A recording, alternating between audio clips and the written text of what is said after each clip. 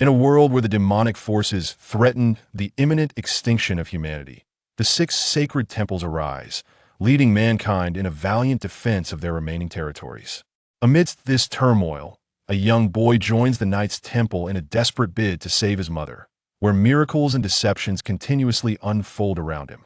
In a realm fraught with the struggles between the six sacred temples of humanity and the 72 demon lords of the abyss, will he ascend to the revered throne of the divine sea. L. A symbol of the utmost honor for a knight. Chapter 1. The Squire Knight Examination Part 1. Odin Town, situated on the southern frontier of the Temple Alliance, is home to over 3,000 households and stands as one of the larger towns under the jurisdiction of Bright Moon City. As the dawn breaks, the sun casts its gentle light and warmth upon the earth, as if rousing life from its slumber. At this moment, within the heart of Odin Town, a relatively large two-story building, occupying an area of approximately 1,000 square meters, is hosting an examination. Tell me, why do you aspire to become a knight? A robust and resonant voice, tinged with a metallic timbre, echoed through the hall. This two-story structure serves as the sub-temple of the Knights' Temple in Odin Town, colloquially known as the Odin Sub-Temple.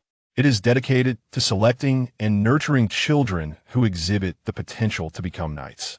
Today, over 30 children stand before the imposing figure, each preparing to undergo the preliminary examination for the title of Knight Squire. Only by achieving the rank of a first-level Knight Squire can they continue their studies and training within these hallowed walls. The voice belongs to a tall and muscular middle-aged man named Balza, the chief instructor of Knight Squires at the Odin Sub-Temple. It is said that he was once on the cusp of becoming a true knight himself. Tell me, what are the tenets of knighthood? Balza's gaze was stern as he surveyed the children before him, generally aged between 8 and 10, all residents of Odin Town. The response was uniformly delivered: humility, honesty, compassion, valor, justice, sacrifice, honor, perseverance, benevolence, and righteousness. Balza nodded, a hint of satisfaction in his expression. Very well. You have been training here for a year, and today marks the day of your assessment. Knight Squires are ranked from 1 to 10, corresponding to a spiritual force of 10 to 100. Your task today is to attain a spiritual force of 10 or more, thereby becoming a first-level Knight Squire. All who successfully pass this assessment will remain here for 3 more years of training, after which you will proceed to the Crescent Moon City to participate in the pre-night examination. Only when you become a pre-knight like myself will you truly be considered a member of the Knight Sanctuary. Now begin with Jiang Hu. Yes, sir, a taller youth responded, stepping forward and retrieving the wooden sword from his back. The equipment of all the youths was identical. Each possessed a wooden sword, 3 feet in length, 3 inches in width, and 2 inches in thickness. The Knight Squire assessment was straightforward. Before Balza stood an object resembling a wooden block, connected to a stone trough containing stone beads. Striking the block would cause the beads to vibrate, and the height to which they bounced would determine the level of spiritual force. It was a rudimentary tool for gauging spiritual force, yet reasonably accurate for levels within the range of 100. Spiritual power serves as the universal metric for assessing the strength of all professions in the sacred magic continent, whether one is a knight, a mage, or any other vocation. Generally speaking, a score of 10 points in spiritual power equates to the strength of an average adult male. Ah! Jiang Hu shouted, gripping a wooden sword tightly as he swung it vigorously down upon a wooden stump. Bang! A stone bead sprang into the air. Balisar nodded in satisfaction, recording the results in his ledger while stating, Jiang Hu, spiritual power 13, passed. Next, the assessment proceeded swiftly, and within a short span, half of the participants had completed the test, with approximately half achieving a passing score. Long HaoChen. Upon calling this name, Balisar instinctively lifted his gaze, his eyes locking onto a somewhat frail-looking youth. This boy, in stark contrast to the others, appeared somewhat malnourished and slender. However, he possessed a visage that was nothing short of remarkable. With naturally shaped, soft brows, large eyes, long lashes, a straight nose, fair skin, and lips of perfect proportion, he seemed almost ethereal. Though he appeared to be merely 8 or 9 years old, his beauty could incite envy even among women. Notably, despite his dark hair, he bore a pair of clear, azure eyes. Dressed as a girl, he would undoubtedly be the epitome of captivating beauty. As Long HaoChen approached Balisar, he did not follow the others in removing the wooden sword instead. He clenched his right fist over his heart, bowed slightly, and greeted Instructor. Ukter, Balza's originally stern gaze softened slightly as he nodded and said, "Let us begin." Understood. Removing the wooden sword, Long HaoChen took a deep breath, suddenly swinging the massive sword with all his might towards the wooden stump.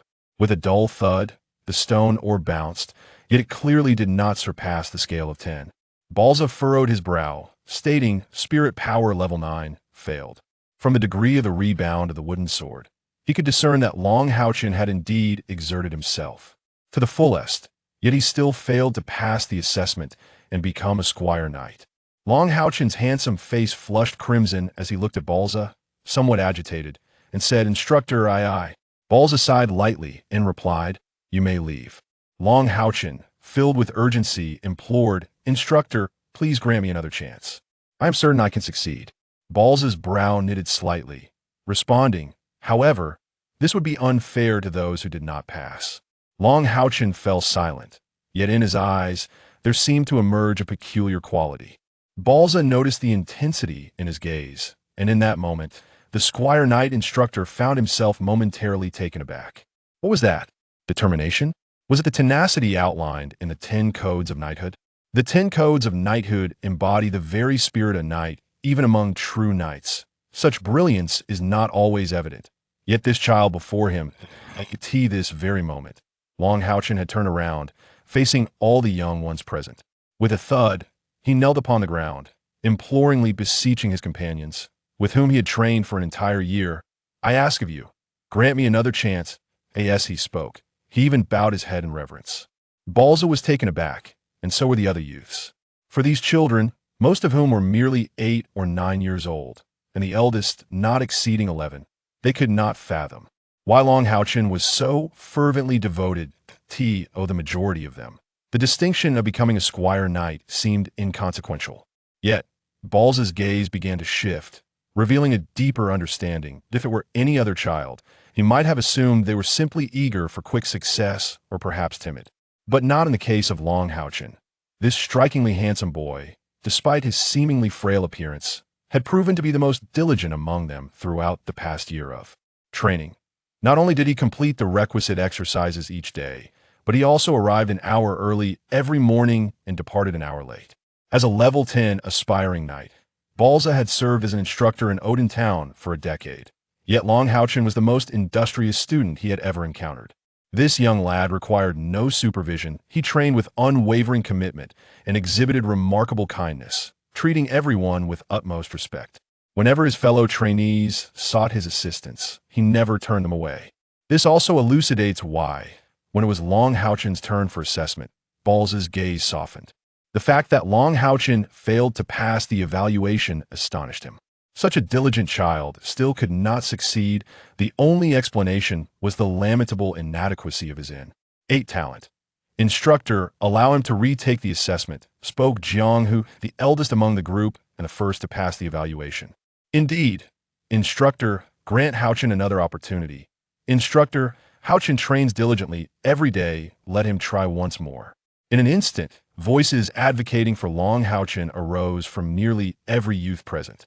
This was the result of kindness and camaraderie, and they were merely children, untouched by ulterior motives. Balza commanded silence. The spacious hall fell into an immediate hush. Balza continued, "Very well. I shall grant him a chance, however, for the sake of fairness. Long HaoChen, you must first triumph over Jiang Hu in an unknown duel to earn this opportunity. The same applies to all who have failed. Whoever can defeat Jiang Hu will also be granted a chance to retake the assessment, limited to within 3 days." Long HaoChen rejoiced, first expressing his gratitude to his companions, then turning to Balza, "Thank you, instructor." Gazing upon his visage, reminiscent of a breathtaking maiden, adorned with sunlight and an innocent smile, even Balza, a man, could not help but momentarily pause in astonishment. Ignoring Long HaoChen, he turned his attention to Jiang Hu and spoke in a measured tone, "Put forth your utmost effort, otherwise I shall revoke your title as a knight of the squire. Do you comprehend?" "Understood." Jiang Hu replied, drawing forth the wooden sword from his back, while the other youths dispersed to create an open arena. HaoChen, be cautious, I shall show no mercy, Jiang Hu declared, holding the wooden sword before him and performing a knightly salute to Long HaoChen. Long HaoChen reciprocated the gesture. Brother Jiang, please proceed. With a fierce shout, Jiang Hu advanced, his wooden sword aimed directly at Long HaoChen's left shoulder. Long HaoChen appeared remarkably calm. As though his movements were slightly delayed, it was not until Jiang Hu's sword had traversed half the distance that he made his move. He swept his own wooden sword upward, striking precisely at the lower edge of Jiang Hu's blade. A soft sound resonated as Jiang Hu's strike was unexpectedly deflected, despite his evident superiority in spiritual power. Observing this, Instructor Balza's eyes flickered with surprise. Though Jiang Hu's wooden sword had been repelled, his reflexes were swift. He pivoted his body, utilizing the strength of his waist and back to propel his arm, causing his wooden SW, or to spiral around before executing a horizontal slash. Jiang Hu's adaptability was commendable. Achieving such a level at his age was quite impressive. Yet, Long HaoChen's response was even more astonishing. As he deftly parried Jiang Hu's attack with a swift stroke of his sword, he advanced forward, closing the distance that separated them. In that moment, he was already at Jiang Hu's side, coinciding with the very instant Jiang Hu initiated his rotational maneuver. How would he mount his offense? A question flickered through Balza's mind. The wooden sword measured 3 feet, and Dragon HaoChen was now in close quarters, rendering any expansive strike impossible. Yet, at this juncture, Dragon HaoChen had already unleashed his assault. He wielded the hilt of his sword. Lowering his body, he thrust the hilt upward, precisely striking beneath Jiang Hu's ribcage.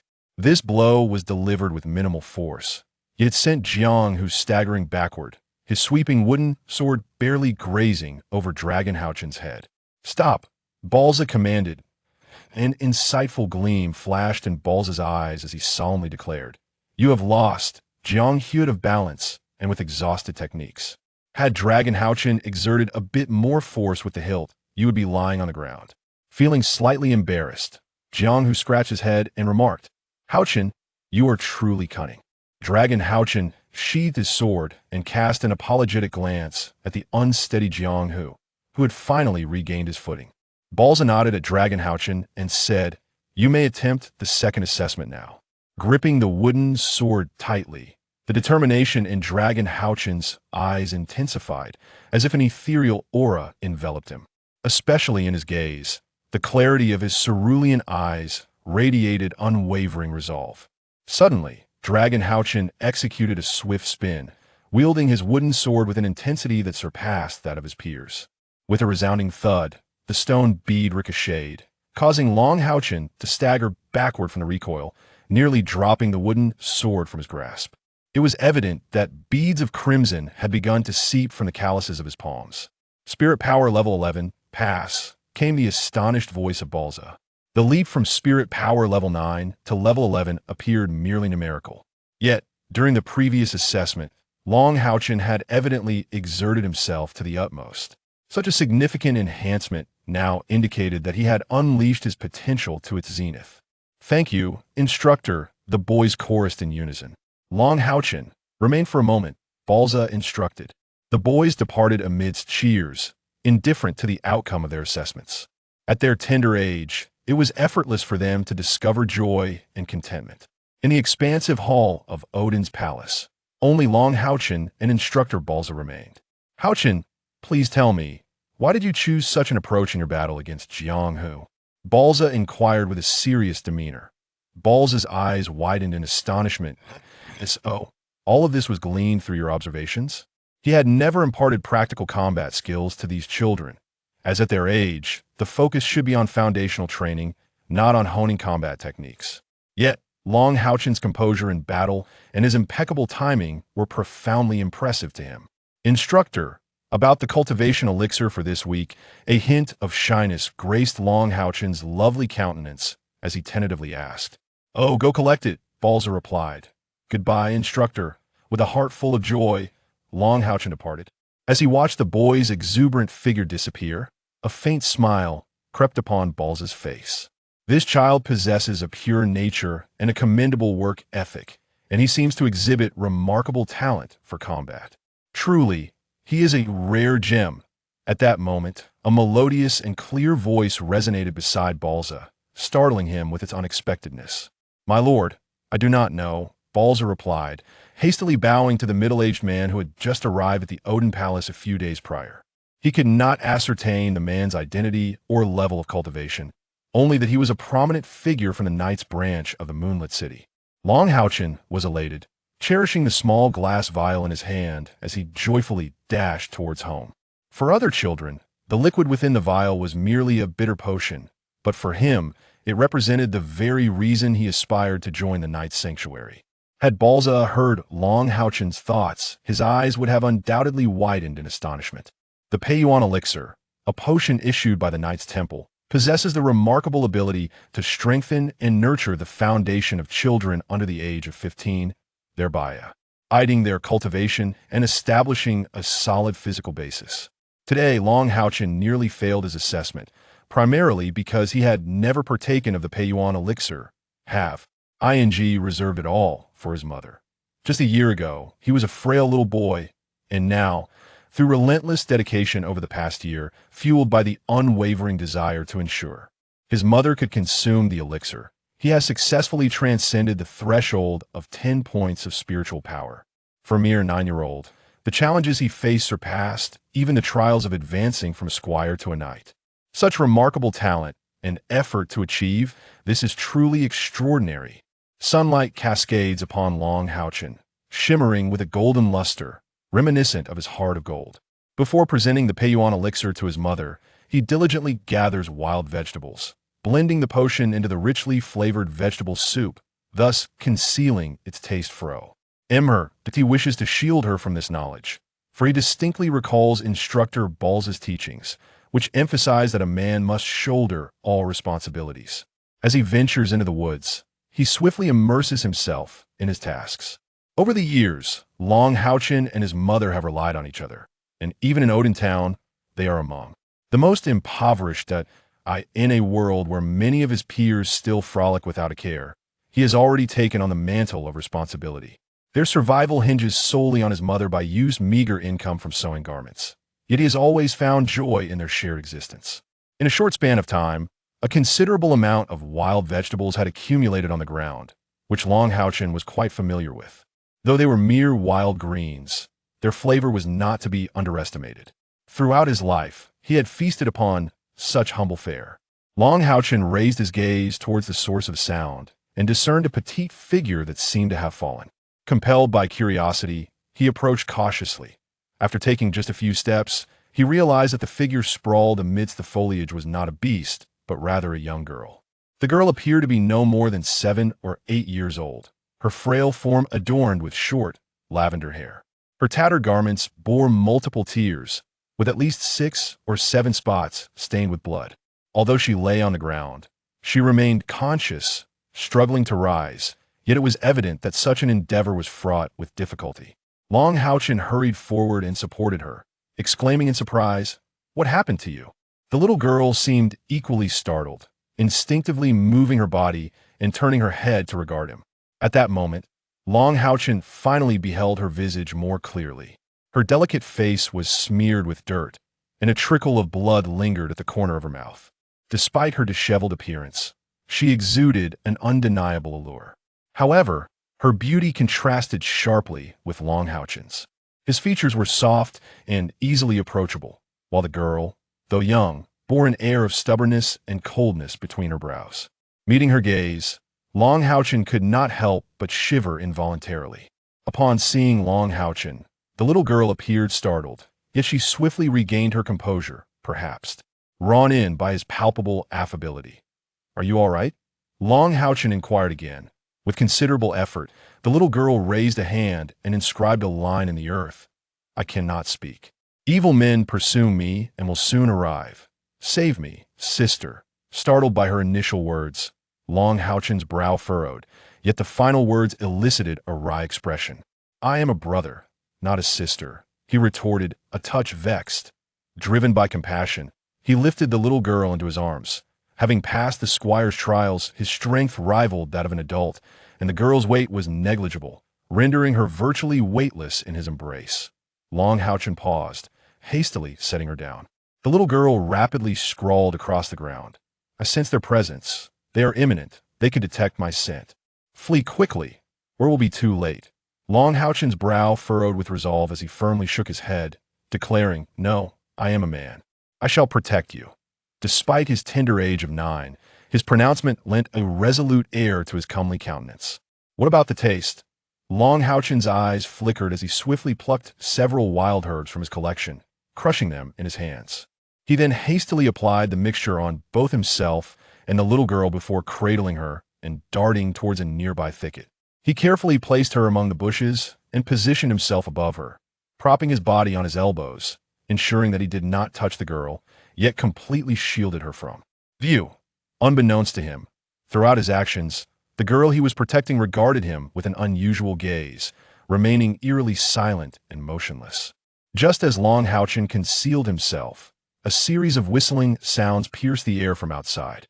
Peering cautiously through the gaps in the foliage, he beheld a group of men clad in black.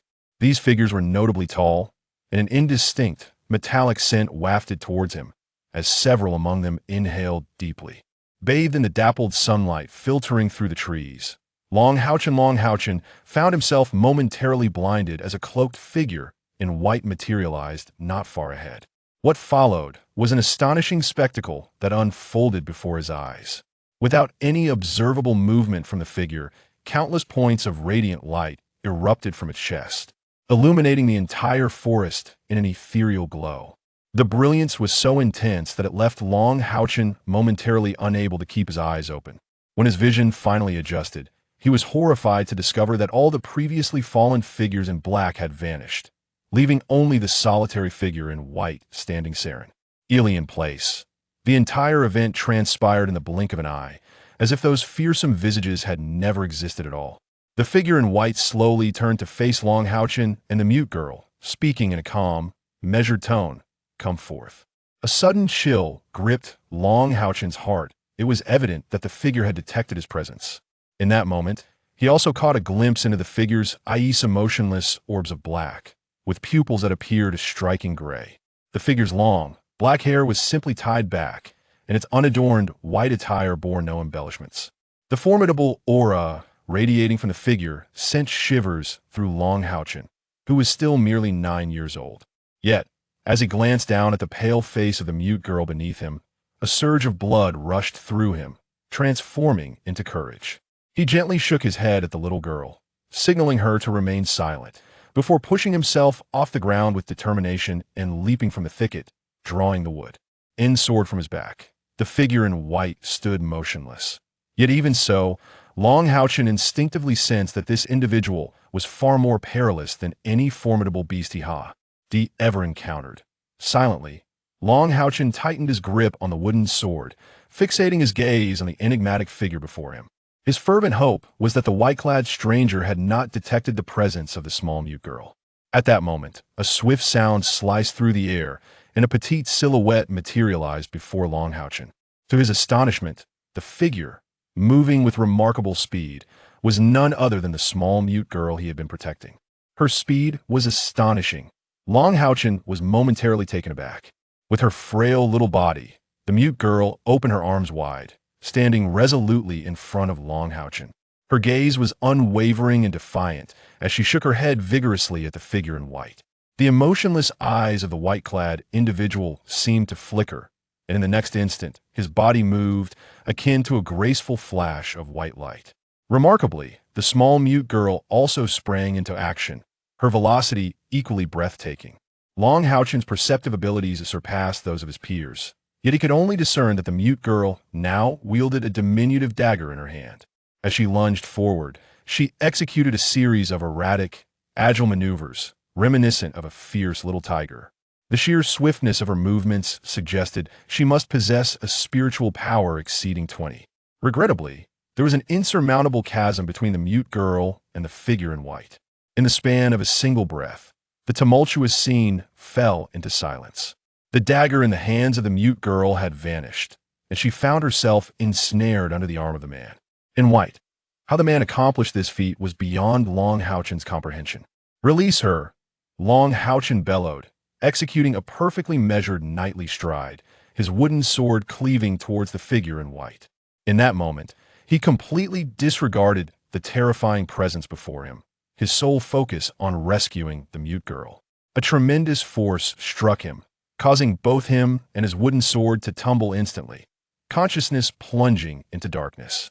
The man in white had merely raised a hand. The mute girl, trapped beneath the man's arm, began to thrash violently.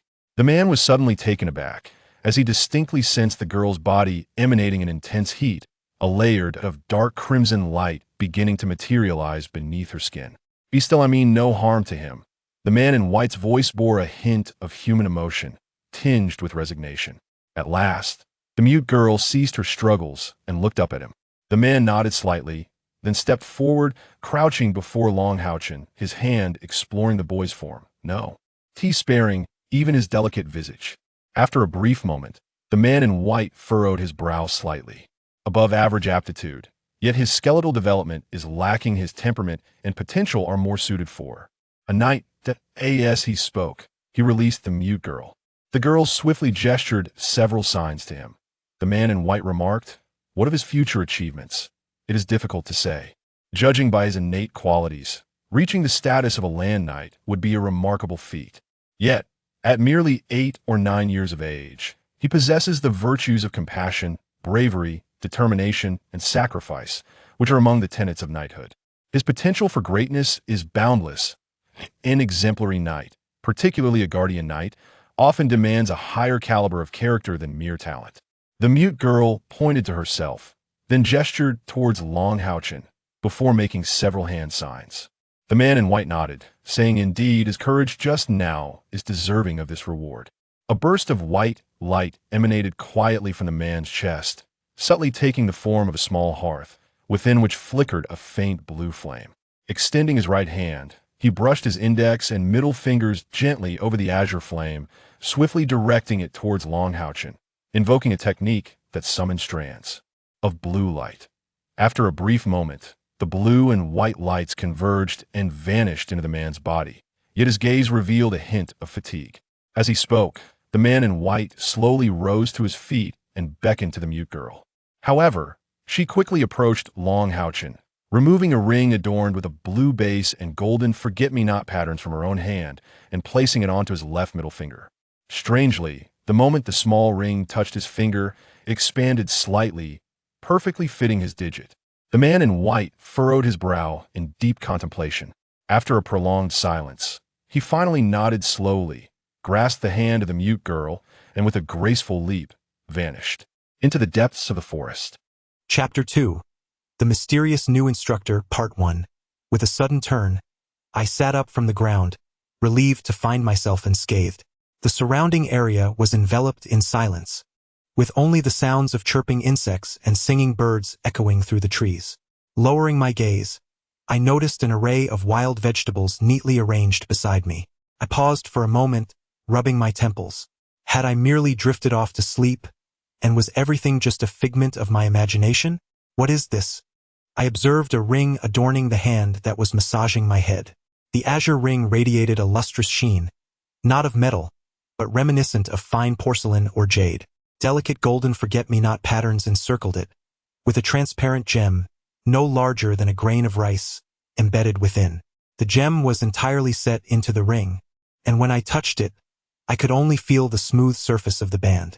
The inner circle of the ring was golden, slightly raised near the finger, and surprisingly, felt weightless upon my hand. Stunned, I quickly realized that everything that transpired before my fainting spell was indeed real. However, this realization only deepened the plethora of questions swirling in my mind. What was the connection between the mute girl and the man in white? Furthermore, how had that man managed to vanquish those fearsome pursuers? And who had bestowed this ring upon me? For the 9-year-old me, these questions were undeniably complex, and I found myself with no means to seek answers. Rising to my feet, I instinctively cast my gaze toward the spot where the pursuers had vanished, only to discern a sense of unease creeping in. As HaoChen strode forward, he beheld a once verdant expanse now stripped of all its grass, transformed into barren earth that had noticeably sunk several inches. The outermost blades of grass bore charred remnants, mirroring the hue of the desolate land. However, as soon as he grasped the wooden sword, he halted in his tracks, for he had stumbled upon a remarkable phenomenon. The wooden sword seemed to have become weightless, as light as a feather. It is worth noting that although this sword was not the hefty weapon of a true knight, being crafted from wood, it was nonetheless composed of solid hardwood, weighing a substantial 7 or 8 pounds. When he first joined the Odin temple, he had to train for over a month before he could wield it steadily with both hands. Had the wooden sword truly become lighter? No, it appeared unchanged. Could it be that my strength has increased? Contemplating this, HaoChen gripped the sword with both hands and executed a forward thrust. Instantly, a whistling sound erupted as the force of the strike startled him. Yet his grip remained remarkably steady. He distinctly felt an inexhaustible energy coursing through his limbs, as if he were buoyed by an unseen force. After a few bounding leaps, it seemed as though his body, like the wooden sword, had also become lighter. Surely, this required a spiritual power of at least 20. In his mind, he could not help but recall the small mute girl, her face marked by a blend of indifference and determination, murmuring, "Is this what you have bestowed upon me?" He resolved to return to the temple tomorrow to gauge the extent of his spiritual power, for the testing post was always present. The heart of youth is seldom overly complicated. Although the events of today caused some distress for HaoChen, the thought that his mother could once again consume the nourishing Peiyuan liquid eased his troubled mind. After all, the mute girl was merely a fleeting presence in his life. He silently prayed for her safety and well-being. In a modest courtyard, 2 thatched cottages stood alongside trellises adorned with climbing gourds and some sun-dried vegetables. This was HaoChen's home. His mother, Baiyu, bore a striking resemblance to him, as if they had been sculpted from the same mold. Despite her humble attire and the hardships she had endured, her stunning beauty could still captivate anyone who beheld her.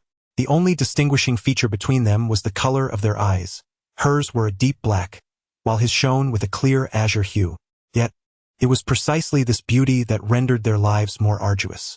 Baiyu, alone in raising her son, had faced countless instances of harassment, which she managed to fend off, but such struggles made life exceedingly difficult. In desperation, upon arriving in Odin town, she had no choice but to establish their home in the most secluded corner. Their daily existence relied solely on her meager earnings from working at a laundry operated entirely by women. Savoring the softness and fresh scent of his mother, HaoChen exclaimed with delight, "Mom, I passed." Baiyu smiled gently and replied, "I knew you were the best. Chen. Now go wash up. I will prepare lunch for you." She watched as her son entered the kitchen, murmuring softly, "Chen, you have truly suffered." However, she let out a gentle sigh, her eyes revealing a hint of struggle, yet ultimately she managed to suppress the turmoil within her heart. The night passed in silence. The following morning, after enjoying breakfast prepared by his mother, HaoChen set off for the Odin Hall. As he slept soundly through the night, his dreams replayed the events of the previous day, vividly recalling the moment when the little mute girl placed a ring upon his hand. Consequently, he awoke with an eager anticipation to verify the extent of his spiritual power. Arriving particularly early, HaoChen found the Odin Hall deserted, as no one else had yet arrived. The hall, devoid of any precious items, required no guardian, especially since Instructor Balza resided in the back. He swiftly approached the wooden stump where he had been tested the day before, removing the wooden sword from his back. His intention for coming early was to substantiate his hypothesis regarding his spiritual prowess. With focused determination, he raised the wooden sword, assuming a stance with one foot forward and the other back, taking a deep breath before executing a powerful downward strike. Thud, crack, and bang. 3 distinct sounds resonated almost simultaneously, each clearly identifiable. The first was the sound of the sword striking the stump, while the second was the unmistakable noise of the sword snapping. Indeed, the wooden sword could not withstand the force of HaoChen's strike and broke in 2. Thankfully, it did not shatter completely, sparing him from injury. Could this be true? It was indeed true. The broken sword served as undeniable evidence. Balza had once informed them that the maximum endurance of the wooden swords they wielded was a spiritual power of 20. Though HaoChen had yet to fully comprehend the notion of becoming a knight, the astonishing leap from a level 1 squire knight to a level 2 squire knight overnight filled him with a sense of profound surprise. Although taken aback, HaoChen felt no fear. He curiously scrutinized the middle-aged man before him. The man possessed a tall, slender stature, with dark hair and eyes, and a dignified appearance. His gaze, particularly bright, radiated authority rather than mere handsomeness. Dressed in simple garb, his stern visage emanated an intangible pressure, akin to the imposing heights of a mountain whose peak is shrouded in clouds. After a brief moment of astonishment, the middle-aged man quickly regained his composure, furrowing his brow as he regarded HaoChen. "Who are you?" HaoChen inquired with curiosity. The man replied in a calm tone, "You passed the Squire Knight assessment yesterday. From today onward, I shall be your new instructor. You may call me Teacher Xingyu." HaoChen hesitated, "But I have never seen you before." Xingyu responded coolly, "You are HaoChen, 9 years old this year, and your mother's name is Baiyu. Am I correct?" HaoChen nodded in affirmation. Suddenly, Xingyu's expression deepened in seriousness. "Let us wait for Balza to arrive before proceeding." As he spoke, he offered no further words, merely gesturing slightly in a particular direction with his lips. In a matter of moments, the sound of hurried footsteps echoed, and HaoChen beheld Balza approaching swiftly, his face marked by intense shock and respect. "Greetings, instructor," HaoChen said, immediately performing a knightly salute upon seeing Balza. Xingyu nodded, informing him that he was his new instructor. Indeed, Balza quickly addressed HaoChen. "Lord Xingyu hails from the Knight branch of Haoyue City. From this day forth, for the next 3 years, he shall be your knightly mentor.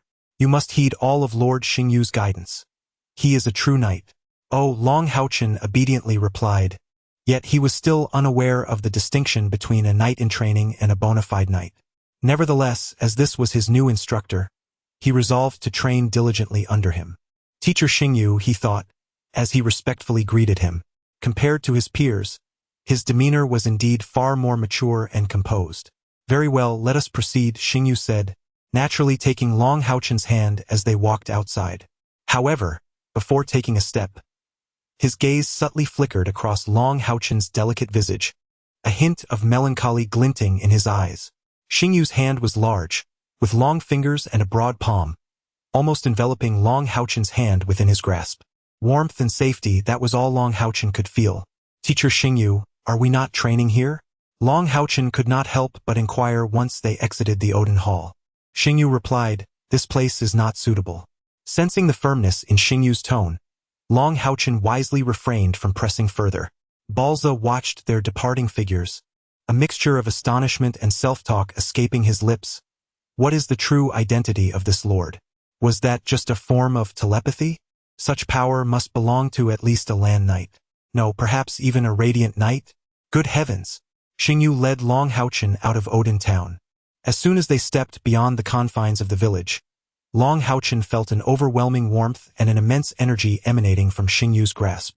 In the blink of an eye, an extraordinary scene unfolded, reminiscent of soaring through clouds. With each delicate touch of Xingyu's toes upon the ground, they glided effortlessly at least 10 zhang forward. In mere moments, Odin town was left far behind them. This velocity felt to HaoChen like a tempestuous gale. All he could do was grip Xingyu's hand tightly, fearing he might tumble into the abyss below. Before long, they traversed the forest where HaoChen had foraged for wild herbs the previous day, ascending a peak at the forest's rear. This locale was familiar to him, as he had grown up in this vicinity. The mountain was referred to as Odin Mountain by the townsfolk.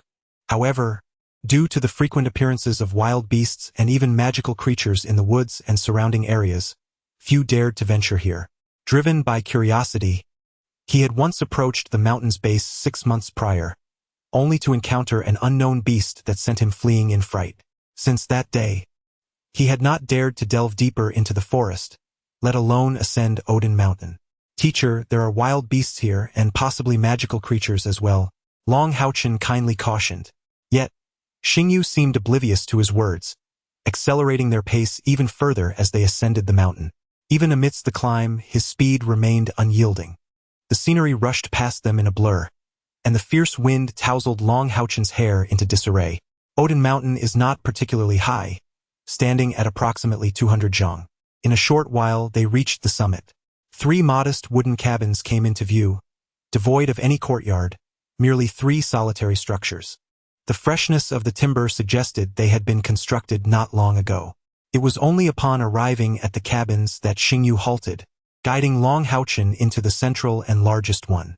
Upon entering, a subtle scent of wood wafted through the air, pleasant rather than pungent, imbued with a delicate fragrance. The central cabin, although the most spacious, contained only the most rudimentary furnishings: a wooden bed devoid of bedding, a wooden table, and 2 wooden chairs. Its simplicity was such that it was even more austere than Long HaoChen's own home. "Please, take a seat." Xingyu gestured towards the chairs, and then settled into one himself. Long HaoChen complied, sitting down obediently. Though young and inexperienced, he sensed the formidable presence of his teacher, which infused him with a mix of tension and excitement.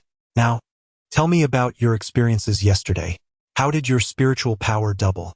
Xingyu inquired with a calm demeanor, his expression neutral, yet his words carried an unspoken weight that pressed upon Long HaoChen. Yesterday unfolded as follows. Long HaoChen felt no need to conceal anything and recounted the events of the previous day. Throughout his narration, Xingyu's brow furrowed slightly on one occasion, but he otherwise remained inscrutable. "Teacher, do you think that young girl is in any danger?" Long HaoChen could not help but ask after finishing his account. Xingyu shook his head and replied, "There is nothing to worry about. She and that man in white are likely companions, both belonging to the assassin's sanctuary." The mention of the assassin's sanctuary ignited curiosity in Long HaoChen's eyes.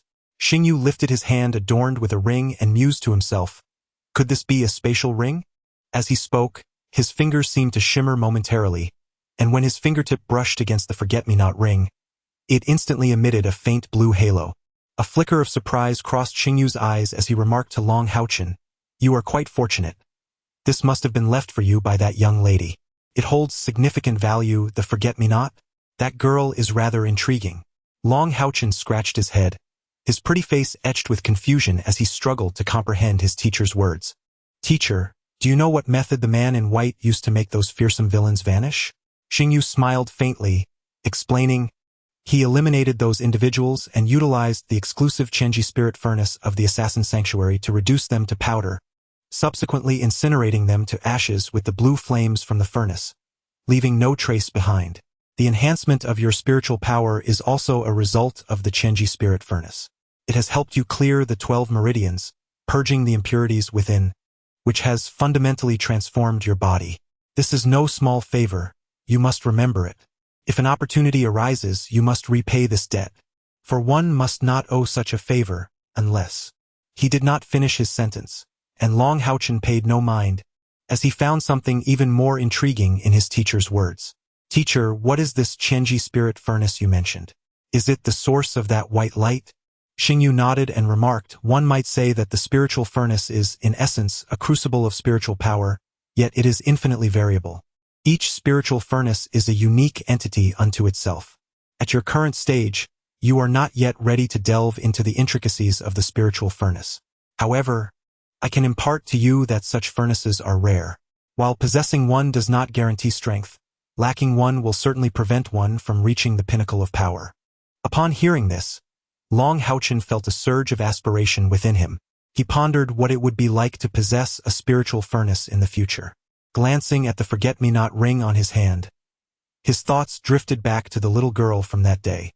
Suddenly, Long HaoChen was startled and asked eagerly, "Master, will the nourishing liquid still be available to me?"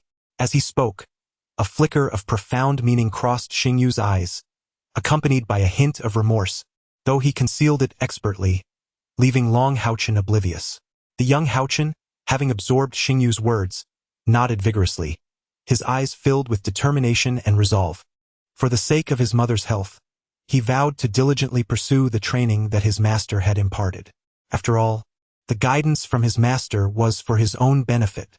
Xingyu, satisfied, nodded and declared, "From this day forth, I shall instruct you in various knowledge each morning, while the afternoons and evenings will be dedicated to your training. You must commit my teachings to memory. Should you forget even a fragment, I shall withhold a week's worth of nourishing liquid. It was evident that he understood where HaoChen's vulnerabilities lay, and a mere reminder was sufficient to instill fear in the young boy, prompting a quick succession of nods. Xingyu then inquired, "Share with me your understanding of the Holy Alliance." HaoChen remarked, "Instructor Balza taught us that the Temple Alliance comprises the Knight's Temple, the Warrior's Temple, the Assassin's Temple, the Mage's Temple, the Priest's Temple, and the Soul's Temple. These 6 great temples unite to safeguard the last bastion of humanity. Following a prolonged era of peace, the specter of war began to loom. The multitude of nations that once existed were gradually consumed by conflict, ultimately coalescing into 3 formidable powers that established a precarious balance of power. For millennia, these 3 great nations refrained from reckless actions, maintaining a delicate equilibrium that endured for thousands of years. We refer to this span of 7,000 years as the glorious age of mankind. However, 6,000 years ago, this era of splendor was shattered by the arrival of the demon race. At this point, a profound hatred and disdain flickered in Xingyu's eyes. With the simultaneous appearance of the sun and moon, and the alignment of 9 stars, a colossal rift in the fabric of spacetime tore open the sky above the eastern continent. 72 pillars of demonic divinity descended from the heavens, bringing with them a plague-like aura of malevolence. During the initial 100 days following the descent of these 72 pillars, all living beings, be they beasts, magical creatures, or humanity, who came into contact with the sinister miasma emanating from the pillars underwent grotesque mutations, transforming into denizens of the demon race, compelled to obey the commands of the demon lord associated with the pillars. In the span of merely 100 days, these 72 pillars bolstered the ranks of the demon horde by millions. Fortunately, the malevolent aura dissipated after that fateful 100 days. Otherwise, humanity would likely have faced extinction. HaoChen, merely a youth, finds himself untouched by the weight of responsibility. As he listens to Xingyu's narrative, it feels akin to the allure of a captivating tale. Yet, he remains acutely aware of Xingyu's prior threats, diligently imprinting them within the recesses of his mind. The 72 demon pillars, each guarded by a true demon, identify themselves as the 72 pillars of demon gods. Ranked by their prowess, they lead the infected demon legions in a cataclysmic assault against humanity. From the day the 72 demon pillars descended, humanity was cast into an era of darkness, a plight that continues to this day. 6 millennia of mutual strife have resulted in the obliteration of all human nations. Despite the immense wealth and power amassed during our glorious age, we remain beleaguered by the formidable demon race, teetering on the brink of utter annihilation. It was not until 3,000 years ago, with the emergence of the 6 holy temples formed by our strongest, that we barely stabilized our position and halted the advance of the demons. However, our Holy Temple Alliance occupies less than a quarter of the continent. At this juncture, Xingyu's voice crescendos with fervor, his eyes shimmering with a resplendent light. Thus, the first lesson I impart to you today is to engrave the agony and humiliation wrought upon us by the demons firmly in your memory. As knights, it is our sacred duty to safeguard our homeland, protect our kin, and defend humanity. These words, recited daily, are far from mere rhetoric. Only with formidable strength can we protect those whom we hold dear. HaoChen, you must remember that the demon race is our age-old adversary with whom we share a profound enmity. Xingyu's voice resonated with fervor, igniting a sense of passion even in the 9-year-old HaoChen.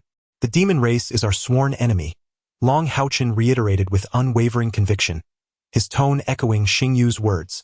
A shiver ran down his spine, and the determination in his gaze intensified. Observing this, a flicker of satisfaction appeared in Xingyu's eyes, for he could discern that this young lad had indeed etched his words into his heart. That concludes the historical knowledge I shall impart today. Tomorrow, I will recount the origins of the 6 great temples. Following that, I will teach you the intricacies of our human script, along with relevant insights concerning the demon race. For an entire morning, HaoChen was immersed in the myriad tales narrated by Xingyu. In stark contrast to his previous mentor, the esteemed General Balza, This new instructor presented a wealth of differing perspectives. With a plethora of references and straightforward narratives, it felt as though an infinite expanse of knowledge was unfolding before him. By the end of the morning, HaoChen sensed a significant enrichment of his intellect, which endeared him to his teacher, Xingyu. Tomorrow morning, I shall test your retention of everything taught today. Now let us dine. After our meal, you may rest for half an hour. As he spoke, Xingyu conjured a feast with the flourish of a magician, an array of delectable dishes appearing on the wooden table within mere seconds. A warm energy radiated from his hands, and under HaoChen's astonished gaze, the food emanated steam and a tantalizing aroma. A large basin of crystal-clear, plump white rice, accompanied by 2 meat dishes and 2 vegetable dishes, all generously portioned, along with a bowl of rich, aromatic chicken soup that instantly made HaoChen's mouth water. Due to the family's financial constraints, he had never tasted such exquisite food throughout his life. Just gazing at it left him momentarily entranced. Xingyu retrieved 2 pairs of chopsticks and said, "Go ahead and eat. Once you finish, you may take a short rest." Suddenly, HaoChen sprang to his feet and knelt before Xingyu with a thud. "What are you doing? Do you not know that a man's knees are worth their weight in gold? Why kneel so easily?" Xingyu scolded sharply. HaoChen lowered his head, stammering, "Teacher, What do you mean by I? You wish to kneel for a mere token of kindness? Am I teaching a sycophant?" Xingyu's tone grew even more severe. Xingyu suddenly froze, his initial anger dissipating in an instant, leaving him momentarily dazed, even exuding an air of rigidity. HaoChen, with his head bowed, failed to notice that his enigmatic new teacher's lips were quivering slightly, and his eyes glistened with unshed tears. "Thank you, teacher." HaoChen was overjoyed. He turned around while still kneeling and knocked his head against the ground several times with a thud before rising and eagerly diving into the enticing meal. Xingyu stood outside the door, gazing skyward, seemingly striving to suppress something within himself, murmuring in a voice only he could hear. Humility, honesty, compassion, courage, justice, sacrifice, honor, perseverance, benevolence, righteousness. What else does he lack? Is he truly a born knight? The adjacent room is yours. Take a moment to rest. I shall call for you when the time comes. Indeed, HaoChen felt that teacher Xingyu was a divine blessing bestowed upon him, and he joyfully retired to rest. After half an hour, Xingyu summoned HaoChen. "The afternoon and evening shall be dedicated to your training. Here, take this." Xingyu handed a pair of emerald green bamboo swords to HaoChen. These swords were considerably lighter than the wooden sword he had previously wielded, one in each hand. Though they felt almost weightless, he could sense their inherent resilience. Xingyu grasped his arm and soared upward once more, leaping toward the base of the mountain. In but a moment, he brought HaoChen to a point halfway up the slope. Pointing to a large stone ahead, Xingyu remarked, "This is a natural nest of the owl ants. Within it lie thousands upon thousands of these creatures. Though they do not yet qualify as magical beasts, they possess formidable aggression, particularly towards intruders. Remember to use your bamboo swords to defend yourself." A gentle force cradled HaoChen's body as he descended, falling approximately 5 meters before his feet touched solid ground. The large stone above had returned to its original position, and around him, darkness enveloped, rendering visibility nearly non-existent.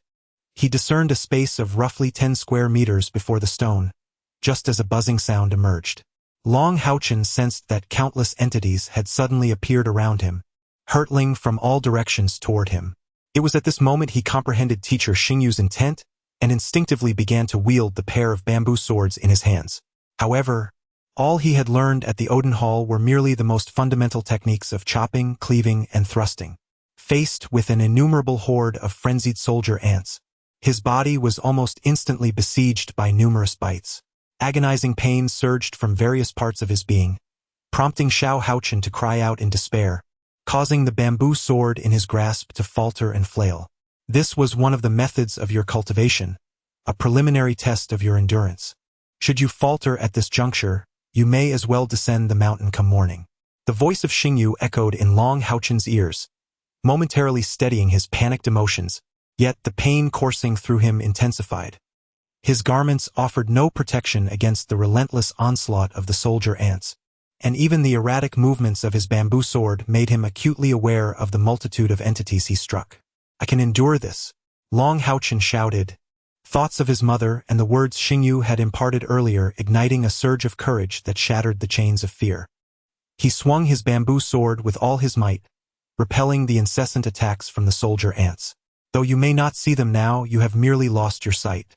You still possess your hearing, sense of smell, touch, and even taste. Utilize every ability at your disposal to perceive the world around you." Chapter 3.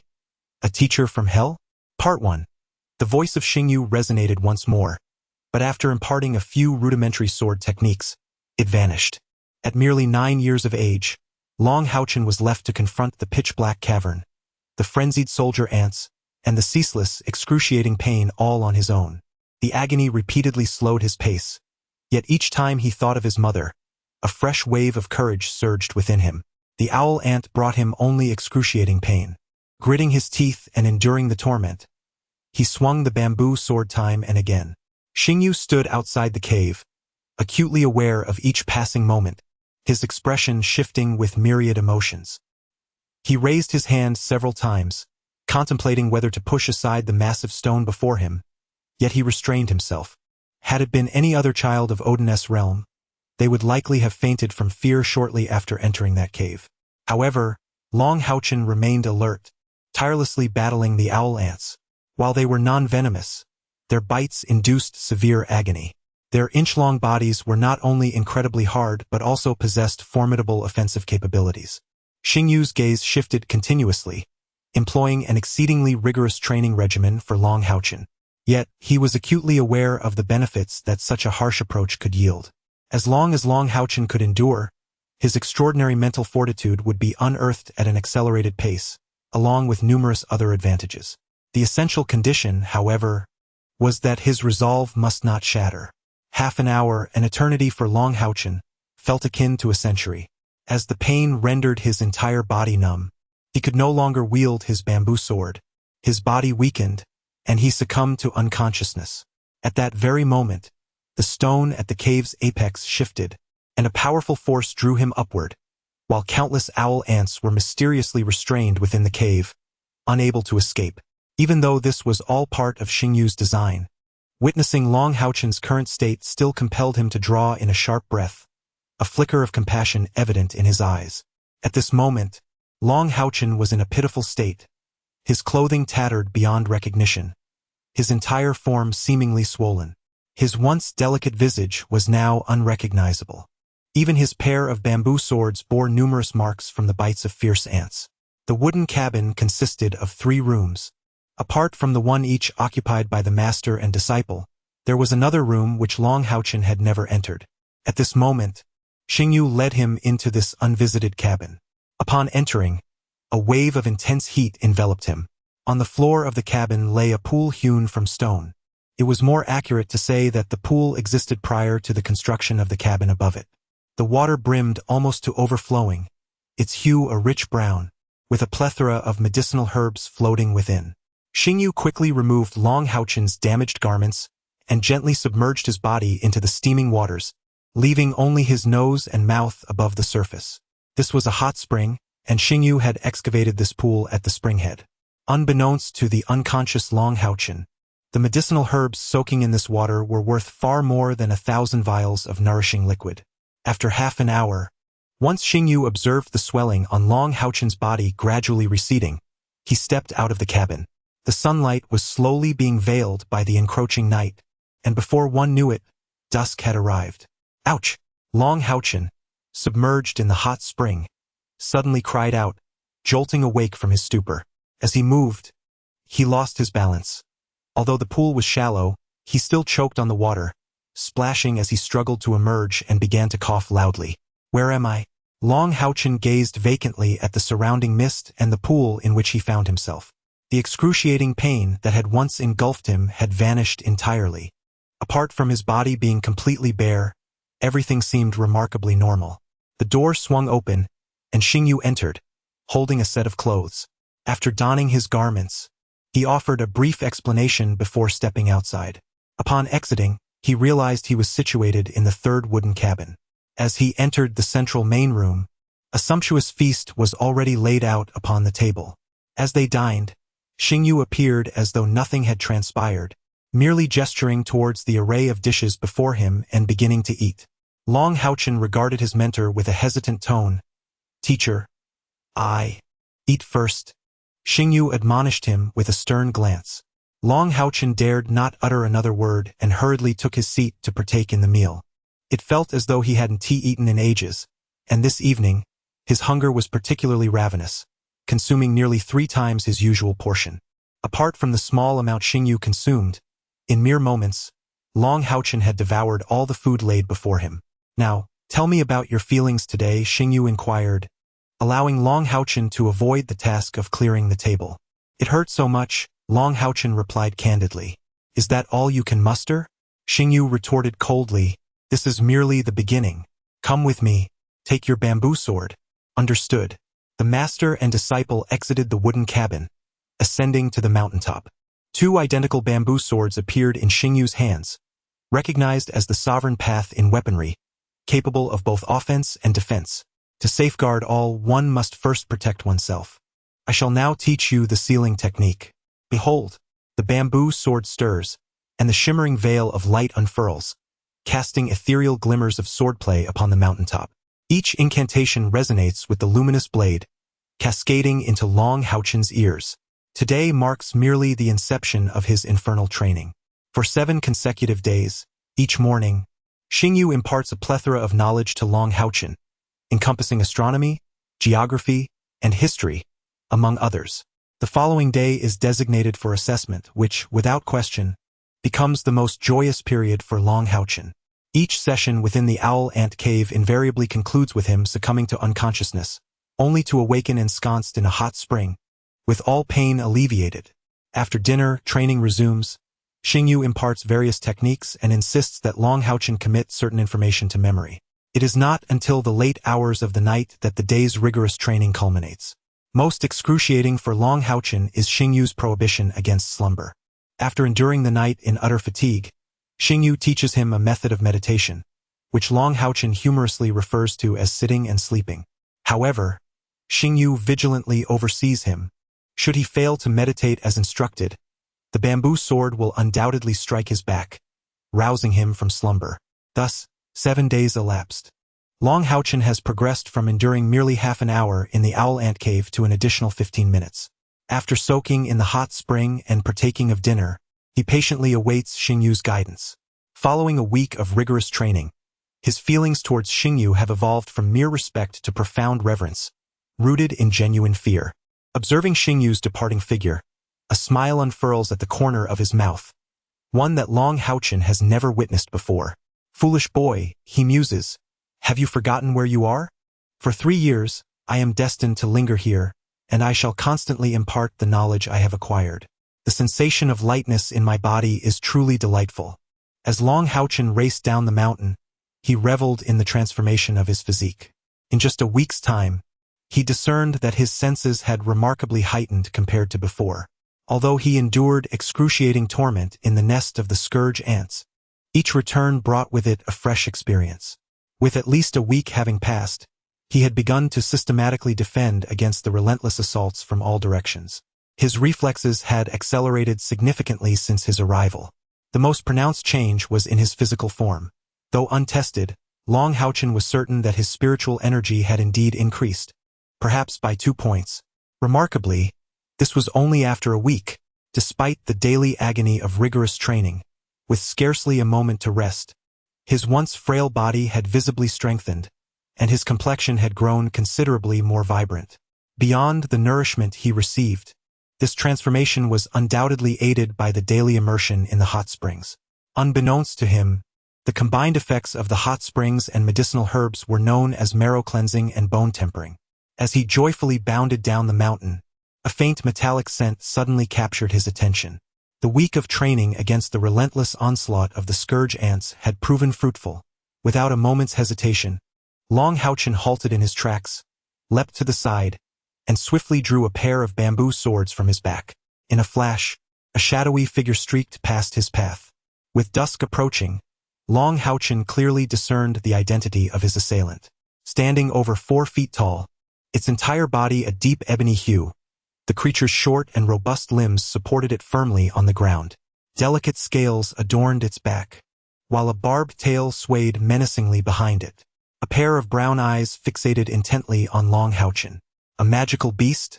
HaoChen couldn't help but exclaim softly, his heart racing with anxiety. Every day, Xingyu imparted various knowledge to him, which included an introduction to magical beasts. Just a few days prior, they had discussed this very kind of creature. The scorpion-tailed lizard, a mid-tier magical beast of the first rank, possessed a power level comparable to that of a human with a spiritual energy ranging from 30 to 50. Each rank of magical beasts is further classified into 4 levels: beginner, intermediate, advanced, and peak. The most significant distinction between magical beasts and ordinary beasts lies in their ability to harness spiritual energy to enhance themselves or to attack adversaries. First-tier magical beasts are relatively weak, typically lacking the ability to use spiritual energy for offensive skills, relying instead on self-enhancement.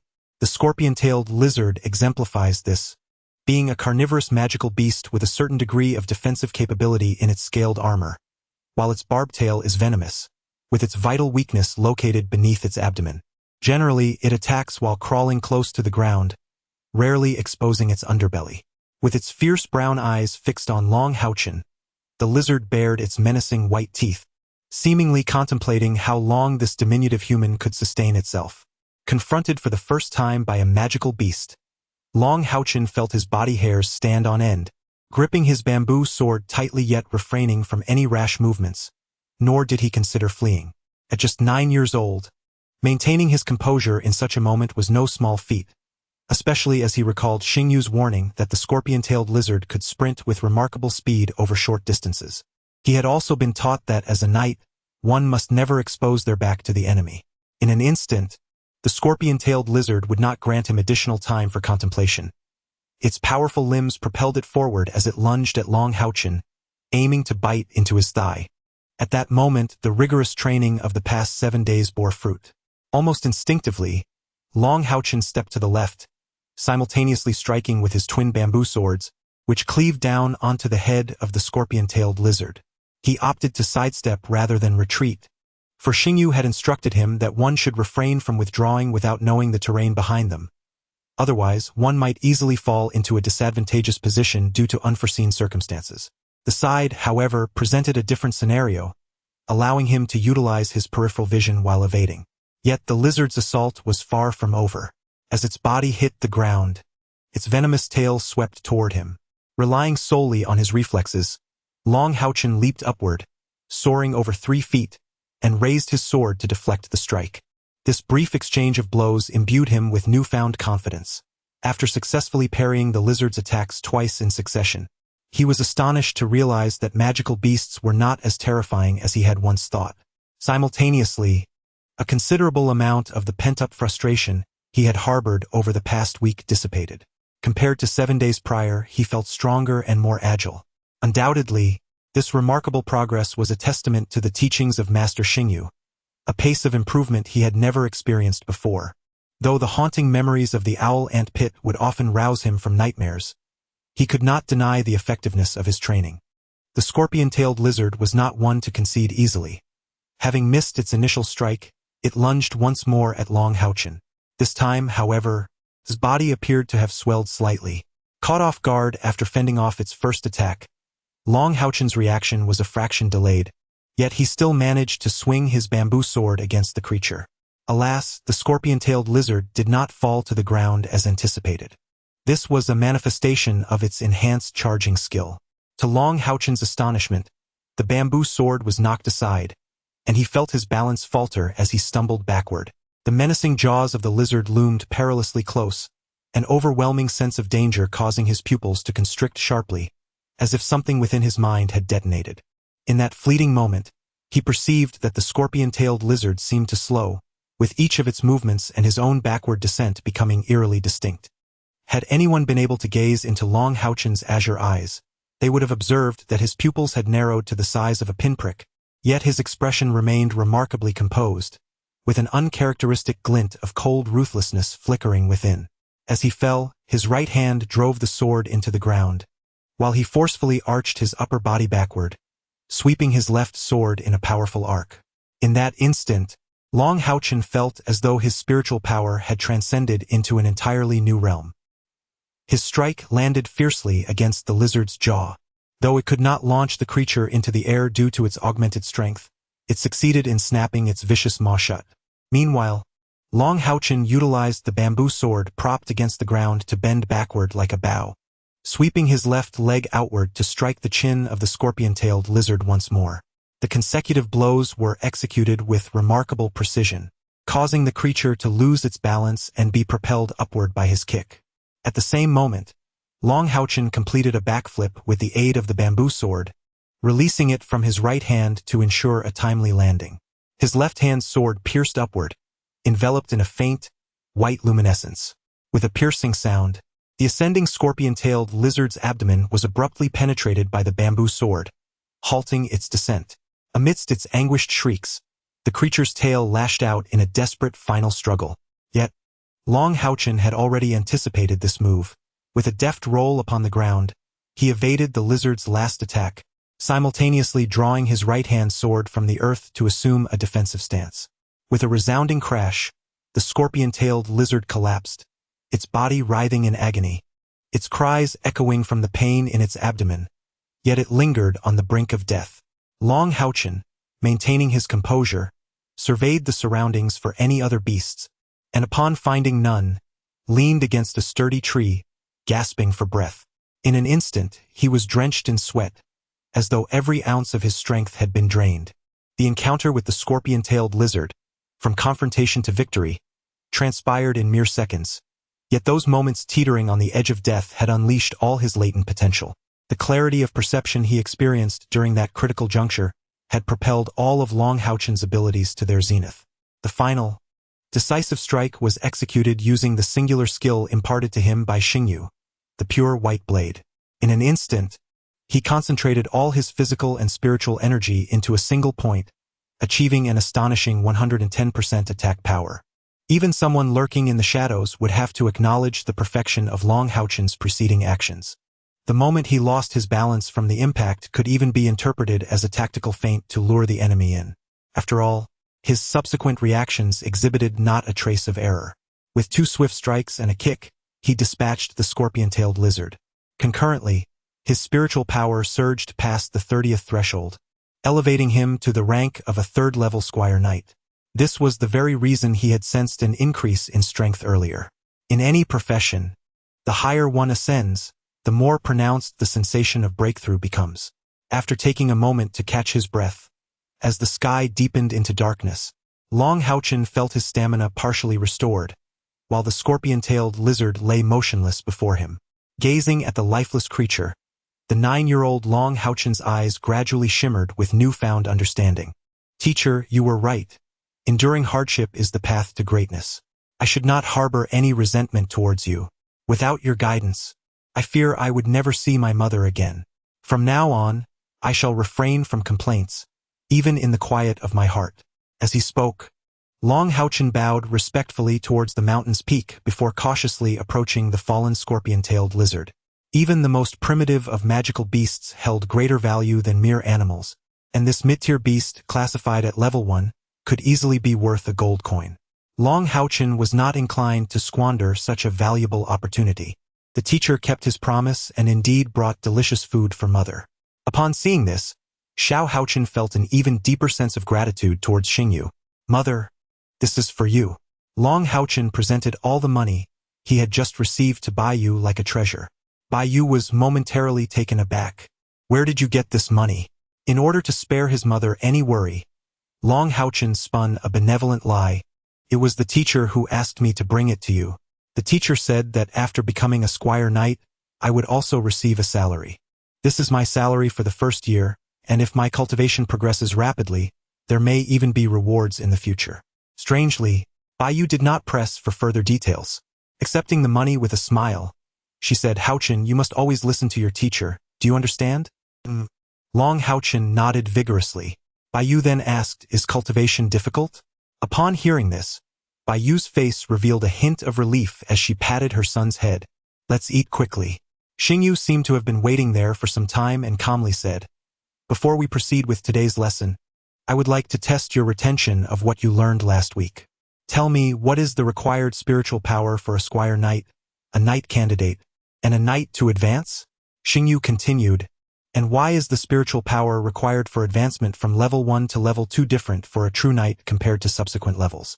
Long HaoChen replied, "Because only upon entering the third-tier profession does one truly qualify as a strong individual of that profession. The transition from level 1 to level 2 is merely an adaptation to that tier. You have taught me that this applies to both the third tier and the subsequent fourth and fifth tiers. The advancement from level 1 to level 2 is the easiest." Subsequently, Xingyu posed a series of questions, which lasted for a full half-hour before concluding this assessment. Long HaoChen answered each of the teacher's inquiries without a hint of error, showcasing his remarkable memory. "Excellent, you have retained the information well. Let us commence today's lesson. I inquire of you, do you believe that for a knight, offense is more vital or is defense of greater importance?" Upon hearing this question from Xingyu, Long HaoChen found himself momentarily taken aback, and after a brief contemplation, he shook his head in confusion. The Retribution Knight, primarily focused on offense, wields dual-handed weapons, complemented by a steed and offensive holy arts, exhibiting formidable single-target combat prowess, surpassing that of warriors and assassins of the same level on the battlefield.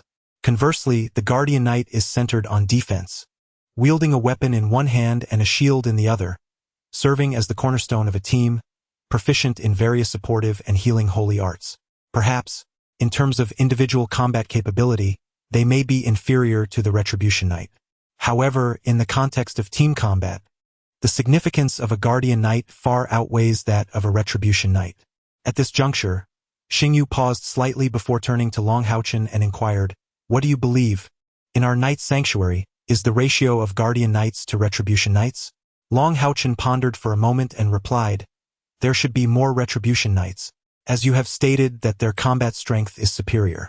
Xingyu shook his head and remarked, "On the contrary, the ratio of Guardian Knights to Retribution Knights in our Knight Sanctuary is 10 to 1. "Ah? Such a significant disparity? Why is that?" Long HaoChen asked, perplexed. Xingyu responded, "Because we are the Sanctuary Alliance. As the foremost of the 6 great temples of the Temple Alliance, we, the Knights Temple, must consider not only our personal combat prowess but also the welfare of our comrades. The very essence of the 6 great temples lies in their ability to synergize their respective professions to unleash unparalleled combat strength.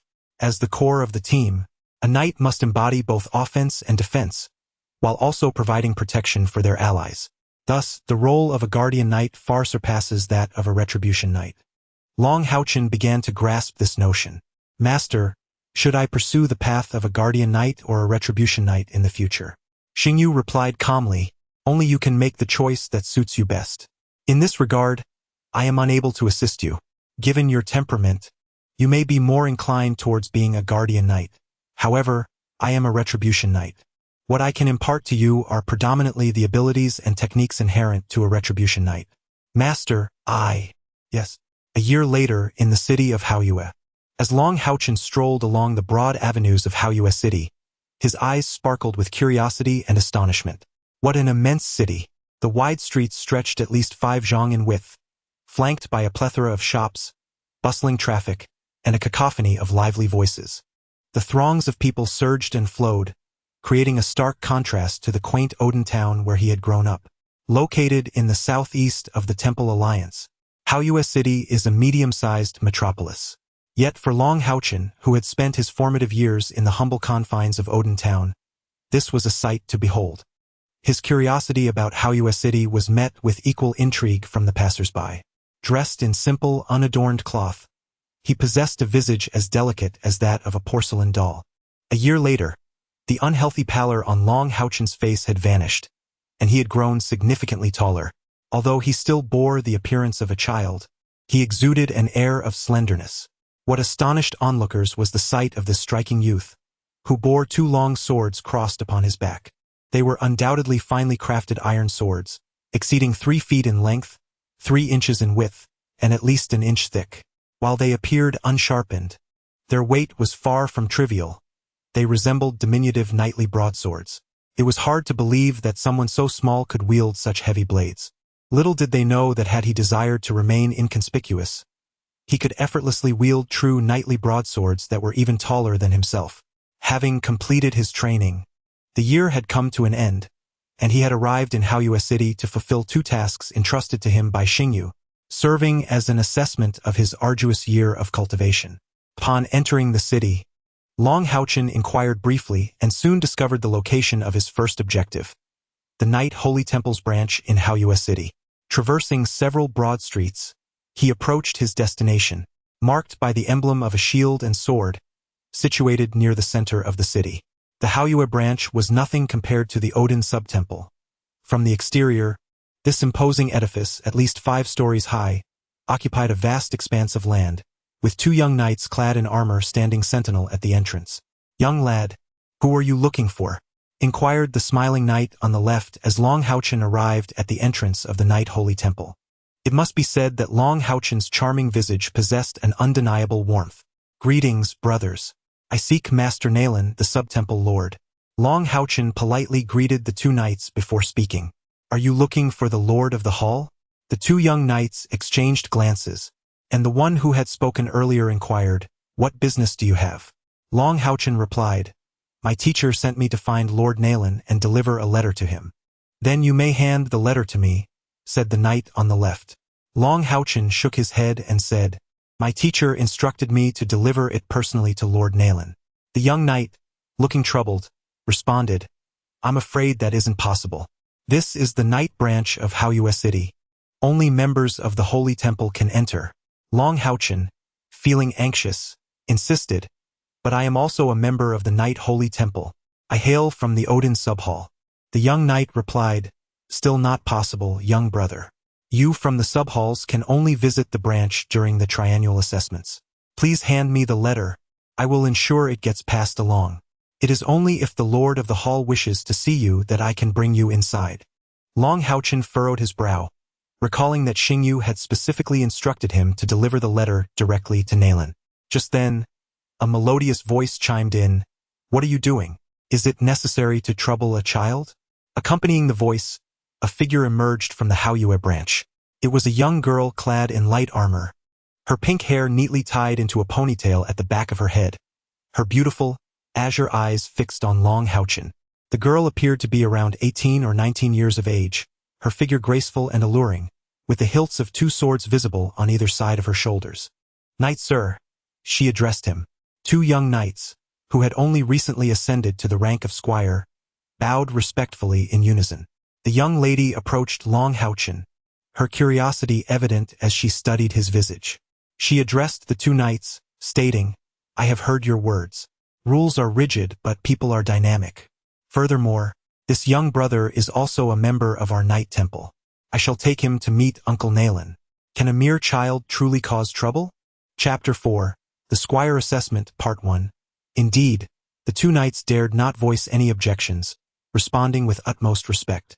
The young lady extended her right hand towards HaoChen, saying, "Little brother, my name is Extinction. Come, I shall escort you to meet Uncle Nalen." HaoChen's heart soared with joy as he grasped Extinction's hand, replying, "Thank you, sister. My name is HaoChen."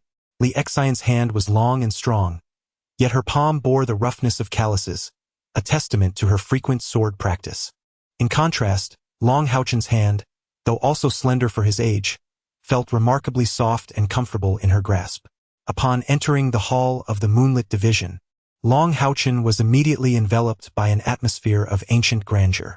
The ground was laid with slate of a bluish-gray hue, and 12 massive stone columns flanked the hall, supporting its vast expanse. At the far end of the hall stood 6 enormous stone chairs, each towering a height of 10 feet, intricately carved with myriad patterns that HaoChen had never encountered before. "Sister, what are those?" HaoChen inquired, pointing curiously at the 6 stone chairs. Extinction's gaze suddenly turned solemn, for it was the throne of divine insignia, a symbol of the utmost glory of our knight's sanctuary. Only the esteemed divine insignia knights are entitled to possess one of these thrones. "Little brother, do you know about the divine insignia knights?" They represent the highest echelon of our order, the 9th-tier profession. Each divine insignia knight is a legendary figure, said to possess the strength to challenge the top 10 demonic deities among the 72 pillars. This was the first time HaoChen had heard the title of divine insignia knight. Xingyu had never regaled him with tales of such knights. Sister, how powerful are the divine insignia knights? Why are they called divine insignia knights? Li Xian replied, it is precisely because they possess the throne of divine insignia and have gained its acknowledgement that they can become divine insignia knights. Do not think of these as mere chairs. Each throne of divine insignia is a true artifact, marked with the imprint of the divine. My aspiration is to one day become a divine insignia knight. HaoChen, perplexed, asked, but there are only 6 thrones. What if that is insufficient? Li Xin, Silly boy, it's not that simple. Do you think becoming a divine insignia knight is easy? Let me put it this way. Our knight sanctuary currently has only 3 divine insignia knights. The path to becoming one is exceedingly arduous. As she spoke, Li Xian led HaoChen up to the 2nd floor. From the outside, the moonlit subsanctuary appeared quite tall, yet in reality, due to the height of each internal level, comprised only 3 stories. 2 individuals entered a spacious room on the 2nd floor. Li Xian remarked, this is where Uncle Nalen conducts his business. It's a bit early. He hasn't arrived at the Moonlight Hall yet, but he should be here soon. As she spoke, Li Xian lowered her voice, a hint of mystery dancing on her face as she leaned closer to HaoChen's ear. HaoChen, should I address you as little brother or little sister? Startled, HaoChen gazed at her in confusion. Li Xian giggled and said, don't pretend. I once escaped from the Yi family to infiltrate the Knight's sacred hall, otherwise they would never have easily accepted us girls. You're just like my sister, aren't you? How could a man be as beautiful as you? Yet, in a few years, once you mature, it will be difficult to conceal your form just like my sister. Since he could remember, he had never felt such closeness. Even with his mother, a sudden wave of shyness washed over him, causing his cheeks to burn crimson. Oh, how shy you are. Little sister, you are truly adorable. Rest assured, I will take good care of you at our Moonlight Hall. As she spoke, Li Xian playfully pinched HaoChen's cheek. It was then that HaoChen finally responded, sister, I'm a boy, not a little sister. His voice was barely above a whisper. Li Xian paused for a moment. You're really a boy? With a hint of frustration, Li Xian replied, but how can your hands be so soft? And you're so handsome. Could it be that I've made a blunder? She had initially intended to leave but happened to spot HaoChen at the door. At a mere glance, she was instantly reminded of her own experience infiltrating the Knight's temple, which greatly enhanced her fondness for HaoChen, prompting her to bring him inside. However, she soon realized she had made a blunder, as she had taken the initiative to grasp the little boy's hand. The frustration within Li Xian was palpable. Fortunately, the youth before her appeared to be no older than 10. I do not know, HaoChen replied honestly, though internally he mused that it was she who had taken his hand, not the other way around. Li Xian's face fluctuated between crimson and pale, and after a moment, she resignedly said, very well, consider yourself fortunate, young lad. However, you must keep this a secret. Do not let anyone else know. From now on, I shall be your sister, and it seems quite harmless for a sister to touch her brother. The girl's character was evident in her audacious choice to escape from home and pursue the life of a knight. With her carefree nature, she quickly concocted a clumsy rationale and decided not to dwell on it further. Xianer, what are you doing here? At that moment, a deep, resonant voice echoed. HaoChen and Li Xian turned in unison to see a colossal figure entering. Indeed, it was an imposing giant standing at least 2 meters tall, with a physique that was both formidable and robust. As he walked through the sturdy structure of the Haoyue branch, the ground seemed to tremble beneath his weight. Uncle Nalen, you really ought to consider a weight loss regimen, or perhaps relocate to the 1st floor. Otherwise, one day our Haoyue branch may just crumble from within, Li Xian remarked with a hint of exasperation. The imposing figure was none other than Nalen Shu, the master of the Haoyue branch. Upon hearing her words, Nalen Shu did not take offense. Instead, he chuckled lightly and replied, gaining weight just from drinking water. What can I do about it? By the way, Is this young lady someone you brought along? A relative of yours? As a man, HaoChen could tolerate being misunderstood by Decisive, considering he had inadvertently touched her. However, when the rotund uncle made a similar remark, his pent-up indignation could no longer be contained, and he erupted with a shout. Shu paused momentarily, while Decisive suppressed her laughter and recounted the purpose of HaoChen's visit. What letter? Let me see it. Shu extended his hand towards HaoChen.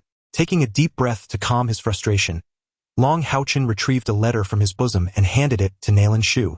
Without hesitation, Shu opened the letter and began to read it casually. However, after just a few glances, his expression shifted dramatically. His posture became more upright, and his demeanor turned serious and respectful as he read the entire letter.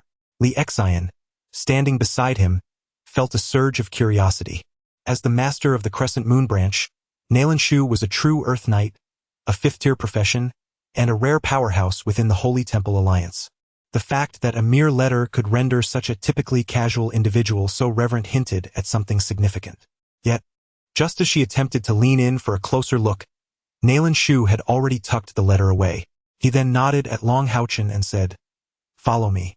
With that, he turned and walked outside.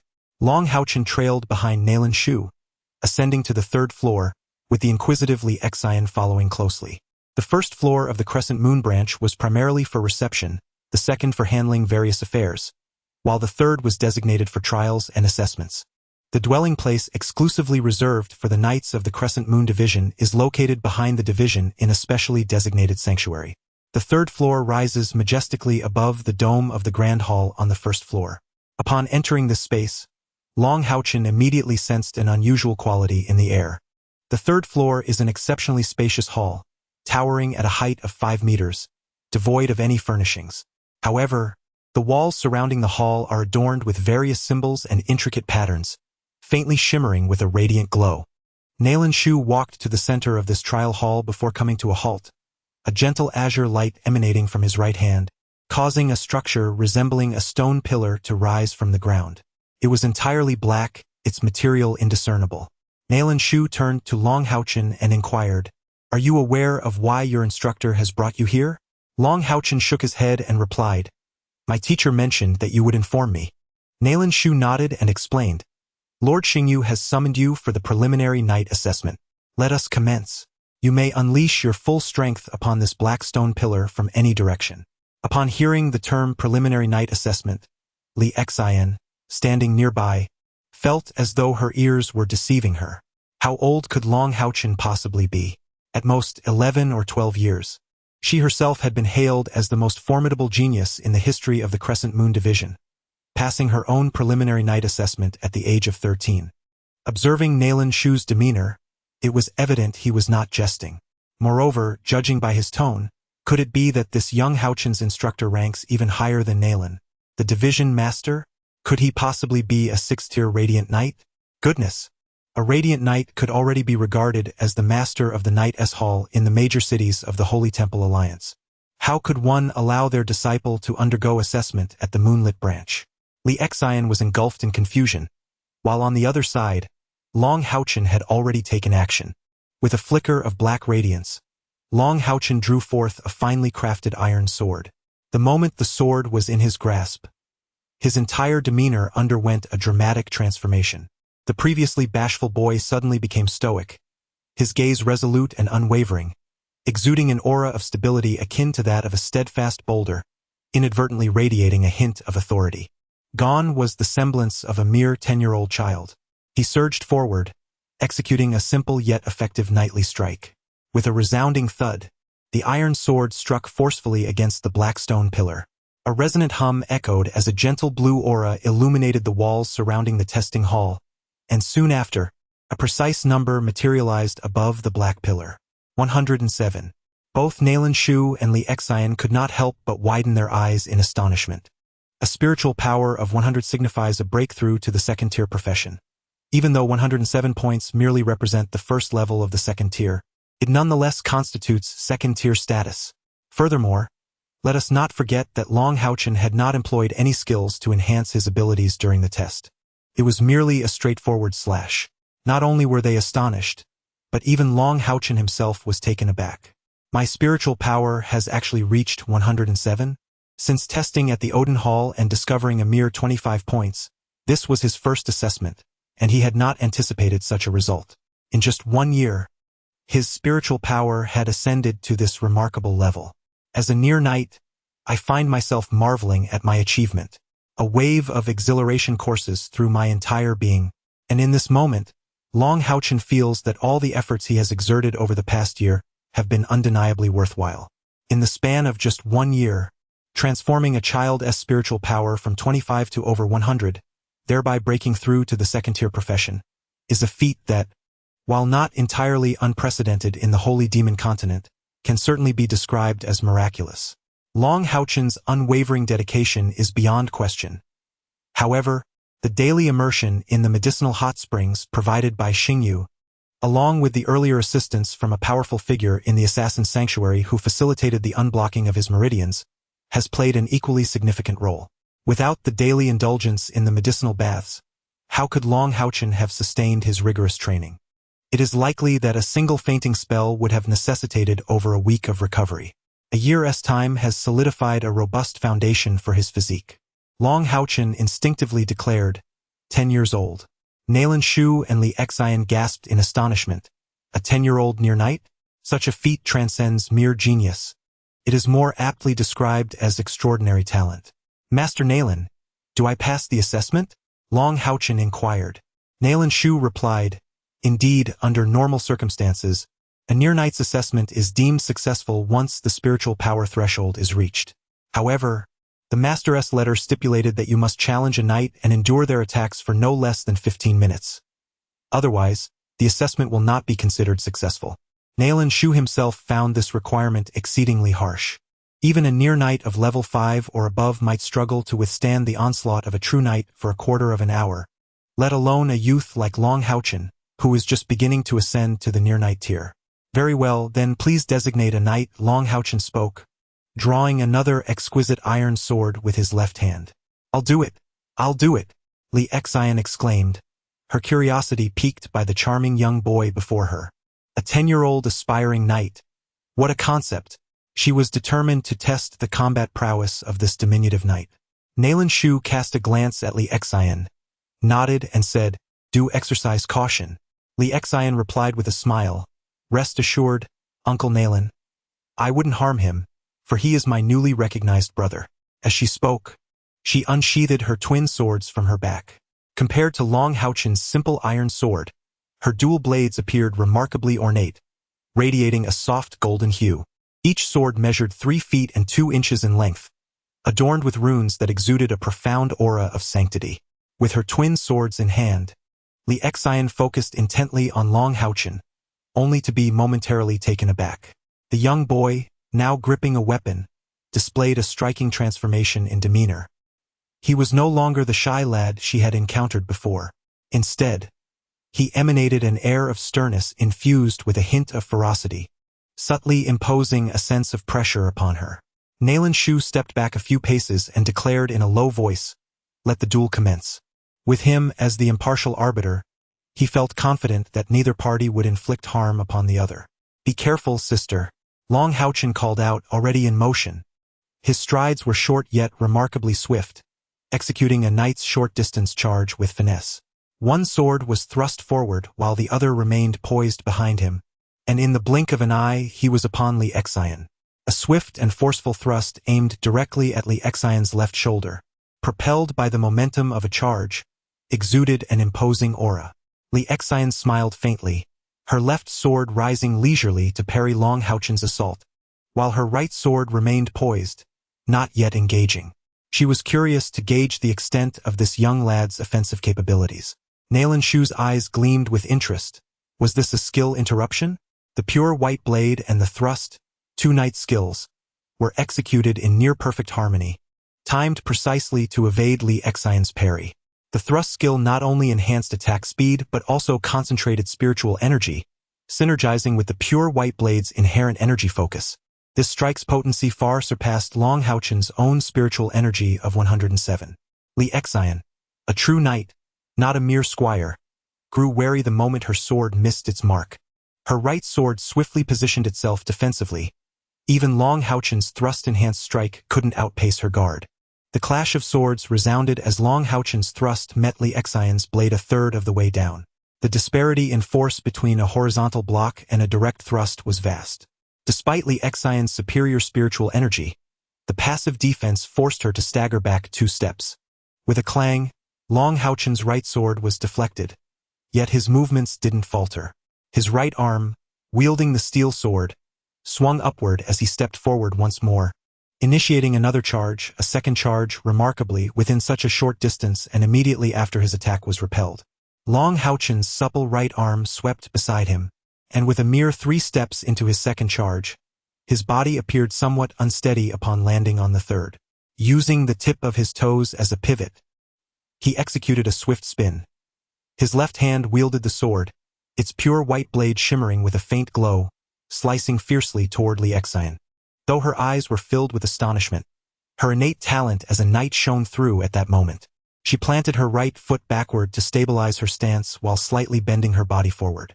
With her right sword raised once more, her left sword darted forward like lightning, transforming into dozens of sword shadows that enveloped Long HaoChen's form. The lightning thrust, a third-tier knight skill, combined defense with counterattack. What unfolded next left Nalan Shu utterly astounded. With a resounding clash, the sword strike Long HaoChen unleashed collided first with Li Xian's upward thrust. Despite the disparity of at least 100 in their spiritual powers, Long HaoChen's blow was propelled by his skill and the momentum of his advance. The swords met, and neither gained the upper hand. In fact, Li Xian's body swayed slightly. Yet, in that instant, her lightning thrust reached Long HaoChen. Nalan Shu instinctively wished to call for a halt, and Li Xian prepared to cease her attack. However, Long HaoChen's right-hand sword, previously deflected, sprang into action. The ethereal sword shadows erupted before him like an explosion, amidst a flurry of resounding clashes of metal. Remarkably, every single strike of the lightning thrust was deftly parried. Fearing for Long HaoChen's safety, Li Xian had not unleashed her full strength. As a result, her attack was not only thwarted but also provided Long HaoChen the opportunity to launch a counteroffensive. With dual swords in hand, one horizontal and one vertical, the knight's signature move, the cross slash, was unleashed in an instant. A faint golden light emanated from Li Xian as her right sword plunged into the ground, triggering a sudden burst of golden radiance that soared over 2 meters high. Li Xian, somewhat frustrated, watched as Long HaoChen retreated. Well, little one, you forced your sister to use the Ascension Array just to counter your attack. Be careful now, sister is about to strike. The Ascension Array, a third-tier skill of the Punishment Knight, utilizes the knight's unique Holy Light attribute to form a protective barrier that offers all-around defense equivalent to the user's spiritual power. This time, Long HaoChen did not counterattack. Instead, he raised his right sword, and for a fleeting moment, he seemed as still as a statue. This brief sensation nearly caused Nalan Shu, who was watching from the sidelines, to pop his eyes out in astonishment. With a crisp clang, Li Xian, to her utter shock, was actually repelled. Despite her spiritual power being at least double that of Long HaoChen's and her executing a jumping slash from above, even with her holding back, her attack was formidable. Li Xian had expected to at least push Long HaoChen back, but instead, she was the one who was repelled, her sword hand numb from the impact. Seeing Li Xian withdraw, Long HaoChen also sheathed his dual swords, looking somewhat embarrassed at the visibly frustrated Li Xian, unsure of what to say. Meanwhile, Li Xian noticed Nalan Shu's expression of utter astonishment, as if he had turned into a statue himself, standing there dumbfounded. Uncle Nalan, what's wrong with you? Li Xian asked, puzzled. Divine block? HaoChen, quickly tell me, was what you just demonstrated the Divine Guardian block? Nalan Shu rushed to Long HaoChen's side in just a few steps, his eyes filled with urgency and astonishment. Li Xining's spirited face instantly turned pale. Uncle Nalan, you can't be serious, can you? That is the Divine Guardian block, the hallmark of the Radiant Knights? It is impossible, absolutely impossible. Was it not said that only Radiant Knights can learn the Divine Guardian block? The Radiant Knights hold the title of 6th-tier knights. The Divine Guardian block is not only their signature skill but is also regarded as one of the most formidable abilities within the knightly profession. Long HaoChen, somewhat perplexed, replied, I am unfamiliar with the divine guardian block. My teacher merely referred to it as a blocking skill. Nalan Shu took a deep breath, striving to calm his tumultuous emotions, and murmured, indeed, it is the divine guardian block without a doubt. Sheener, I have witnessed the divine guardian block on more than one occasion. Whether it be the guardian knights or the retribution knights, upon reaching the level of radiant knights, this skill is essential. If it were not the divine guardian block, HaoChen would not have been able to withstand your earlier strike. No wonder Lord Xingyu would have him challenge the knights. With the divine guardian block in existence, it is indeed feasible to withstand a knight's assault for a quarter of an hour.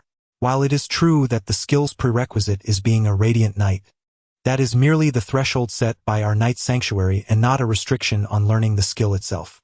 As long as one possesses talent, adequate judgment, and reflexes, along with guidance from a knight of the 6th tier or above, anyone can cultivate it. The only condition is that one must have the knight's sanctuary's approval for instruction. Once, there was a grand knight who, having achieved remarkable feats, was exceptionally granted the knowledge of a sacred skill. Nalan Shu, as an earth knight, possessed a far deeper understanding of the divine shield block than Li Xian, which is precisely why his astonishment was all the more profound. The effect of the divine shield block is deceptively simple. It momentarily consolidates one's defense into an impenetrable hole. To illustrate, if one's defense were likened to an iron frame, an attack surpassing the frame's defensive strength could cleave it apart. However, if the same volume and hardness of iron were forged into a solid block, the same attack would naturally fail to breach it. The divine shield block is the process of transforming the iron frame into a solid block.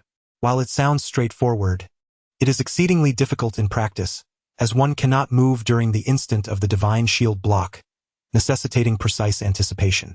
Moreover, when mastered to a certain degree, the divine shield block can temporarily convert a portion of the opponent's attack power into one's own strength, to be utilized in the next attack or defense. The pinnacle of this skill, known as the divine defense, is not without reason. To break through the divine shield block, one must possess at least 3 times the spiritual power of the user, and even then, it depends on the user's mastery of the skill.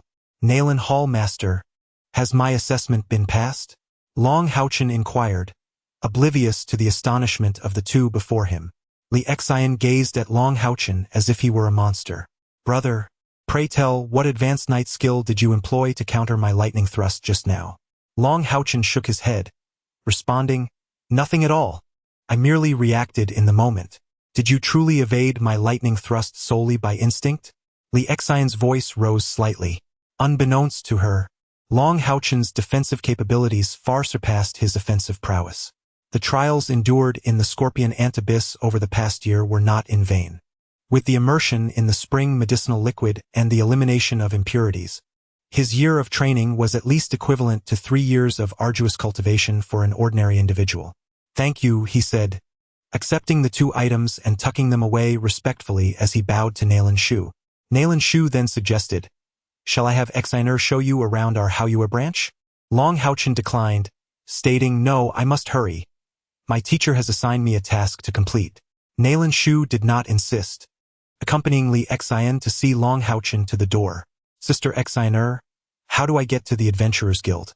Long HaoChen inquired as he prepared to depart. Li Xian replied, the Adventurers Guild is not far from here. Just turn right at the next street corner, walk about 1 kilometer, and then turn left. It's right there. Thank you, Sister Xiner. It was a pleasure meeting you. I must be on my way now. Farewell, Master Nalan. After bidding farewell to the two, Long HaoChen briskly followed Li Xian's directions. Watching his retreating figure, Li Xian could hardly contain her curiosity as she turned to Nalan Shu, asking, Uncle Nalan, what on earth is this young lad's background? Given his age, it is hardly conceivable that he could have made any significant contributions to our Knight's Temple, let alone acquire the skill of Divine Guardian's block. Who might his mentor be? Nalan Shuqing sighed softly, shaking her head as she replied, these matters are beyond my purview. You need only to understand that his Divine Guardian's block aligns perfectly with the regulations of our temple. In the near future, it seems our Crescent Moon branch will be unable to remain inconspicuous. Designer, have you observed? In this world, you are not the sole prodigy. You must strive diligently, lest you return empty-handed during the league selection for the demon hunting squad 4 years hence. Li Xian nodded silently, expressing a desire to meet this charming young brother. Following Li Xian's directions, Long HaoChen swiftly arrived at the location of his second task, the Adventurers Guild. In stark contrast to the tranquility of the Crescent Moon branch of the Knights Temple, the surroundings of the Adventurers Guild were tumultuous, bustling with a myriad of people in diverse attire. His eyes brightened as he spotted the place he sought. Not far to the left, a counter displayed the emblem for task acquisition. He hastened towards it, finding the area unoccupied. Approaching the counter, he addressed a young woman in her 20s. "Sister, I wish to accept a task." Upon hearing this, the young woman behind the counter paused, momentarily taken aback by the boy who stood only slightly taller than the counter but possessed a strikingly handsome visage. "Oh, our Adventurers Guild truly embraces diversity. Even such a little one has come to accept a task. It is utterly amusing," a somewhat exaggerated and boisterous voice chimed in from the side. Long HaoChen turned his head and saw a burly warrior with a full beard looking at him with disdain, laughing heartily. Frowning slightly, Long HaoChen ignored him and addressed the girl behind the counter again. "Sister, I'd like to take on a mission." The girl behind the counter, now curious, asked little brother, "What kind of mission are you looking for?" Before Long HaoChen could respond, the gruff voice chimed in again. "What little brother? Clearly it's a little sister. Little sister, how about uncle takes you to buy some lollipops, huh?" The man's crude remarks elicited laughter from some nearby adventurers.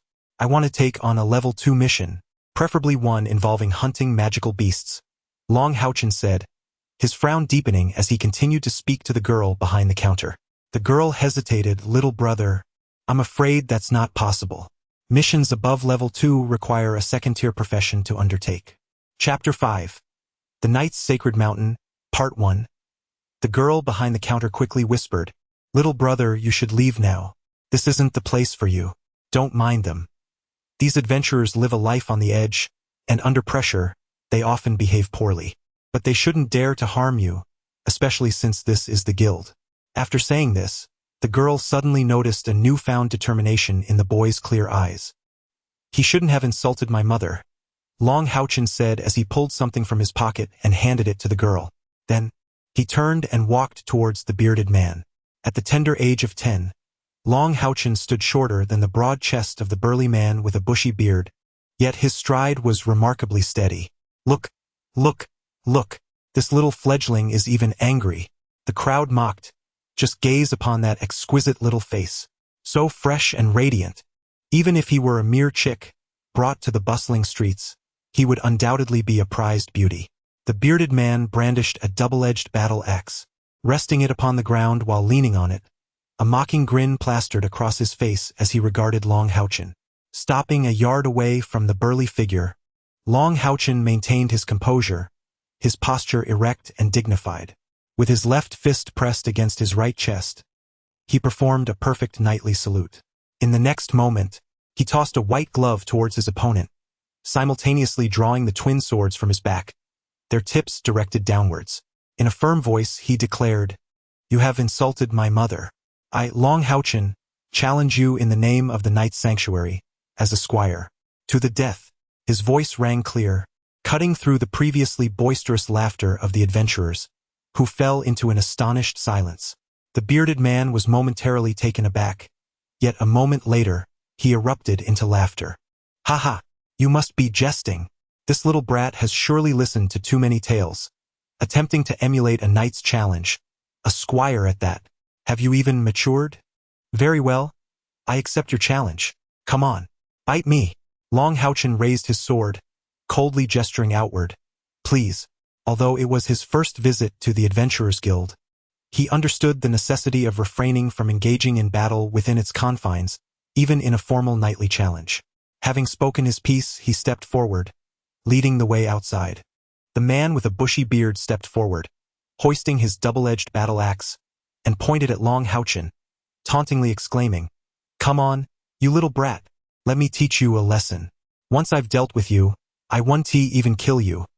I'll simply sell you off to the brothels, and perhaps earn a few gold coins in the process." As laughter erupted around him, Long HaoChen sprang into action. In an instant he surged forward, his pace accelerating to its utmost limit. Those nearby could clearly see a gleam of white on the finely crafted swords he wielded.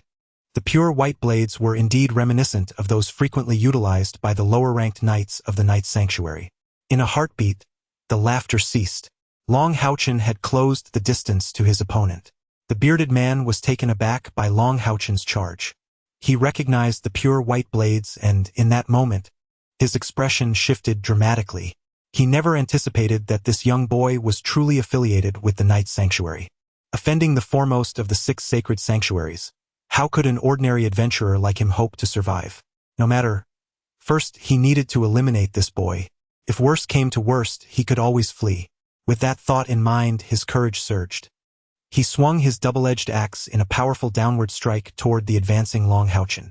He was a level 3 warrior of the 2nd tier, his spiritual power exceeding 120. His heavy strike was executed with notable skill and authority. As he stomped his right foot firmly on the ground, he employed the technique that had interrupted his charge against Li Xian, seamlessly transitioning into another skill. Just before the axe descended, he expertly executed a divine block with his dual swords. Such precision required an extraordinary level of judgment. Without extraordinary mental fortitude, Long HaoChen would never have been able to execute such a seamless maneuver. With a resounding clang, the double-edged battle axe struck fiercely at the crossed swords. Many couldn't help but close their eyes momentarily, as the contrast between Long HaoChen's slender frame and the burly man's robust build was stark. To most onlookers, it seemed as though Long HaoChen had no choice but to hastily block the attack. Yet, at such a tender age, how much spiritual power could he possibly possess? Moreover, the burly man's heavy strike, akin to the pure white blade, also carried an enhanced attack effect, being a heavy weapon. The watching adventurers almost anticipated the scene of shattered swords and a fallen warrior. However, Long HaoChen's fine steel swords did not break. To the burly man's astonishment, the double-edged axe was deflected, leaving his chest wide open. Long HaoChen's divine defense block, which even the 3rd-tier knight Li Xian could not breach, was certainly not something a mere 2nd-tier warrior could overcome. At this moment, a gleam seemed to emanate from Long HaoChen, as his crossed swords effortlessly executed a cross slash. With 2 dull thuds, both iron swords struck the burly man's leather armor almost simultaneously. Though the swords were blunt, the sound of cracking bones was immediately heard from beneath the armor. The burly man's eyes widened in shock as he spewed a mouthful of blood. Long HaoChen's divine defense block was not yet perfected. He could not borrow Li Xian's spiritual power. However, the burly man's spiritual cultivation was only slightly higher than his own, allowing Long HaoChen to borrow 20 points of spiritual power. Combined with the amplification from the pure white blade and Long HaoChen's own spiritual power exceeding 100 points, the force of this strike even surpassed the burly man's full-powered attack. How could such ordinary leather armor withstand him? Suddenly, 2 brawny men surged forth from the throng, evidently allies of the bearded man. Adventurers are inherently perilous, often operating in teams. However, their intervention came too late. "You scoundrels!" The 2 robust figures charged directly at Long HaoChen. "Halt!" A chilling voice rang out, and immediately, a pale golden radiance erupted from behind Long HaoChen, forcefully repelling the 2 advancing adventurers. Li Xian stood there, exuding an air of frost, her dual swords positioned at her sides, with a faint golden aura of spiritual energy rising around her, showcasing her prowess as a 3rd-tier knight. "Ah, it is the Hell Rose." A gasp rippled through the crowd. "Should you wish for death, I would be more than willing to escort you to join the one who has just perished." Li Xian's frigid tone was laced with a sharp, lethal intent. The 2 men, both warriors, one wielding a heavy sword and the other brandishing a rapier and shield, exchanged furtive glances, the expressions on their faces shifting like shadows. They were acutely aware that they were not in the right. Long HaoChen had slain the bearded man in a duel, a matter beyond the interference of the city guard. The warrior with the heavy sword bellowed, "My younger brother merely jested," and this lad responded with lethal force. "This is the mercy of your knights?" One was a 3rd-tier, 2nd-level warrior, while the other was a 2nd-tier, 8th-level warrior. Combined, they felt little fear towards Li Xian. Yet, they could not disregard the Night Temple looming behind her. Li Exine scoffed disdainfully. Are your eyes blind?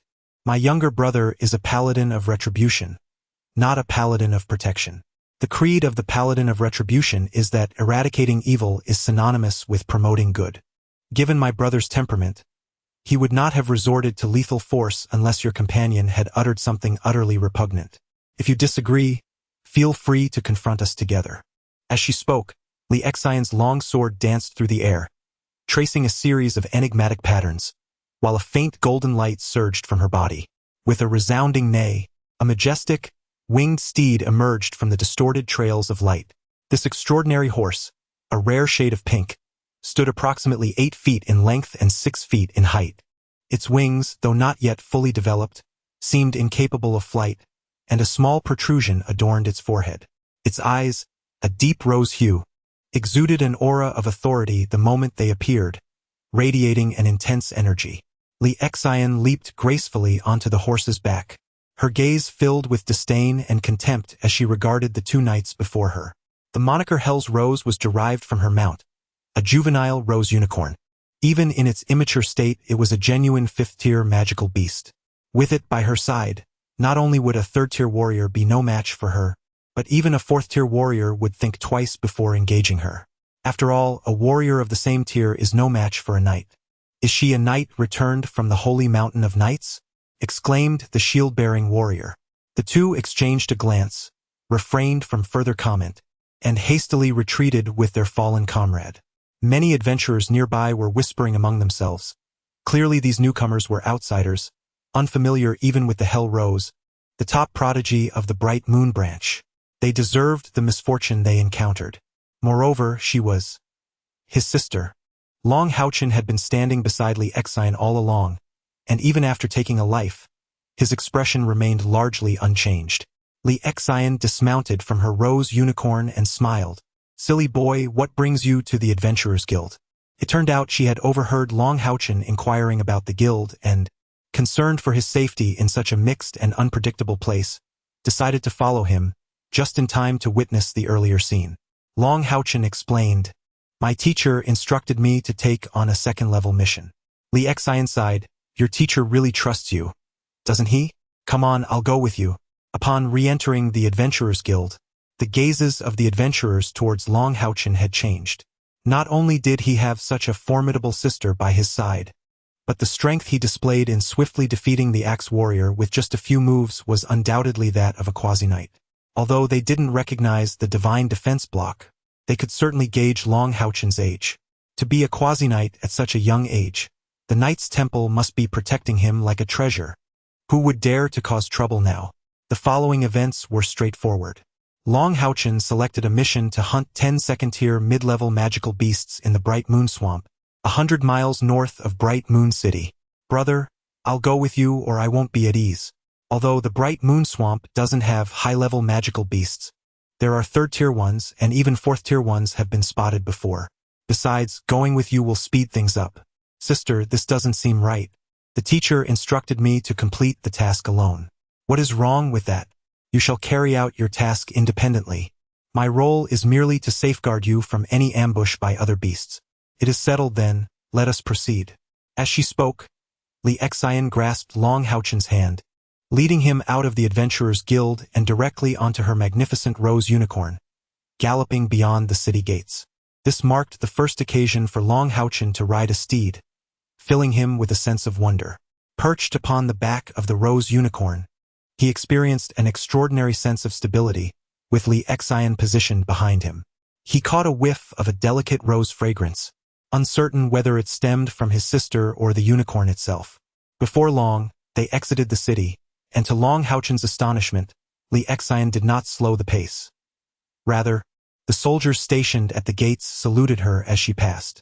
Once outside the moonlit city, the rose unicorn accelerated, revealing a breathtaking spectacle. A soft crimson radiance emanated from the unicorn, noticeably raising the surrounding temperature. The speed surged dramatically, yet the gentle red aura enveloping him shielded him from the biting wind.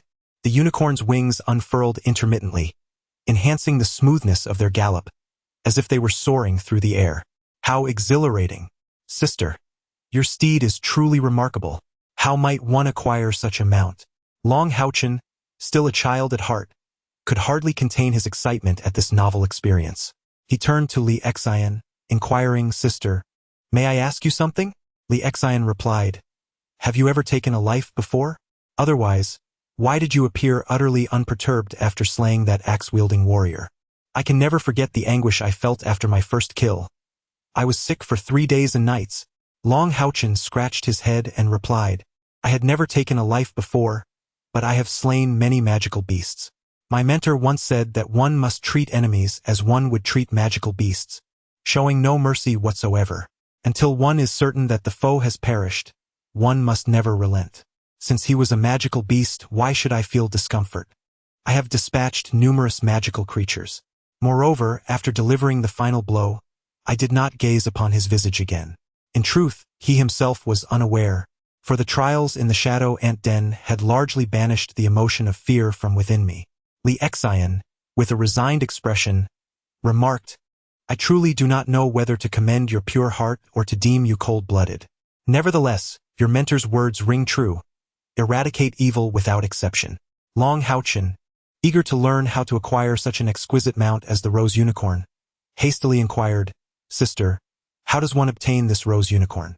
Li Xian replied, "Do not rush. Even if I do not divulge this information, you will inevitably discover it in due time. Like me, you possess the qualification to journey to the Holy Mountain of Nights to select your steed." "What manner of place is the Holy Mountain of Nights?" Long HaoChen asked with curiosity. "In our Knights' Sanctuary, the vast majority of knights can only choose noble steeds or tame wild magical beasts as their mounts.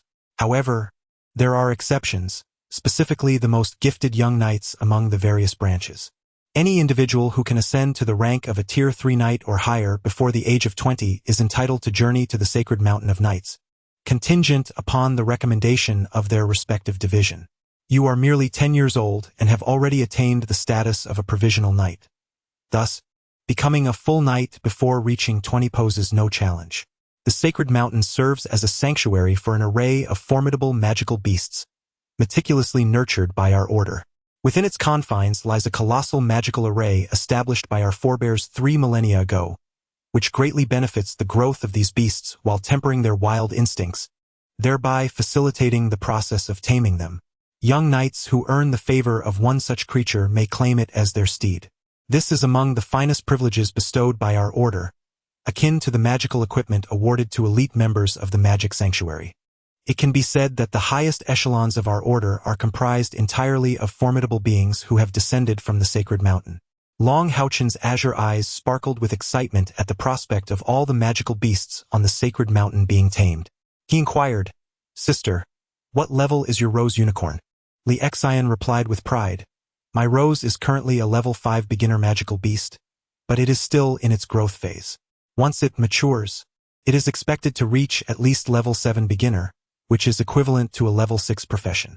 In the future, my sister will certainly become a level 6 radiant knight, so you must strive diligently. All right, I shall set my sights on ascending the Sacred Mountain as my primary goal." The subsequent task was relatively straightforward. With the protection of Li Xian, a genuine knight who had once ascended the Knight's Sacred Mountain, hunting 10 second-tier mid-level magical beasts was not a formidable challenge for Long HaoChen, who was already a quasi-knight and possessed the divine shield block. He completed the mission in just half a day, submitting 10 beast cores to receive a reward of 25 gold coins and the first task completion registration on his adventurer's certificate. As he pondered, he cheerfully headed towards his home.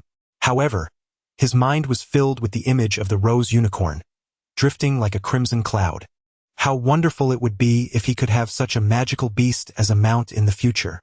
Long HaoChen was well aware that if Li Xian had ridden her unicorn during his quasi-knight assessment, he probably wouldn't have been able to withstand a single strike. Filled with envy, he soon caught sight of his humble cottage. Hoping to surprise his mother, he gently pushed open the courtyard gate, but as he stepped into the yard, he froze. His sapphire blue eyes instantly glazed over, and his entire body trembled uncontrollably.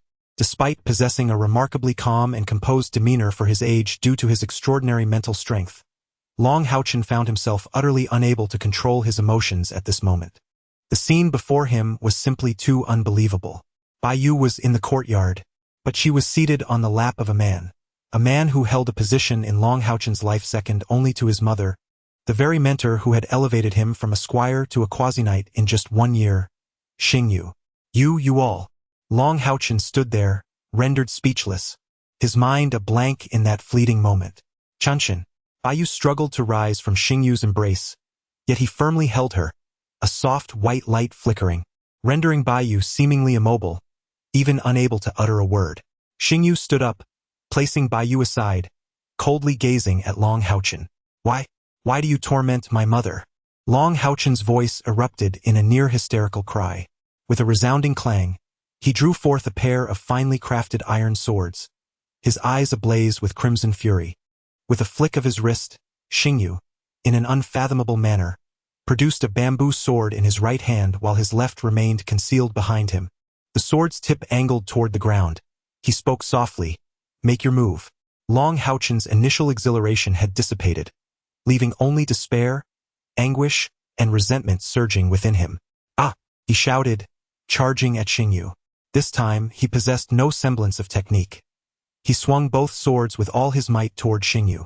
Unaware of the extent of Xingyu's prowess, he could only affirm that he would never match his teacher's strength.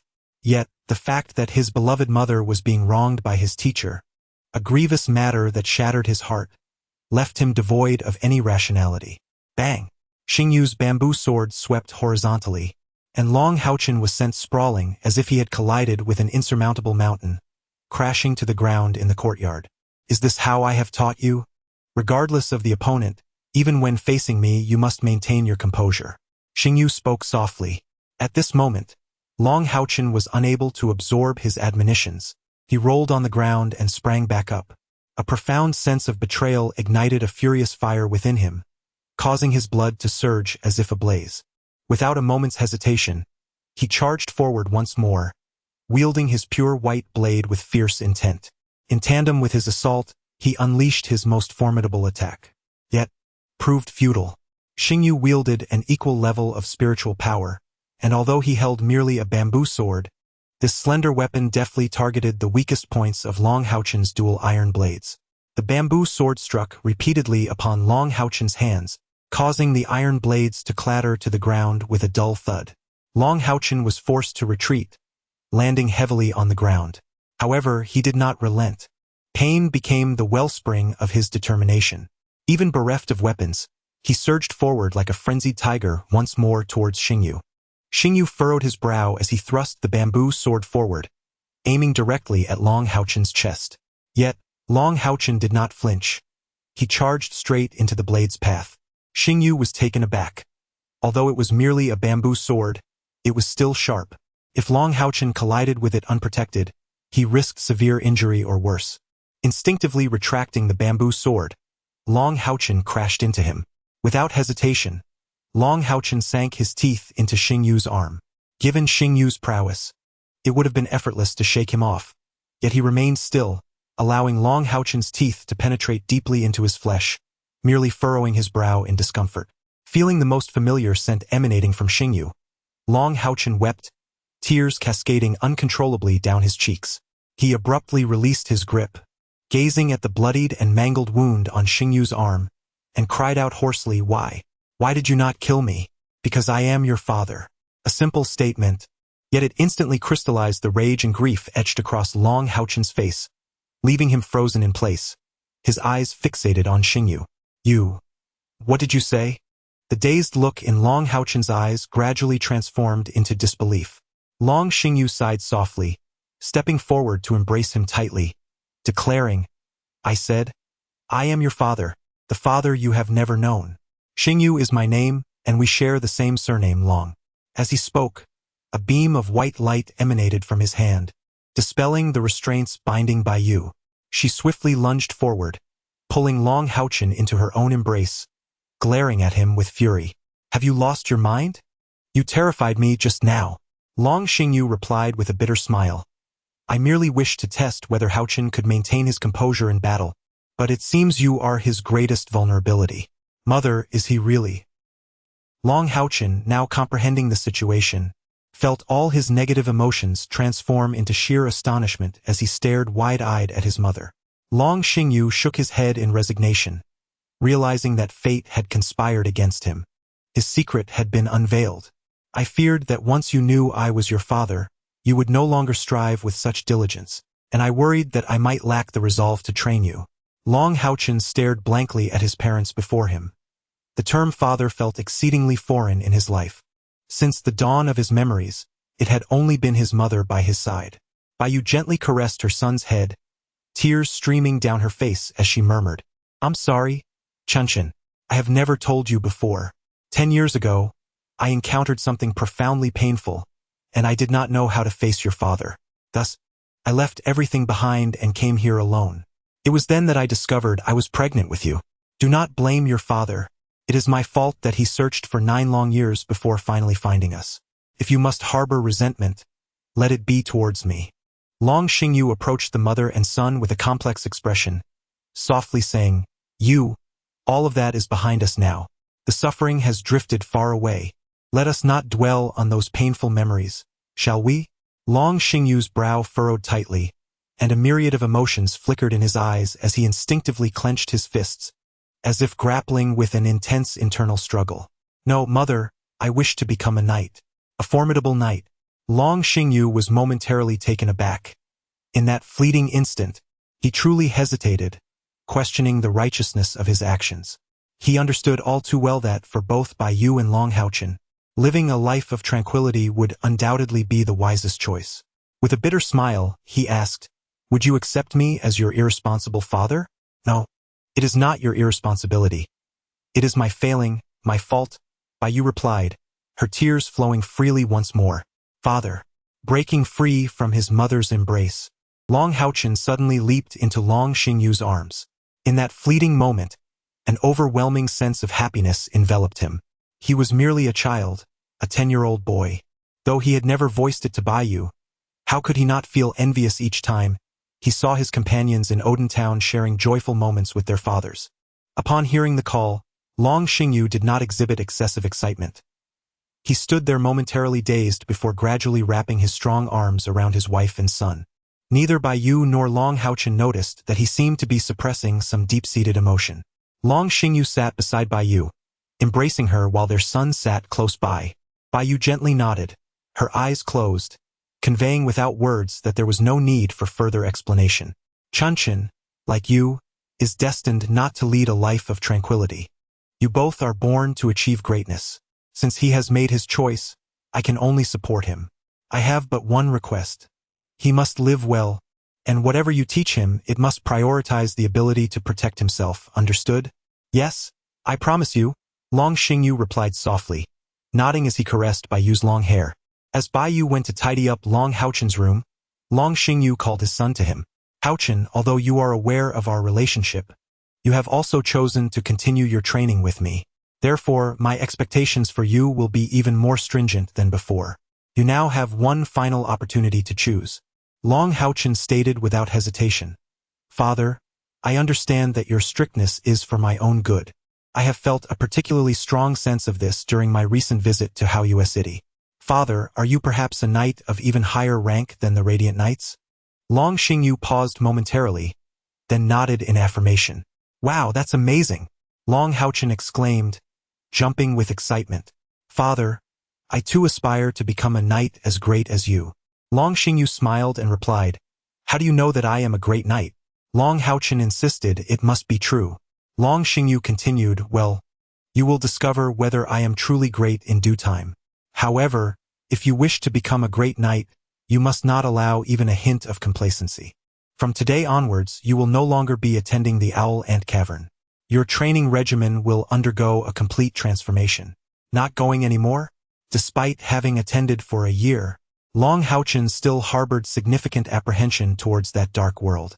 Long Xingyu nodded and explained, "In the past year, your training has primarily focused on enhancing your reflexes, stimulating your mental capacity, and improving your physique. The medicinal baths you immersed yourself in daily served this purpose. Now that your external spiritual energy has risen above 100, it is time to commence the cultivation of your internal spiritual energy." "Internal spiritual energy?" Long HaoChen inquired, gazing at his father with a look of confusion. Throughout the past year, Long Xingyu had spoken almost exclusively about history, knightly skills, and various other knowledge, without ever mentioning the subject of spiritual energy. Chapter 6. Sacred Awakening. The Child of Light, Part 1. Long Xingyu stated, spiritual energy can be categorized into external and internal forms. The term external spiritual energy refers to the transformations and enhancements of your own body. In simpler terms, it involves the cultivation of your physical strength and flexibility to a certain degree through rigorous training. However, merely augmenting one's physical power has its limits, with the threshold being 200 units of spiritual energy. I have previously mentioned that for any profession, the transition from the second to the third tier marks a significant watershed. The vast majority of individuals will never transcend the second tier to enter the realm of the third. From the perspective of a knight, this means an inability to cultivate internal spiritual energy, while from the standpoint of a mage, it signifies an incapacity to harness the elemental forces of the universe for one's own use. Though there remains room for improvement in your external spiritual energy, if you wait until it approaches 200 to begin cultivating internal energy, your efforts will yield diminished returns. The year I had you meditate was to prepare you for internal energy cultivation. As your internal energy enhances, the strength of your physical body will likewise increase. The evaluation of a true powerhouse's total spiritual energy does not take into account skill amplification. Rather, it assesses the increase in both internal and external spiritual energy. Long HaoChen promptly handed the yellow stone to his father. Long Xingyu continued, in the coming 2 years, I shall instruct you in the cultivation of internal spiritual energy, while simultaneously guiding you to elevate your external spiritual energy to its zenith. You will learn the intricacies of the spiritual furnace. However, prior to this, I must conduct the most solemn ritual of our nights, the sacred awakening. Listening attentively, Long HaoChen had awakened from his slumber at the crack of dawn. He had silently vowed to assuage his father's concerns and dedicate himself to training with unprecedented diligence, thereby vindicating his father's painstaking efforts. Long Xingyu continued, from a certain perspective, we knights are considered to be adept in both martial arts and magic. Martial arts encompass the various techniques I have imparted to you, as well as the methods of utilizing spiritual power, including inner spiritual power in the future. However, our magical attribute is singular, the sacred attribute of light. After a moment of contemplation, Long HaoChen inquired, Father, does this imply that as knights, as long as we diligently cultivate our inner spiritual power, we can manifest it through both martial arts and sacred light magic? Upon hearing this, Long Xingyu was taken aback, never anticipating that Long HaoChen would grasp the concept so swiftly. Indeed, you can interpret it that way. Our spiritual power serves as the wellspring for both martial arts and magic. This distinguishes us from those unconventional and ultimately inconsequential magic-infused warriors. Very well, I shall now commence your awakening. Follow me outside. With these words, Long Xingyu led Long HaoChen out of the wooden dwelling and ascended to the summit of the mountain. With a simple wave of his left hand, a layer of resplendent golden light emanated from Long Xingyu, instantly transforming into a golden shield, 5 zhang in height and 10 zhang in diameter, enveloping the father and son. The dense aura of light seemed to cleanse Long HaoChen's very soul in an instant. Bathed in this golden radiance, he felt as though his entire being was undergoing sublimation. Compared to the sacred aura that Li Xian emanated when employing the Ascension Array, the golden radiance casually unleashed by Long Xingyu was akin to a firefly before the resplendent moon. This was the blessing of light, an advanced defensive skill for knights. HaoChen, close your eyes and focus your mind inward. Whatever sensations arise, you must remain composed and calmly perceive the changes within yourself, especially your comprehension of light. Do you understand? Yes. Long Xingyu gazed at his son, took a deep breath, and slowly raised the awakening stone in his right hand. He had not informed Long HaoChen that the pain he would endure during his holy awakening would be far greater than that experienced by ordinary knights. As his spiritual power had not yet reached 110, his body would bear a considerable burden compared to those who had reached the pinnacle of quasi-knighthood before undergoing their nightly awakening. Of course, this would also maximize the development of Long HaoChen's potential with light.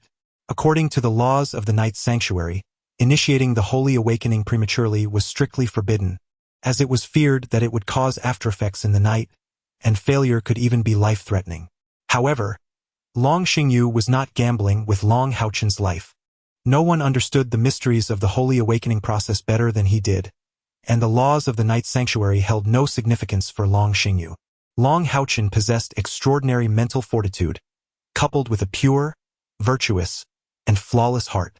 Furthermore, he had already mastered most of the 10 great laws of knighthood. With Long Xingyu's precise control, success was virtually assured, although Long HaoChen would undoubtedly endure considerable suffering. A resplendent golden radiance ignited in Long Xingyu's hand, its brilliance surpassing the dawn's light in an instant. Yet, this luminosity did not spill forth. It was entirely contained within the protective barrier of light. At this moment, the figures of Long Xingyu and his son were no longer visible within the luminous shield.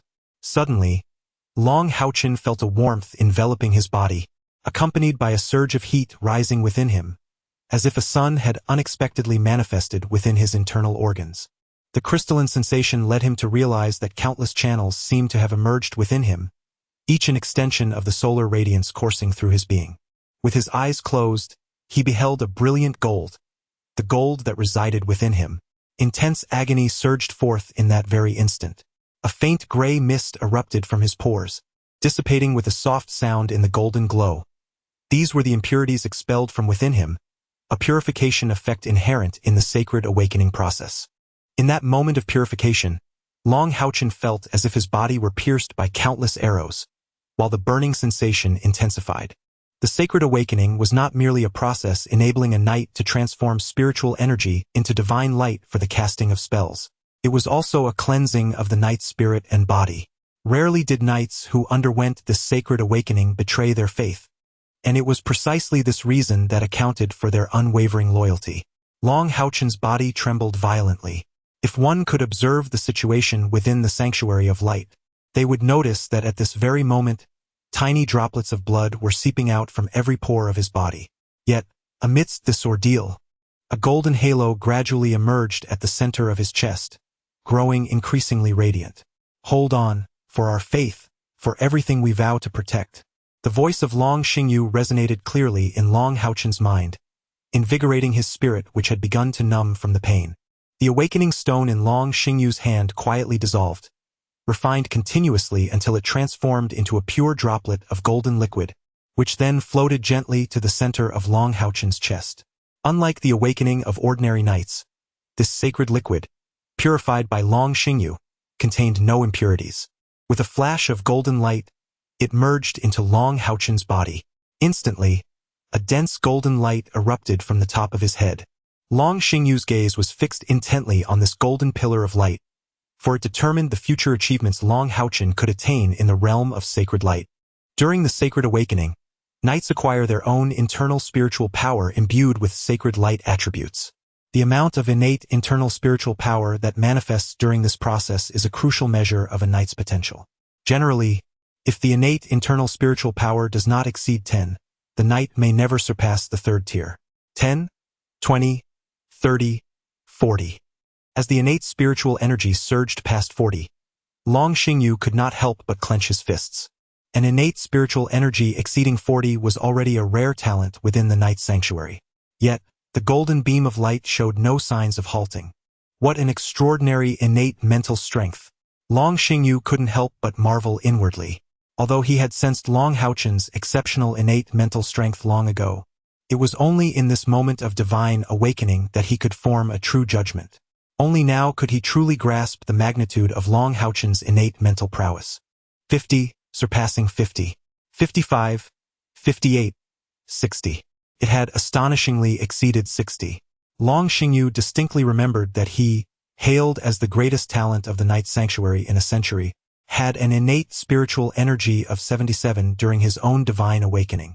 Although Long HaoChen had the foundation of a year of meditation under his guidance, an innate spiritual energy exceeding 60 already signified a great deal.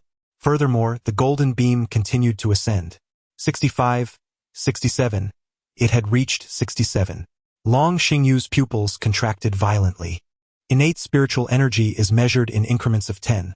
If Long HaoChen's innate spiritual energy could surpass 70, then his future ability to wield divine light magic would rival that of any pure light mage. 70, indeed 70. In that moment, Long Xingyu found himself holding his breath.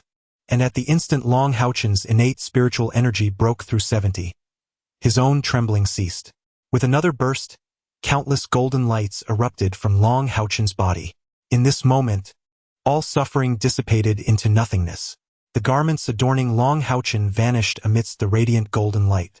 His fair skin became as translucent as crystal, bathed in a gentle golden glow that rendered his entire being a lustrous hue.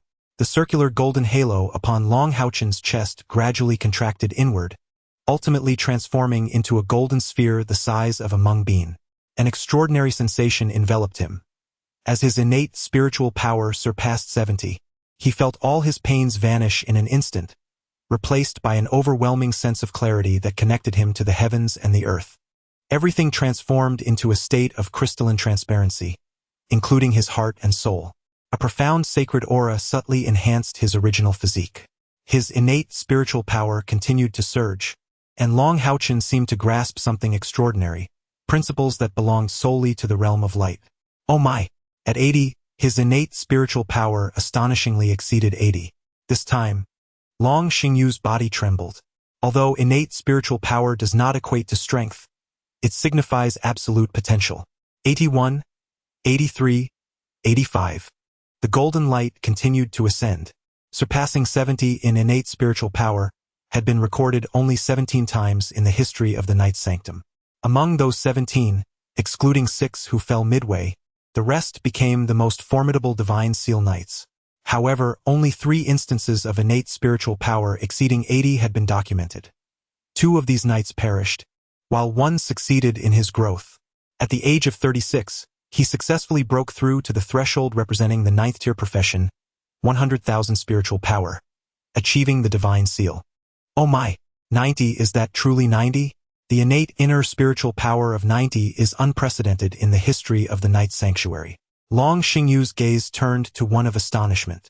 The purity of his heart, combined with an extraordinary mental fortitude and a profound understanding of the tenets of knighthood, has culminated in such a terrifying degree of innate inner spiritual power. The golden beam of light seemed to have reached its zenith, with its ascent noticeably slowing. It moved upward only in slow, gradual increments. An innate inner spiritual power of 70 is referred to as the angelic body, while 80 is known as the sacred protection body. However, an innate inner spiritual power exceeding 90 has never been witnessed within the Knight Sanctuary. Yet, the founder of the sanctuary had once documented such a phenomenon, designating it as the child of light. Those possessing this quality exhibit the purest essence of light, enabling them to wield any weapon imbued with light attributes from birth, and they naturally attract all light-affiliated magical beasts. At last, the golden beam could ascend no further, halting at the remarkable height of 97. Innate inner spiritual power, 97. The golden radiance gradually faded, revealing the figures of father and son. How delightful! The clarity in his heart awakened Long HaoChen from that extraordinary aura of light. Upon opening his eyes, he was astonished to find his father staring at him with an expression of shock. "Father, what is the matter?" Long HaoChen inquired hastily. His originally azure eyes had transformed into a peculiar pale golden hue. While such pale golden eyes are not unheard of, Long Xingyu had never before encountered a pair so remarkably translucent as those of Long HaoChen. "Father, what is the son of light?" "Ah, where are my clothes?" A gust of mountain wind swept through, and Long HaoChen felt a sudden chill, only to realize he was completely unclad. He gasped in astonishment. It was then that Long Xingyu reacted. With a flick of his right hand, he conjured a long robe for his son, enveloping Long HaoChen in its fabric. Upon closer inspection, Long Xingyu noticed that compared to before, his son's skin seemed to possess a faint golden sheen, only visible under the sunlight. Strangely, there was no lingering aura of light commonly found in knights after their sacred awakening. Instead, all traces of this aura were contained within, with none spilling forth. Only his eyes betrayed a peculiarity. The enigma of the Son of Light was known to no more than 10 individuals even within the Knight Sanctuary. So Long Xingyu harbored no concern regarding his son's talent being exposed. "HaoChen, your sacred awakening is complete. Do you understand?" You now possess an inner strength that elevates you to the status of a true knight. Ah, was it that simple? HaoChen exclaimed in surprise, feeling a warm current within him that pulsed in harmony with his thoughts. Simple?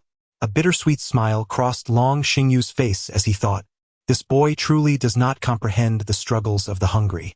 Typically, a knight's awakening that yields even 20 innate internal energies would be deemed a blessing from the god of light. Father, I will strive diligently. Upon returning to the wooden cottage, HaoChen donned a coarse garment he had brought along and continued to absorb his father's teachings. Xingyu spoke in a solemn tone. It is time for you to reveal your choice. Will it be protection or punishment? HaoChen did not pause to contemplate or hesitate. He resolutely replied, Father, I wish to become a guardian knight. A guardian knight? Xingyu was taken aback. Are you truly willing to forego the formidable offensive capabilities and personal combat strength of a Punisher knight? HaoChen persistently stated, Father, you once said that combating the demon race is a responsibility for all humanity. The strength of an individual is ultimately insignificant. If I can become a guardian knight, I will be better equipped to protect those I cherish, while also aiding more individuals in surviving on the battlefield. Xingyu appeared visibly disappointed inside, saying, however, it is the individuals with the most formidable combat prowess among humanity who can ultimately challenge the 72 pillars of demons. HaoChen instinctively inquired, does that mean a guardian knight cannot confront the demon gods? At this question, a spark ignited in Xingyu's eyes. Indeed, with an innate spiritual energy of 97 and the potential of a wholly awakened child of light, he possessed ample mental fortitude.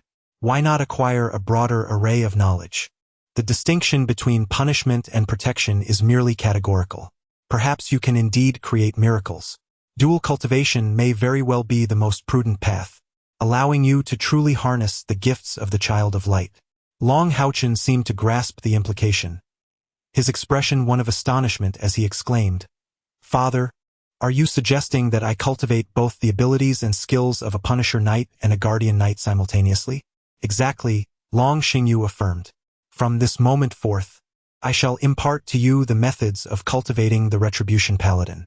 After 2 years, you shall proceed to the Moonlight Branch to commence your training in the profound mysteries of the Guardian Knight. Perhaps this will temper the pace of your spiritual enhancement. However, should you succeed in merging the essences of Retribution and Guardian into a singular force, you shall undoubtedly emerge as an unprecedentedly powerful knight in the future. As the days unfurl, the legacy of knighthood continues atop the serene summit of Odin Mountain. In the blink of an eye, a year and a half has elapsed. Suddenly, amidst a crisp sound, a layer of golden radiance bursts forth from the youth, followed by a brilliance akin to the sun, coalescing into a blade of light that cleaves through the air. With a gentle swing of the bamboo sword, the golden blade dissipates before the small weapon. Indeed, your solar slash has nearly attained its essence. What remains is merely the refinement of skill and the enhancement of spiritual power. The one who deflected that dazzling blade of light is none other than Xingyu, while the boy wielding the blade of light is the remarkable HaoChen. A year and a half later, HaoChen is nearing 12 years of age, and in comparison to his days in Odin Town, he has undergone a remarkable transformation. At merely 12, he stands close to 160 centimeters tall. Though not particularly robust, his slender form exhibits perfect proportions. His flowing black hair cascades behind him, while his translucent, light golden eyes radiate clarity. The once charming visage is now evolving into one of striking handsomeness, yet it remains breathtakingly perfect. The composed aura he exudes, coupled with his physique, could easily convince others that he is already 14 or 15 years old. At this moment, HaoChen held a heavy sword in each hand, a quintessential weapon of the knightly order.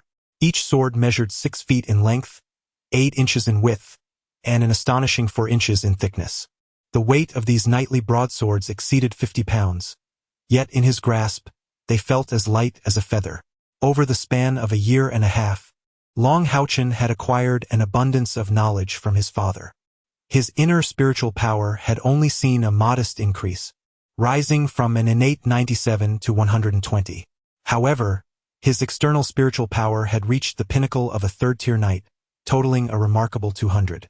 Combined, his spiritual power amounted to 320, a level befitting a 4th-tier knight, and he was perilously close to the 330 points required for a 5th-tier knight. Had it not been for Long Xingyu's commitment to laying a solid foundation for him, his rate of advancement might have been even more astonishing. Even with Long Xingyu's stern demeanor, he could not help but display a satisfied smile at the sight of his son, just 11.5 years old, yet already possessing the prowess of a 4th-tier knight. In the annals of the Knight's Sanctuary, such a feat was unprecedented. With his own innate talent, he had only reached such a level at the age of 15. However, as his external spiritual power peaked, the rate of Long HaoChen's progress in terms of spiritual energy had evidently diminished. After all, he could now only enhance his abilities by increasing his inner spiritual power, unless he could advance to the realm of a 4th-tier Great Knight, which might grant him the opportunity to further elevate his external spiritual power. Upon hearing his father's praise, a radiant smile blossomed on Long HaoChen's face.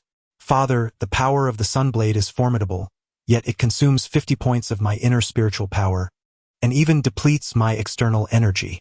My spiritual power remains too low." Long Xingyu smiled and said, "You are merely 11 years old. Do you comprehend that the Daylight Slash is a skill typically reserved for those of knightly caliber? One must not rush the process of cultivation. It requires a gradual and methodical approach. Now, prepare to defend yourself and let us see how long you can endure today." Upon hearing his father's words, Long HaoChen's expression sharpened, and he instinctively tightened his grip on the sword. Long Xingyu moved with a grace that belied any weight, swiftly presenting the bamboo sword before Long HaoChen.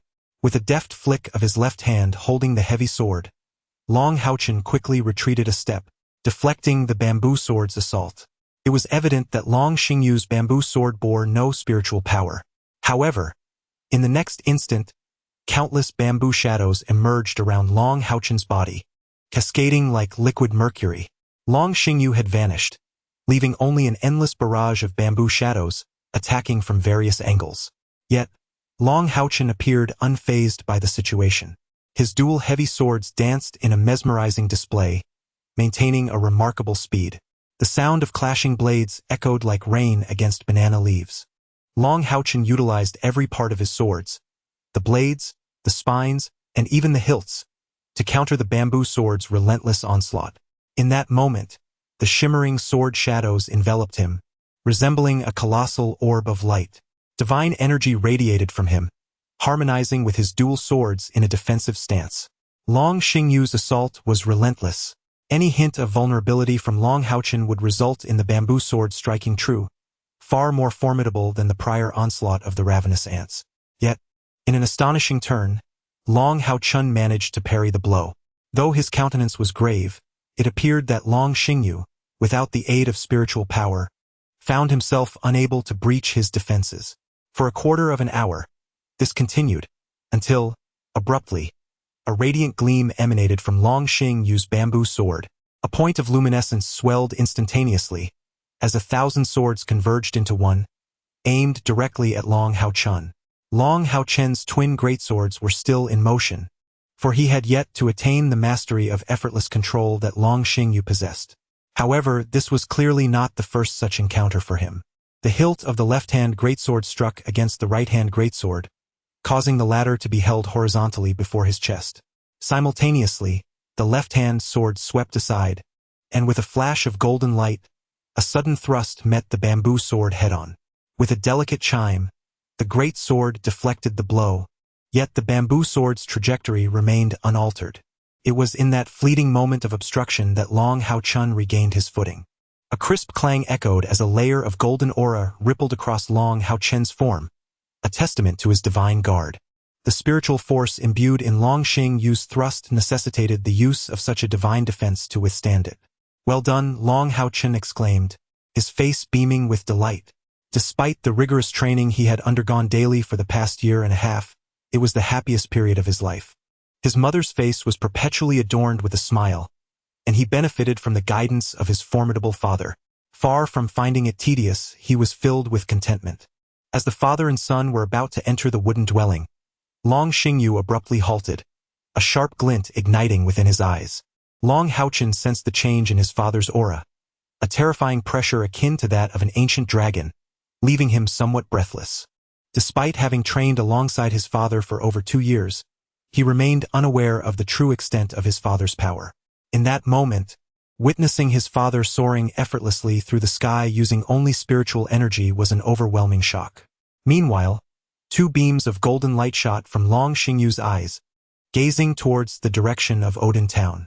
Before Long HaoChen could fully comprehend his astonishment, Long Xingyu had already descended gracefully, his gaze now icy and resolute. The demon race has launched a surprise attack. We must go, he declared, gripping Long HaoChen's arm before soaring into the air once more. In an instant, a pair of colossal golden wings, entirely formed from spiritual energy, unfurled behind Long Xingyu. These wings, a hallmark of a 6th-tier radiant knight, stretched over 10 meters in width, each golden feather distinctly visible, resembling tangible entities rather than mere manifestations of spiritual energy. As the magnificent wings spread wide, a brilliant golden light enveloped both father and son. With a powerful flap, they shot forth like a golden meteor toward Odin Town. Unbeknownst to Long HaoChen, at the very moment Long Xingyu unfurled his wings, all creatures, whether magical beasts or wild animals, within Odin Mountain and the surrounding forests, cowered in terror and despair, too frightened to move. Before his eyes unfolded a world bathed in golden light, enveloped by an intense sacred energy. Long HaoChen felt his internal spiritual power surge like boiling water, at least doubling in strength within moments. Of course, this was merely a temporary enhancement, a fleeting boost caused by the overwhelming presence of compatible energy around him. Yet, it was a testament to the formidable sacred energy unleashed by Long Xingyu. In what seemed like mere seconds, the golden radiance dissipated, and Long HaoChen could once again perceive the surroundings. He could scarcely believe his eyes, yet the undeniable truth lay before him. Beneath his feet was none other than Odin Town, the place of his childhood. Now, Odin Town had lost all its former tranquility and peace. Fires blazed in multiple locations, and the air was filled with cries, screams, and the thunderous sounds of destruction. Long HaoChen saw at least 1,000 monstrous figures clad in black armor, towering and robust, wreaking havoc throughout the town. These creatures, standing over 6 feet tall with wolf heads and human bodies, brandished scimitars as they mercilessly slaughtered the townsfolk, whose agonized screams echoed amidst the monster's ferocious howls.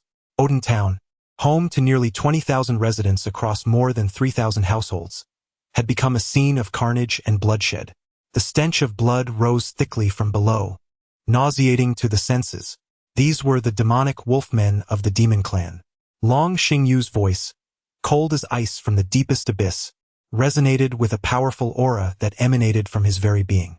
The magical werewolves below sensed a terrifying pressure emanating from the sky, instinctively lifting their heads to gaze upwards.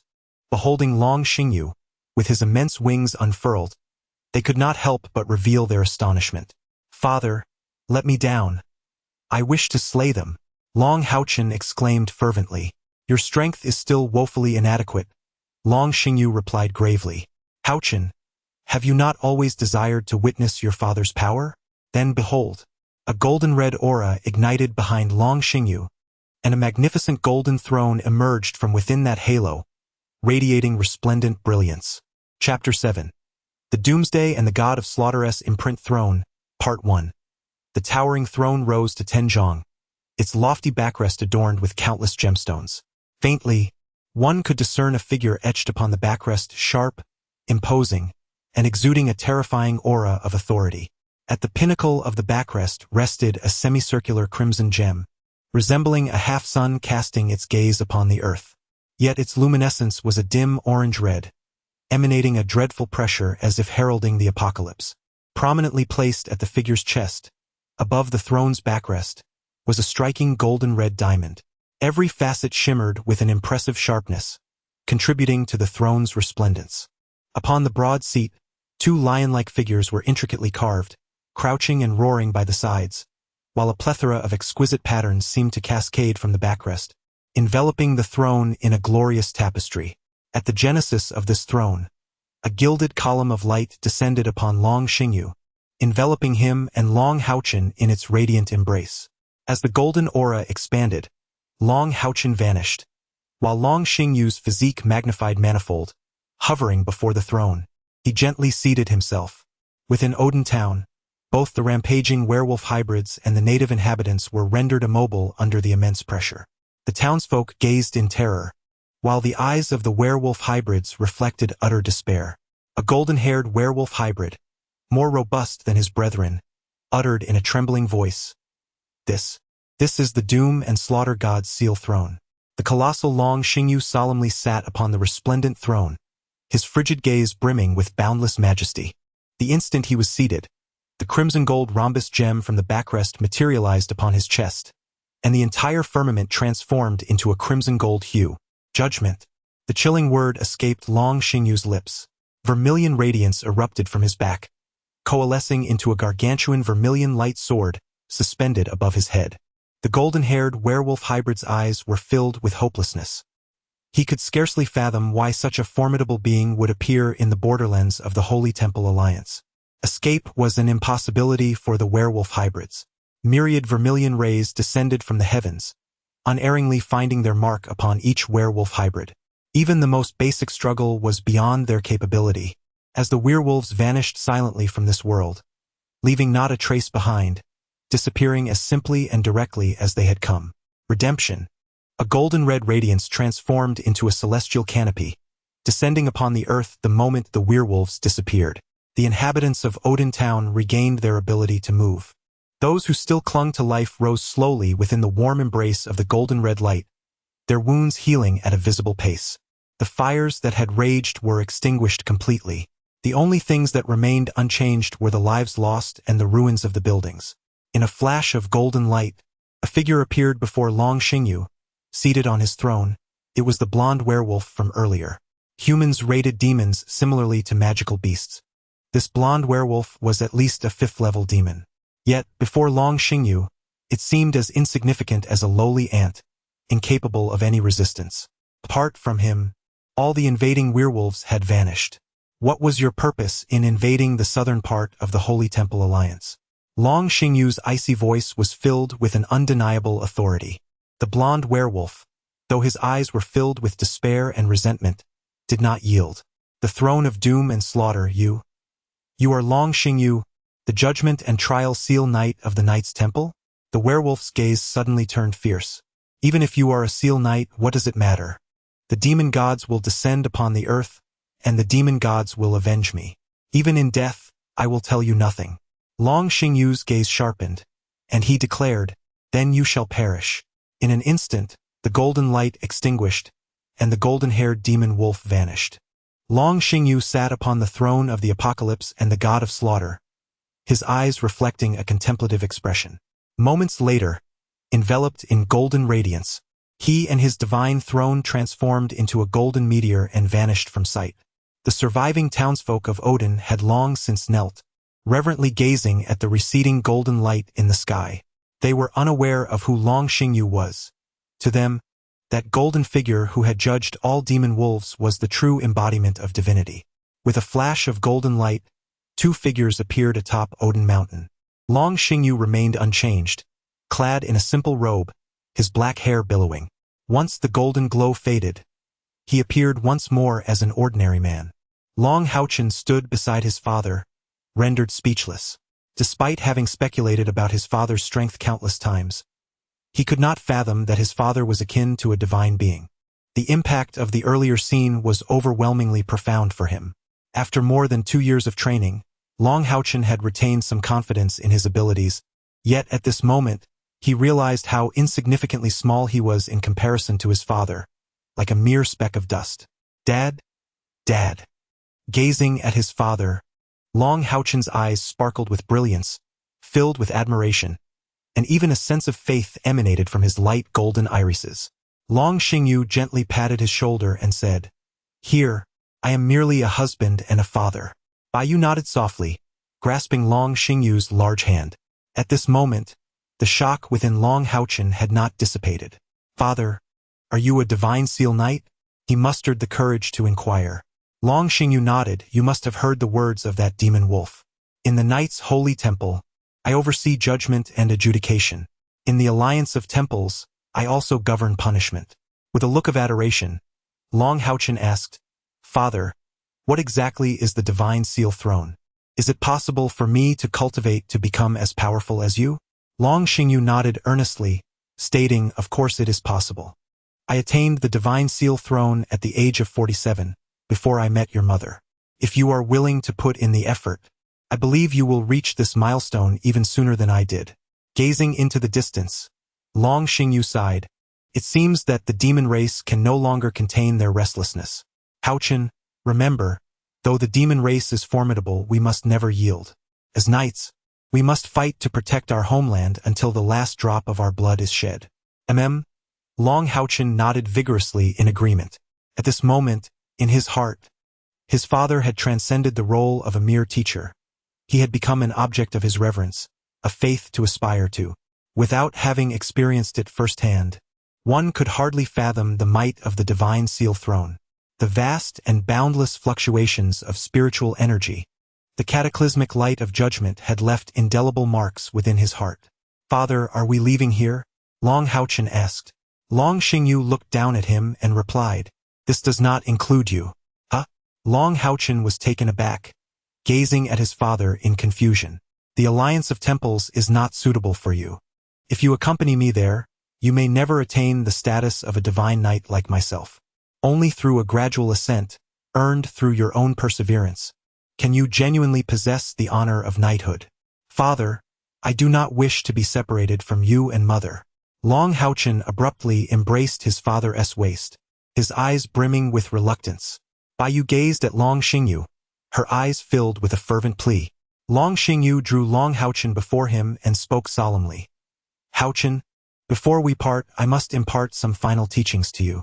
Long HaoChen, momentarily lost in thought, inquired, what is it? Long Xingyu replied gravely, the spirit furnace. The spirit furnace? At the mention of this term, Long HaoChen's body involuntarily trembled. Having trained alongside his father for 2.5 years, he had often heard Long Xingyu speak of the spirit furnace, yet he had never received guidance on cultivating abilities related to it. Long Xingyu nodded and explained, the spirit furnace is a crucible of spiritual power.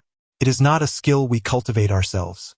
Rather, it is a treasure born of the wonders of nature. As knights, we possess various skills to choose from, but aside from a few self-developed techniques, the majority of skills can be cultivated simply by reaching a certain level of proficiency. However, the spirit furnace is distinct. Each type of spirit furnace possesses its own unique characteristics. Even identical furnaces yield different effects when practiced by different individuals. There are many varieties of spirit furnaces, with 74 known types at present. Different professions suit various individuals, among which there are 23 types suitable for our knightly vocation. Some of these can also be shared with assassins and warriors. Long HaoChen found himself increasingly drawn to the spirit furnace mentioned by Long Xingyu. Father, where can one obtain a spirit furnace? Long Xingyu replied, generally speaking, a spirit furnace can only be found in places where the spiritual energy of heaven and earth converges, or within ancient ruins. For any profession, a possessor of a spirit furnace is exceedingly rare, including us knights. However, the spirit furnace is a coveted goal for all professions, as even possessing just one would render us significantly more powerful than our peers of the same level. As he spoke, Long Xingyu removed a black ring from his hand and placed it on Long HaoChen's right index finger, much like the forget-me-not ring. This black ring shrank automatically to fit snugly against Long HaoChen's digit. This sealing ring contains 6 seals. I have sealed various formidable skills of the Retribution Knight, encompassing nearly all levels from 4 to 9. Once your spiritual power reaches the requisite level, you may use it to break the seals one by one and learn these skills. He then produced a book and handed it to Long HaoChen. This contains my insights regarding the spirit furnace and a detailed introduction to it. There is no time for me to guide you further. You must comprehend it on your own. Do you understand? Father. Long HaoChen called out, his eyes uncontrollably reddening. Now, store it within your forget-me-not ring. Long HaoChen nodded gently. After acquiring his internal spiritual power, Long Xingyu had taught him how to activate the ring left by the mute girl. As spiritual power was infused, the pale golden patterns on the forget-me-not ring seemed to come alive, with a faint blue light swirling around. In a flash of radiance, The book containing the secrets of the spiritual furnace was stored within. This forget-me-not ring was an exceedingly precious spatial ring, capable of holding items equivalent to about 10 cubic meters. Additionally, the ring possessed a defensive skill. Once activated, it could summon a pale blue shield. As long as spiritual power continued to be infused, the shield would persist, its strength increasing with the amount of spiritual power. Long Xingyu had mentioned that this was a rather rare magical artifact. Watching Long HaoChen store the book, Long Xingyu sighed softly and said, "HaoChen, although I possess many fine pieces of equipment, I do not intend to leave them to you. For any weapon or piece of armor, only by earning it through your own efforts can you truly learn to cherish it. Father, I don't want to be apart from you." Long HaoChen's tears finally overflowed. Long Xingyu embraced his son and sighed, "HaoChen, your deep emotions are both your strength and your weakness. Remember, without your father and mother by your side, you must learn to speak only partially of your mind to others, never revealing your whole heart. Do not cry. This is only a temporary separation. I hope that the next time we meet, you will have grown enough to make me look at you with new respect. Father and mother are about to depart. Although I cannot leave you with any equipment, I have prepared a gift for you long in advance." As he spoke, Long Xingyu released his son and tapped his chest with his right hand. Immediately, a peculiar white light emanated from his chest. The light was soft, yet it pulsed with a unique energy rhythm, exuding a sense of profound steadiness. It was neither the energy of holy radiance nor Long Xingyu's spiritual power. As Long Xingyu slowly opened his palm, Long HaoChen was astonished to see a cluster of white light in his father's hand. A small tripod with 3 legs and 2 handles, merely an inch in height, appeared in Long Xingyu's palm. The white light, gentle and pulsating, emanated from this small white tripod, possessing an irresistible allure. Chapter 8. The Holy Attraction Furnace, Part 1. Despite the imminent farewell, Long HaoChen couldn't help but be captivated by the sight of the small white tripod. "Father, what is this?" Long Xingyu replied, "This is the Holy Attraction Furnace, a gift I prepared for you. There are many types of furnaces, each with its own unique characteristics, and they are also classified by rank. However, the more powerful the furnace, the greater the cost required to use it. Among the 74 known furnaces, the Holy Attraction Furnace ranks approximately 68th. Yet, its rarity is comparable to that of the top 10 furnaces. The functions of the Holy Attraction Furnace are detailed in the book I have given you. In simple terms, the Holy Conduit Furnace possesses no inherent offensive or defensive capabilities, nor can it significantly enhance your inner spiritual power. However, its potential for evolution is considerable, allowing for at least 3 advancements, which is sufficient to rival the top 20 furnaces.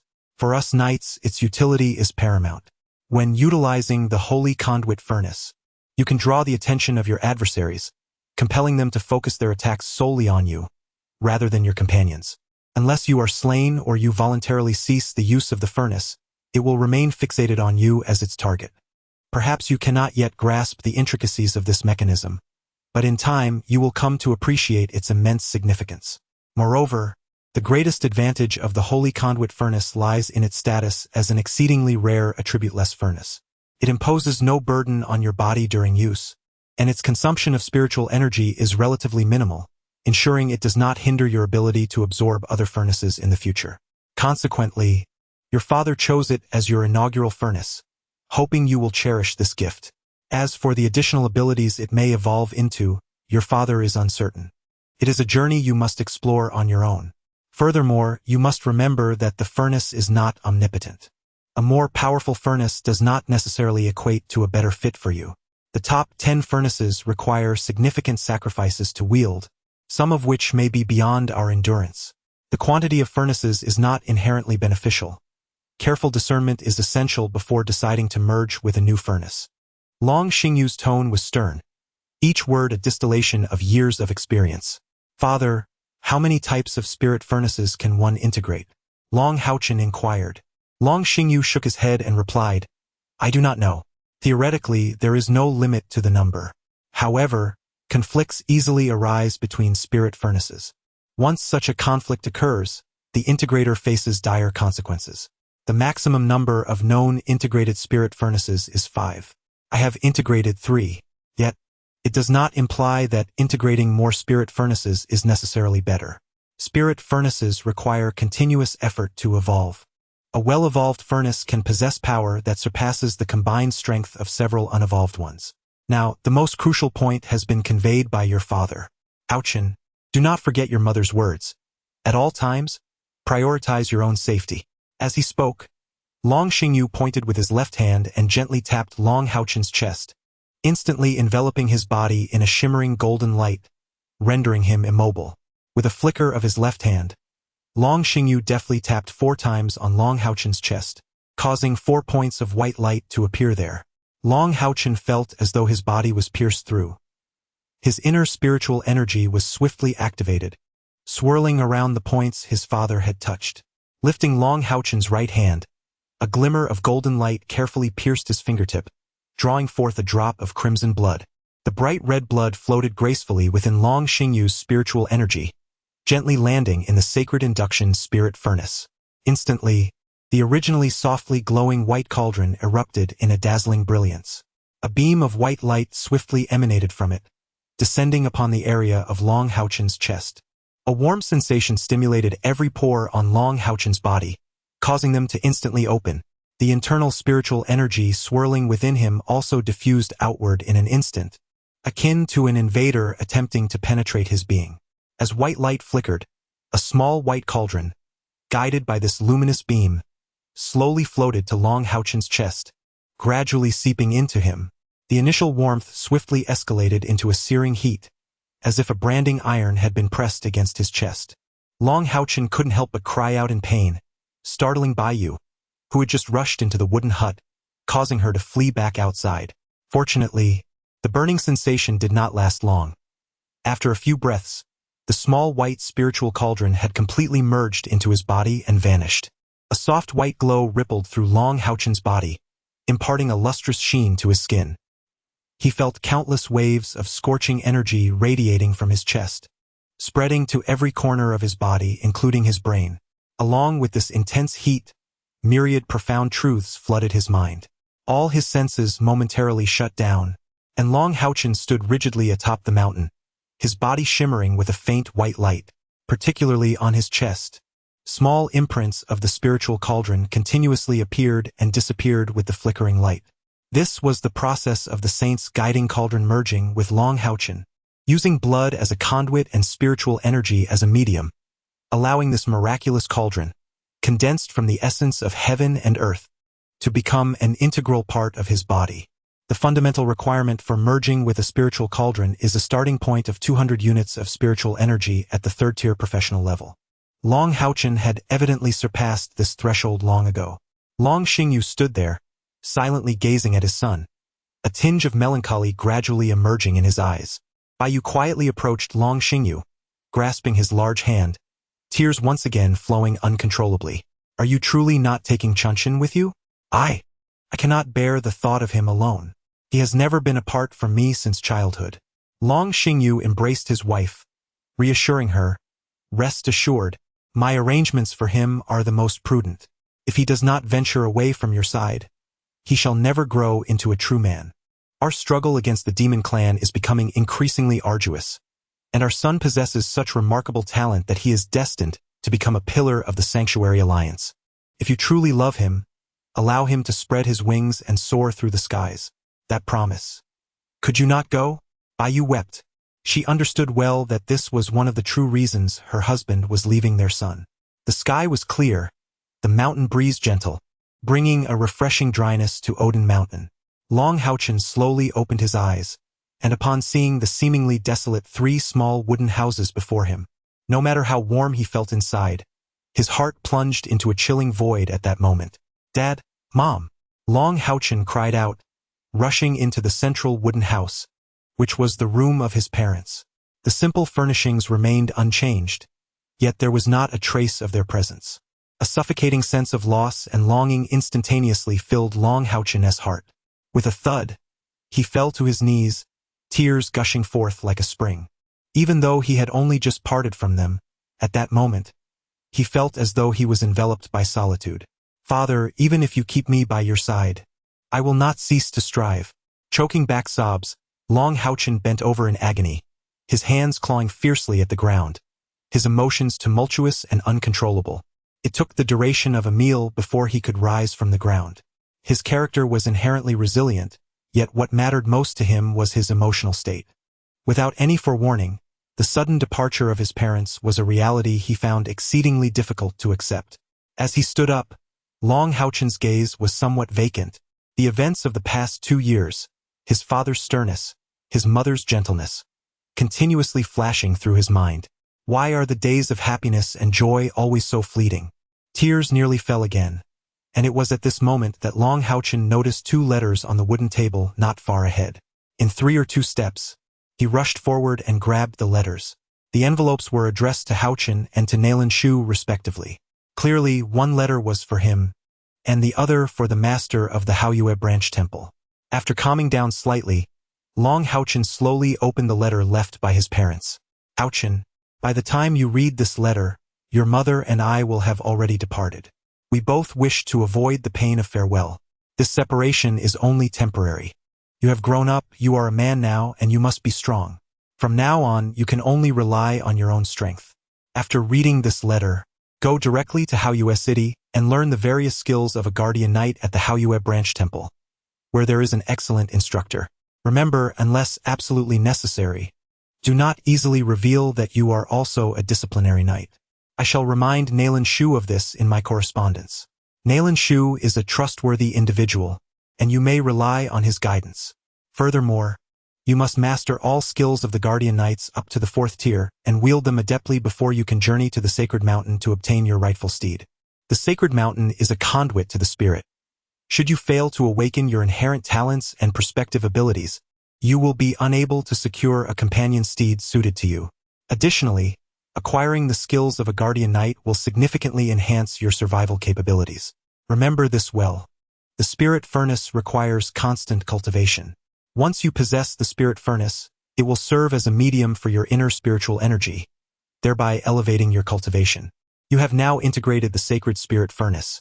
It is possible that your inner spiritual energy may diminish due to this merger, but there is no cause for concern. This is merely the process of your inner energy harmonizing with the furnace.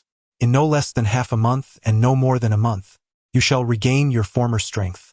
The sacred spirit furnace is particularly suitable for guardian knights, so you should engage with it frequently. HaoChen, your father and mother are reluctant to part with you. However, I hope that by the next time we meet, you will possess the capability to stand on your own.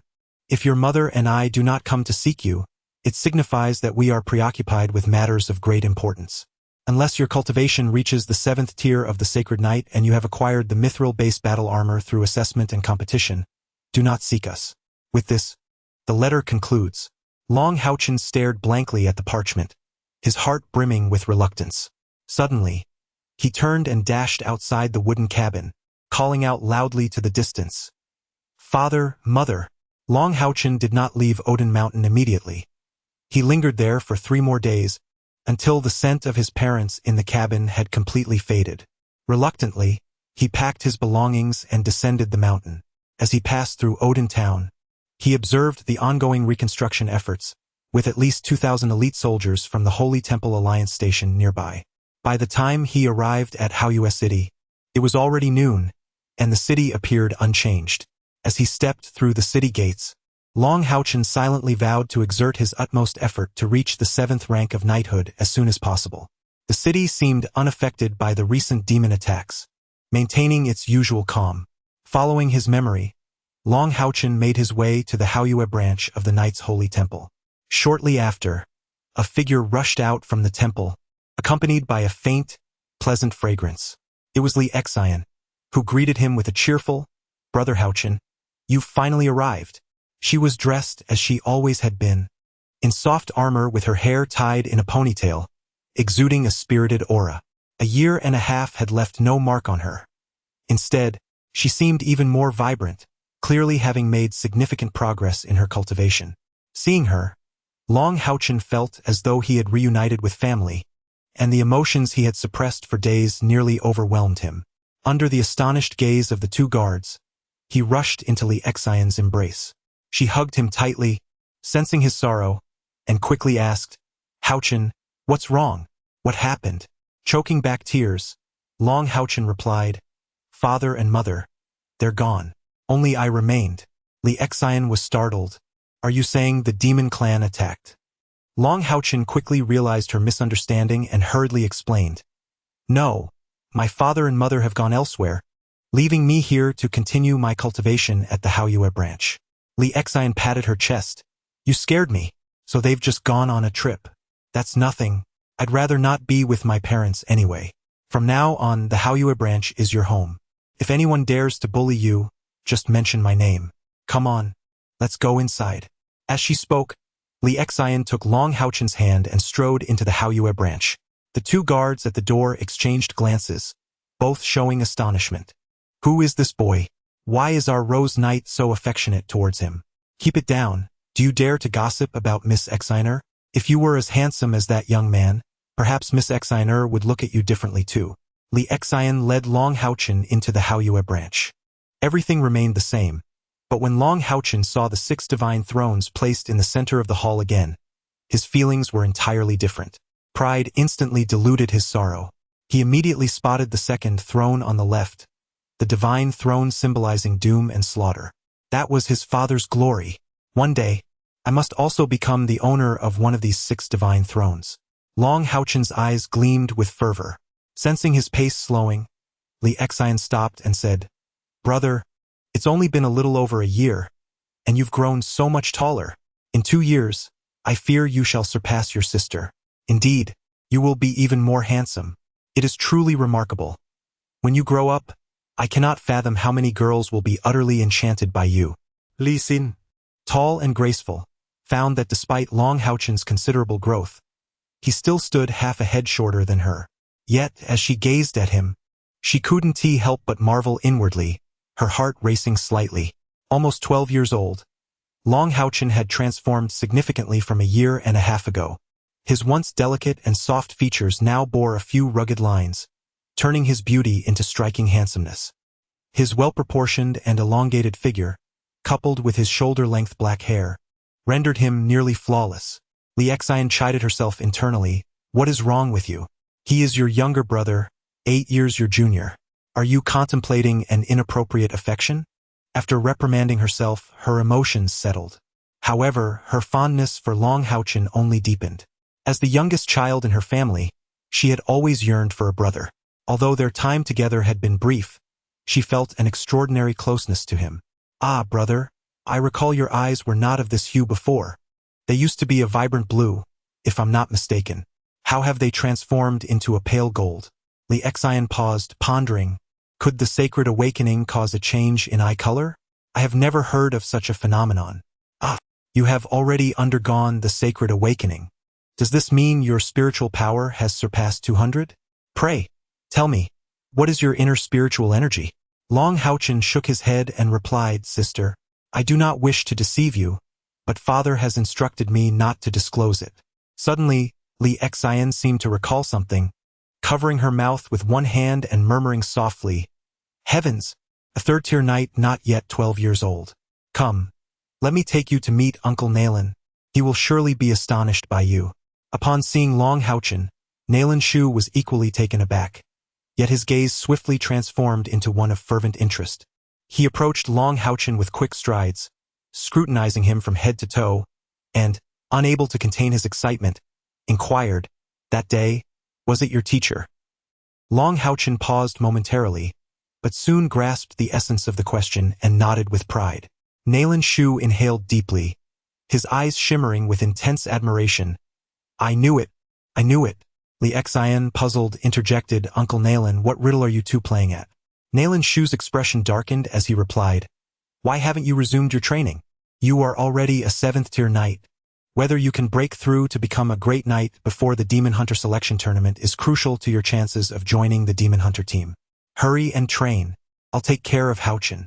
Li Xian stuck out her tongue and said to Long HaoChen, Brother, I'll go train first. In the evening, I'll treat you to a grand feast. With that, she turned and dashed away. Nalen Shu, somewhat exasperated yet indulgent, remarked, This child, nearly 20 years old, still acts so whimsically. Children from ordinary families would be getting married at this age. Long HaoChen followed him once more to the second floor, where Nalan Shu's office was located. Having secured the door, Nalan Shu could no longer suppress the fervor in his heart. The doom and slaughter god throne. HaoChen, are you aware that the demons were initially planning a major offensive? Yet, due to your mentor's intervention, 5 demonic legions infiltrating the Alliance's territory were deterred. Where is your mentor? Might I have the honor of meeting Lord Xingyu? Long HaoChen demurred. Hall Master Nalan, he has departed. This is for you. As he spoke, he retrieved the letter left by his father and presented it to Nalan Shu. Nalan Shu eagerly tore open the envelope and perused the contents. A look of astonishment swiftly adorned his countenance. After scrutinizing the missive several times, he turned to Long HaoChen with a hint of incredulity. You are actually Lord Xingyu's son? But why would Lord Xingyu have you study the skills of a guardian knight under my tutelage? Why not a retribution knight? Lord Xingyu is the foremost retribution knight of our Knights Alliance. Long HaoChen replied, Hall Master Nalan, my father instructed me to remain silent on the matter. If he did not disclose it in the letter, then I am unable to divulge it. Nalan Shu inhaled deeply, carefully stowing away the letter. After a moment of contemplation, he declared, very well, regardless of the reason, I cannot contravene Lord Xingyu's command. From this moment forward, you are truly a member of the HaoChen branch hall. I shall endeavor to cultivate you to the best of my ability. Lord Xingyu stipulated in his letter that you are to participate in the Demon Hunt Squad selection in a little over 2 years. Yes, I shall adhere to your arrangements. Long HaoChen straightened his posture and offered Nalan Shu a flawless knightly salute. Nalan Shu gently patted his shoulder, saying, From now on, you may address me as Uncle Nalan, just as Exiner does. Frankly, I must admit that I feel a certain trepidation in imparting the knightly arts to you. However, I have faith that, in the not-too-distant future, you will undoubtedly become the greatest source of pride for our HaoChen branch. Come. Allow me to give you a tour of our branch and arrange a place for you to reside. Thank you, Uncle Nalan. The HaoChen branch occupied a vast expanse of land, far exceeding what Long HaoChen had initially perceived.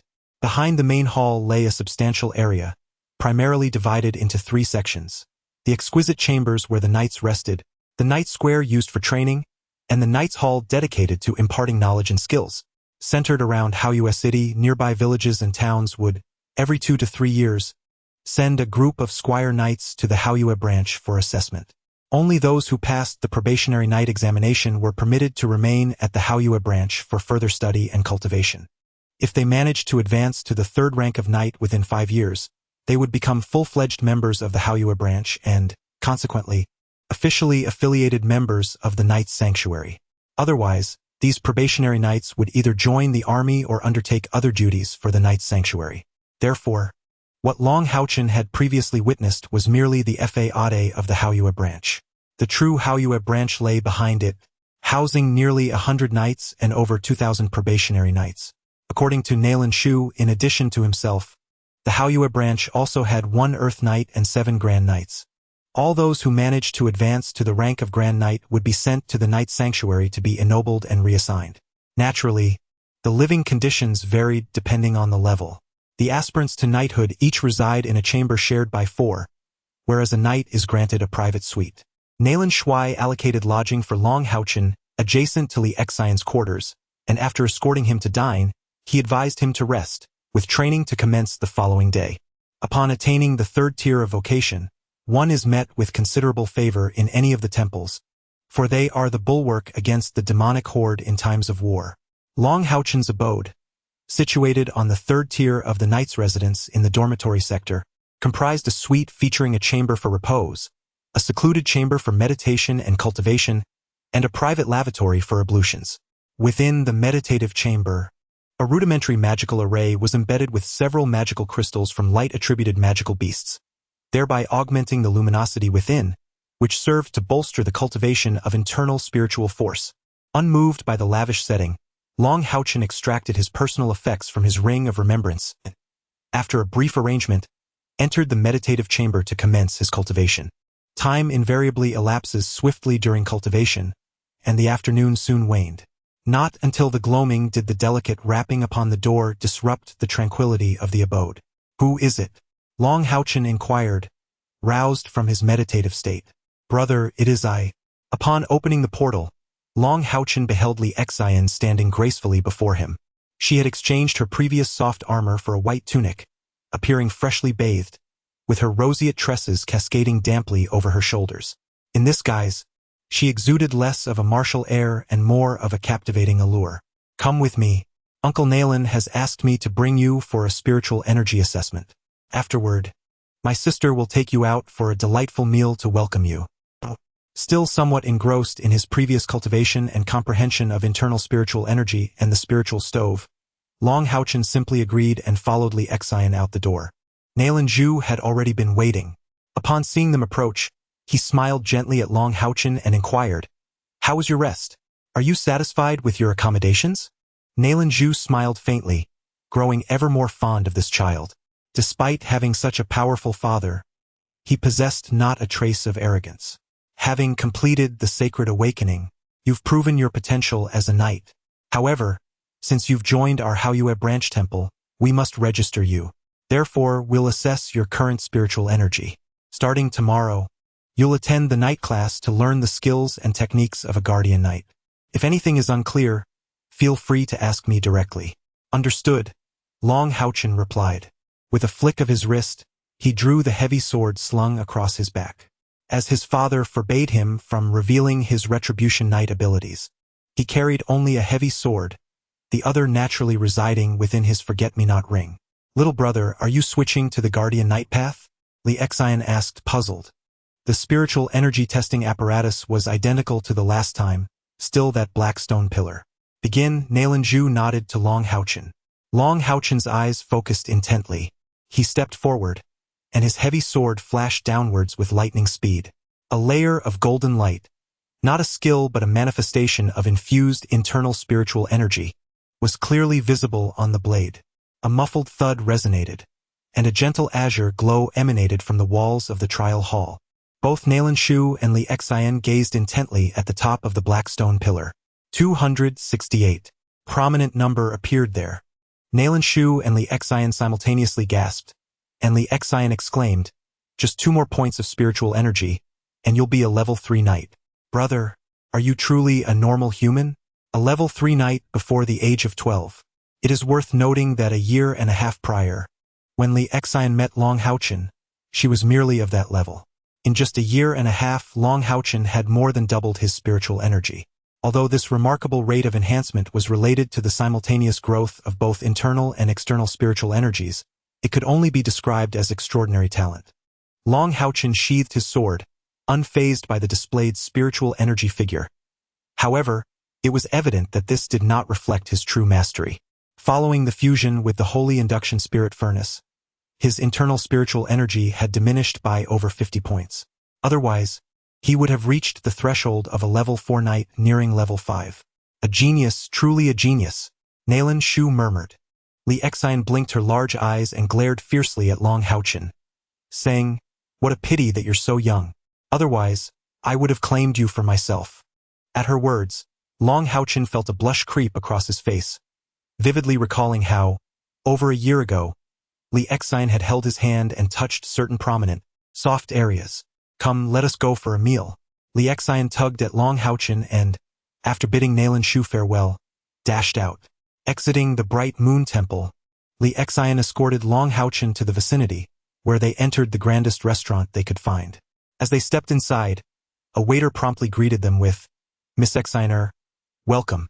Li Xian nodded in acknowledgement and stated, "We'd like to have a meal." The waiter cast a surprised glance at Long HaoChen, whom Li Xian was holding by the hand, before suggesting, "Please allow me to escort you both to the 2nd floor." Li Xian demurred, "No need.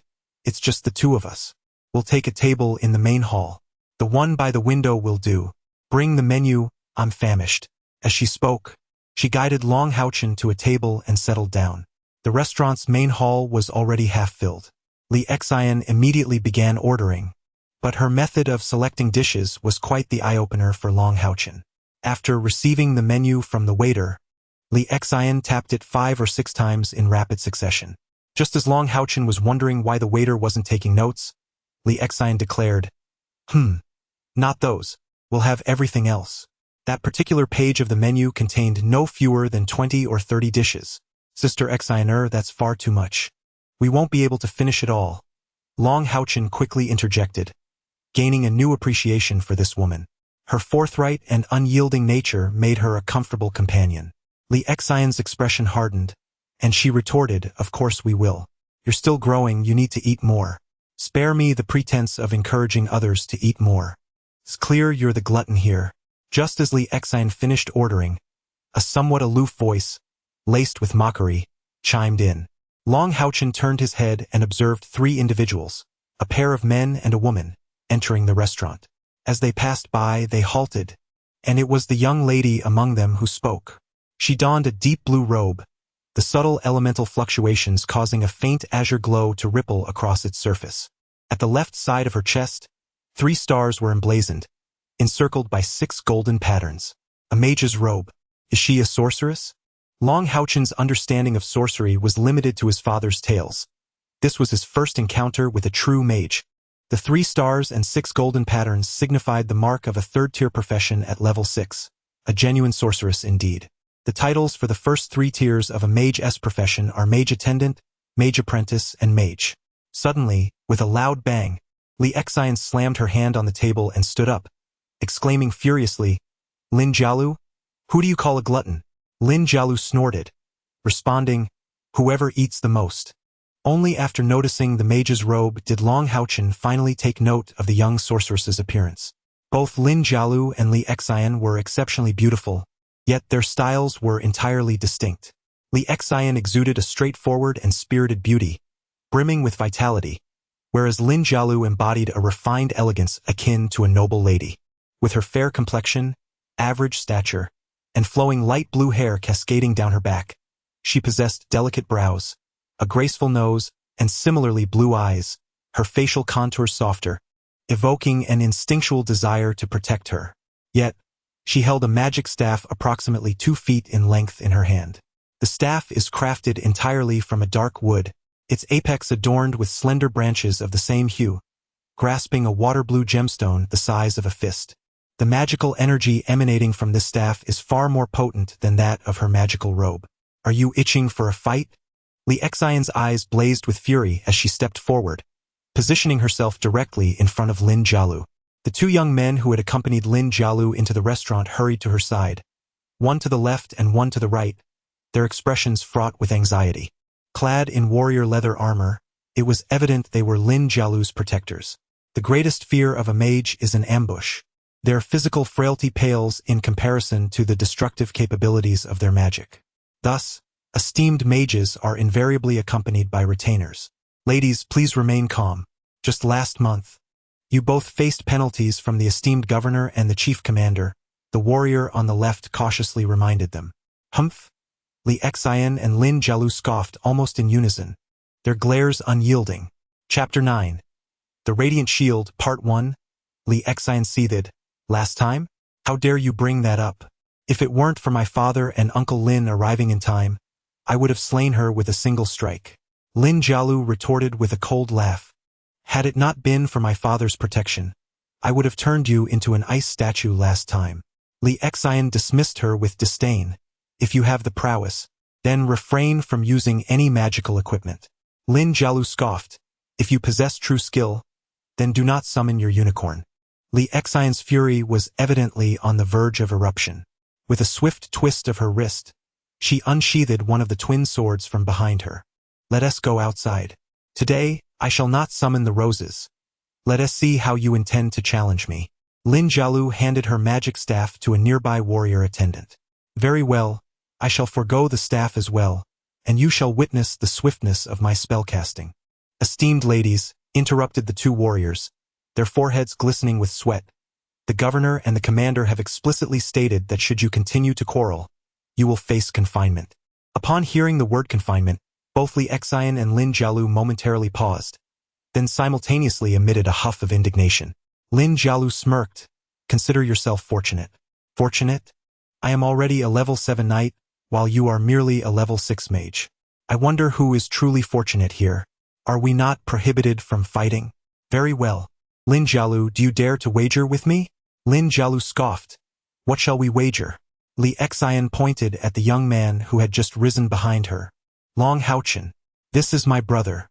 I shall have him fight on my behalf. You may send someone as well. If we do not engage ourselves, we shall not be confined. Previously, Long HaoChen had been obscured by Li Xian's presence, but as she stepped aside, Lin Jialu's eyes widened in astonishment. Long HaoChen's exquisitely near-perfect visage, his uniquely rare pale golden, crystalline eyes, and an intangible aura left her utterly captivated. Observing Long HaoChen, then turning her gaze to Li Xian, Lin Jialu lowered her voice, inquiring, "Is he also masquerading as a male, like you?" Long HaoChen's facial muscles twitched slightly, his brow furrowing in consternation. "I am, in fact, a man," he asserted, beads of perspiration forming on his forehead. He mused inwardly. "Must you persist in this manner? Why does everyone assume I am female upon meeting me? Have you not noticed my Adam's apple? Do you possess no common sense?" Li Xian, brimming with pride, declared, "Well, is my younger brother not dashing? Have you ever beheld such a handsome young lad?" Lin Jialu curled her lip, retorting, "So, it appears you harbor such predilections, a fondness for young boys. However, are you not rather advanced in years for such an interest? Have you no sense of propriety?" "You!" Li Xian bristled, exclaiming, "Just say whether you dare wager or not. I shall reveal to you that my younger brother is also a member of our Radiant Moon Hall, having only recently joined today." Lin Jialu paused, taken aback. "Are you not mistaken? You would have him engage in combat? How old is he? Barely 15. Li Xian retorted. "That is of no consequence to you. Simply state whether you dare wager. If not, then depart hence and cease disrupting my meal." "Who are you calling grandmother?" Lin Jialu retorted. "A wager it shall be. He is merely a stripling. Su Tiankong, you are up." Lin Jialu, for reasons unknown, harbored a deep-seated animosity toward Li Xian, the two proving unable to tolerate one another. Li Xian proposed, "Let us conduct this contest outside, so as not to disrupt the establishment's trade. Furthermore, as this is a wager, should we not stipulate a stake?" Lin Jialu questioned, "What would you propose we wager?"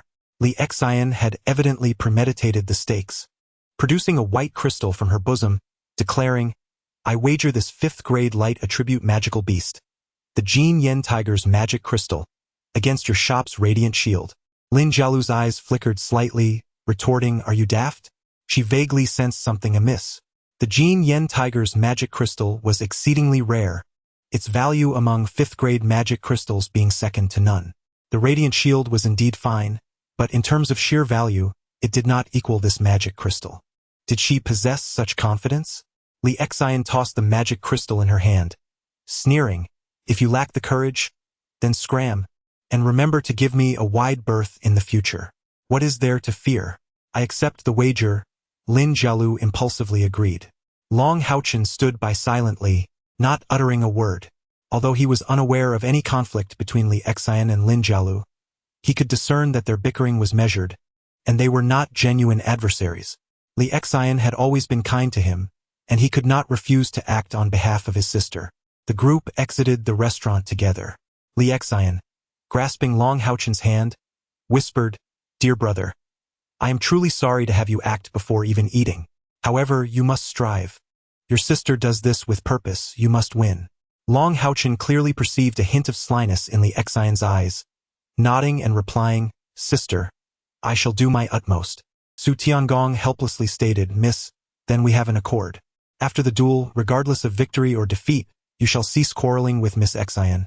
Is that understood? Otherwise, I shall have to report to the magistrate." Lin Jialu retorted with a hint of impatience. I know." Before the restaurant, an open expanse designated for carriages lay nearly vacant, providing ample space for their impending duel. Dragon HaoChen, great sword in hand, had already emerged. As Su Tiankong appeared on the opposite side, he turned to Lin Jialu, saying, "Esteemed Lin, I have yet to engage a mage in combat. Might I request your guidance?" A moment of stunned silence passed over Li Xian and Lin Jialu. Li Xian hastily interjected, "Brother, don't be absurd." She had witnessed Dragon HaoChen's prowess and knew his combat experience was considerable. not to mention his impressive spiritual power revealed during the earlier assessment. Lin Jialu's 2 guards, merely fledgling third-rank warriors, would find it difficult to triumph over Dragon HaoChen without the support of sacred light abilities. However, Lin Jialu was a different matter entirely, being the renowned prodigy of Haoyue City, spoken of in the same breath as Li Xian herself. With earnestness, Dragon HaoChen addressed Li Xian, "Sister, my father has always said that practical experience often outweighs cultivation level. I wish to test myself against a mage."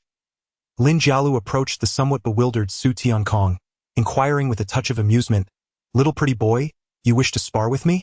Your precious Xener will surely lose then." Slowly raising his great sword, Dragon HaoChen shook his head, replying, "That is not necessarily the case." Turning to Li Xian, he asked, "Sister, may I?" Observing the composure and resolve in Dragon HaoChen that belied his age, Li Xian smiled gently, saying, "Very well, my worthy brother. Show her your strength. Lin Jialu, don't you dare shed tears if you lose." "Lose? Me?" Lin Jialu cast a sidelong glance at Li Xian, choosing not to retrieve her staff, and boldly confronted Long HaoChen with empty hands. "Then come," she declared. "After you, Sister Lin," Long HaoChen replied, tapping his heavy sword lightly against his right shoulder in a knightly salute. With a deft push off the ground, he charged toward Lin Jialu. A cascade of cold notes swiftly escaped Lin Jialu's lips, and she stood her ground as a faint blue radiance rippled around her. With a pointed finger, an ice sphere shot forth like lightning toward Long HaoChen. In less than a second, the event unfolded. Long HaoChen's gaze narrowed slightly. He did not evade but met the ice sphere head-on. However, at that moment, the ice sphere unexpectedly sank and, with a resounding thud, struck the ground. A blue halo instantly enveloped a 2-foot radius around the impact site, precisely where Long HaoChen's advancing foot landed. A surge of chill emanated from beneath him, causing him to slip slightly, his body swaying as if on the verge of losing balance. A confident smile graced Lin Jialu's face as she chanted her incantation, a pale blue barrier encasing her, a second-tier magic, the ice shield. Yet, her expression swiftly morphed into one of astonishment. In the instant Long HaoChen slipped, a faint golden sheen suddenly enveloped his foot, and with a sharp crack, the ice layer beneath him shattered underfoot. His body regained stability in an instant, and his speed not only remained unimpeded but doubled. With a swift thrust of his heavy sword, he struck the ice shield above. A third-tier knight. Both Lin Jialu and her 2 attendants were taken aback by the revelation. The ability to wield the divine light and inner spiritual power signifies a third-tier knight. Can it be that this seemingly no more than 15-year-old youth has already attained the status of a third-tier knight? Hud, hud, hud. A series of impacts resonated against the icy barrier. Long HaoChen felt as though he had struck an impenetrable ice wall, abruptly halting his charge. Yet, the ice barrier bore significant cracks under the force of his thrust, teetering on the brink of collapse. Despite her shock, Lin Jialu did not falter in her spellcasting. A circle of white ice rings erupted instantaneously from around her, exerting a powerful force that propelled Long HaoChen away, mere inches from her. This was one of the most common defensive skills employed by ice mages against melee professions. Without a wand, Lin Jialu's spellcasting was remarkably fluid and swift, truly deserving of the title of magical prodigy. Momentarily stunned, Long HaoChen pondered the stark difference in combat between mages and warriors. Just then, over a dozen ice pillars swiftly rose around him, obstructing all avenues of retreat or advance. The chilling cold sent shivers through Long HaoChen, causing the flow of his inner spiritual energy to slow slightly. Lin Jialu, feeling a sense of relief, thought to herself that she had nearly fallen for Li Xian's trick. This young lad was indeed a third-tier knight. If it were Su Tiankong, he would not necessarily be a match for him. Min Wei Hin, Li Sin Sai In Wali. Convinced that the now ensnared Long HaoChen would inevitably be affected by the ice magic, significantly diminishing his combat prowess. Before he could break free from the constraints surrounding him, it was likely that Lin Jialu would defeat him. At that moment, Long HaoChen unexpectedly sprang into action.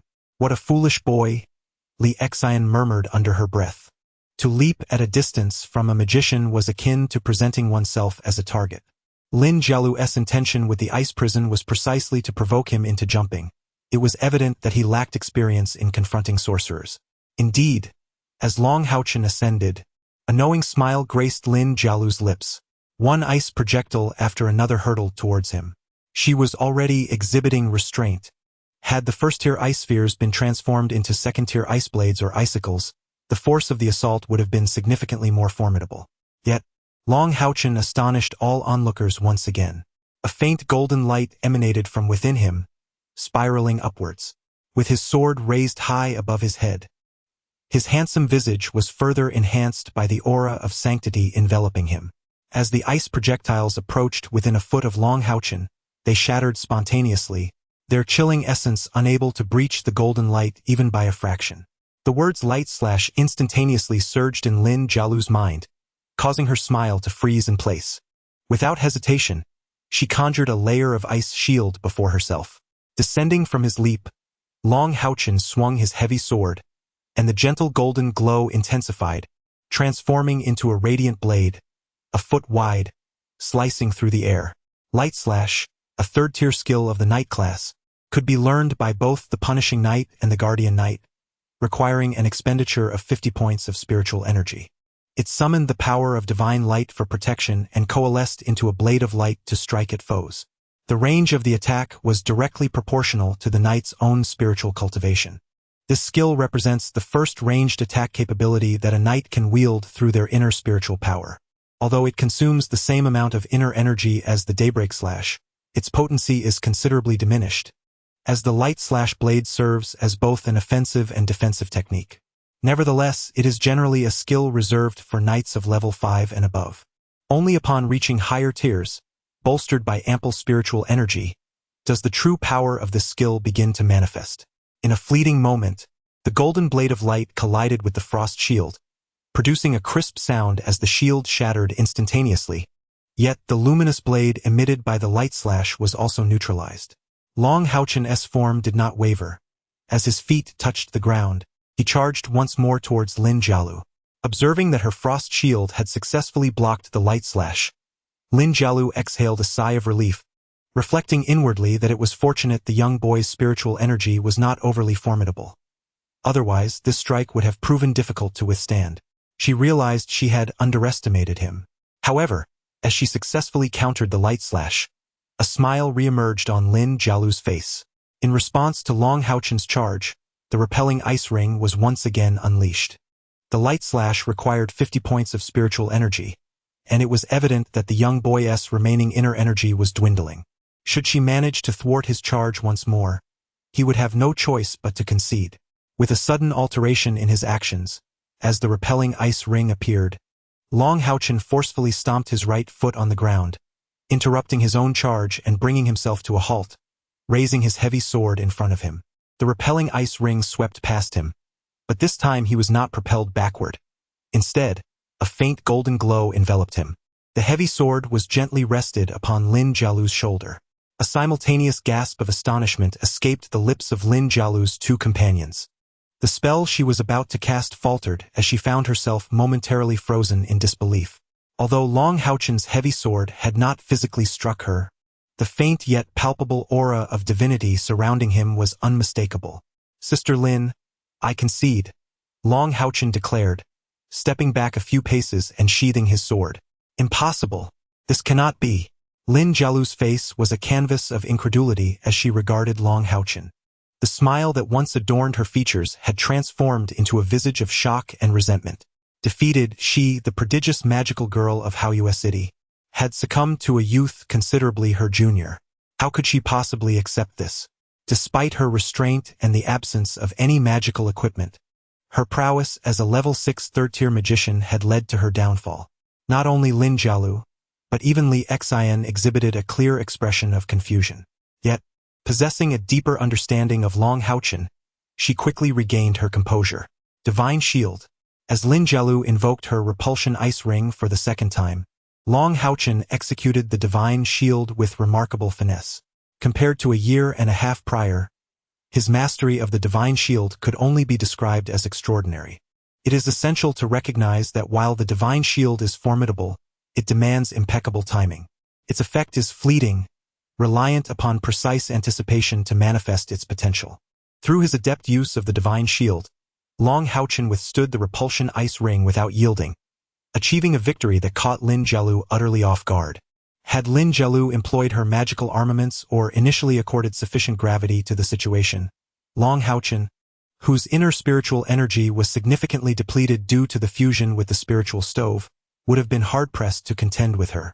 Regrettably, HaoChen's youthful mien proved deceptive, and coupled with the heaven-defying skill of divine obstruction, Lin Jialu met her Waterloo. Li Xian was astounded by HaoChen's prescience in executing divine obstruction. Little did she know that this was the result of incessant duress inflicted upon him by Long Xingyu. With 2 hours of daily practical combat, divine obstruction had become an intrinsic reflex for HaoChen, predicated entirely on instinctual judgment. Observing Lin Jialu's chagrin and distraction, Li Xian was the first to recover from her astonishment, exclaiming with a hearty laugh, "What do you mean, impossible? It merely underscores your ignorance. Unable to defeat even my younger brother, yet you aspire to challenge me? A bet is a bet. Relinquish the stakes." With that, Li Xian embraced HaoChen and planted a fervent kiss upon his cheek. HaoChen was momentarily stunned, and the next instant, his handsome visage flushed crimson. Li xin chúc. "Little brother, your bashfulness is truly endearing. It's quite a contrast to the composure you exhibit during battle. Come, let us dine." Lin Jialu's defeat filled Li Xian with elation, and she treated HaoChen to a sumptuous repast. Despite the plethora of dishes she ordered, her appetite was even more prodigious than that of the growing HaoChen.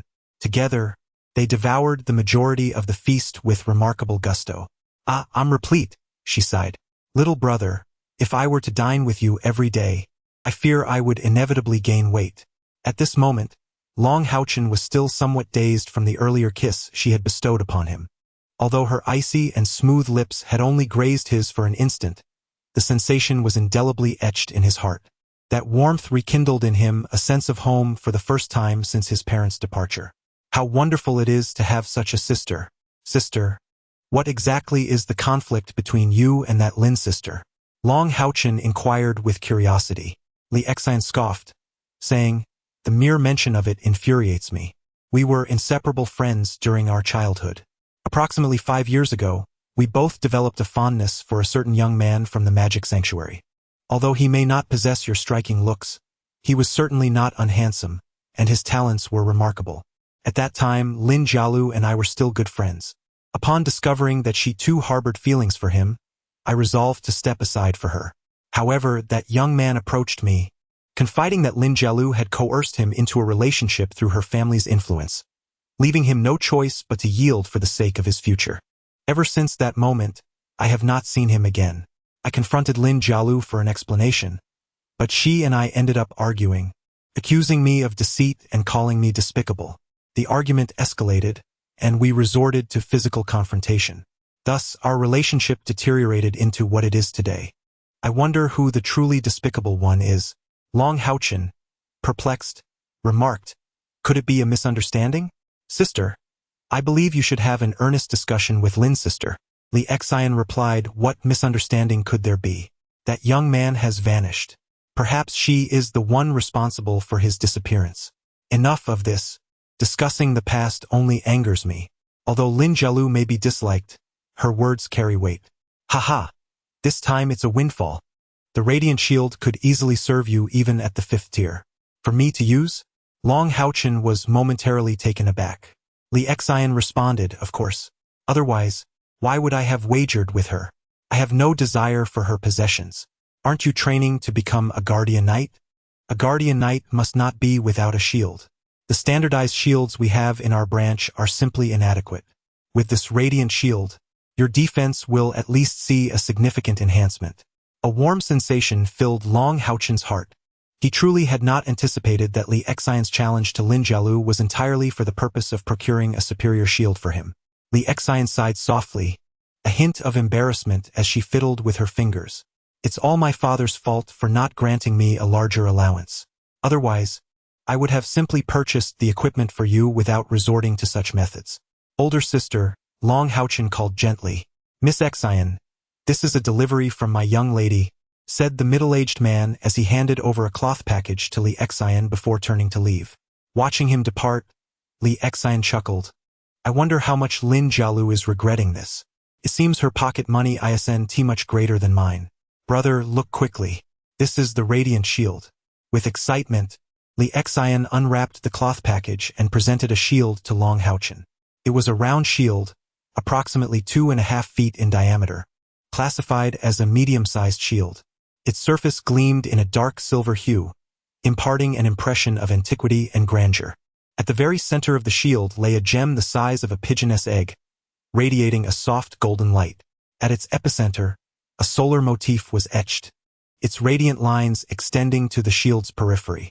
Despite its seemingly light weight, the shield emanated a composed aura of luminescence. Pray test its metal. Li Xian proffered the radiant shield to Long HaoChen. Long HaoChen accepted without demur. Once he regarded someone as kin, he would never decline their offering, and reciprocally, he would dedicate his all to their cause.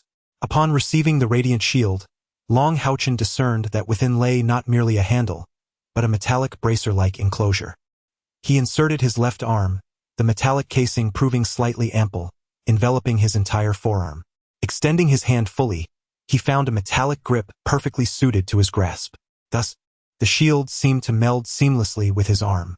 The subtle emanation of light, in particular, instilled a sensation of profound comfort within Long HaoChen.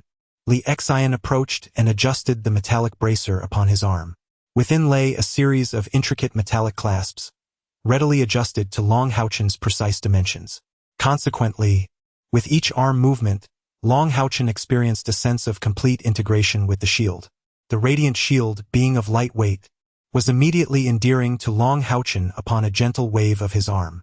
Li Xian elucidated, the radiant shield inherently defends against impacts of up to 300 spiritual power.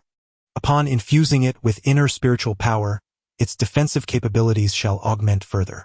The emanating light spiritual power serves to impede the adverse effects of most magics, such as the freezing effects of Lin Jialu's ice magic. In conjunction with the skills of the Guardian Knights, it proves to be quite remarkable. Behold this gem, the golden stone. With its presence, as long as the shield is not excessively damaged, it can self-repair. Perhaps it is not the most formidable shield below the 5th tier, yet it undoubtedly stands as the most practical magical shield. Sister, I sincerely thank you, Dragon HaoChen expressed earnestly. Li Xian replied with a smile, what is there to thank? This victory is solely yours. Afterward, she began to discuss the important considerations for studying in our branch hall. Li Xian lingered in Dragon HaoChen's room for nearly an hour before taking her leave. Under her guidance, Dragon HaoChen gained a deeper understanding of the Crescent Moon branch hall. In the early morning, after a brief wash, Dragon HaoChen enjoyed a breakfast delivered by dedicated attendants. Such privileges were exclusive to the knights, while the apprentice knights had to dine in the cafeteria. After finishing his meal, he arrived early at the Knights' Hall. The Knights' Hall, a 2-story edifice, is not particularly large. The first floor serves as the classroom for the Guardian Knights, while the second floor is designated for the Punishment Knights. When Dragon HaoChen arrived, the spacious classroom for the Guardian Knights was still empty. He chose a corner, placing his heavy sword and radiant shield beside him, patiently awaiting the commencement of lessons. Gradually, knights began to fill the classroom. In a short while, it was filled to capacity. With a quick count, Dragon HaoChen estimated there were around 80 knights present. Compared to the nearly 100 knights in the entire Crescent Moon branch, it is evident that there are significantly more Guardian Knights than Punishment Knights. Although Long HaoChen sat quietly in the corner, he nonetheless captured the attention of the knights, the majority of whom were clad in sturdy armor, casting curious glances in his direction. After all, he was remarkably young. Who is that little fellow? One might wonder. Oh, could it be the Shield of Radiance? He seems to come from a wealthy family, but entering the Knights' Hall is not solely about wealth, is it? Perhaps he is a relative of some instructor? Unbeknownst to them, a brother stationed at the gate had mentioned that the Hell Rose had brought along a charming young lad, and it was likely him. Yet, how could the Lord of the Hall permit him to attend our lectures? An older knight approached Long HaoChen and kindly inquired, "Young brother, are you in the wrong place? This is the Knights' Hall and the Squire classroom is adjacent." To these knights, even the notion of Long HaoChen at his tender age, being a squire, was a testament to his extraordinary talent. Long HaoChen quickly rose to his feet and politely performed a knightly salute. "Greetings. I am here to audit the Knights' Hall. My name is Long HaoChen." Just as the knight was about to say something further, a somewhat hoarse voice interrupted. "Class is in session." Long HaoChen turned his gaze toward the lectern, where a tall, slender, middle-aged man appeared, a round shield strapped to his back.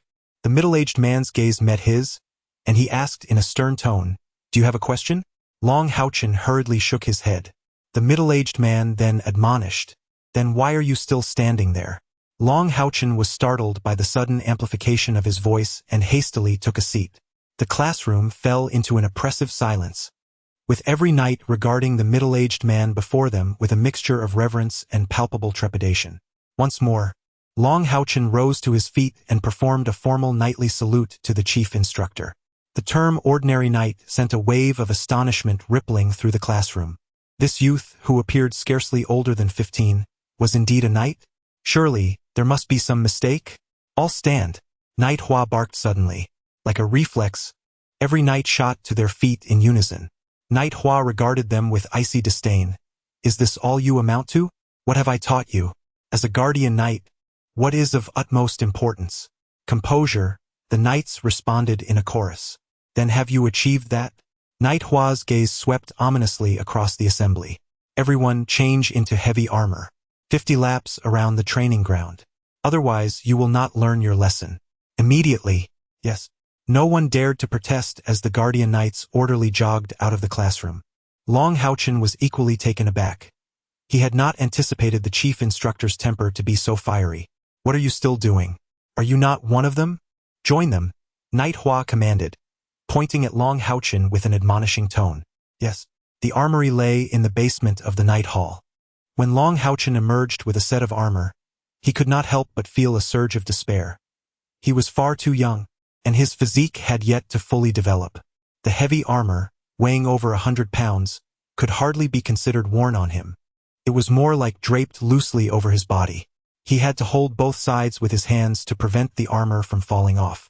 Yi Hua stood in the center of the training ground, watching them run, forbidding anyone to fall behind. Whoever lagged would have to run an additional 50 laps. Long HaoChen, "Come here," he commanded, evidently having learned Long HaoChen's name from Nalan Shu.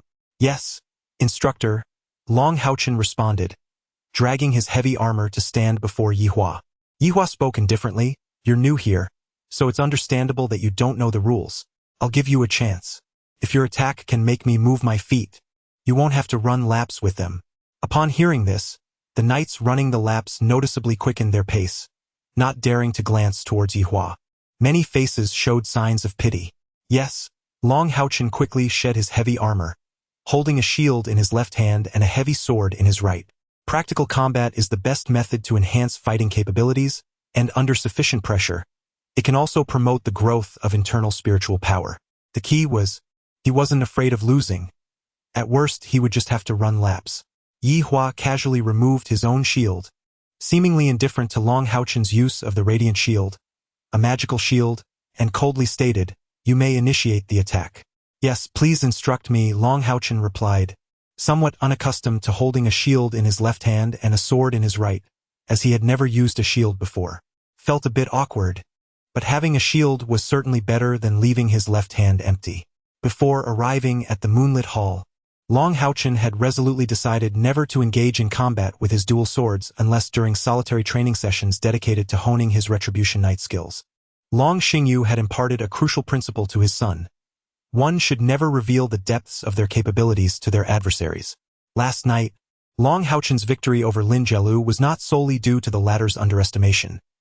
Rather, it stemmed from Long HaoChen's astute judgment and calculations, all grounded in his extraordinary mental fortitude. Chapter 10, Knight Azura, Part 1.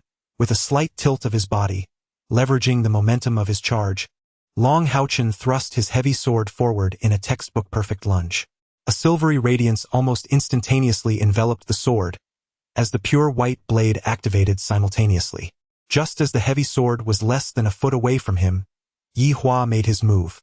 His actions were astonishingly swift.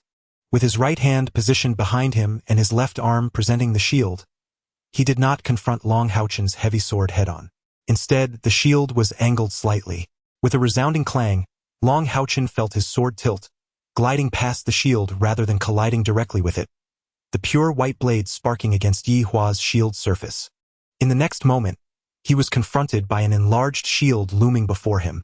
With a thunderous crash, Long HaoChen was propelled back 7 or 8 meters, crashing heavily to the ground.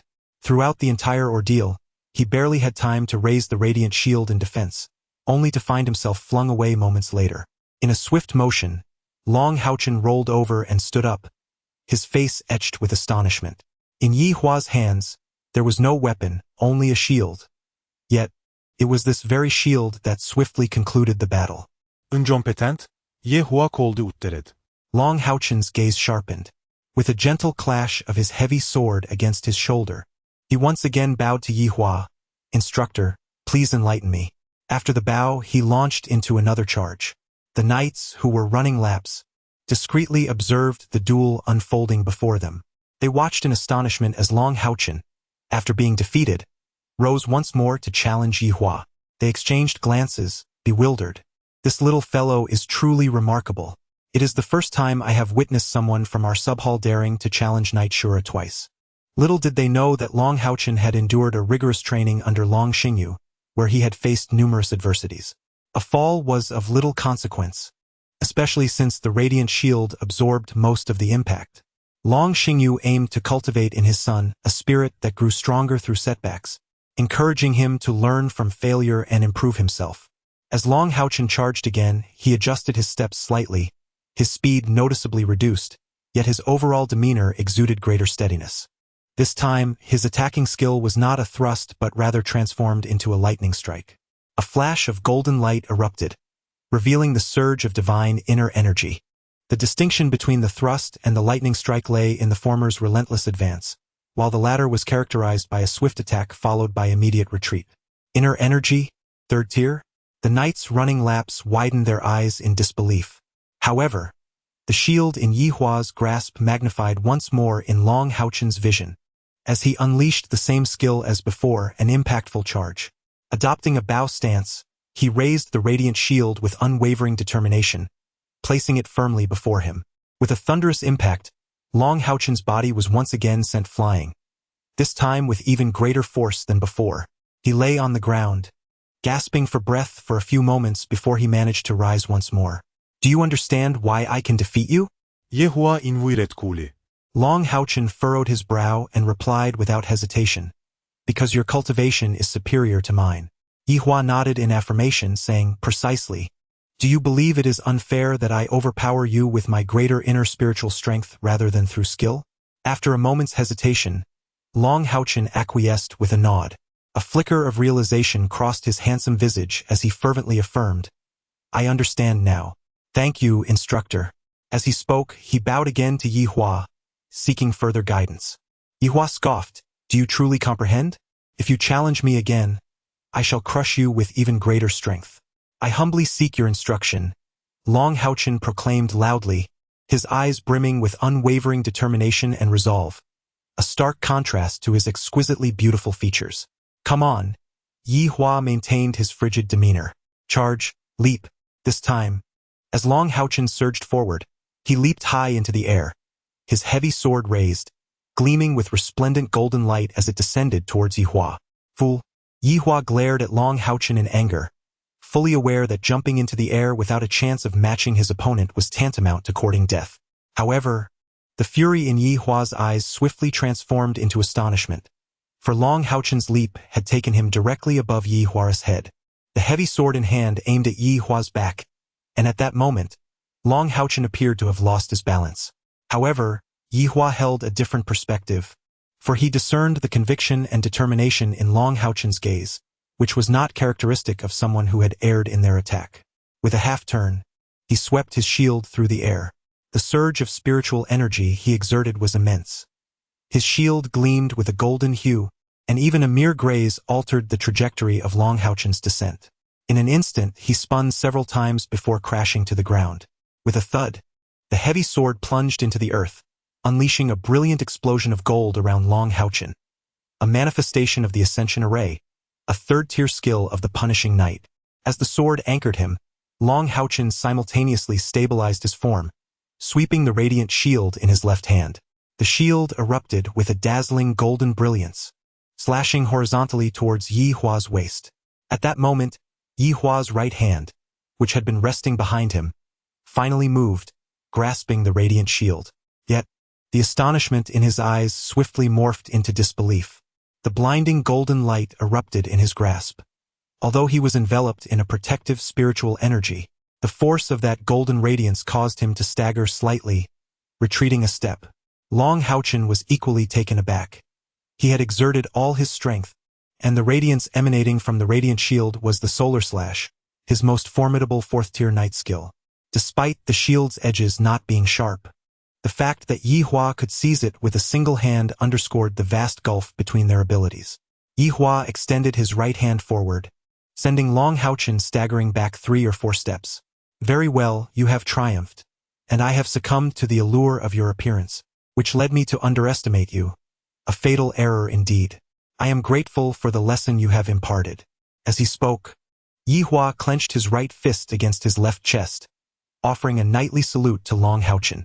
The latter hastily returned the gesture, expressing gratitude for the instructor's guidance. The knights, who had been running, had now come to a complete halt, their eyes wide with astonishment. Although they could not discern how Yi Hua had lost, the reality of the situation was undeniably shocking. Particularly, the fact that the fearsome Yi Xiaoluo had bestowed a knightly salute upon a mere student was as inconceivable as a cat kissing a mouse. What are you all doing? Do my words mean nothing to you? Get back to running, and complete 50 more laps. Yet, in the next moment, the imposing presence of Yi Xiaoluo had returned, his fierce demeanor igniting a roar that sent the knights scurrying back into action. Follow me. After his fierce proclamation, Yi Xiaoluo turned coldly to Long HaoChen and walked away. Long HaoChen quickly followed, entering the Knight's Hall under Yi Hua's guidance. A massive figure seemed to have been waiting for them, smiling as they approached. Well, did I not speak the truth? Master Nalen, Long HaoChen exclaimed in surprise. The owner of that formidable physique was none other than Nalen Shu, who now bore the expression of a cunning old fox, gazing at Long HaoChen and Yi Xiaoluo with a grin. You rotund fellow, Yi Xiaoluo scoffed. Nalen Shu laughed heartily, zombie face. This time our crescent moon branch is bound to shine. By the way, I almost forgot to mention his age this year. HaoChen, are you not yet 12? Long HaoChen shook his head and replied, I still have 4 months until I turn 12. What? The typically cold and aloof Yi Hua exhibited a change in expression upon hearing this statement, a mixture of shock and fervor manifesting almost simultaneously. Not yet 12? How could one so young wield the Sun's slash?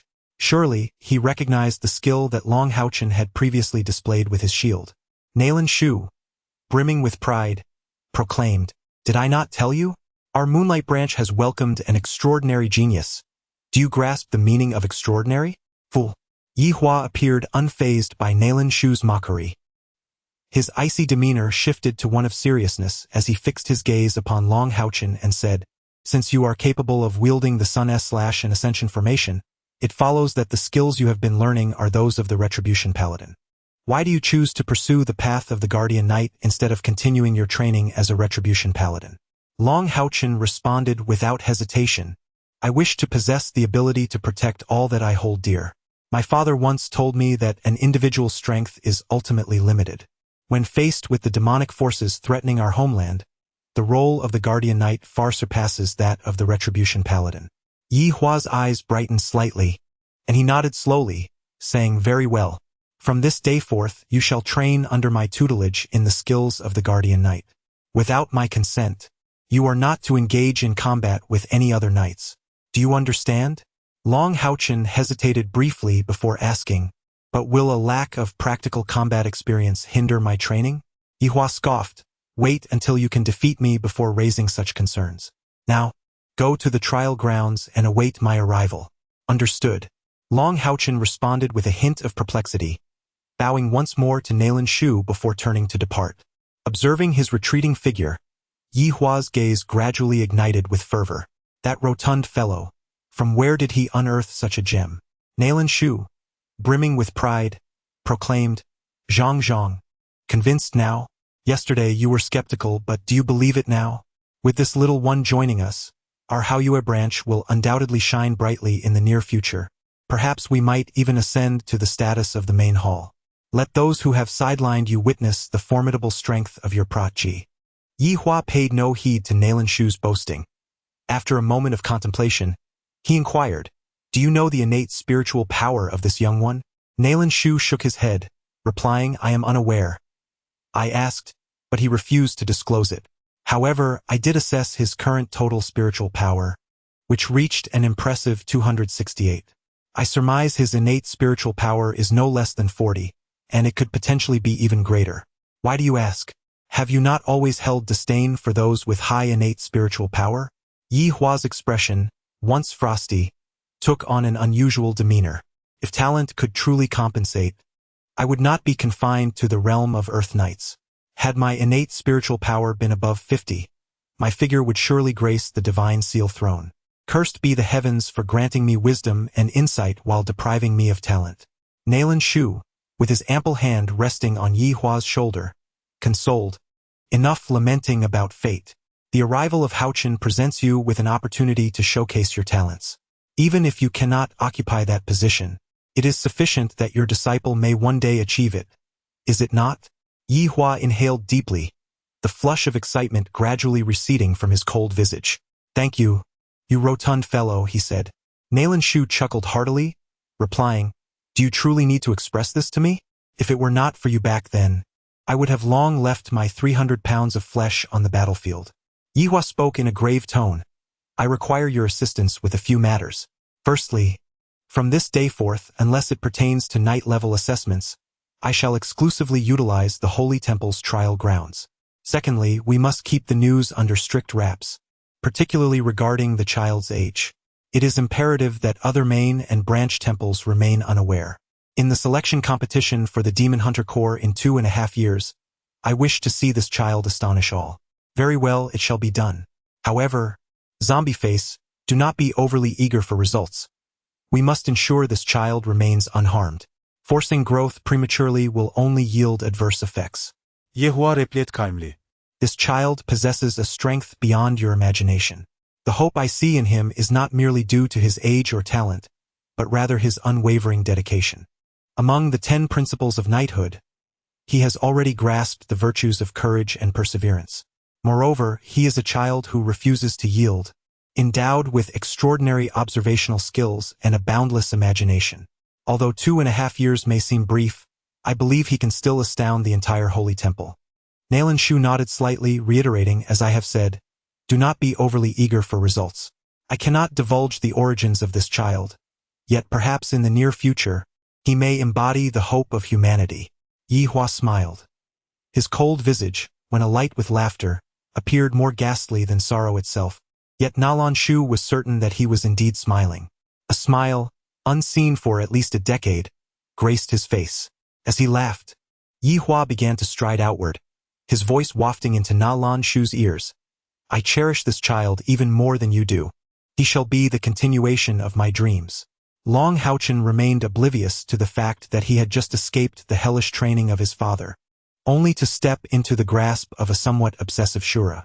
From that day forth, the Grand Instructor of the Moonlight Branch of the Knight's Sanctuary, known as the Shura, Yi Hua, abruptly concluded his tenure at the Knight's Hall, with Nalan Shu assuming the role of Grand Instructor in his stead. The fleeting figure of the young knight also vanished.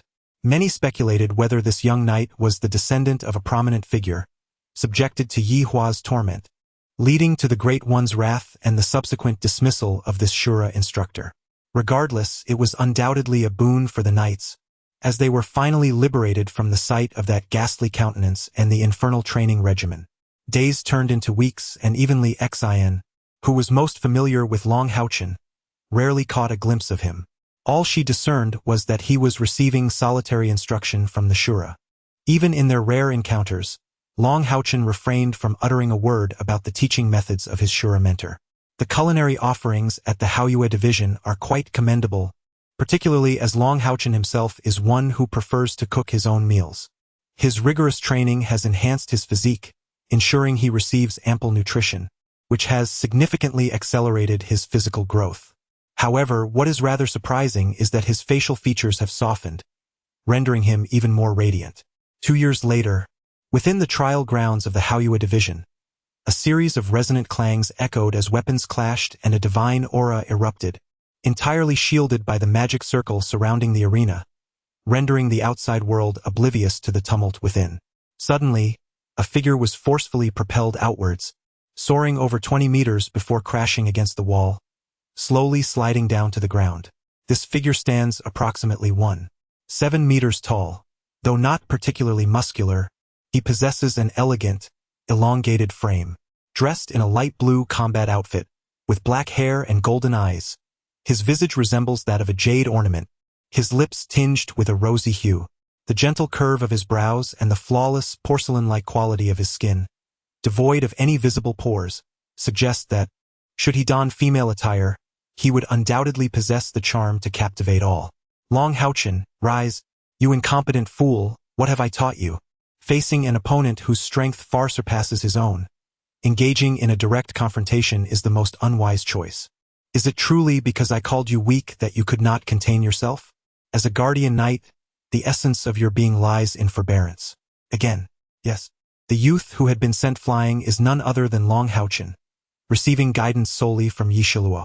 In the span of 2 years, he exhibited remarkable growth. Although in terms of cultivation, Luo could not possibly be compared to his father, Long HaoChen subtly sensed that his teacher, the Azura, possessed insights in guiding his training that even surpassed those of his father. Particularly noteworthy were his myriad of peculiar ideas and his profound understanding and evolution of skills, which were never confined to mere conventions, always prioritizing practicality.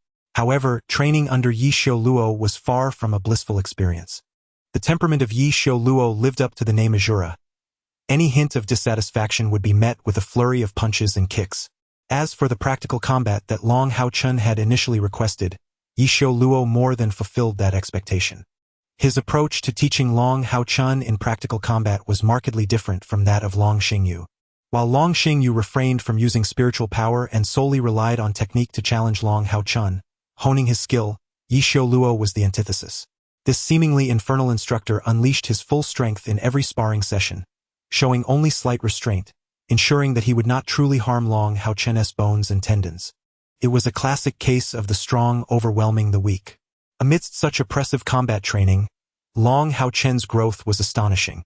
Each day, he would meditate and cultivate after being utterly exhausted, gradually awakening his latent potential. However, the disparity between the master and disciple was simply too vast, a gap that could not be bridged in just 2 years. Despite the acceleration in the enhancement of his spiritual power accompanying his cultivation, he remained significantly distant from Luo. It is essential to note that the spiritual power requirement for a knight to advance from level 1 to 10 ranges from 201 to 500, while that of an earth knight demands between 2001 to 4000. This represents an almost tenfold disparity. Such is the nature of all professions. This phenomenon elucidates why the chasm between high-ranking and low-ranking individuals becomes increasingly pronounced. For instance, Long HaoChen's father, Long Xingyu, a divine seal knight, possesses a starting spiritual energy of 100,000 at the 9th tier profession. Suddenly, a collision and a soft gasp resonated simultaneously, bringing the battle within the trial arena to an abrupt halt. The reason was straightforward. Long HaoChen had successfully blocked Yihua's great sword with the radiant shield in his possession. A brilliant golden light radiated from the duo, and although Yihua called for a pause, Long HaoChen remained vigilant. His mentor was known for his unpredictable tactics, such as ambushes. Being able to withstand a direct strike from me, albeit through divine protection, suggests that your spiritual energy must have reached a breakthrough. Rest for an hour, then we shall conduct a spiritual energy assessment. As he spoke, a faint smile crept onto Yihua's typically stoic visage. He only displayed such expressions when Long HaoChen achieved significant progress. However, Long HaoChen never perceived these facial nuances as genuine smiles. One could only imagine the effect of a rigid face suddenly contorting. It would likely appear more grotesque than anything else. Indeed, an hour later, a dazzling golden light illuminated the entire trial arena in an instant, as if cloaking the surroundings in gold. Yi Hua's voice resonated deeply. 1014. Excellent. You have finally surpassed 1000, just as I anticipated. I have remained at the 5th tier for 6 years. His spiritual energy was approximately 3000. Should anyone witness this scene and be privy to Long HaoChen's precise age, they would likely be astounded beyond measure. Spiritual energy encounters bottlenecks at each integral threshold, akin to the impediment encountered when breaching the final level of each tier. Yi Hua had been stymied at the spiritual energy threshold of 3000, unable to advance for 6 years. Irrespective of his diligence or acumen, he was incapable of surmounting this barrier. Yet, he distinctly recalled that, approximately a week prior, Long HaoChen's spiritual energy was assessed to be merely around 980. Ergo, within a week, his spiritual energy not only augmented by over 30 points but also transcended a bottleneck. HaoChen, have you experienced any sense of stagnation during your cultivation of inner spiritual energy these past few days? Yi Hua invited. Long HaoChen shook his head, stating, no, everything is proceeding normally. Ah! Yi Hua suddenly emitted an erratic cry towards the heavens. Long HaoChen, standing nearby, observed him with composure, evidently accustomed to witnessing his teacher in such a state. Yes. Long HaoChen sheathed his radiance shield and greatsword, respectfully rendered a knight's salute to his teacher, and then departed. As Long HaoChen vanished beyond the gates of the training ground, Yi Hua once more bellowed skyward, lamenting with anguish, iniquitous heavens, you villainous curmudgeon, do you possess no humanity? This young scoundrel experiences no sensation of a bottleneck. What caliber of talent is requisite to attain such a feat? 2 years. From a spiritual energy of 268 to a spiritual energy of 1014. Good heavens, he exclaimed. Didn't those old codgers at the temple claim that spiritual power wouldn't increase too rapidly before the age of 20, and only accelerate afterward? What a bunch of charlatans. Are you all seeing this? 1,000 units of spiritual power at 13 years old, bloody hell. A 4th-level great knight. If I had even a 5th of that talent, I'd at least be a radiant knight by now. Sister. It was indeed Li Xian who had arrived. Despite seeing each other from time to time, Li Xian couldn't help but be momentarily stunned by Long HaoChen's handsome appearance, especially the faint fragrance of his bath. Long HaoChen said with a touch of shyness, Sister, please come in and have a seat. I'll fetch you some water. Don't bother, she replied. I just came to see you. Li Xian naturally put her arm around Long HaoChen's shoulders and walked inside. Although Long HaoChen was already 1.7 meters tall, Li Xian was a statuesque 1.75 meters, captivating countless admirers. However, no one dared to trifle with this rose from hell. Long HaoChen said with a hint of helplessness, Sister, you're doing it again. Do you think I want to be like this? But my appearance is a gift from my parents. There's nothing I can do about it. I just resemble my mother. Li Xian chuckled and said, All right, I won't tease you anymore. Let's talk business. In half a year, the Demon Hunt Squad selection competition will be held. I've already broken through to the rank of a 2nd-level Great Knight, and I'll strive to become a member of the Demon Hunt Squad this time. I've already spoken to Uncle Nalen, and he'll take you to witness the event. In 5 years, you'll still be under 20, so you can participate in the next Demon Hunt Squad selection. This will give you some experience. However, dealing with Knight Shura is quite challenging, and you must address it yourself. Even Uncle Nalen is at a loss regarding him. Long HaoChen chuckled. All right, I shall speak to him. Sister, tomorrow I will accompany Master Shura. At that time I will relay my message to him. He felt somewhat helpless. Knight Shura had issued a stern command forbidding him from disclosing his cultivation level to anyone, even including Nalen Shu. To use Nalen Shu's words, that zombie-like face had reached an extreme level of suppressed ambition, determined to make a striking impression this time. Long HaoChen remarked with a hint of exasperation, Sister, you all have been at odds for so long. Perhaps it is time to let it go. I can see that although you argue upon meeting, you still regard each other as friends. Pa. Who considers her a friend? She retorted. All right then, I shall take my leave. You must diligently cultivate over the next 6 months. This young woman was known for her decisive nature. She departed as abruptly as she had arrived, lightly ruffling Long HaoChen's damp hair before exiting his residence. Watching her retreating figure, Long HaoChen felt a warmth in his heart. Since his parents' departure, the only person who could provide him with a sense of familial warmth was this sister. In his heart, he had long regarded Li Xian as his true sister, someone he would protect with his life. Long HaoChen was not one to articulate his feelings, yet he possessed a heart filled with gratitude. Upon returning to his quiet chamber, he settled into a meditative position, and almost immediately, he entered a state of deep concentration.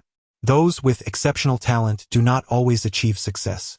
Countless prodigies have perished along the path of cultivation, and many more have fallen due to their personalities. Long HaoChen's rapid advancement in cultivation can be attributed not only to his innate talent but also to his profound state of mind. With unwavering focus and a heart as clear as a pristine mirror, he is free from distracting thoughts during his training, allowing him to enter a meditative state far more effortlessly than the average practitioner. A gentle wave of ethereal energy emanates from his being, accompanied by a subtle golden radiance that flickers in and out from within. At the center of his chest, a more intense golden light gradually materializes, pulsating in harmony with the rhythm of his heartbeat. The pure essence of light flows forth from Long HaoChen's core, and as a child of light, he finds it remarkably easier to absorb the elements of luminosity present in the world around him. Moreover, as his inner spiritual power continues to ascend, Long HaoChen has come to realize that his divine light energy appears to be purer than that of his fellow knights. This revelation dawned upon him while practicing the Guardian Knight skill. His mentor, Yishou Luo, instructed him that 50 points of spiritual energy were required to activate the ability, yet he accomplished it using only 30 points. This secret remains unspoken. Despite his deep gratitude towards Yishou Luo, who holds a place of great importance in his heart, he cannot help but prioritize the profound bond he shares with his father, Long Xingyu. Thus, he remains ever mindful of his father's counsel to never fully reveal his true capabilities, especially when such extraordinary potential is at stake. The flickering golden light at his chest signifies the energy fluctuations of the Holy Spirit furnace, which has transformed into a golden hue within him as he focuses inward during his meditative practice. Long HaoChen could perceive the sacred Ling furnace quietly suspended within his chest, surrounded by a funnel-shaped vortex of internal spiritual energy swirling around it. This ethereal mist of golden-hued energy rotated with remarkable slowness, and while meditation could enhance its speed, without deliberate effort it would take 2 hours to complete a single rotation. At first glance, this method of cultivating internal spiritual energy seemed painfully sluggish. However, during this seemingly arduous and gradual rotation, for every 6 rotations of the golden funnel vortex, Long HaoChen's internal spiritual energy would increment by a fraction. In essence, even if he were to remain idle, he would still accumulate at least a small measure of internal energy each day. One must not underestimate this seemingly trivial accumulation. Over the course of a year, it would amount to 365 increments. Thus, even if he were to indulge in idleness for a day, in 3 years, he could ascend from the rank of a great knight to that of a great earth knight. The journey of this funnel-shaped vortex began to manifest a month after his arrival here, when his internal spiritual energy had been fully restored. Initially, Long HaoChen could not perceive its rotation at all. It required his full mental concentration to initiate its laborious movement. From that moment until today, after surpassing 1,000 units of spiritual energy, it had reached a point where it could operate autonomously on a daily basis. Long HaoChen's cultivation speed was undeniably astonishing. Naturally, he would never indulge in idleness. His diligence was so profound that even the nightmarish challenges could find no fault. Perception, attraction, absorption, assimilation, filtration, and condensation. This encapsulated the entirety of Long HaoChen's process of cultivating internal spiritual energy, and soon he entered a state of deep meditation. At dawn, Long HaoChen arrived punctually before Night Shura. We set forth. The Night Shura still bore a visage reminiscent of a zombie. Teacher, where are we headed? To the Night's sacred mountain. On mounts? Indeed. A surge of exhilaration erupted within Long HaoChen, akin to a volcanic eruption. The fiery red, lightning-fast rose unicorn seemed to beckon to him, and in his heart, Long HaoChen exclaimed, I too shall possess my own steed. Today, Night Shura's attire differed from the past, clad in shimmering silver light armor that enveloped his entire form. Alongside the shield he typically wielded during Long HaoChen's training, he bore an imposing great sword upon his back and tossed a satchel to Long HaoChen, instructing him to stow it within the forget-me-not ring. Long HaoChen's own garb was far simpler. Devoid of armor, he carried merely a sword and shield, the latter being the radiant shield gifted to him by Li Xian. "Just follow me," Knight Shura stated calmly. Such a response might have elicited a scathing rebuke from him had it been another. Upon entering the training grounds, they found the knights yet to commence their drills. Most likely, they were gathered in the cafeteria for breakfast, rendering the training area notably tranquil. Knight Shura halted, raised his right hand, and with his fingers poised like a sword, traced ethereal patterns in the air. Faint golden light coalesced into shimmering golden runes that danced in the atmosphere. Golden light ascended, brilliant and resplendent, as it wove into a luminous golden portal. With a resounding call, a figure emerged from the golden radiance. As Long HaoChen beheld this figure, his eyes widened in astonishment. Despite having trained alongside Knight Hua for 2 years, this was his first encounter with Knight Hua's steed. Emerging from the golden light was a colossal bird, its plumage a delicate amber hue. Towering over 2.5 meters in height, its circular feathers and rounded head gave it a peculiar appearance. Its robust body emanated a faint, earthy luminescence. During his training with his father, Long Xingyu imparted a wealth of knowledge, including the identification of magical beasts. After a moment of surprise, Long HaoChen recognized the creature as an uncommon earth-attributed avian, a 6th-level magical beast known as the Quake Mountain Eagle. While wind-attributed flying beasts were the most prevalent, earth-attributed ones were exceedingly rare. Though perhaps not the swiftest in flight, the Quake Mountain Eagle possessed unparalleled load-bearing capacity and defensive prowess among its peers. "Teacher, so you are a Sky Knight?" Long HaoChen remarked with a touch of envy. Among 5th-tier knights, only those with flying mounts earned the title of Sky Knight, while the rest were known as Ground Knights. Undoubtedly, Sky Knights held a distinct advantage in combat. A rare tenderness flickered in Yi Shilua's eyes as the Quake Mountain Eagle lowered its massive head, allowing him to caress it before unfurling its enormous, 5-meter wings and crouching slightly. Yi Shilua pulled Long HaoChen along, and they gracefully ascended onto the eagle's back. Before Long HaoChen could fully register what was happening, a fierce gust of wind enveloped them as the Quake Mountain Eagle took a few running steps, powerfully flapped its wings, and soared into the sky with its 2 passengers. This was Long HaoChen's first experience aboard a flying beast, and he felt a surge of nervousness as he instinctively tightened his grip on the feathers behind the Hanyu Eagle. The scenery below swiftly diminished in size, and soon, the Hanyu Eagle had lifted them into the sky. A subtle yellow aura of earth elements emanated from the majestic creature, enveloping Long HaoChen and Yi Hua, shielding them from the fierce winds. With its wings continuously flapping, they soared towards the horizon. Long HaoChen understood that a bonded mount is attuned to its master's will. Hence, the Hanyu Eagle instinctively knew its destination. Before long, the city of Haoyue dwindled beneath them as the Hanyu Eagle ascended to nearly 1,000 meters before leveling off. Perched upon its broad back, he was surprised by the remarkable stability. At only 13 years old, this was his first encounter with such a wondrous spectacle. The Hanyu Eagle was evidently an adult beast, and the sensation of flight was truly enchanting. If only he could acquire such a beast for himself on this journey to the Knight's sacred mountain. Yi Hua remarked softly, "Are you envious?" Long HaoChen nodded without hesitation. Yi Hua continued, "You too will have your chance. Now, let me share some essential points regarding the search for a magical companion at the Knight's sacred mountain. Remember them well." "I will," Long HaoChen affirmed. Yi Hua elaborated. "The Knight's sacred mountain is a mystical realm established by the ancestors of my Knight's sanctuary. Built upon the foundations of towering peaks, it has been created through the efforts of several generations. To be precise, the sacred mountain itself is an immense magical array. Within its bounds, regardless of the beast's rank, all magical creatures will feel an innate affinity towards humans, while their own powers will be subdued. In the sacred mountain of the Knights, the longer the magical beasts dwell, the more attuned they become to the ethereal realms. When humans venture into this hallowed ground, those under the age of 20, possessing a spiritual power exceeding 200 and endowed with the sacred attribute of light, along with the insignia of the Knight's sanctuary, shall naturally garner the affection of these mystical creatures. It is essential to remember that in this realm, you seek a companion to accompany you throughout your life, rather than merely a steed. This being will be your most steadfast ally, unwavering in its loyalty, destined to stand by your side unless death intervenes. In fact, it may prove to be even more reliable than any future partner.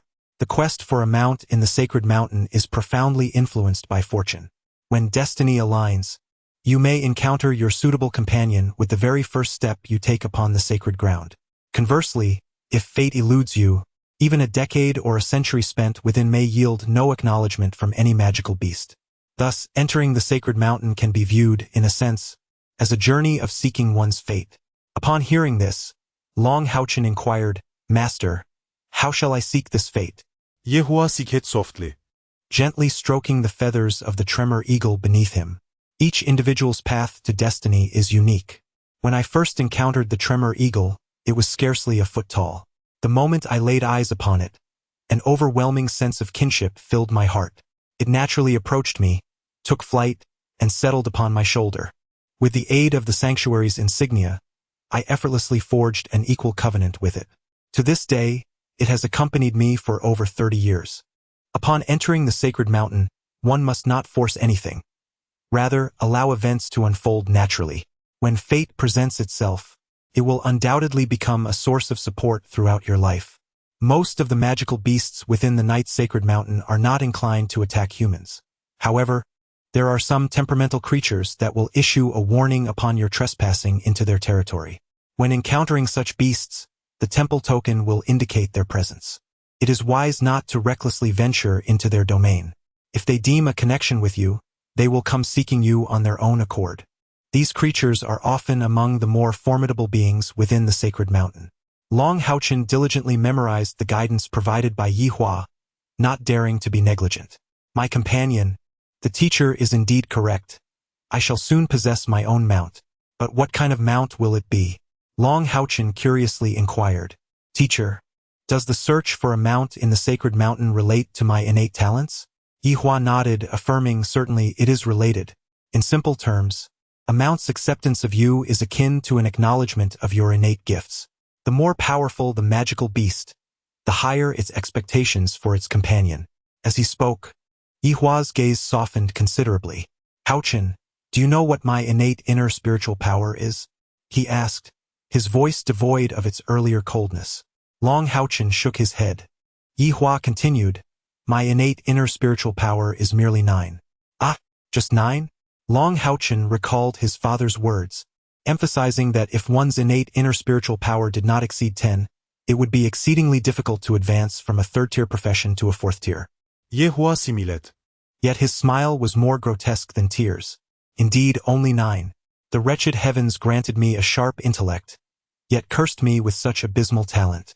Despite exhausting my energies to devise countless cultivation techniques, I ultimately found myself stagnant at the sky night realm. It seems I shall never ascend to the illustrious knight level in this lifetime."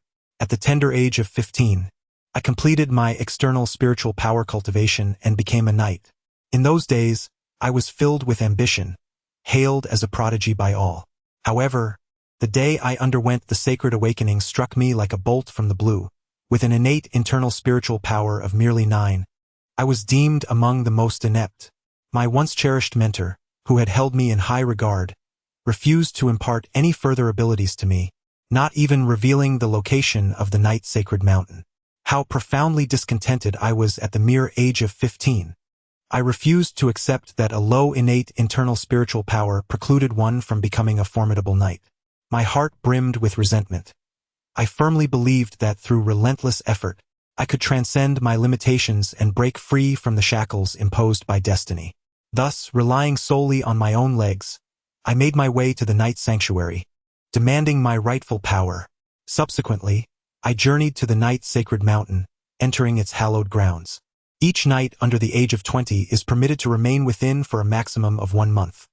Should they fail to discover their fate within that time, they will be automatically transported out of the sacred mountain by the sanctuary's token. Day by day, I searched, tirelessly seeking my destiny. Every time I encounter a creature of magic, even those feeble beings of level 2 or 3, I yearn to engage in dialogue with them. Yet, Even these diminutive beings seem to disdain my presence. Days turn into weeks, and finally, a month has elapsed. As I stand on the brink of being transported away, an overwhelming sense of unwillingness engulfs me. I am truly reluctant to depart. I raise my voice to the heavens, weeping in anguish. I realize that if I am sent away now, I shall indeed be rendered a mere shadow of myself, devoid of even the slightest chance to become a formidable knight. In that moment of despair, I encountered it. It heard my lamentations and descended from the skies, alighting upon my shoulder. It appeared to comprehend the anguish within my heart, and from that day forth, it became my sole kin, my dearest companion. I would willingly lay down my life to protect it, for it is as if it were my own brother. As I recount this tale, the usually stoic Yi Hua finds tears welling in his eyes, while the towering sculpture of the mountain slowly turns its head, casting a gentle gaze upon him, as if offering solace. Yi Hua tenderly pats its back, reassuring, "Do not worry, my old friend. I am unscathed. HaoChen, I am an orphan. In this vast world, I have never truly experienced the warmth of familial bonds. Initially, I was a skeptic, disbelieving in the ethereal notion of fate. However, upon meeting it, my beloved brother, I came to understand that destiny indeed exists. It has allowed me to feel the essence of kinship, continually inspiring me to strive for mastery through every means available. For 2 decades, I have journeyed from a state of utter ineptitude to the exalted realm of a sky knight, enduring countless trials of stagnation along the way. Such sentiments are unfathomable to a gifted child like you. After all that has been said, there is but one lesson I wish to impart. Once you have obtained your companions, you must cherish them and regard them as your own kin. Fate may grant you but a single chance in a lifetime. It is imperative that you seize it and protect it diligently. Otherwise, should you allow it to slip away, you shall be left with eternal regret." As I listened to Yi Hua's impassioned narrative, my fists unconsciously clenched in reverence for both my mentor and the formidable rock eagle beneath me. The effort I have expended is indeed considerable, yet what is it truly in comparison to what my teacher has achieved? If I possessed merely the same innate talent as he, would I be capable of dedicating decades to the pursuit of an almost unattainable goal? Fear not, teacher, for I understand. I shall safeguard my companion with my very life and communicate with it through the depths of my heart. Yi Hua nodded slightly, and though Nalen, that rotund fellow, forbade me from inquiring, I am genuinely curious about your innate spiritual power, HaoChen. This will dictate the caliber of mount you seek. The mightier the beast, the prouder it becomes. Your potential remains an enigma to me. Perhaps, during this pilgrimage to the knight's sacred mountain, you will indeed surprise me in ways I cannot yet foresee. Teacher, Dragon HaoChen hesitated as he gazed at Yi Hua. Long Xingyu had confided in him that his innate inner spiritual power was a paramount secret. However, confronted with the teacher before him, the one known as Shura, yet possessing an ardent heart and unwavering dedication, should he truly continue to conceal it? Yi Hua waved his hand dismissively, sighing softly, "Forget it. This is your personal affair. Not even that corpulent Nalen is privy to it, I presume. You needn't divulge it. Spare me the envy. Teacher, I shall confide in you." Long HaoChen blurted out almost instinctively. He held emotions in high regard, and in that fleeting moment, the desolation in Yi Hua's eyes had deeply pierced his heart. Yi Hua's eyes gleamed, his gaze fixed intently upon him. Long HaoChen inhaled deeply, stating, "Teacher, for the past 2 years, you have diligently instructed me in various aspects of Guardian Knight's knowledge and skills. Although your methods were stringent, even employing reprimands and coercion, I am cognizant that all your actions were for my betterment. Even during my cultivation with my father, many aspects were not as direct and effective as your guidance. Without you, my current progress would be unattainable. I overheard from Hall Master Nalen that I am your sole disciple, and you have unreservedly imparted all the insights you have accumulated over the years. How could HaoChen be ungrateful? In my heart, you are both a mentor and a father figure. To others, my secrets shall forever remain concealed, but to you, it is akin to confiding in my own father." Observing Long HaoChen, the muscles in Yi Hua's face twitched slightly as he slowly turned away, shielding the nascent tears in his eyes from view. He had never anticipated that this usually taciturn disciple, who never resisted arduous training and was as docile as a beautiful kitten, would utter such words.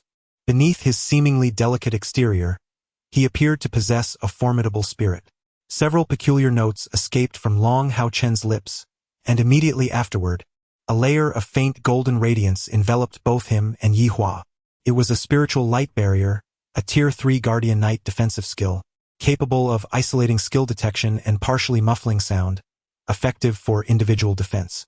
With Long HaoChen's current spiritual power cultivation, he could barely manage to cast the spiritual light barrier to encompass both himself and his teacher.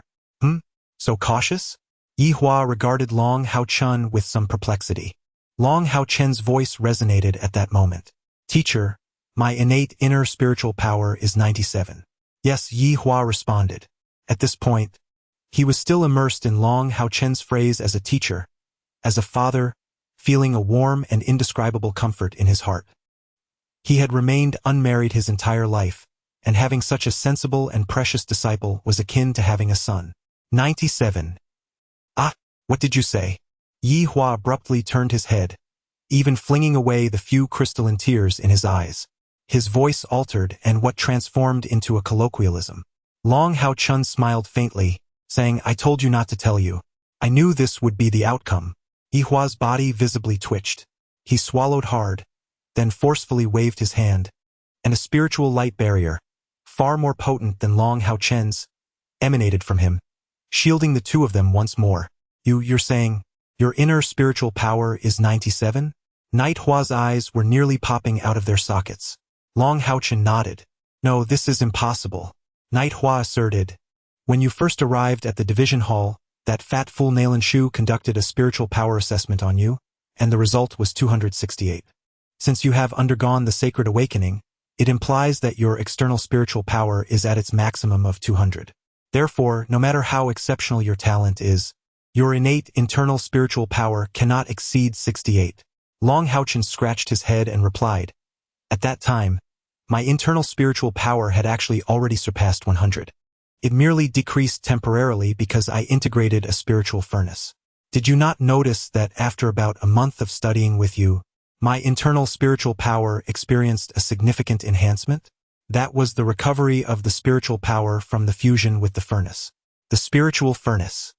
You still possess a spiritual furnace. Knight Hua was nearly on the verge of yanking out the feathers from the rock, staring at Long HaoChen with a crazed expression. You little rascal. Do you know what I'm thinking right now? Knight Hua's eyes glinted dangerously. Long HaoChen paused. Teacher, what do you intend to do?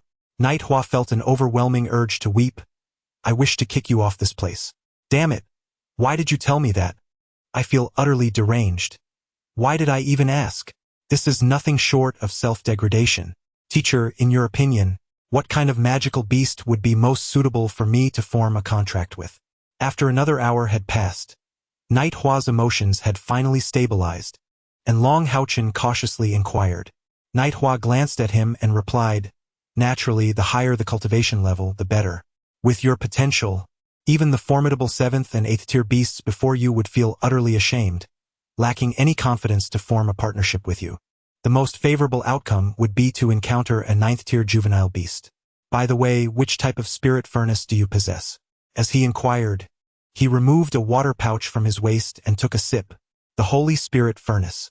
Upon hearing this, Yi Hua spat out all the water he had just consumed. Do you have no sense of humanity? Must you be so ruthless?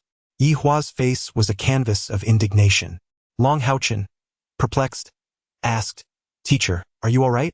The Holy Spirit Furnace seems to rank among the last few in our Knights compatible furnaces. Yi Hua gasped for breath, exclaiming, if you keep this up, I might just have a heart attack. Do you understand nothing? Indeed, the Holy Spirit Furnace ranks lower. But do you realize that among the 3 supreme knights of our knightly sanctuary, both of those elder guardians hail from backgrounds that wield the Holy Spirit Furnace? I had no idea, Long HaoChen replied earnestly. The Hanyu Eagle continued its flight northward. Although its speed was relatively slow compared to other 6th-tier flying beasts, it still surpassed ground travel by a significant margin. The Knight's Sacred Mountain is situated in the northeastern corner of the Sanctuary Alliance, adjacent to the Knight's Sanctuary, and is distantly removed from the city of Haoyue. located in the southern region of the Sanctuary Alliance. It is almost necessary to traverse the entirety of the Sanctuary Alliance to reach it. Within the Sanctuary Alliance, the 6 great sanctuaries are all positioned at the borders, encircling the territory of the Sanctuary Alliance for its protection. The headquarters of the Temple Alliance is situated at the heart of its territory, equidistant from all 6 major temples. It is due to the guardianship and deterrence of these 6 temples that the demons have been unable to further encroach upon human lands for many years. Among the 6 temples, the Knight Temple is the most formidable, the Warrior Temple boasts the largest membership, and the Mage Temple is the wealthiest. The influence of the Knight and Warrior Temples extends to virtually every village and town, while the Mage Temple covers at least every city larger than a small town. Due to their smaller membership, the Assassin, Priest, and Soul Temples only maintain branches in major cities. Even a mid-sized city like HaoChen only has a Priest Temple, while the most enigmatic Assassin and Soul Temples have no presence there. However, the smaller numbers of these 3 temples do not diminish their strength. Each possesses unique and formidable abilities, making them indispensable components of the Temple Alliance. The mountain-shaking eagle possesses remarkable endurance, requiring only 1 rest stop per day. HaoChen, having shared his most significant secret with his mentor, spends his days atop the eagle, diligently cultivating his inner spiritual power. Knight Hua, in close proximity, can clearly sense the continuous augmentation of his spiritual energy. After 15 days, we have finally arrived. Old friend, descend, Knight Hua exclaimed with delight. HaoChen gazed into the distance, astonished to behold a vast expanse of golden radiance, somewhat obscured by mist, rendering the scene indistinct. The area enveloped by this pale golden light was immensely broad, and within its embrace, he could vaguely discern what appeared to be a series of mountain peaks. The majestic sky-carving eagle gracefully descended to the ground, its enormous wings stirring up a powerful gust of wind that pressed the surrounding grass flat against the earth.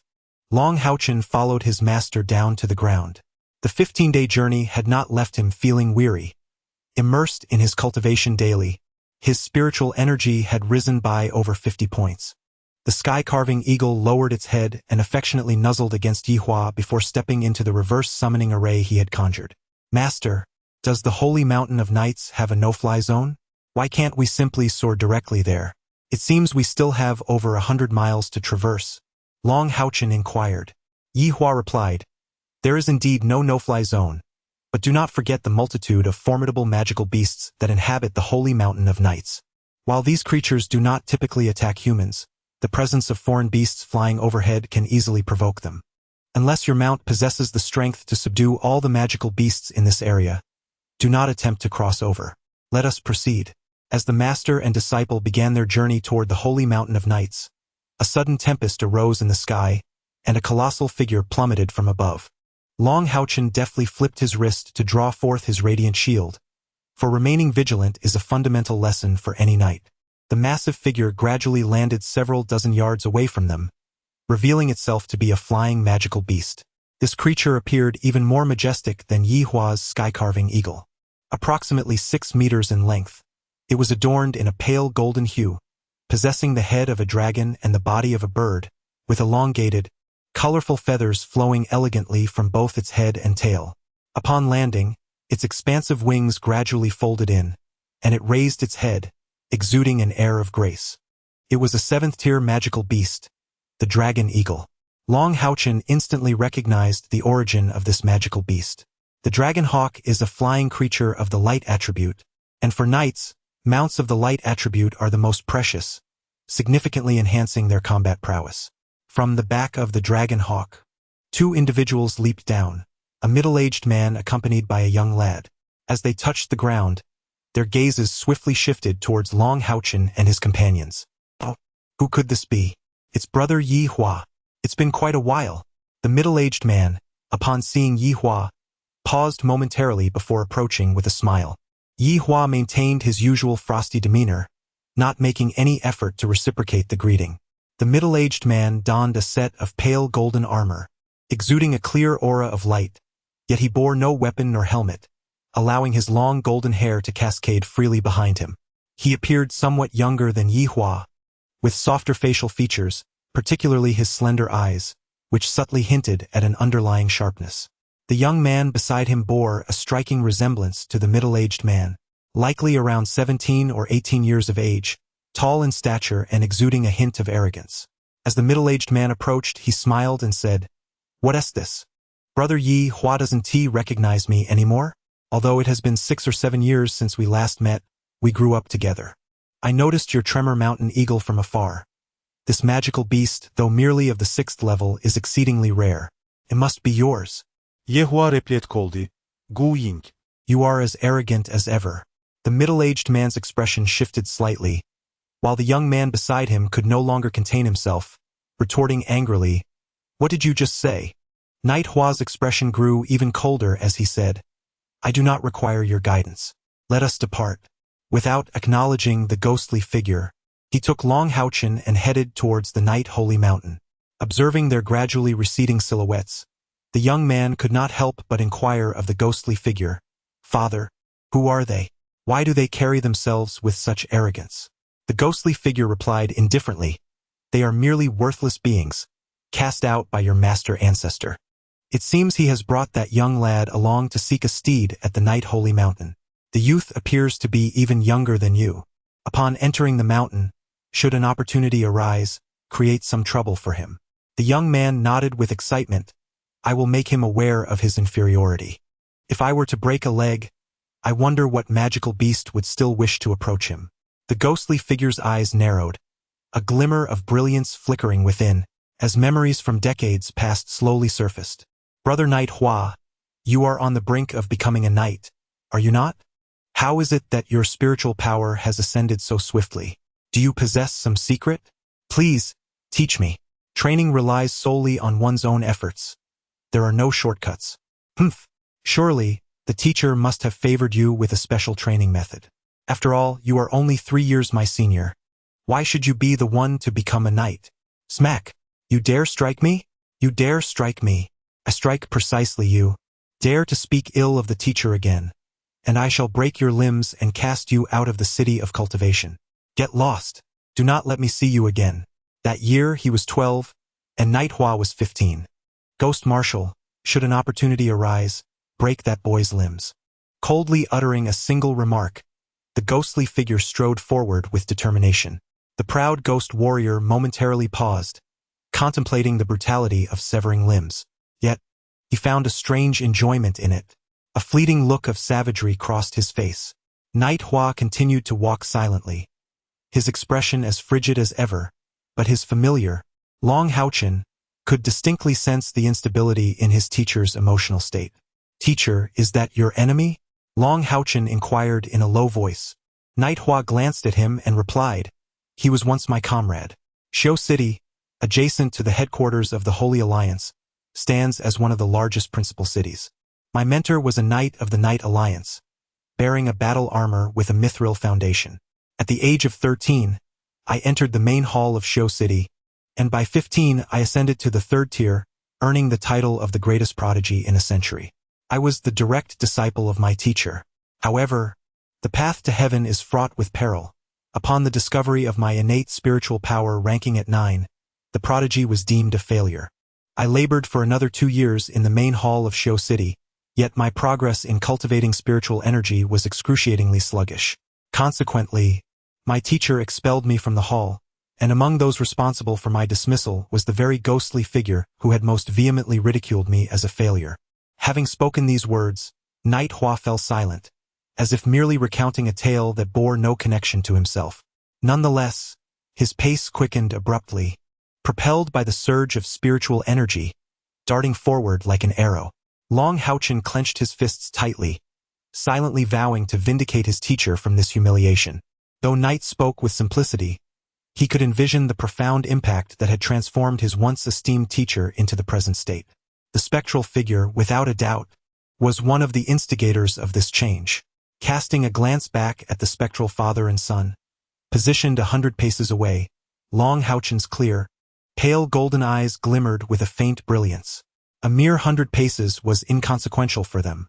Within less than an hour, Long HaoChen had followed Knight to the vicinity of the Holy Night Mountain.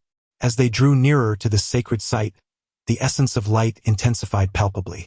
A mist, radiating a soft golden hue, ascended ahead, revealing majestic peaks that loomed in the distance. Clearly, the Holy Night Mountain referred not to a singular mountain, but rather to an extensive range. The mist seemed to disperse somewhat with their approach, allowing for clearer visibility. Gradually, they entered the realm of the golden mist, and HaoChen was astonished to discover that this luminous vapor appeared to be an exceptionally pure form of light element. Upon entering this mist, the concentration of light elements was at least 5 times greater than that of the outside world, devoid of any impurities. Can you sense it? The light elements here are far more abundant than those beyond.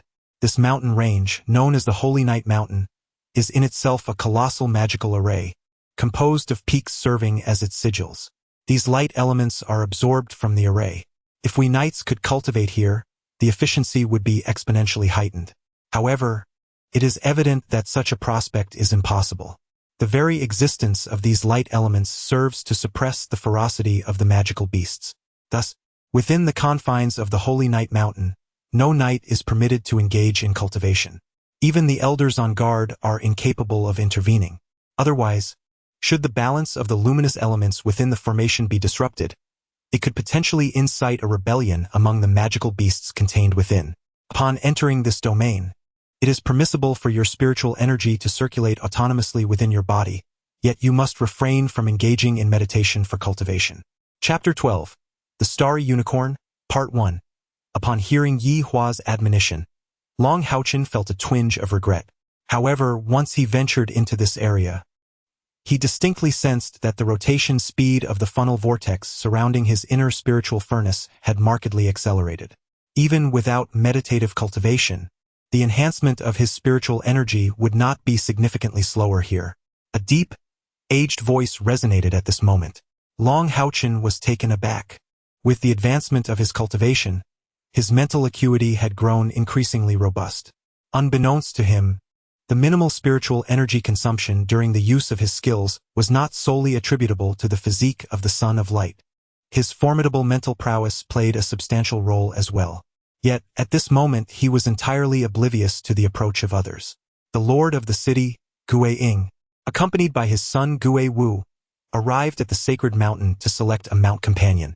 A fleeting shadow appeared as Ing, who had been lingering behind, approached with his son, coming to a halt beside Yi Hua and HaoChen. An aged figure slowly emerged from the front, his form seemingly a part of the pale golden mist, his presence entirely shrouded by this luminescent haze. The elder appeared somewhat stooped, devoid of armor. He was clad merely in a simple gray robe. Sparse white strands adorned his balding head, and his face, etched with deep wrinkles, could easily serve as a tool for ensnaring flies. His dim, yellowish eyes bore no trace of vitality. The frail figure appeared as if a mere gust of wind could extinguish the flickering flame of life within him.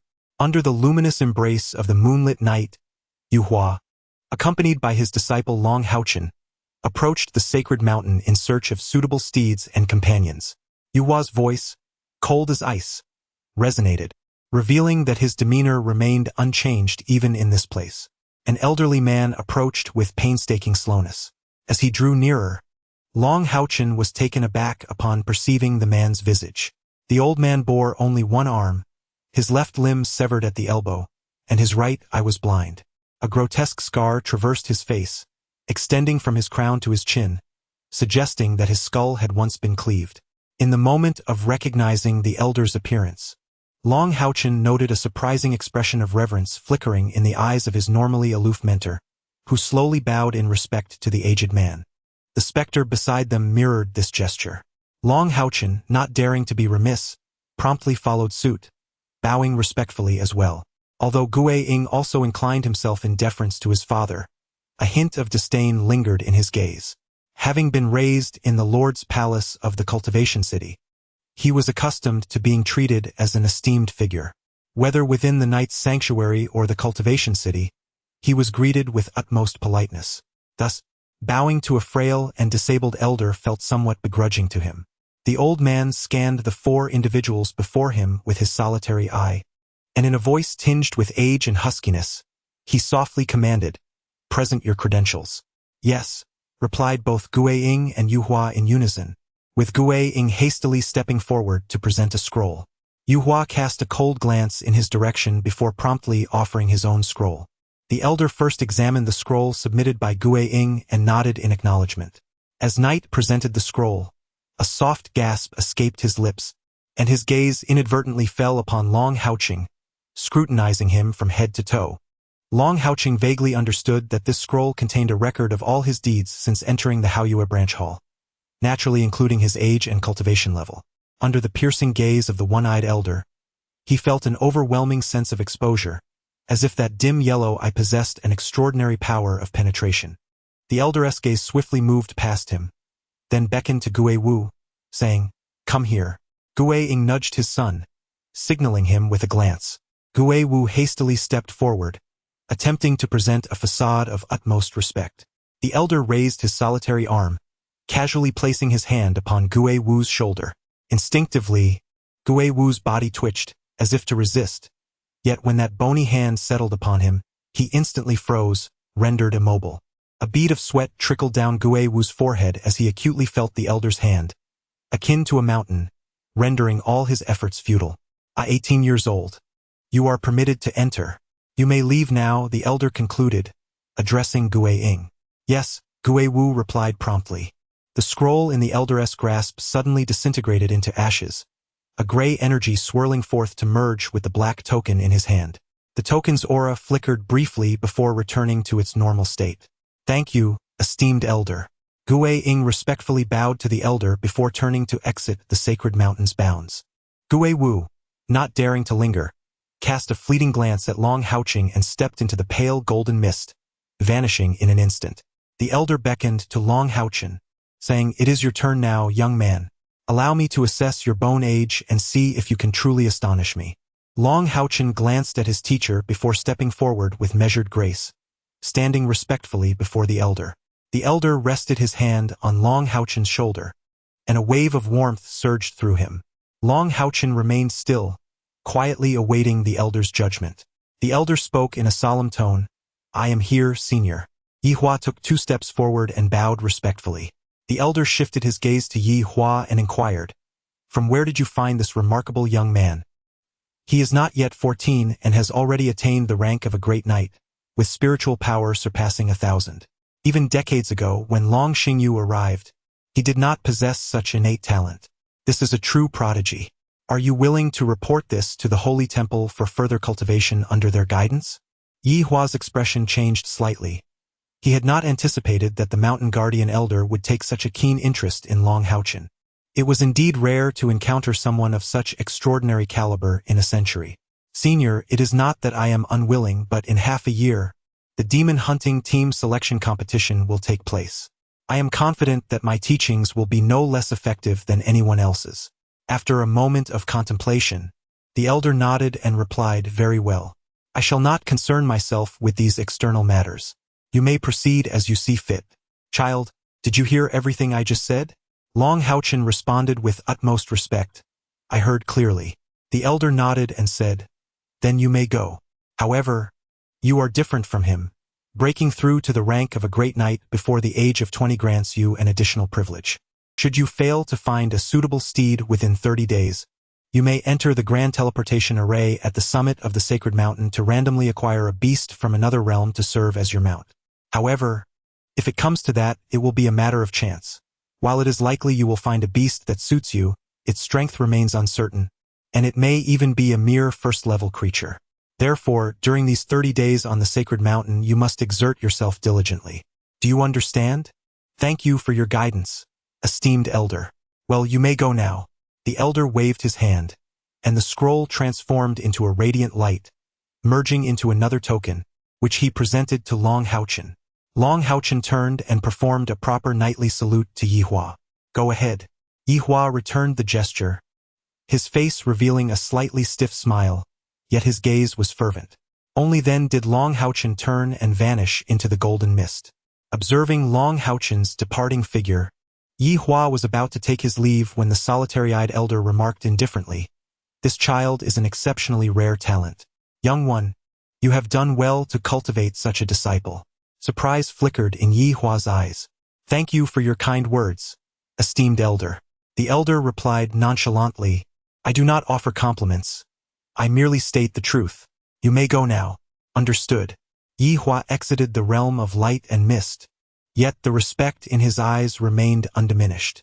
Prior to arriving here, he had refrained from informing Long HaoChen about the nature of the elder guardians of the Night Sacred Mountain, for those knights who had not obtained a mount from the Sacred Mountain were unworthy of such knowledge.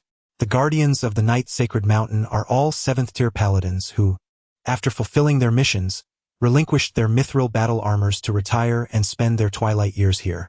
Indeed, some 8th-tier holy knights have also graced this place. Were it not for the fact that the divine emblem knights return their sacred thrones only upon their demise, it is conceivable that this sanctuary might even harbor divine emblem knights. The Night Temple stands as the foremost among the 6 sacred temples. Beyond its overt strength, the power harbored within the Night Sacred Mountain can undoubtedly be described as formidable. Aside from the divine emblem knights, no one can ascertain the total number of formidable retired knights residing within this sacred mountain. However, any entrance to the mountain will inevitably lead one to encounter its guardians at the very outset. The elderly figure just witnessed, despite appearing somewhat decrepit, is nonetheless a 7th-tier powerhouse. Even in his current disabled state, neither Yi Hua nor the Phantom could hope to contend with this elder. Moreover, all of his disabilities were born from battles against the demonic race, signifying that every guardian within the sacred mountain is a true hero.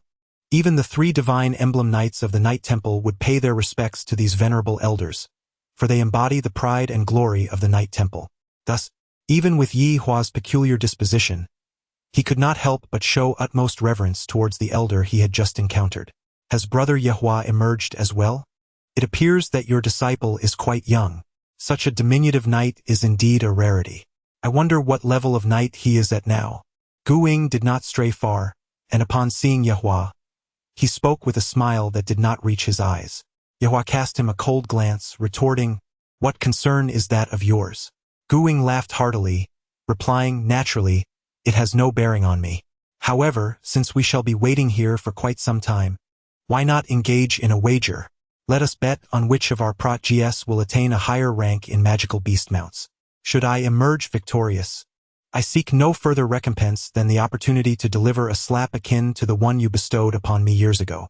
Conversely, if you win, I shall concede 3,000 gold coins to you. The purchasing power of gold is formidable, and 3,000 coins would suffice to acquire a commendable piece of magical equipment." Yehua regarded him coolly, responding, "If we are to wager, let us do so at the demon hunting tournament selection. Mounts do not determine everything. How about we wager on the tournament's rankings? Are you bold enough? If I win, I shall require no gold, merely the pleasure of striking you once more." Gu Ying's expression turned frosty. "You remain as arrogant as ever. Your disciple is but a child.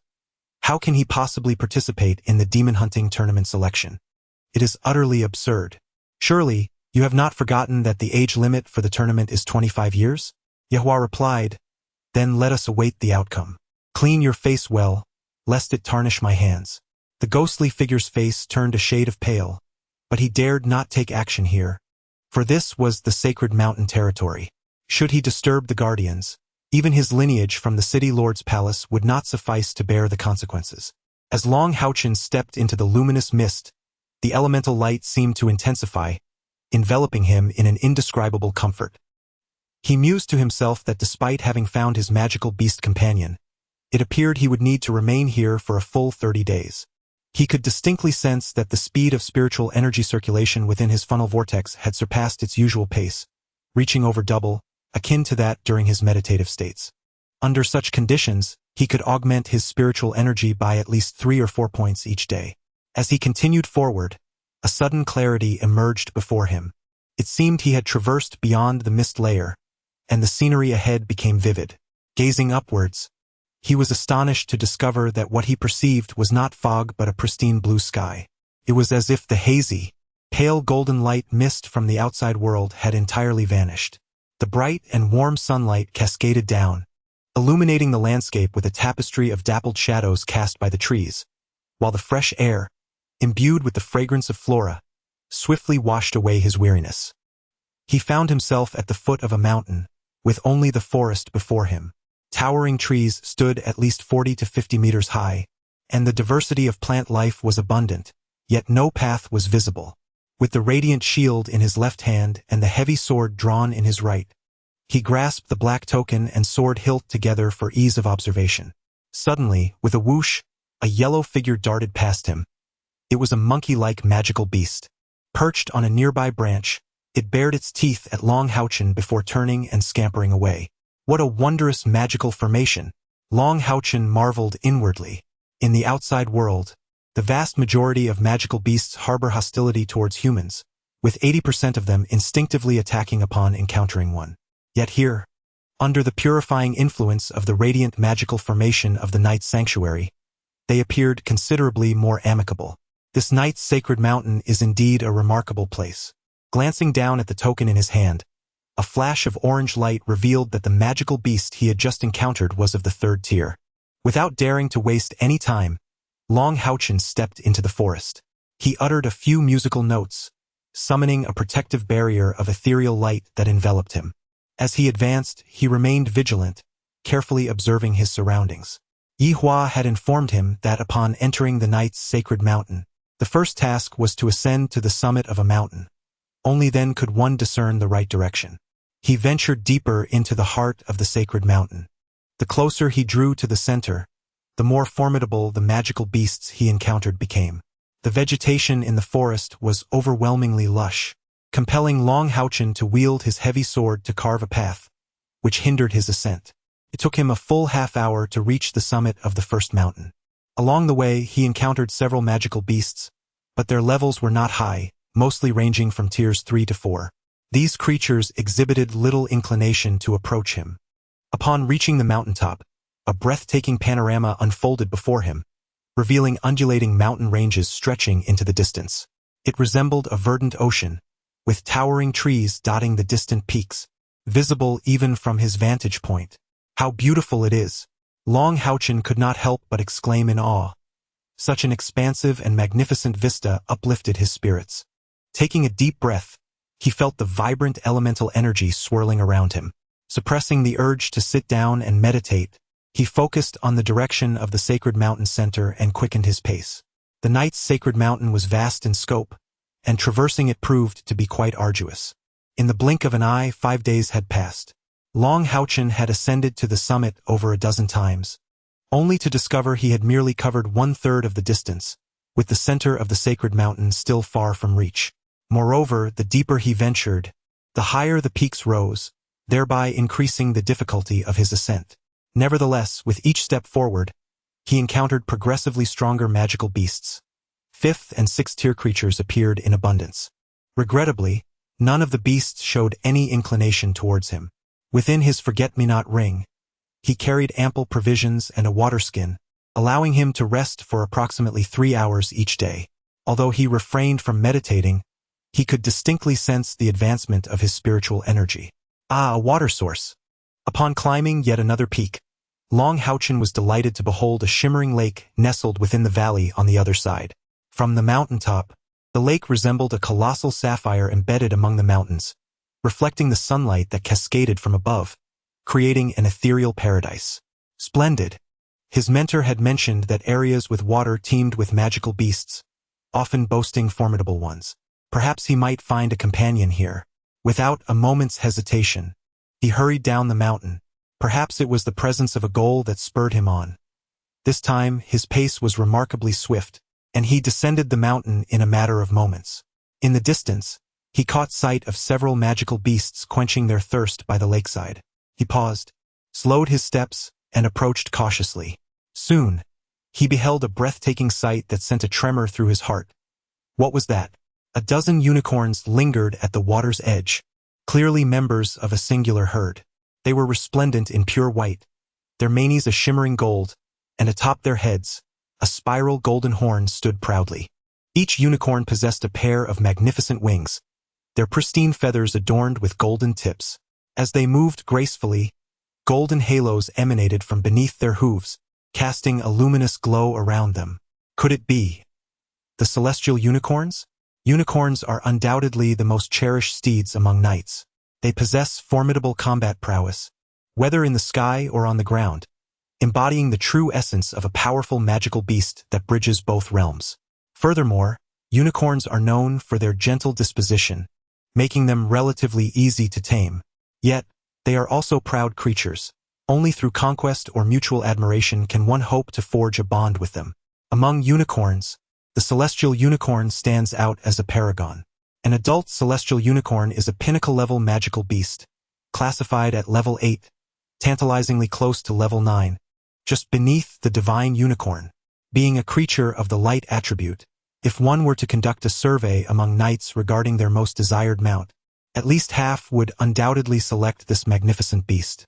Upon witnessing the celestial unicorns, HaoChen found himself nearly breathless, for they were an existence even more formidable than his sister's rose unicorn. They are truly exquisite, embodying a perfect fusion of strength and beauty in their graceful forms. The profound aura they exude is remarkably pure, as if the surfaces of the lakes they touch ripple with soft golden radiance. Taking a deep breath, HaoChen sheathed his heavy sword and shield, aware that his moment had arrived. He endeavored to calm his emotions and approached the starry unicorns with measured steps.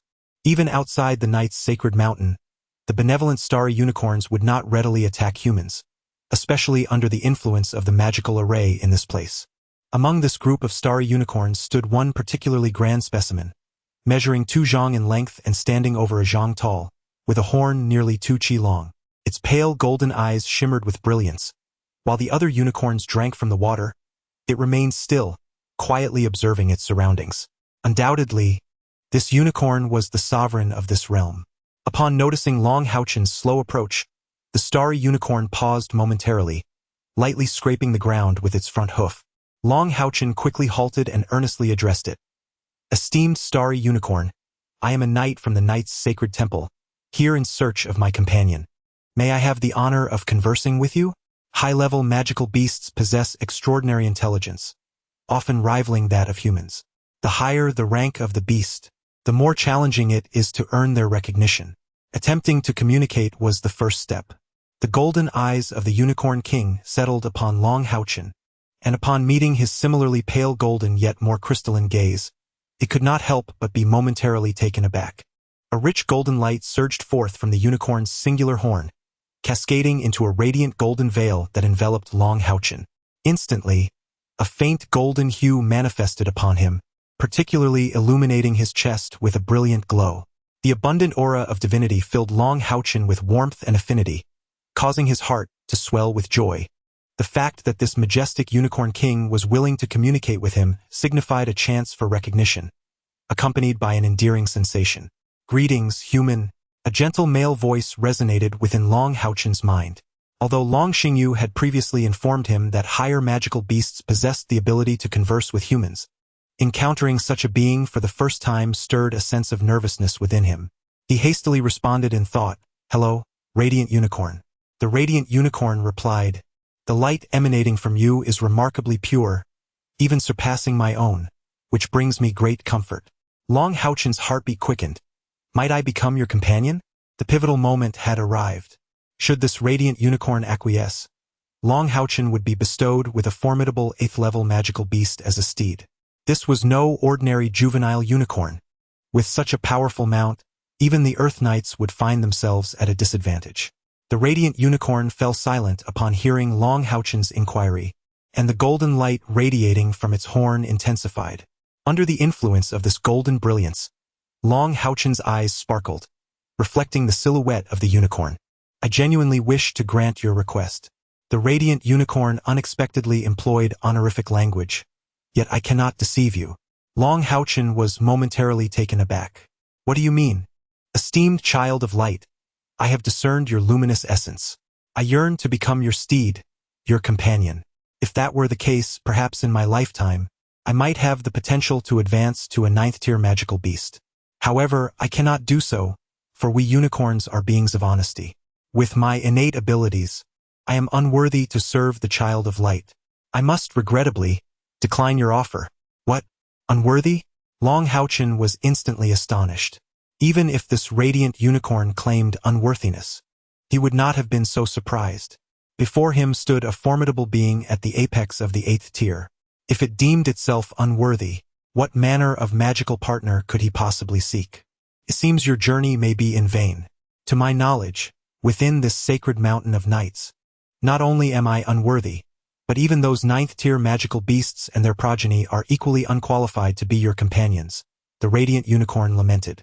Long HaoChen, in disbelief, asked, "What kind of magical beast must I find to become my steed and companion?" The radiant unicorn replied, "You need a companion who possesses a talent akin to yours. Such a being would hardly be confined within the bounds of this sacred mountain. Although the surroundings here are pleasant, unless a contract is signed, we shall never truly be free. We can never leave this place." Long HaoChen smiled wryly. "Then how am I to seek such a companion?" "Thank you," he concluded. Long HaoChen spoke with a hint of disappointment. A useless disciple is merely a reflection of a worthless master, foolishly aspiring to acquire a steed like the starry unicorn. How laughable! A disdainful voice resonated through the forest as a figure emerged. Long HaoChen's gaze sharpened, and a flicker of anger ignited in his eyes. The creature stepping forth from the woods was a colossal beast, measuring over 2 zhang in length and standing at an impressive height of 1 zhang and 5. This beast, entirely crimson in hue, was enveloped in thick, heavy scales, its head resembling that of a dragon, while its body appeared particularly robust. Upon its back sat a rider, none other than the ghostly warrior who had arrived at the night sacred mountain ahead of Long HaoChen. This was the crimson-armored earth dragon, a subspecies of dragon and a level 7 intermediate magical beast. However, it was evident that this crimson-armored earth dragon had yet to reach maturity. Though unable to soar through the skies, its combat prowess on land was exceptionally formidable, imbued with the essence of fire. In just a few short days, this ghostly warrior had managed to find a steed of his own. Judging by their tier, this crimson-armored earth dragon was on par with Long HaoChen's father's dragon eagle. "You shall not insult my master," Long HaoChen declared in a deep voice. The ghostly warrior scoffed derisively. "Unconvinced? Very well, let us duel. Fear not. I shall not kill you. At most, I will merely shatter your limbs." As he spoke, a radiant light flickered in his hand. A shield appeared in his left hand, while a spear measuring over a zhang in length materialized in his right. A knight typically wielded only 2 types of weapons, either a heavy sword or a spear. It was clear that even without the crimson-armored earth dragon, the ghostly warrior possessed ample confidence to overcome Long HaoChen. With shield drawn and spear poised, Long HaoChen faced the mounted ghostly warrior without a trace of trepidation. Just as he was poised to accept the challenge from Gui Wu, a sudden flash of golden light erupted beside him. The blinding radiance enveloped both Gui Wu and the crimson-armored earth dragon in an instant. The majestic starry unicorn king appeared beside Long HaoChen. The eyes of the crimson-armored earth dragon instantly reflected palpable fear, while Gui Wu experienced an overwhelming sense of pressure, his heart gripped by astonishment. Had he truly garnered the recognition of the starry unicorn? No, that seemed implausible. However, Gui Wu was no fool. He dared not confront this formidable 8th-level beast before him. Almost instinctively, he utilized his spiritual energy to activate the token. A rich, crimson-golden glow swiftly expanded, and in a flash it teleported him and the crimson-armored earth dragon away. The sudden turn of events left Long HaoChen astounded. The starry unicorn king gradually lowered its head, nuzzling against his shoulder, its gentle gaze seemingly conveying that the dignity of the child of light was not to be trifled with by mere gestures. With a resounding call, the starry unicorn cast one last glance at Long HaoChen before charging forth, followed closely by the other starry unicorns who had been drinking. They unfurled their magnificent wings, shimmering in golden hues, soaring into the sky and vanishing amidst the mountains in the blink of an eye. Momentarily stunned, Long HaoChen did not dwell in disappointment for long. Given that the starry unicorn was the ideal mount for a knight, both Long Xingyu and Yi Hua had previously elaborated on the characteristics of this magnificent beast. The starry unicorn, a symbol of light, was inherently kind and gentle, never resorting to deceit. It would defend its companions with its life and would not annihilate its enemies without cause. In the Temple Alliance, the young maidens envision their princely saviors arriving upon the illustrious starlight unicorn. If this is not a mere deception, then it is likely that my journey will yield no fruits. I must resort to the teleportation array and gamble on fate, or perhaps hunt magical beasts on my own to tame them in the future. Both paths are fraught with uncertainty, yet it is undeniable that the former offers greater opportunities. After all, acquiring a magical beast companion through the array also holds the potential to encounter formidable allies. Conversely, hunting magical beasts seems implausible. Given my current cultivation, I can at most contend with low-tier level 5 beasts. How could I, who is deemed unworthy even by the peak starlight unicorn, settle for merely pursuing a level 5 beast? Moreover, my objective is to follow in my father's footsteps and become a divine seal knight. If the future divine seal knight were to possess only a level 5 beast as a mount, it would be an utter farce. After a moment of contemplation, HaoChen made his final decision, to take a chance. Although he resolved to act, he refrained from immediately teleporting away from the knight's sacred mountain. He could not disclose the starlight unicorn's words to the elder guarding the mountain. Doing so would expose the fact that he possesses the physique of the child of light. Thus, he chose to remain here for the time being, waiting a full 30 days before proceeding. Furthermore, while he held a degree of faith in the unicorn's assertions, a flicker of hope lingered within him. What if a level 9 magical beast took an interest in him? Reality is often merciless, and the words of the celestial unicorn hold no semblance of error. Over the course of the next 20 days, HaoChen traversed the entirety of the Night Sacred Mountain range. Along the way, he ventured into territories inhabited by formidable 9th-level magical beasts. Yet these creatures scarcely regarded him, swiftly expelling him from their domains. One particularly aggressive beast nearly inflicted grave harm upon him. In the blink of an eye, 30 days had elapsed, and the token in HaoChen's grasp shimmered with a resplendent golden hue. The brilliance radiated outward, enveloping him in a luminous barrier. In the next moment, the light flickered, and the scenery before him transformed. As clarity returned, HaoChen's gaze fell first upon his mentor, Yihua, who awaited him with an expression of palpable anxiety. For a full 30 days, HaoChen had not initiated his return, signifying that he had yet to discover a suitable mount. How could this be conceivable? He possessed the physique of a child of light. Surely, magical beasts should have been eager to approach him. The elderly guardian also observed, his brow furrowing slightly as he regarded HaoChen's solitary arrival, a hint of perplexity evident in his singular eye. How could one so young, possessing the cultivation of a grand knight, not have attracted the attention of beasts vying to be his companions? Was it possible that his standards were simply too elevated? Chapter 13. HaoChen's Mount and Companions, Part 1. Besides Yihua and the elderly guardian, the father-son duo of Guiying and Guiwu were also present. Guiwu, having been frightened by the celestial unicorn and subsequently transported away, found himself engulfed in unease, a sentiment that intensified upon hearing his father's mention of the wager with Yihua. Hurriedly, he recounted his encounters with HaoChen. Guiying was taken aback. If HaoChen had indeed acquired a mount such as the starry unicorn, his son would stand no chance. Thus, the father and son decided to remain, training outside the sacred mountain, biding their time to see what mount HaoChen had obtained. They waited for over 20 days, and as time dwindled, HaoChen still had not appeared. During this period, Guiying wore a constant smile, occasionally teasing the anxious Yihua. However, upon witnessing HaoChen's return empty-handed, Guiying couldn't help but feel relieved. He laughed heartily and said to Yihua, "Brother Yihua, do not forget our wager. I shall await you at the Demon Hunter selection competition.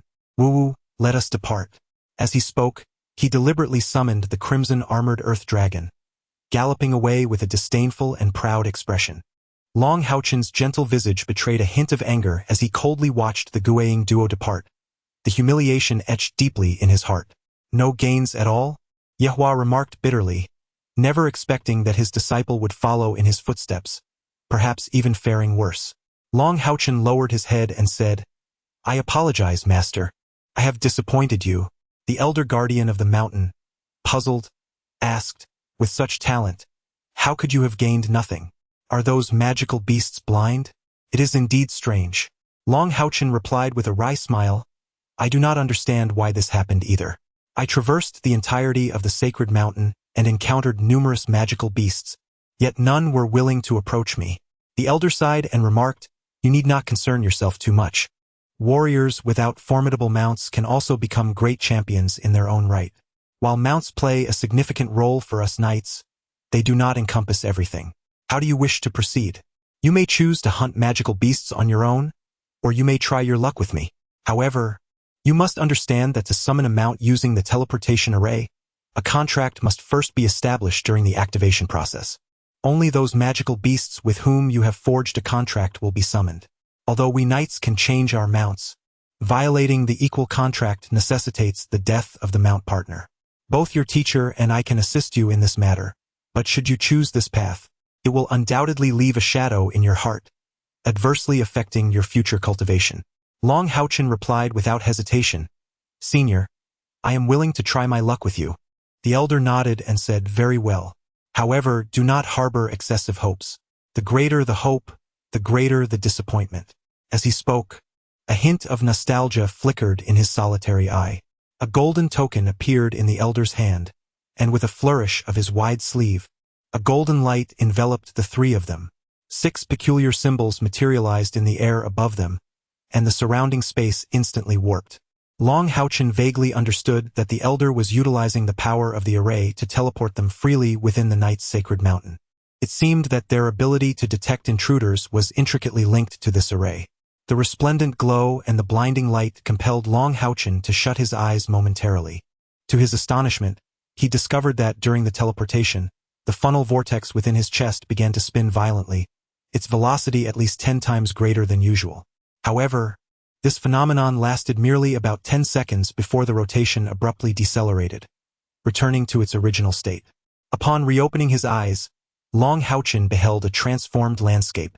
He found himself within a cavern, where the walls were adorned with clusters of pale golden gemstones. The soft, golden radiance illuminated the surroundings. The concentration of light elements within the cave was not particularly dense, far inferior to that found in the Night Holy Mountain, only slightly more potent than the outside world. This cavern was immense. Gazing upward, he noted the ceiling loomed at least 20 zhang above the ground, and the entire cave was irregularly circular, with a diameter exceeding 100 zhang, resembling a vast plaza. Yet, it was eerily empty, devoid of any presence.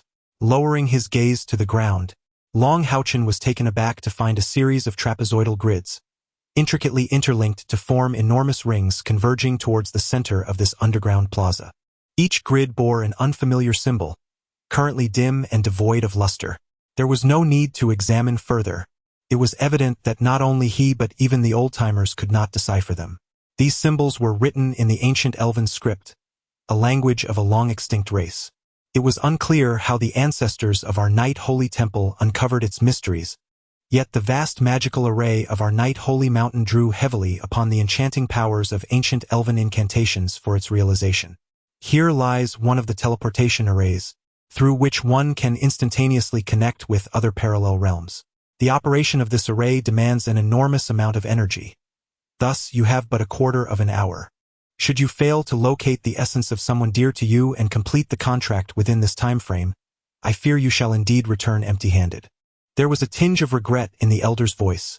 A talent like HaoChen's is a rarity in his lifetime. It is truly a pity for such an exceptional youth to lack a formidable steed. "Thank you, esteemed elder," HaoChen replied respectfully, bowing to the old man. The elder nodded and instructed, "Sit in the center of the teleportation array. Once I activate it, you will surely sense its workings." "Understood." Following the elder's guidance, HaoChen strode confidently to the heart of the underground plaza. Here, there lay a circle approximately 3 meters in diameter, at its core a prominent symbol. This symbol bore a resemblance to the character Forlike, albeit in a distorted form. Strangely, when HaoChen beheld this immense character, the sacred spirit furnace within his chest pulsed slightly. He settled into a meditative posture, clearing his mind. This was his final opportunity. Night Hua's anxiety rivaled that of HaoChen. His clenched fists exhibiting prominent veins, his nails digging into his palms unconsciously. The elder slowly raised the golden token in his hand. In an instant, Night Hua observed the elder's right hand, which grasped the token, transform into a translucent, resplendent gold, as if his palm had been forged from gemstone. The radiant body, a hallmark of the 7th-tier paladin, transforms its essence into a part of the light element. A paladin of formidable prowess can even transmute their entire being into the radiant body. In this state, they can instantaneously double the output of their holy light attribute spiritual power. Although this transformation can only be sustained for a fleeting moment, both offensive and defensive capabilities are magnified twofold. What a profound concept. Soon, Yi Hua discovered that it was not merely the old man's hand that had transitioned into the radiant body. The sparse white hairs atop his head had also transformed into a brilliant gold. Subsequently, his head became translucent, and an overwhelming oceanic aura of divine essence erupted forth, compelling Yi Hua to retreat rapidly until he stabilized against the farthest stone wall. The complete radiant body? Yi Hua nearly gasped in astonishment. This transformation can be wielded by any 7th-tier paladin. Yet the greater the mastery, the broader the coverage of the radiant body upon the physical form. Only when the entire body is entirely transformed into a crystalline manifestation of light can it be deemed the complete radiant body, a symbol of a 9th-tier paladin. This implies that the one-eyed elder before him is either an even more potent 8th-tier paladin or, at the very least, a pinnacle 9th-tier paladin. Such a being, if placed in the outside world, could easily serve as the master of a main hall within the Knight's Sanctuary. The extent of the radiant body's coverage does not influence its efficacy. The maximum enhancement remains at a twofold increase in attack power. However, the higher the cultivation, the longer the duration of the radiant body's manifestation. The elder let out a low growl, and with the enhancement of his radiant physique, a vast surge of luminous spiritual energy was suddenly infused into the golden token. Instantly, a rich golden halo began to spread outward. Wherever the golden light touched, the ancient elven inscriptions within the trapezoidal grids on the ground ignited with brilliance, illuminating the entire cavern with intense and extraordinary magical fluctuations. Knight Hua leaned against the wall, his gaze fixed on the resplendent scene before him, his eyes unblinking, as the peculiar sensation seemed to grant him a glimpse of the threshold to transcend the 3,000 spiritual energies. As all the ancient elven symbols were ignited, myriad strands of light rippled forth from these inscriptions, the intense golden light rendering the cavern dazzlingly bright. HaoChen felt a tremor throughout his body, as if countless immense waves of luminous energy were coursing through him. Simultaneously, the sacred induction spirit furnace within his chest began to pulse violently. The dense light elements from the outside world, drawn in by the sacred induction spirit furnace, were surprisingly retained in part as they traversed HaoChen's body, invigorating his funnel-shaped vortex. As the myriad golden light strands ascended, they began to spiral in one direction, resembling a colossal golden tornado. Yet, there was not a hint of airflow, only the overwhelming presence of light elements that evoked a sense of dread. A resonant hum reverberated once more, as luminous patterns converged at the apex of the cavern, revealing a vast, circular golden vortex. Concurrently, from within this whirlpool, a beam of golden light descended from the heavens, enveloping HaoChen, who was seated at the center of the teleportation array. The voice of the solitary-eyed elder echoed in HaoChen's ears, announcing the commencement of the selection. Countless auras of magical beasts would manifest within your perception. From these auras, seek out the one that resonates most closely with you to forge an equitable contract. Remember, it is imperative to find the aura that is most akin to you.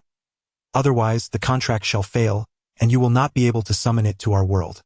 At the very moment the golden beam of light descended, HaoChen felt as if his soul had detached from his body, entering an extraordinary realm. This was a world adorned with billions of luminous points, coalescing into billowing clouds of light that danced around him. In that instant, he felt as though he was the very nucleus of this realm. Wherever his gaze fell, countless points of light surged forth, each emanating an aura for him to examine. However, the sheer multitude of these points was overwhelming. They shimmered in a kaleidoscope of colors, each exuding a distinct essence. He was acutely aware that he had merely a quarter of an hour, a fleeting window of opportunity for selection. Without daring to ponder extensively or squander a single moment, HaoChen hastily chose a cluster of light clouds and swiftly sifted through the auras that emanated from the points of light.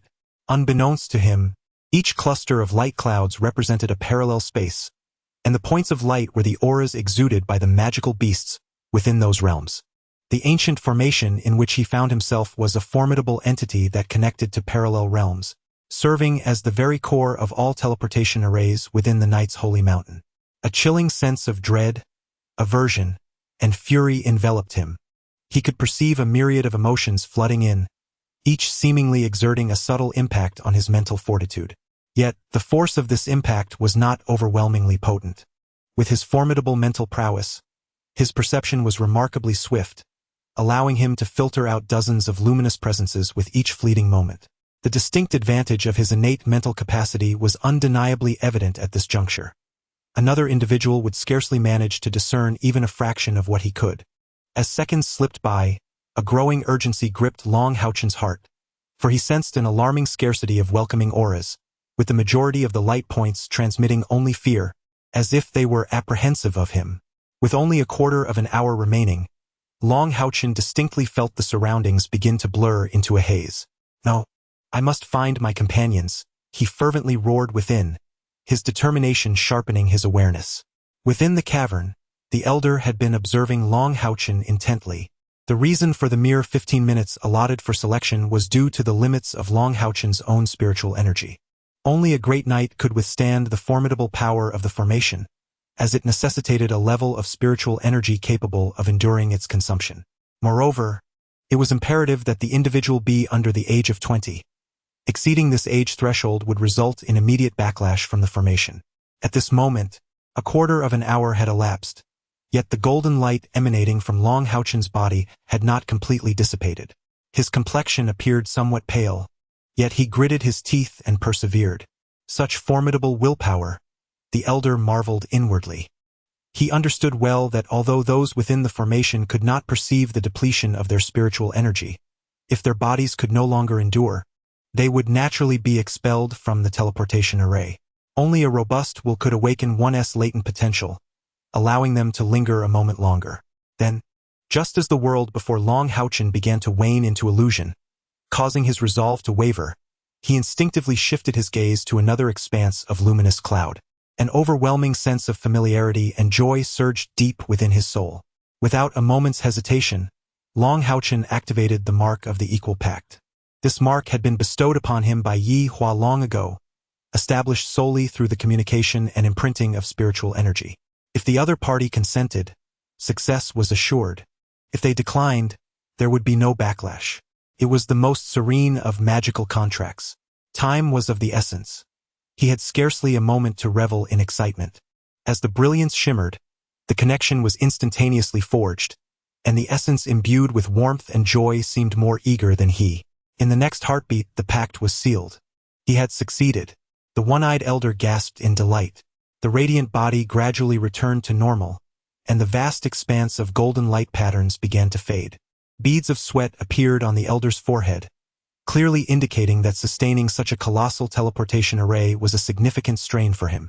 Upon hearing the news of success, Yi Hua rushed over, arriving at the elder's side and gazing towards the central point. As the golden light gradually faded, HaoChen's figure slowly emerged before their eyes. Aside from his somewhat pale complexion, he showed no other signs of change.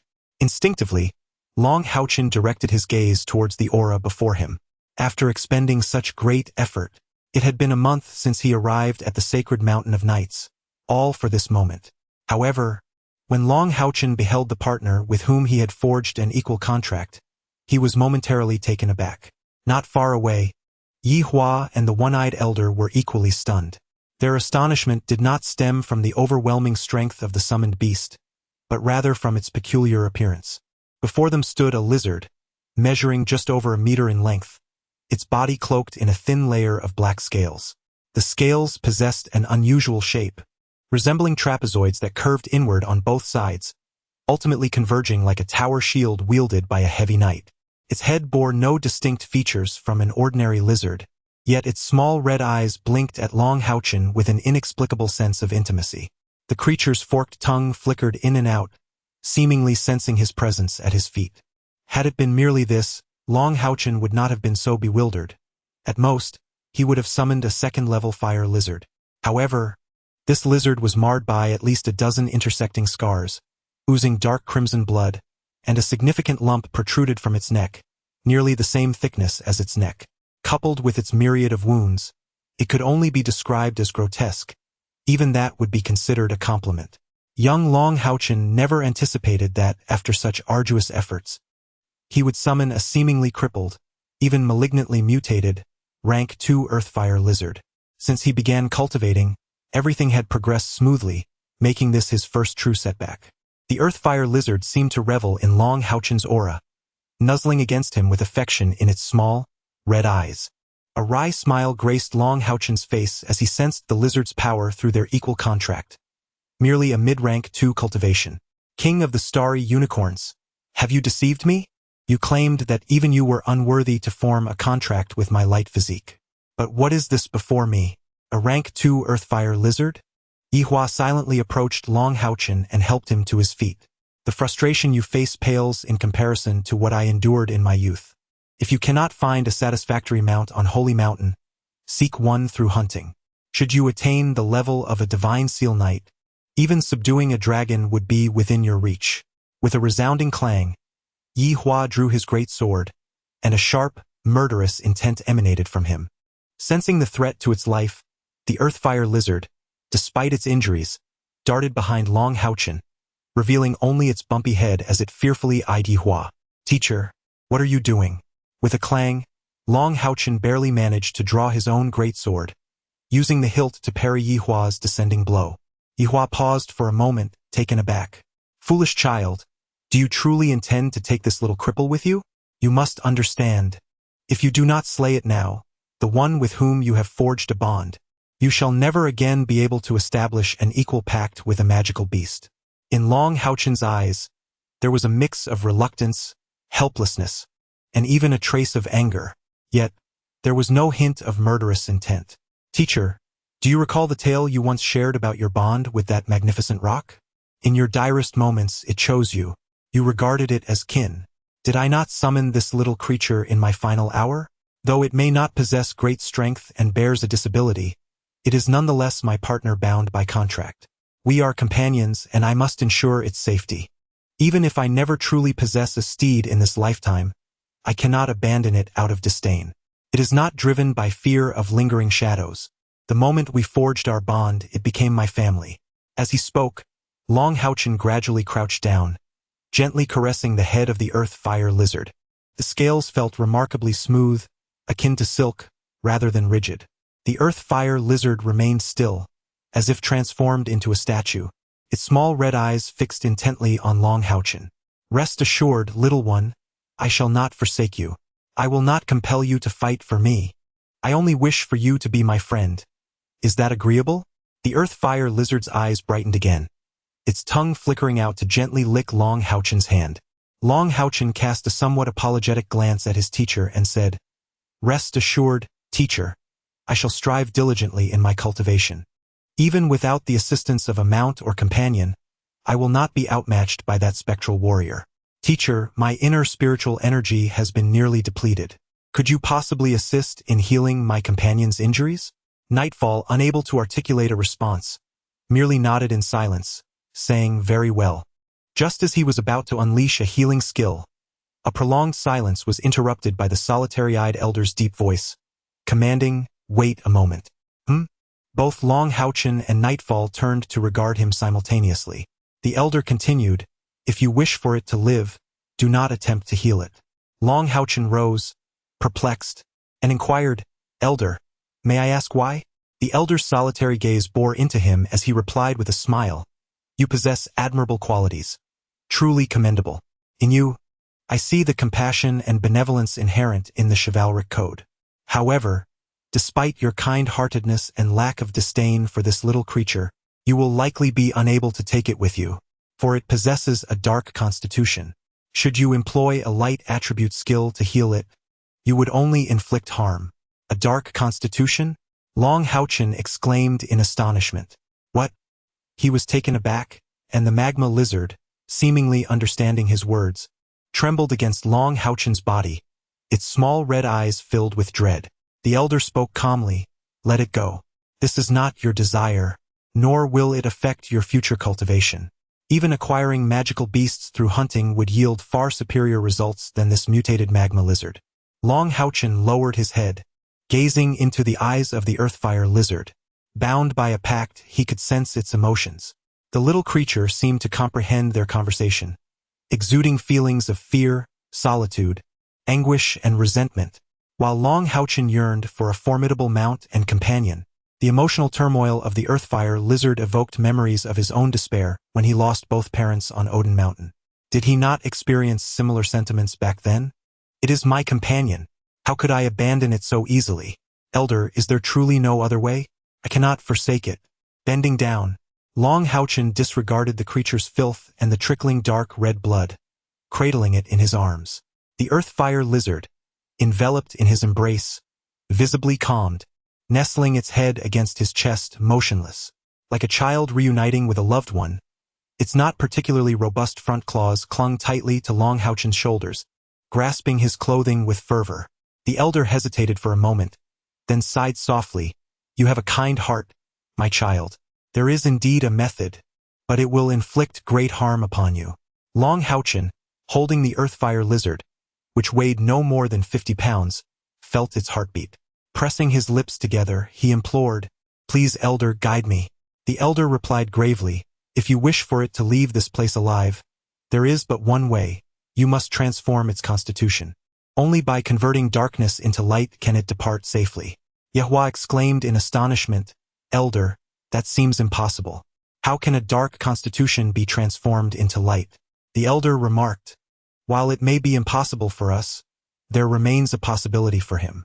Owing to the existence of the equal contract, this fire lizard possesses a significantly heightened receptivity to the energy it receives from him. However, it necessitates that this child infuse his own blood, imbued with the essence of light, into the body of the fire lizard, thereby purging its dark attributes entirely. Night Hua inhaled sharply, his icy visage betraying a hint of confusion. How much blood would be required for such a feat? The elder shook his head, responding, I cannot say. It depends on the fire lizard's receptiveness to his blood, as well as the intensity of the light energy contained within it. Yet, regardless of whether success is achieved, this endeavor will inevitably deplete the child's essence considerably. In my view, risking so much for a mere second-tier magical beast is truly unwarranted. HaoChen. Night Hua turned to Long HaoChen, poised to speak, but was unprecedentedly interrupted. Teacher, you need not speak further. I have already made my decision. The contract has been forged, and this is my destiny with it.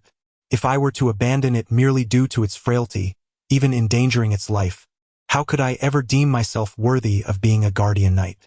As Long HaoChen resolutely proclaimed, he tightened his embrace around the fire lizard, slightly bowing to the elder in a gesture of respect. I humbly request your guidance on how to proceed. The elder sighed, saying, Your heart is truly rare, young one. Although you may not acquire a formidable steed in this instance, your future achievements are boundless. The method is simple. Activate your equal contract, then allow your blood to drip into the contract rune upon its body. Thank you, esteemed elder. Long HaoChen responded with a nod, gradually lowering his body to place the fire lizard gently on the ground. The fire lizard raised its head, gazing at Long HaoChen, emitting a series of soft, whimpering sounds. Fear not. I shall do all within my power to rescue you. You are now my companion, and if I cannot protect you, what kind of guardian knight would I be? Long HaoChen settled cross-legged before the fire lizard, and with a mere thought, he initiated their mutual pact of equality. This pact, also known as the equal summoning contract, is predominantly human-led, and its activation is akin to summoning a magical beast. A glimmer of violet light emanated from Long HaoChen's forehead, gradually expanding into a tiny point of purple luminescence, barely discernible upon his brow. How intriguing, the one-eyed elder remarked, his surprise evident as he turned to Yehua. It appears their contract runes are quite intricate. The complexity of the contract runes increases with the strength of the beast bonded to a human. Yehua, puzzled, replied. But isn't it merely a simple point of light? The elder shook his head, saying, No, it is not that simple. The runes are obscured by the violet light. Although I cannot discern their exact nature, I am certain they are far from ordinary.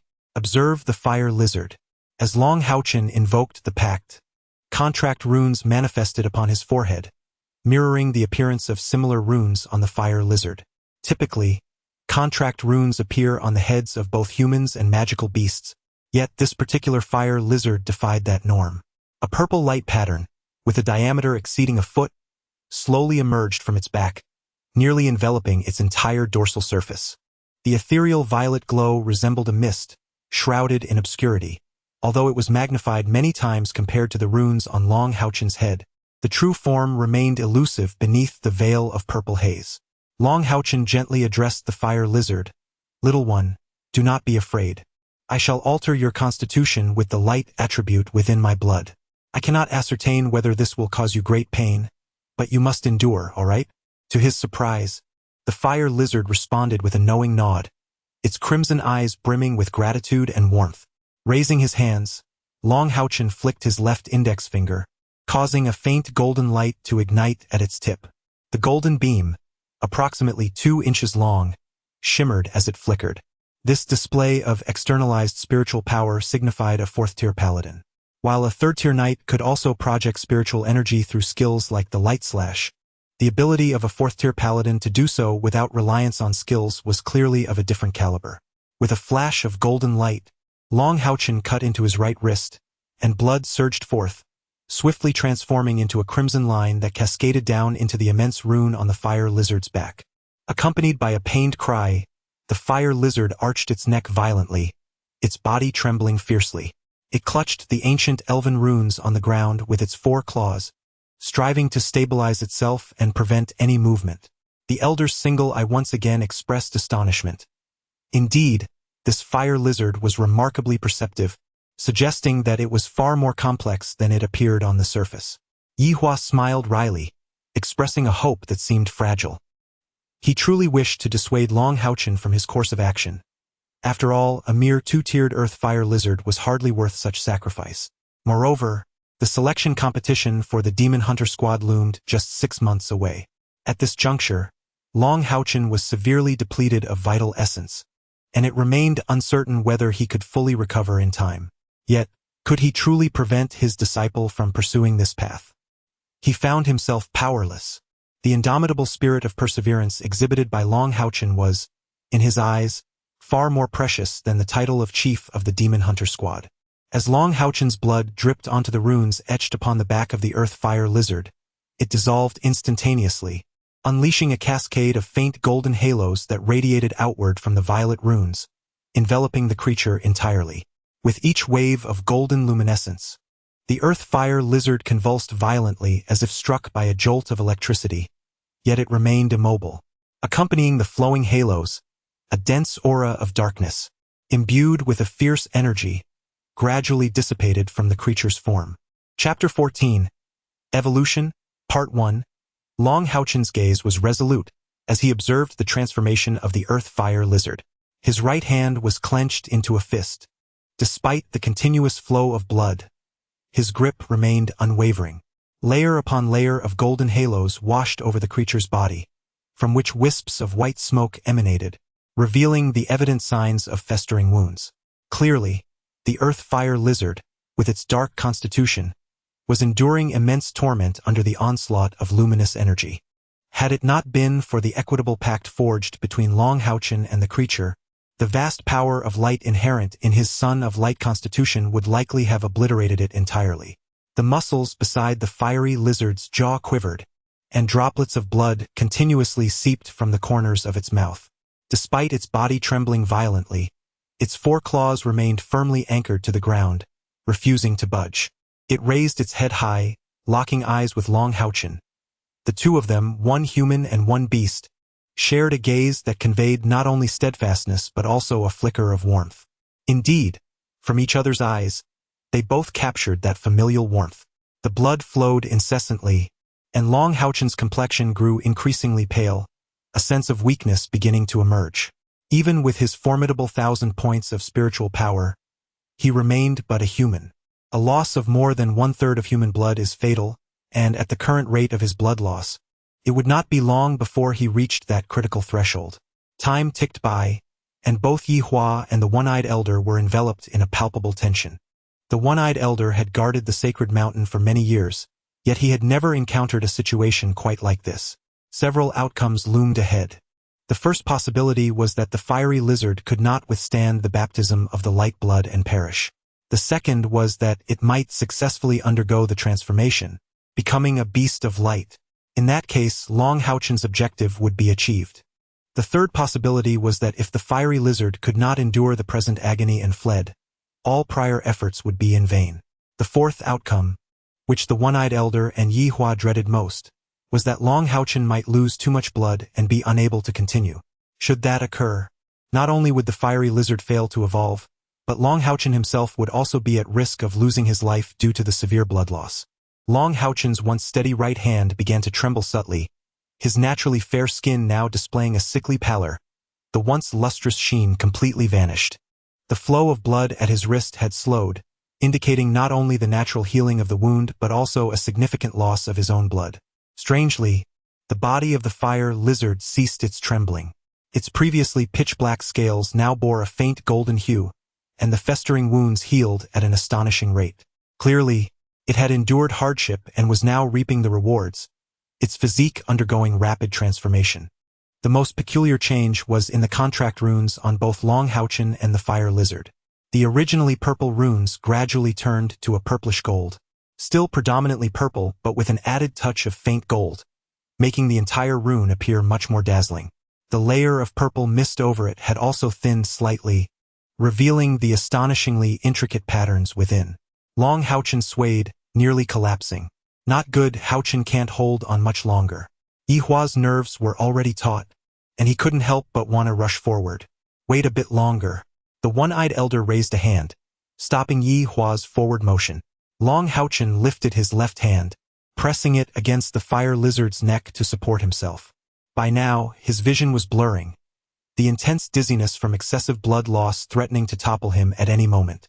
Never abandon, never give up. HaoChen clenched his teeth, silently repeating these 6 words in his heart.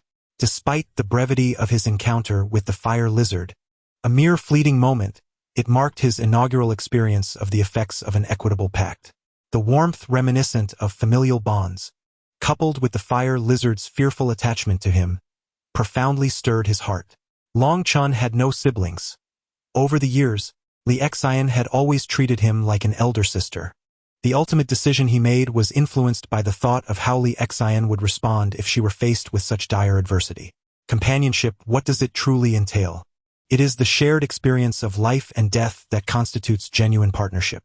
As he gazed through blurred vision into the fire lizard's eyes, he no longer perceived it as repulsive. At that moment, HaoChen had already lost over a third of his blood. Had he not been a seasoned knight, his life would surely have been in peril. The one-eyed elder, while obstructing Yi Hua, remained poised to act at any moment, ready to intervene if HaoChen's vitality began to wane. A triumphant roar erupted, and a golden sheen emanated from the fire lizard's body, banishing all remnants of darkness and ferocity.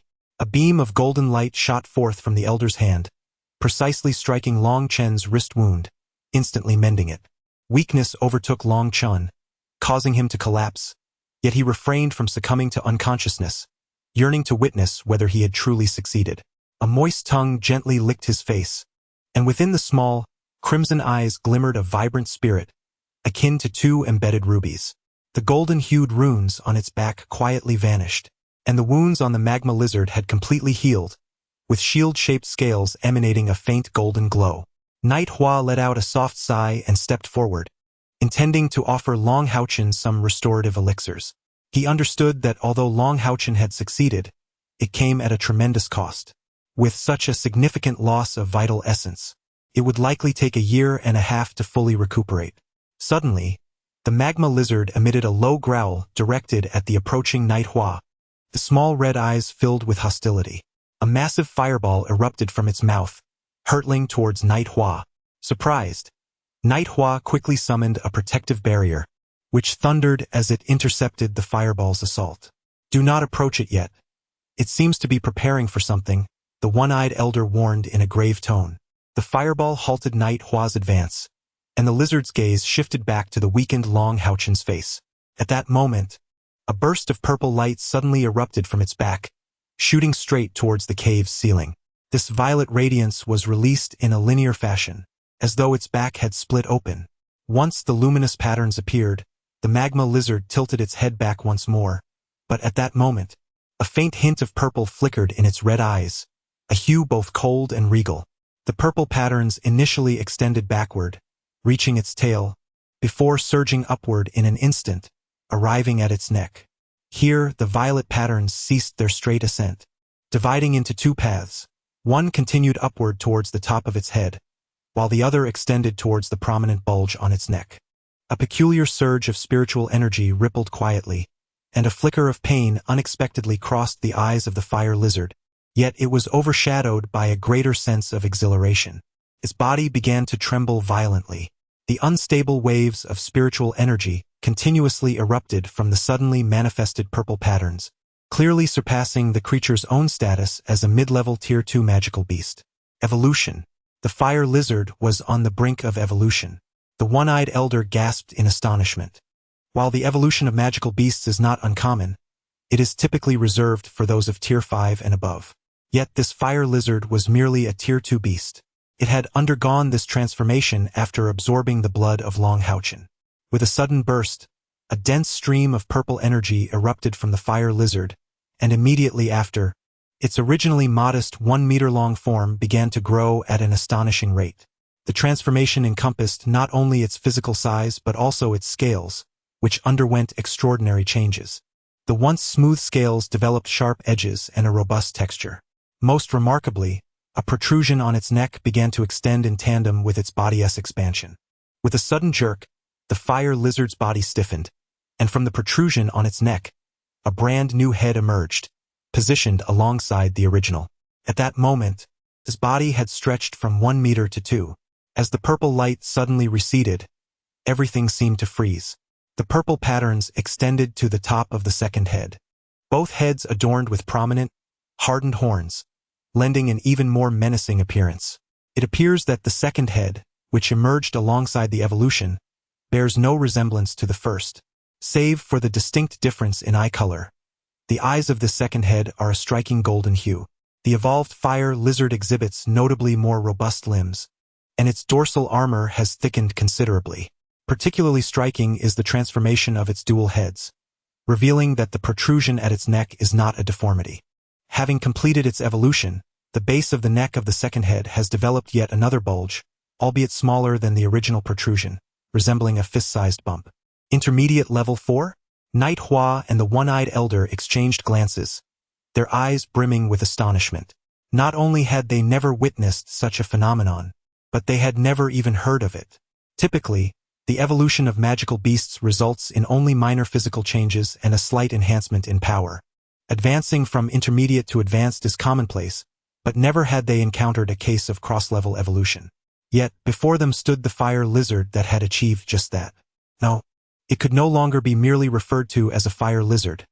The attributes of its second head diverge from the first, clearly emanating a radiant aura. A dual-headed, dual-attribute lizard-like magical beast. What species is this?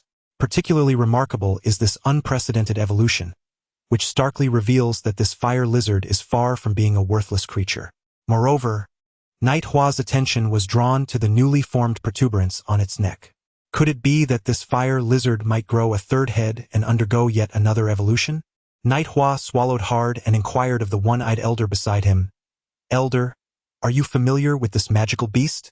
The elder smiled wryly and shook his head. "I do not know. No one can claim to recognize all magical beasts, especially one summoned from other parallel realms. It appears that this little creature has stumbled upon a treasure. Should this lizard evolve once more, it will undoubtedly possess an exceptional steed. Oh, what is it doing?" While they were conversing, the newly evolved two-headed lizard gradually lowered its two heads, gazing intently at HaoChen, who was equally astonished by its transformation. Its long tail swept forward, and the second head bit down on the tail's tip, causing a stream of pale purple blood to flow forth. Accompanying its evolution, the color of its blood had undergone a transformation. The contract runes reappeared. However, the runes upon the lizard's back did not enlarge due to its evolution. This time, It was evident that the lizard had actively triggered the runes. With a gentle flick of its tail, the tip, now stained with pale purple blood, struck the contract rune upon Long HaoChen's forehead. He froze momentarily, feeling a surge of searing warmth penetrate from his forehead, the intense sensation swiftly radiating throughout his entire body. Nourishment. It was using its own blood to nourish HaoChen. Night Hua leaped up in astonishment. The higher the level of a magical beast, the more attuned it becomes to the spiritual realm. Only those above level 6 gradually acquire intelligence comparable to that of humans. Before him, this two-headed lizard, brimming with spirit, was emulating Long HaoChen's assistance by replenishing the depletion of his essence with its own blood. With 2 heads, 2 reds, and 4 golden eyes, it gazed tenderly at Long HaoChen, its body swaying gently. A delicate lattice of pale purple veins began to radiate from Long HaoChen's forehead, extending throughout his entire being. He felt as though his body were immersed in a furnace, an indescribable blend of pain and comfort. He could only vaguely perceive the tumultuous transformation occurring within his very blood, spurred by this searing infusion. The original sensation of weakness gradually dissipated amidst this fervor. A faint crimson luminescence emanated from the two-headed lizard, forming a ring of red light that then slowly coalesced into a singular point, ultimately merging into the contract rune upon its back. Both Long HaoChen and the two-headed lizard trembled simultaneously, sensing an additional layer of connection between them.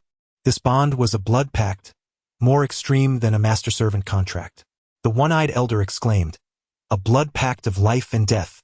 The two-headed lizard was repaying a debt of gratitude. Yi Hua understood the nature of blood pacts. Such contracts were extraordinarily severe. They bore no detriment to Long HaoChen. Yet, for the two-headed lizard, they imposed a fatal constraint. Should Long HaoChen perish, it would surely meet the same fate, while its own demise would affect Long HaoChen not in the slightest. Legends spoke of many extraordinary properties of blood pacts, even the ability to lend one's powers to their master. However, no magical beast was willing to enter into such an agreement, leaving the true mysteries of blood pacts largely unknown. The one-eyed elder inhaled deeply and spoke slowly, regardless of whether this two-headed lizard can evolve again. The bond it shares with you, my apprentice, will far surpass that of other knights. Perhaps this is a blessing in disguise. What kind of companion have I acquired? I shall call you Haoyue, in honor of my own name, HaoChen. Chapter 15. Admission Tickets and Equipment, Part 1. A series of knocks echoed through the door. "Brother, we are about to leave. Are you ready?" Li Xian exclaimed, her impatience evident as she pounded on the door. All right. The door swung open, revealing Long HaoChen stepping out of his room. Li Xian's eyes sparkled with delight. "Wow, you look so handsome." Long HaoChen donned a pristine white warrior outfit adorned with intricate silver dragon patterns, exuding an air of elegance and sharpness. The collar featured embroidered silver dragons on either side, while a luminous stone, radiating a gentle light, was embedded in the center of his belt. His long black hair cascaded over his shoulders, and his eyes, reminiscent of distant stars, shone with a clear, golden hue. His lips were a vibrant red, his teeth gleaming white, and his skin radiated a jade-like luster. With a high nose and slightly sunken eye sockets, he appeared flawless, devoid of any imperfections. In just 6 months, Long HaoChen had grown taller, his physique becoming more elongated without any exaggerated muscular definition, yet perfectly proportioned in a harmonious golden ratio. Typically clad in simple garments, today he was transformed in this slightly extravagant warrior attire, making even women feel envious of his appearance. Fidgeting with his outfit, Long HaoChen remarked, "Sister, is it really necessary to dress so formally? I feel a bit out of place." This attire had been specially tailored for him by Li Xian, as his usual clothing consisted solely of ordinary fabrics or the standard warrior uniform issued by the Moonlight Pavilion. "How can you not feel accustomed to it? Brother, white suits you perfectly. You look incredibly dashing. Oh, why couldn't you have been born a few years earlier? What a pity. Having spent a considerable amount of time together, my dear sister, my horizons have broadened significantly. Should I find myself unable to secure a suitable partner in the future, I shall claim you for myself." Li Xian's eyes sparkled with mischief as she surveyed Long HaoChen, her fist raised in playful threat. At that moment, Two heads emerged from behind Long HaoChen, nuzzling against his calves and emitting soft whimpering sounds. The bond they shared, forged through blood ties and an unwavering commitment, rendered their relationship far more intimate than that of any knight and steed. Upon hearing the words dried fish, both heads of Haoyue widened their eyes in unison, exchanging an almost human glance. Their necks arched as they nodded enthusiastically toward Long HaoChen, almost drooling in anticipation. As a member of the Haoyue branch, Long HaoChen earned a modest income of 5 gold coins each month. However, he found it impossible to save any of it, as all his earnings were devoted to feeding Haoyue.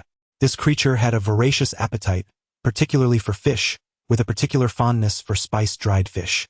Consequently, Long HaoChen had become a veritable member of the Moonlight tribe, often relying on Li Xian's generosity to make ends meet. With a hint of envy, Li Xian remarked, "HaoChen, your Haoyue is remarkably clever, resembling a child as it clings to you all day." Long HaoChen chuckled, "Indeed, it feels as though I have a younger brother, no, rather, 2 younger brothers whom I can hardly manage. Sister, shall we be on our way?" As they stepped out of the Haoyue branch and onto the bustling street, Long HaoChen inquired, "Sister, what is the occasion today?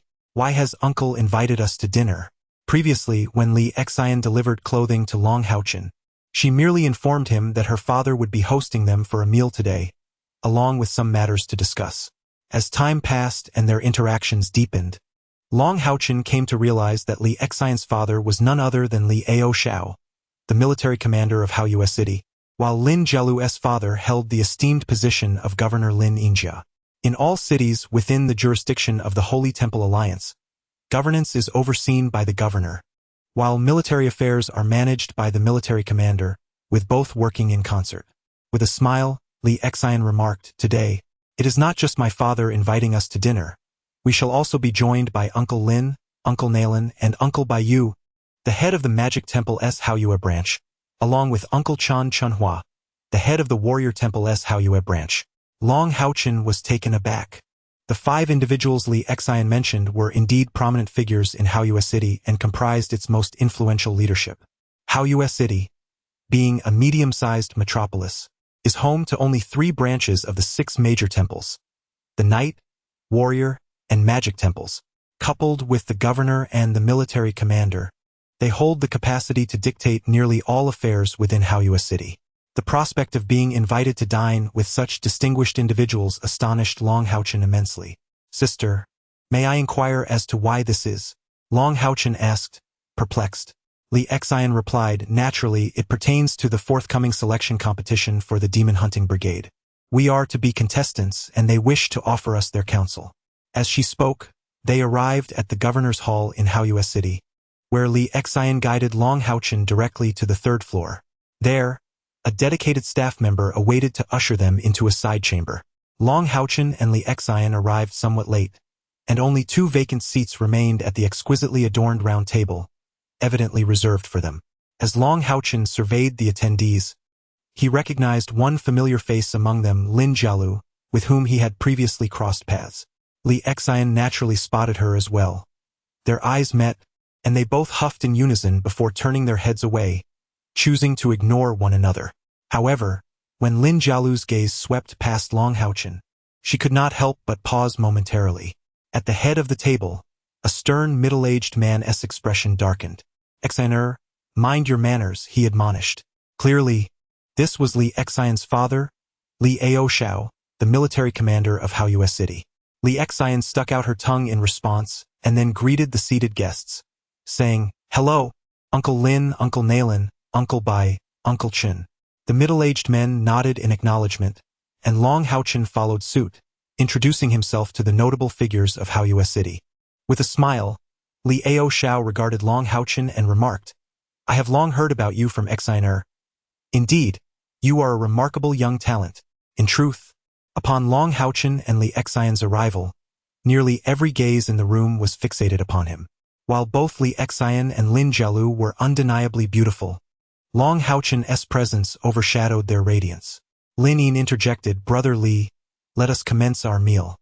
Let these young ones eat something before we discuss serious matters." Li Hao concurred, "That is indeed appropriate. Everyone, please do not stand on ceremony. Enjoy the meal. Apart from HaoChen, the others were evidently aware of the topic of discussion today. Although the atmosphere during the meal was not particularly vibrant, it remained quite comfortable, especially for the brothers Chun-Si and Chun-Chun, who devoured their food with remarkable zeal, displaying an appetite even more astonishing than Li Xian's. Naturally, HaoChen would not dare to express such sentiments to Li Xian. As they dined without indulging in alcohol, it wasn't long before the majority of the meal was consumed, with most of the food finding its way into the stomachs of several young men. Li Aoxiao proclaimed, "The selection for the Demon Hunter Corps is about to commence. You 5 are the elite representatives chosen from the 3 branches of our HaoUS city. This meal serves to bolster your spirits, and I also have some important reminders for you." With the main event commencing, HaoChen set down his utensils and listened attentively. Lin Yinjia stated, "The selection for the Demon Hunter Corps has a long-standing history and holds immense significance for our Holy Alliance. It can be said that the reason the Holy Alliance has not succumbed to the relentless encroachment of the demon race for thousands of years is largely due to the existence of the Demon Hunter Corps. Furthermore, nearly all high-ranking officials within the Alliance and the 6 major sanctuaries have participated in the Demon Hunter Corps.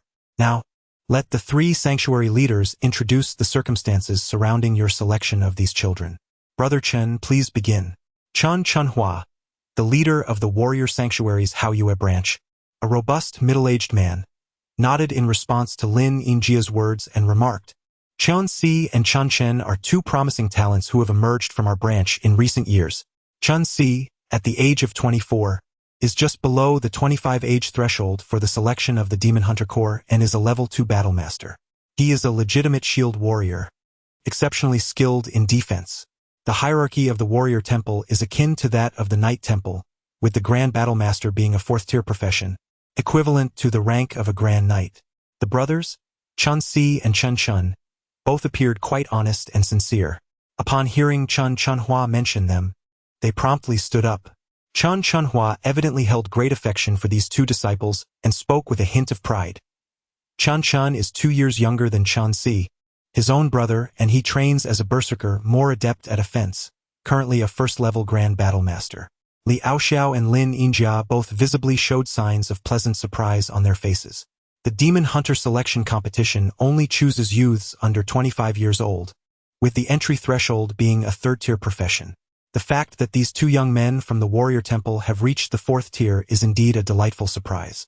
For any city, having its young talents join the Demon Hunters is a tremendous honor. Achieving a good ranking in the selection competition would bring commendations to the city's governor, military chief, and the respective temple's master. Baiyu, the master of the Moonlight branch of the Magic Temple, smiled and said, "A 4th-tier profession should pose no problem. With these 2 young men's protection, their qualification for the selection competition seems assured." Jialu, whom everyone knows, is undoubtedly a prodigy of our Magic Temple. At 21, specializing in ice magic, she is already a 4th-level Grand Mage. As Baiyu introduced her, although Lin Yinjia tried to control his expression, the pride in his eyes was unmistakable. Li Aoxiao praised, "Jialu is truly becoming more and more accomplished, undoubtedly the future hope of our Moonlight City." Upon hearing her father praise Lin Jialu, Li Xian could not contain her displeasure and remarked, "Father, do not elevate another's esteem at the expense of your own dignity. After all, your daughter is also a 3rd-tier knight, and I am merely 3 months her junior." Li Aoxiao shot her a glare, indicating her propensity to speak out of turn. Lin Yinjia chuckled and said, "You 2 girls, it has been quite some time, yet you still cling to these trivial disputes?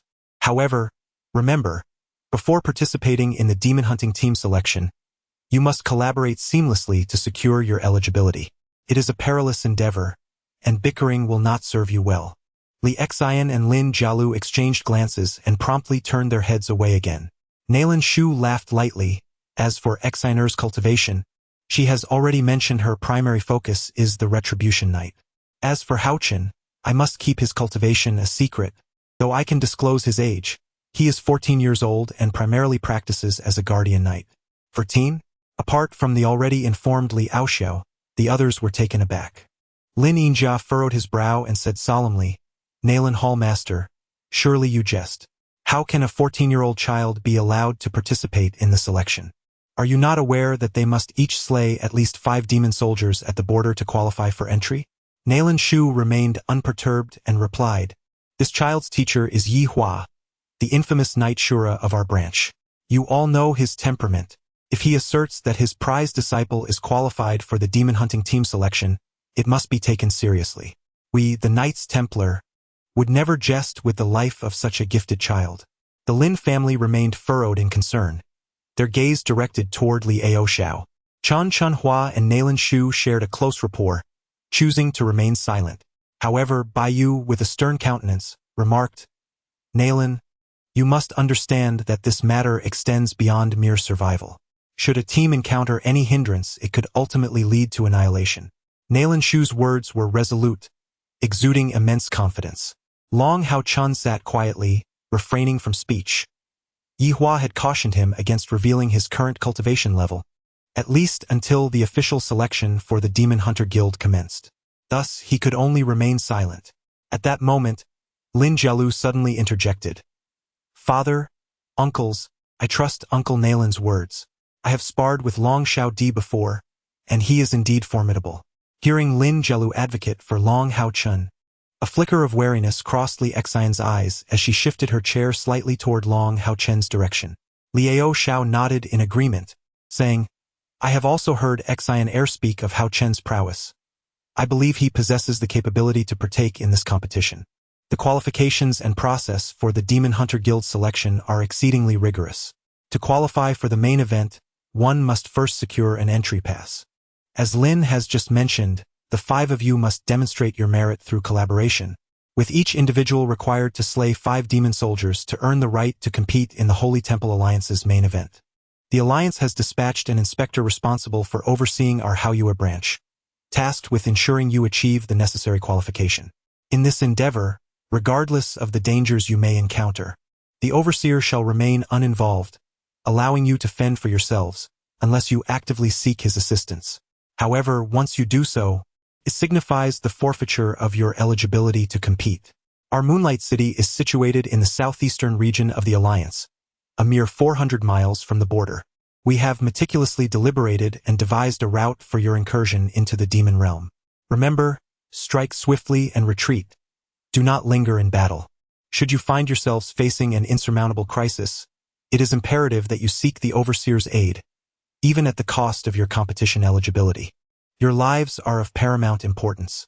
We have submitted the map to the Overseer, and you shall embark on your journey tomorrow. You represent not only the Moonlight Branch but also the essence of Moonlight City itself. Here, we extend our heartfelt wishes for your success in this grand competition. As Li Aoxiao, Lin Yinjia, and the other 3 branch leaders rose, they lifted their teacups in unison. Long HaoChen and the other 5 promptly stood to pay their respects to these 5 dignitaries of Moonlight City. Together, they drained their cups. Lin Yinjia then spoke solemnly. Since the emergence of the demon race 6,000 years ago, plunging us into an age of darkness, humanity has struggled relentlessly for survival and continuity. It took us over 2 millennia to stabilize our current territories. The demon race is our mortal enemy. Each adversary slain represents a contribution to the safeguarding of humanity. Although Moonlight City may not be a grand metropolis, participating in the demon hunting tournament is a significant event held every 5 years. To facilitate your success, we have prepared some gifts for you. As long as you complete the task of obtaining the pre-match entry tickets, these gifts will forever belong to you. Follow me. The Hall of Governance in Haoyue City comprises 4 levels. Under the guidance of Lin Yin and Li Aoxiao, the group ascends to a room on the top floor, guarded by 10 warriors. The room is devoid of any furniture, save for several large wooden tables, meticulously arranged with an array of equipment. Upon seeing this gear, the breaths of the Chun brothers, Chun Si and Chun Chen, noticeably quicken. Li Xian and Lin Jialu appear comparatively composed. Their affluent backgrounds render them unacquainted with the scarcity of equipment. A flicker of surprise dances in Long HaoChen's eyes, yet he maintains his poise. Once, Long Xing you had imparted to him that for any formidable being from the 6 sacred temples, equipment constitutes a facet of strength. However, only the gear acquired through one's own endeavors is truly cherished. The Radiant Shield could be deemed Long HaoChen's first genuine piece of equipment, and it is evident that he is on the cusp of acquiring a complete set for the very first time. The array of equipment laid out before them is extensive, indicating that it exceeds merely one set per person, offering considerable options. Lin Yin smiled, stating, although these pieces are not of the highest caliber, they are significantly superior to the mass-produced items available on the market. Given your current cultivation levels, the majority of you should opt for enhancement gear, enabling you to activate effects directly during combat. You may now select freely. However, only one complete set can be chosen from the same category. Lin Jialu shook her head, saying, I already possess equipment, so I do not need to choose again. As the daughter of the governor, and with her family operating a magical equipment shop, she naturally has no need to select anew. Li Xian also shook her head, indicating that she too had no need for it. Lin Yin's family and Li Aoxiao had evidently anticipated the scenario. These pieces of equipment were originally intended for Long HaoChen and the Chen brothers. The Chen brothers, growing increasingly impatient, promptly stepped forward to select their gear at the behest of their leader, Chen Chenhua. Li Xian nudged Long HaoChen, urging him to hasten and choose his equipment, lest the best options be snatched away by others. The quality of melee equipment is primarily assessed through three criteria. First and foremost is the material. The superior the material used, the more formidable the crafted equipment. Secondly, craftsmanship plays a crucial role. Even with identical materials, the quality can vary significantly depending on the skill level of the blacksmith. The third aspect is enchantment. A magical piece of equipment is worth at least 5 times more than an ordinary one, and if it possesses particularly powerful magical effects, its value escalates even further. Equipment is categorized from lowest to highest as follows: ordinary, alloy, magical, spiritual magical, splendid, legendary, epic, immortal, and mythic. The equipment provided by the city of Haoyue for these young demon hunters has indeed been meticulously selected. All of it comprises magical gear, albeit the most basic low-level enchanted enhancement types, each of which commands a price of no less than 100 gold coins in the market. Spiritual magical equipment, which is a tier above magical gear, typically includes at least one skill, with such items valued at no less than 1,000 gold coins. As a shield warrior, Chun Si decisively chose a heavy full-body armor for himself, complemented by a robust tower shield. Both the armor and the shield are fortified with earth-type runes, rendering their defensive capabilities the most formidable among the available equipment. The weapon, however, is decidedly simpler, a long sword that augments speed. Chun Chen's choices reflect the distinct emphases of different warriors. He dons fire attribute light armor and wields a pair of fire attribute long swords. When activated by spiritual energy, flames erupt around him, bestowing fire attribute attacks that significantly enhance his berserker's offensive power. The enchantment of light attributes proves more challenging than that of other elements. Thus, his light armor, lacking even a helmet, possesses only a modest illumination. It offers a certain level of defense while excelling in agility. Subsequently, he selects 2 heavy swords. Among this equipment, only one heavy sword bears a light attribute enchantment, prompting him to choose a fire attribute for his second heavy sword. The design of both heavy swords closely resembles that of the standard knightly blade, each etched with distinct runes and adorned with a 4th-tier beast core at their center. Each sword weighs between 20 to 25 kilograms, a trivial burden for Long HaoChen, whose external spiritual energy exceeds 200. Lin Yinjia, intrigued, inquires Long HaoChen, "Are you not a guardian knight? Why have you chosen 2 heavy swords?" Long HaoChen, feeling slightly embarrassed, replies, "I already possess a shield. I thought it prudent to select an additional sword as a backup. Is that acceptable?" Lin Yinjia smiles gently and responds, "Of course, it is." Once clad in the light armor, he immediately perceives an enhancement in the light elements gathering around his body, and instinctively begins to channel his internal spiritual energy. A delicate golden radiance shimmered upon the lightweight armor, enhancing both offensive and defensive capabilities, without increasing the consumption of spiritual energy during the execution of skills. Crucially, this armor was remarkably agile, imposing no hindrance upon Long HaoChen's movements. As for the pair of great swords, his fondness for them only deepened. With a surge of spiritual energy, the swords glowed brilliantly, particularly the light sword, which emitted a golden blade of light extending over a foot in length. The fire sword, while slightly less potent in attribute amplification, harmonized well with light. Infused with divine luminescence, it could still unleash at least 80% of its full attacking potential. HaoChen roughly assessed that with this new equipment, his combat prowess would increase by no less than 10%. Furthermore, thanks to the forget-me-not ring, he could effortlessly alternate between wielding a sword or a shield in his left hand, effectively transitioning between a guardian knight and a retribution knight.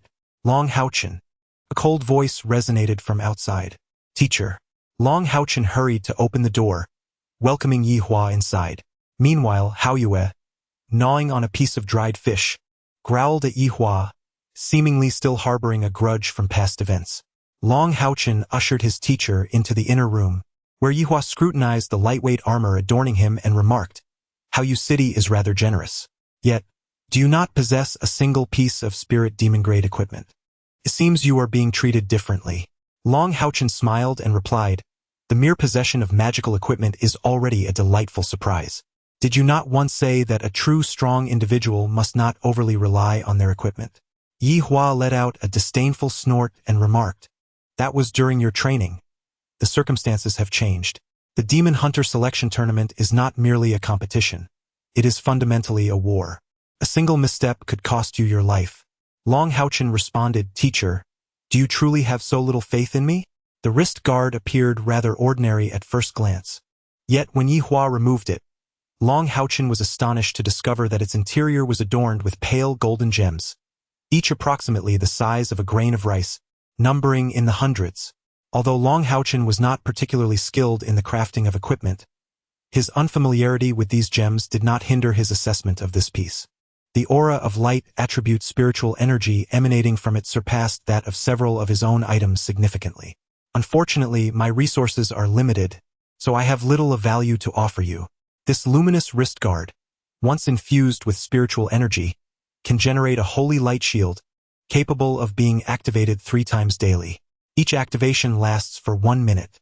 The Holy Light Shield is a defensive skill utilized by high-ranking knights, providing far superior protection compared to the Luminous Shield.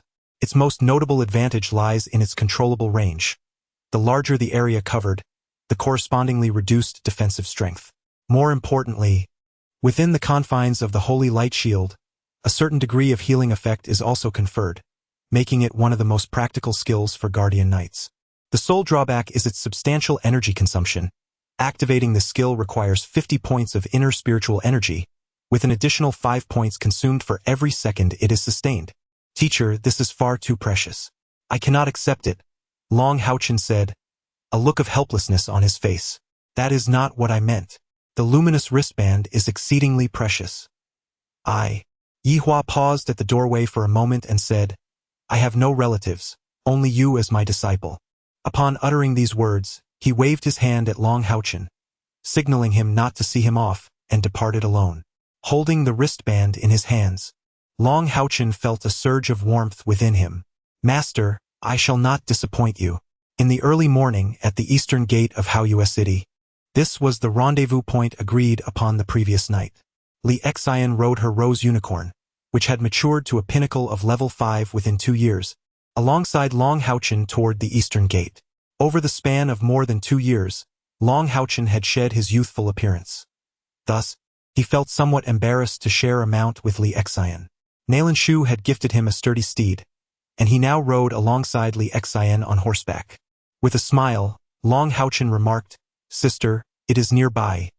It will reveal itself once we exit the city." Li Xian, filled with curiosity, replied, "I truly believe that the Haoyue is even smarter than my rose, yet it is merely a mid-level 4. Soon, the brother and sister arrived at the eastern gate, where the Chun brothers awaited with eager expressions, though Lin Jialu had yet to arrive. Miss Xian, little brother Long, Chun Si greeted them warmly. He held profound respect for Li Xian and her brothers, while regarding HaoChen merely as a subordinate of Li Xian. After all, Nalan Shu had mentioned that HaoChen was only 14 years old this year. How much capability could a 14-year-old child possess? In contrast, Li Xian was different. Not only did she possess superior cultivation, but she also commanded a powerful beast like the rose unicorn. Her overall strength rivaled that of the combined might of the brothers. The status of knights has always been significantly higher than that of warriors, and naturally, they wish to cultivate a favorable relationship with Li Xian. Those selected to participate in the demon hunting team selection are all individuals of exceptional talent, and the challenges they are about to face necessitate collective cooperation. Li Xian nodded towards them and inquired, "Has Lin Jialu not arrived yet?" Chen Si smiled and replied, "Not yet. It is still early. Let us wait a little longer." Li Xian, maintaining a composed demeanor, nodded in agreement. The Chen brothers, Chen Si and Chen Chen, were also mounted on fine steeds. Just as they were conversing, a horse-drawn carriage approached slowly and came to a stop a short distance in front of them. As the carriage curtain was drawn aside, Lin Jialu leapt down first, standing respectfully. Shortly thereafter, an elderly gentleman emerged from the carriage. The old man appeared to be in his 60s or 70s, with meticulously combed silver hair, enhanced by a fragrant hair wax that rendered his short locks gleaming. His thick brows and large eyes bore a slightly cold gaze, while his thin lips exuded an air of both pride and nobility, making him seem somewhat unapproachable. He was clad in a light blue magical robe, the edges adorned with golden threads, exuding a subtle metallic sheen, while lively wind elements naturally swirled around his form.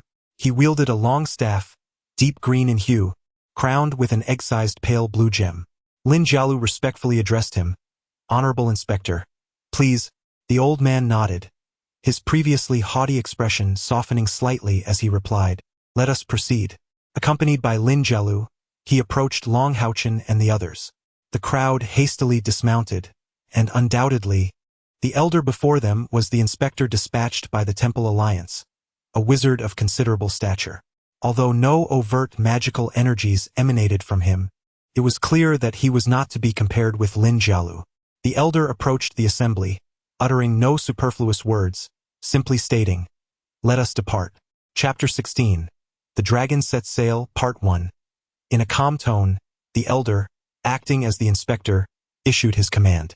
As he spoke, he casually waved his staff, enveloping himself in a sphere of azure light, rising effortlessly from the ground to hover a meter above, advancing forward. "You may disregard my presence, and I shall render no assistance unless you choose to withdraw from this selection trial." His voice echoed distantly ahead. Suddenly, the azure light intensified, and in the next moment, the inspector vanished into thin air. The abrupt disappearance startled the others, yet only Long HaoChen's gaze flickered, instinctively casting a glance over his shoulder. "This is the map," Lin Jialu announced, producing a parchment map from her bosom and unfolding it before the group. "We must head eastward and infiltrate the territory controlled by the demon clan. Here, take these." As she spoke, she retrieved 5 circular tokens from her possession, keeping one for herself and distributing the remaining 4 among the others. Long HaoChen examined the token he received, noting its exquisite craftsmanship, forged entirely of pure silver, adorned with a delicate lavender gemstone that emitted a faint magical aura. Upon reaching this point, Lin Jialu paused for a moment, deliberately casting a glance at Li Xian before stating, "Given our collective capabilities, accomplishing this task should not pose a significant challenge. However, since we are undertaking this endeavor as a united front, we must harness the power of our collaboration. A serpent cannot function without a head. Thus, it would be prudent to select a leader before we embark, ensuring unified command during any conflict." Li Xian scoffed slightly. "So, you intend to assume the role of this leader?" Lin Jialu shot her a sidelong glance, resolutely responding, "What objection could there possibly be? Here, my cultivation surpasses yours, and as a sorceress I am positioned at the rear during battles, allowing me to observe the entire battlefield, a most fitting role for command." Li Xian furrowed her brow, pondering for a moment before surprisingly nodding in agreement. "Very well, you shall lead." Lin Jialu was momentarily taken aback. She had not anticipated Li Xian's willingness to acquiesce. A hint of confusion flickered across her features. Li Xian huffed, "What are you staring at? I am clear about my principles. Even for the sake of my brother's safe return, I shall not engage in petty squabbles with you at this juncture. However, should your leadership falter in the heat of battle, I will not hesitate to revoke your command." Choosing to disregard Li Xian's veiled threat, Lin Jialu turned her attention to the Chen brothers. "Do you have any objections?" Both Chen Si and Chen Chen shook their heads in unison. The duo, known for their straightforward natures, held no delusions of superiority over the two young ladies and thus remained silent. Very well, then let us commence our journey. Lin Jialu issued her first command as the leader. Long HaoChen stood beside Li Xian, feeling somewhat disheartened, pondering why she did not inquire about his opinion. At that moment, Lin Jialu approached him, saying, "Brother Long, I cannot ride with this long robe. Please take me along. I shall sit behind you." A faint smile graced her lips as she disregarded Li Xian entirely. "You are indeed a guardian knight. Should you not ensure the safety of the mage?" As she spoke, she extended her hand towards Long HaoChen, signaling him to assist her onto the horse. "Let us share a steed." Just then, a slender hand reached in from the side, and with a swift pull, Lin Jialu was hoisted onto the horse's back by none other than Li Xian. Startled, Lin Jialu exclaimed in anger, "Who wishes to share a mount with you? You are a punitive knight. Can you truly protect me?" Li Xin Rito Faisali. "You must either choose Chen Si or brother Chen, or it shall be as it is. If you wish to take advantage of my brother, you are merely dreaming. I shall not afford you that opportunity." With that, Li Xian lightly urged the horse forward, and the rose unicorn galloped forth like a crimson arrow, leaving Lin Jialu's indignant shouts trailing behind. Long HaoChen and the Chun brothers exchanged glances, their faces reflecting a sense of helplessness, and they hastily spurred their horses to pursue the two. A shadowy figure followed closely, skimming along the ground like a black arrow, his head swiveling excitedly from side to side. The distance of over 400 miles posed no challenge for the rose unicorn, which could cover it in merely 2 hours. However, the ordinary steeds of Long HaoChen and his companions were not so swift, and after departing at dawn, they reached the vicinity of the border only as evening approached. With the selection badges in hand, the 5 individuals successfully traversed the guarded zone of the Temple Alliance forces, leaving their steeds behind. After a simple dinner, they quietly ventured into the territory of the Demon Clan. "Hold on," Lin Jialu called for everyone to pause, retrieving the map once more. Although she had tacitly accepted to share a mount with Li Xian, her expression remained somewhat displeased. Despite her discontent, Lin Jialu maintained a remarkable composure, her exquisite features adorned with an air of authority. Including Li Xian, the group nodded in agreement. As Lin Jialu stowed the map away, their gazes instinctively shifted towards the demon territory. The amalgamation of tension, excitement, and a hint of fear heightened their vigilance. Faced with the impending threat of humanity's adversary, their heroic sentiments were stirred to some extent. "Moonlight, emerge," Long HaoChen commanded in a deep voice. In a swift motion, the two-headed lizard, Moonlight, silently approached Long HaoChen, startling the group with its sudden appearance. "Everyone, do not be alarmed. This is my companion," Long HaoChen quickly clarified in a hushed tone. The group's attention turned to Moonlight, with Lin Jialu displaying the greatest surprise. As a mage, her mental acuity surpassed that of melee professions, granting her heightened perception. Yet, she had failed to notice Moonlight's presence moments ago. "Is this your mount companion?" Lin Jialu inquired, a hint of confusion in her voice. Long HaoChen nodded affirmatively. A flicker of regret crossed Lin Jialu's eyes as she remarked, "Very well. Its form is rather inconspicuous. Let us set forth." Long HaoChen removed the luminous shield and sword from his back, silently trailing at the rear as the 5 of them formed a diamond-shaped battle formation. They traversed the hills and finally entered the territory of the Demon Clan. Ahead lay an expansive plain, stretching beyond the horizon. Yet when the wind stirred, a faint scent of blood lingered in the air. It had been 6 millennia since the onset of the Dark Age, during which both humans and demons had shed copious amounts of blood upon this land. Lin Jialu still held the same staff she had not wielded during her contest with Long HaoChen. With a gentle flick of the staff accompanied by the incantation of several spells, a transparent, bird-shaped specter unfurled its wings and soared into the sky. Simultaneously, a subtle glow enveloped Lin Jialu's eyes. The Eagle Eye spell, a requisite for every mage, allowed one to gaze from above and survey the distance. The higher the practitioner's prowess, the greater the range of observation afforded by the spell. Li Xian furrowed her brow and remarked, "The terrain here is far too open, which is not conducive to our ambush. Seek a location where we can conceal ourselves." Lin Jielu nodded slightly and replied, 5 miles to the left. There lies a hilly area. Beyond the hills is a thicket. Let us proceed there for the time being. They would then advance cautiously. There are no enemies within a 10-mile radius. Let us move. Li Xian nodded in agreement. The group hastened their pace in accordance with Lin Jialu's directions. To Long HaoChen's astonishment, the usually quarrelsome HaoUS sisters exhibited no signs of discord at that moment. In a line of 5, it was led by the two of them, Li Xian, who scouted ahead, and Lin Jialu, who commanded from the center, coordinating their reconnaissance. The Chen brothers and Long HaoChen were quite at ease, merely required to follow their lead. Under Lin Jialu's directive, utilizing her keen eagle eye technique, the group advanced with utmost caution. In the span of an hour, they traversed approximately 50 miles, utilizing the rare cover provided by the sparse terrain of the plains. At every potential hiding spot, Lin Jialu meticulously marked their locations on the map before continuing their journey. The route they had chosen to infiltrate the demon territory had been carefully selected by several leaders from HaoUS City. Starting from the garrison of the Holy Alliance, they faced merely 200 miles of open land to the nearest demon encampment. Although the terrain was not particularly advantageous, the proximity offered significant ease for a potential retreat. As night deepened, after advancing around 80 miles, Lin Jialu identified a thicket and ordered a halt. "We cannot approach any closer," she whispered. "Continuing forward could very likely bring us within the detection range of the demon mages."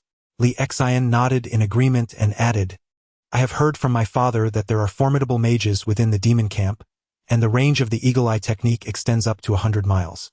If we proceed further, the likelihood of being discovered is quite substantial. Let us wait here patiently." The group consumed some provisions to maintain their strength, settling into a quiet vigil. Only Lin Jialu continued to employ her eagle eye technique to survey the surroundings. The night passed in tranquil silence, and as dawn approached, they found themselves disheartened by the absence of even a single demon patrol after a long night of waiting. Especially Lin Jialu, who had been continuously employing the eagle eye technique, appeared somewhat fatigued. "Strange, aren't these demons on patrol?" Chun Si remarked, a hint of confusion in his voice. The 5 exchanged glances, each reflecting a degree of helplessness. Although they were all distinguished members of the younger generation in HaoUS City, none had ever participated in warfare. What initially seemed like a straightforward task had begun to take on a troublesome complexity. The time allotted to procure the entry tickets was also limited. They had a mere 3 days. If they exceeded this time frame, they would be unable to reach the Sacred Alliance in time for the selection trials. Li Xian furrowed her brow and proposed, "If all else fails, I could ride Rose deeper into the territory, entering the demon's reconnaissance range. That might elicit a response from them." Lin Jialu immediately countered, "No, that's far too dangerous. Your Rose unicorn is too conspicuous. One misstep could attract formidable foes, leading to our utter annihilation." Just as the group was deliberating their strategy, Long HaoChen, who had been silently listening, suddenly shouted, "Be careful, enemies are approaching." As he spoke, he raised the light sword that he had been gripping, a faint golden barrier enveloping the 5 of them in an instant. The spirit light shield. Almost immediately, a violent tremor emanated from beneath their feet. With a resounding thud, the spirit light shield shattered, but at that very moment, another layer of the spirit light shield materialized beneath Long HaoChen, successfully thwarting the attack that had surged from below. Thick, spear-like spikes, approximately 1.5 meters in length, erupted around the perimeter of the spirit light shield. Had Long HaoChen's reaction been even a fraction of a second slower, they would have had to bear the brunt of that assault with their bodies. The formidable, spiky protrusions numbered no less than 7 or 8, adorned in a hue of deep purple-black, with wisps of a similar aura swirling above them. The second layer of the spiritual barrier was not conjured by Long HaoChen. His skill usage had not yet reached such swiftness. Instead, it emanated from the HaoYue beneath him, a lizard-headed creature with golden eyes, seamlessly merging with Long HaoChen's spiritual shield to provide protection for all present. They were from the Ruck tribe. The 5 individuals were elite youths from HaoUS City, and after a momentary shock, they quickly regained their composure. With a fierce shout, Li Xian plunged a pair of radiant crimson swords into the ground. Long HaoChen, Chun Si, and HaoChen mirrored her actions. A series of piercing sounds resonated as the earth trembled violently. Lin Jialu pointed her wand downwards, unleashing a beam of blue light towards the ground, simultaneously exclaiming, "Draw your weapons," as weapons, slick with viscous blood, were extracted from the earth. A sudden chill enveloped their feet. The ground had solidified into a substance as unyielding as steel. Lin Jialu had directly enacted the ice wall technique beneath them. One by one, robust spikes erupted from the ground surrounding the five, and soon after, figures sprang forth from the earth, encircling HaoChen and his companions. These were grotesque beings, their countenances menacing, resembling a peculiar form of humanity. Each stood approximately 1.7 meters tall, their upper bodies bare, while their lower halves were clad in dense black scales. Their skin bore a purple-black hue, and they possessed 3 eyes atop their heads, the most striking feature being their forearms. Indeed, each of these creatures possesses forearms, each exhibiting a shape reminiscent of a sharp cone, with their forearms entirely keratinized, resembling 3-edged spikes that emit a faint, chilling light at their tips. Although HaoChen and his companions had studied the lore of the demon race within their respective sanctuaries, and had perused various illustrated compendiums of the different demon tribes, they could not help but feel a surge of apprehension when confronted with the reality of the demon race. 6 millennia ago, the sudden emergence of 72 demon god pillars upon the holy demon continent precipitated a wave of mutations among numerous beings, which gradually evolved into various combat capabilities of the demon race, encompassing over 20 distinct tribes, one of which now stood before them, the Ruck tribe.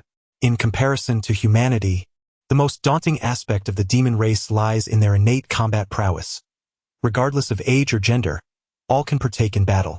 The inherent talents of the demons far surpass those of humans, enabling them to become formidable warriors without the need for rigorous training. The Ruck tribe's unique gift manifests in their 4 spiked arms. While their frontal combat strength may not be particularly formidable, they excel in ambush tactics. When their forearms are raised and converged above their heads, they are capable of swiftly burrowing underground, moving with an alacrity akin to that of running. An attack launched unexpectedly from below is nearly impossible to defend against. At this moment, HaoChen and his companions found themselves encircled by no fewer than 16 or 17 Ruck warriors, with several spikes yet to erupt from the ground, evidently having perished due to the direct counterattack initiated by HaoChen and his allies against the earth.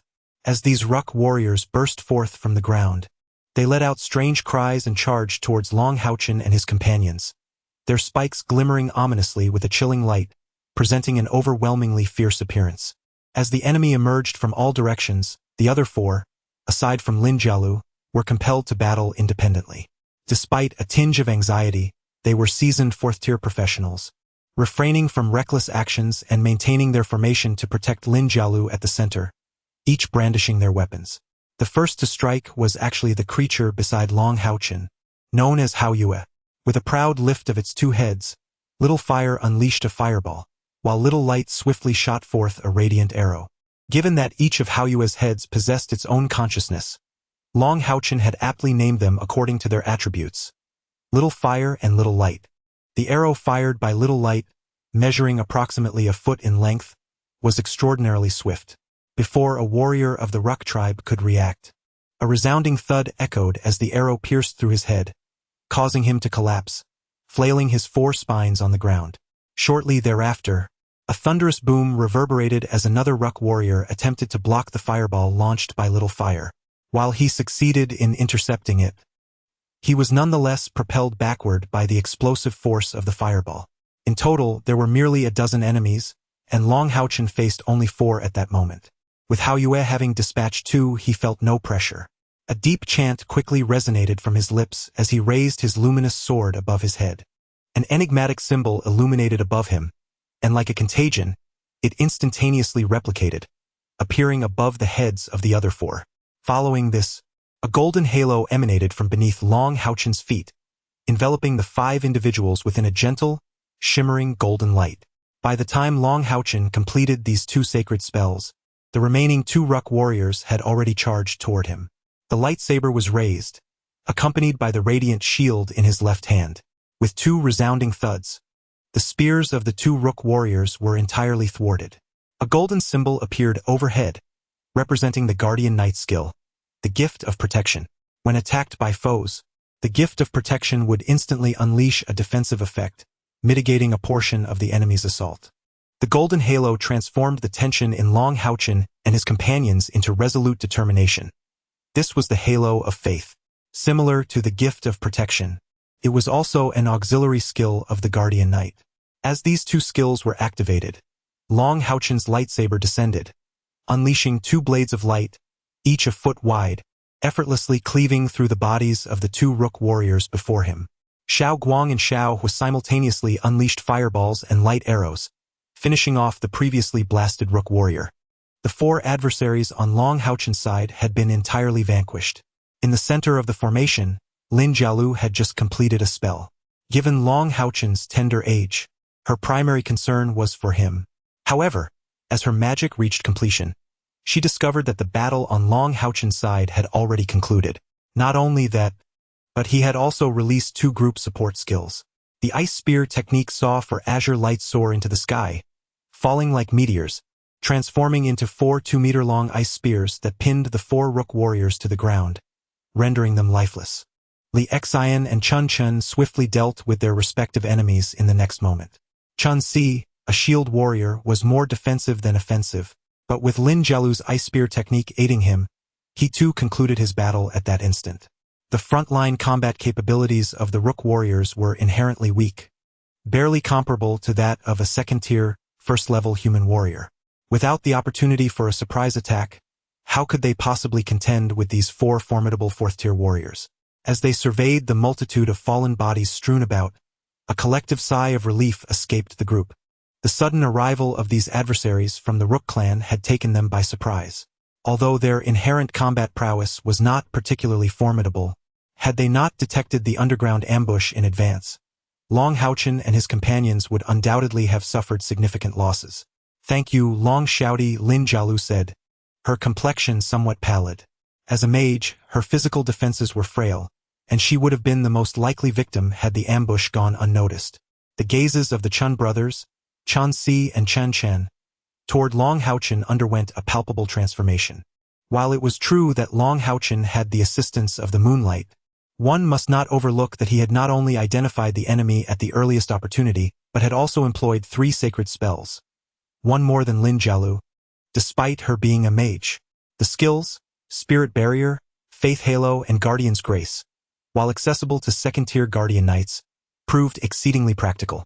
Moreover, he had swiftly executed 2 enemies with his light slash, showcasing a seamless connection of skills that left the Chun brothers in awe.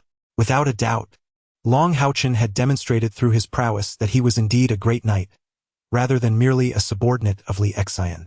A great knight at the tender age of 14. The mere thought sent a chill through the hearts of the Chen brothers. The hallmark of a great knight is the ability to project spiritual energy without the use of skills. Although HaoChen had not displayed such an ability, his recent execution of skills was more than sufficient to affirm his strength. As the crowd gazed at HaoChen in astonishment, his expression suddenly shifted drastically. He shouted a warning, "Be careful!" A brilliant golden light flickered, conjuring a protective barrier. However, this barrier shattered almost instantaneously upon its emergence. At that moment, the onlookers barely caught a glimpse of a figure appearing beside Lin Jialu like a bolt of lightning. A chilling glimmer surged towards her throat, indicating an invisible assault. Positioned at the center of HaoChen and the other 3, Lin Jialu as a sorceress was of paramount importance to protect. Yet, as the ethereal figure broke through the barrier, it slipped through the gaps between Chen Chen and Li Xian. The enemy's speed was astonishingly swift. Most were still in a daze. HaoChen's ability to react and unleash the protective barrier was the pinnacle of his skills, and given the distance and velocity, he was unable to aid Lin Jialu. Li Xian screamed in alarm. However urgent her cries were, both the initiation and the rescue required time. Time they simply did not have. The icy blade grazed Lin Jialu's neck, sending shivers through her skin. In the very next instant after HaoChen's warning, she felt the chilling presence. Regardless of being a grand sorceress, even a mage of the highest order would find themselves powerless in such a situation. Was death imminent? In that fleeting moment, Lin Jialu felt no sorrow or joy, only an overwhelming sense of unwillingness. It was as if the blade had already severed her throat, and she sensed her soul teetering on the brink of departure. With a sharp sound echoing, the figure resembling rippling water staggered back 3 steps before regaining its composure. As the aura of spiritual luminescence unfurled, a beam of gentle, alabaster light emanated from Dragon's chest. Though its intensity was moderate, it enveloped the cloaked figure at the precise moment the blade grazed Lin's neck. Bizarrely, the figure was immediately veiled in a faint, pearly luminescence, delineating its form. The blade merely scraped Lin's neck, failing to sever her trachea, and instead lunged toward Dragon. The resounding clang was the echo of Dragon's resplendent shield intercepting the blow. Clang, clang, clang, clang, clang, clang. A frenzied cascade of explosive sounds erupted from Dragon's radiant shield. The camouflaged figure, now bathed in ethereal light, launched a tempestuous assault on Dragon, only to be steadfastly repelled. The resplendent shield, wielded with expertise, became an impenetrable bulwark, defying every frenzied advance. Only then could Lin voice her terror. A slight ache pulsed from her neck where the skin had been broken. Overwhelmed by fear, her body weakened, and she momentarily forgot her offensive capabilities. Despite her exceptional performance during her training at the City Magic Hall, she was still a maiden untested in battle, and this near-death experience brought her to the precipice of despair. Responded with alacrity, unleashing a cross-shaped strike from behind toward the camouflaged assailant. The elusive adversary exhibited remarkable prowess, its form contorting subtly mid-air to evade Li Xian's assault. Curiously, it seemed fixated on Long HaoChen, directing its attacks exclusively at him. "What are you doing?" "Attack!" Li Xian exclaimed, rousing Chun Si, the Chun brothers, and the astonished Lin Jialu. Beneath Long HaoChen, Hao Yue unleashed a barrage of fireballs and light arrows upon the invisible foe. The enemy, now partially visible, possessed a humanoid form, indistinguishable from humans save for its ability to turn invisible. It wielded a pair of equally transparent blades, deflecting Hao Yue's elemental attacks with impunity. Whirlwind slash. Chan Chun roared, his twin fire attribute long swords transforming him into a fiery vortex as he charged towards the cloaked figure. Li Xian's sword aloft, her twin swords merging into a radiant, intersecting cross-slash. Chun Si, the shield-bearer, positioned himself to intercept attacks aimed at Long HaoChen, but the invisible enemy remained solely focused on him. Confronted by the combined assault, the elusive adversary momentarily paused, emanating an aura of sanguinary crimson light. Chunchen, bearing the brunt of the attack, grunted as his whirlwind slash faltered, forcing him to stagger backward. At this moment, the disparity in cultivation levels among the crowd became evident. With a resounding crash, Li Xian struck fiercely at the dark crimson light with her dual swords. Although she was repelled, the invisible foe wavered slightly, clearly affected by her assault. Seizing this fleeting opportunity, the enemy's blades suddenly transformed into a deep crimson hue. With a swift push off the ground, he surged forward like a horizontal whirlwind, his dark red blades poised to pierce directly at Long HaoChen. The air was rent with a piercing sound, and from a distance, one could discern that the invisible adversary resembled a bolt of dark red lightning. Long HaoChen's expression was grave, his handsome visage betraying no emotion. His clear golden eyes reflected calmness, revealing a maturity beyond his 14 years. He took a stance, shield raised, and in an instant, he stood resolute like an unyielding boulder. With divine protection, a tremendous sound erupted as a brilliant golden light enveloped Long HaoChen, causing the invisible enemy to stagger midair from the recoil. Finally, his right hand, which had remained inactive, sprang into action. The light sword, imbued with resplendent divine golden radiance, descended with a powerful strike, channeling all the golden light that had surrounded him into the blade. With the combined forces of light's retribution and light slash, the invisible adversary, caught off guard by the thwarted attack, could only raise his now dull blades in defense. With a thunderous crash, the invisible assailant was forcefully slammed to the ground, emitting a cry of agony as his body created a shallow crater upon impact. In the very next moment, a radiant orb, akin to the sun, ignited behind him, casting a rich crimson glow that descended from the heavens, imbued with the power of light and flame. The strike of the sun's blade echoed. A cry pierced the air, But it was abruptly silenced, as the concealed figure was cleaved in twain by Li Xian's formidable attack, dark green blood splattering in all directions. The once invisible form was now revealed. Chen Si reacted swiftly, unhesitatingly drawing near to the pallid Lin Jialu, raising his heavy shield, which emanated a layer of earthy light, enveloping both himself and Lin Jialu in protection. "What are you doing?" Li Xian shouted at Lin Jialu. Had Lin Jialu been able to engage in the assault after HaoChen had thwarted the enemy's advance, they would have found it significantly easier to contend with this hidden adversary. "Sister, let it go," HaoChen urgently grasped Li Xian. The crisis was far from over. The presence of other foes remained uncertain, and internal discord could prove fatal. Li Xian turned to HaoChen, her gaze shimmering with a hint of admiration. Undoubtedly, had it not been for HaoChen's extraordinary display moments ago, Lin Jialu would have met her demise. Although the final blow was struck by Li Xian, it was HaoChen who had withstood the entirety of the invisible foe's assault. Were it not for his steadfast and unyielding defense, coupled with the divine shield that channeled the power of light's vengeance to amplify the sun's blade, this hidden demon might have evaded defeat. Chen Si spoke solemnly, "We lack a priest and cannot employ the eye of truth. If we face more adversaries shrouded in invisibility, the danger escalates. What shall we do now?" Lin Jialu lowered her head, her gaze betraying a sense of shame. In truth, her lack of performance was not due to inadequacy. Rather, the events that had just transpired were too sudden. "Long Shouty, my mind is in disarray, and I am not fit to continue directing. Perhaps you or Li Xian should take command," she suggested. Without hesitation, Li Xian nodded and declared, "HaoChen, you shall lead. Age is never a true measure of strength." Twice, it was HaoChen who first detected the enemy, thereby averting harm to the group. Although the other four were unaware of how he accomplished this, they were all genuinely impressed by him. Chapter 17. The Emerald Dual-Blade Demon, Part 1. Though HaoChen was young, both Long Xingyu and Yihua had imparted countless lessons and battlefield experiences to him. Composure is paramount. Safeguarding oneself is far more crucial than vanquishing foes.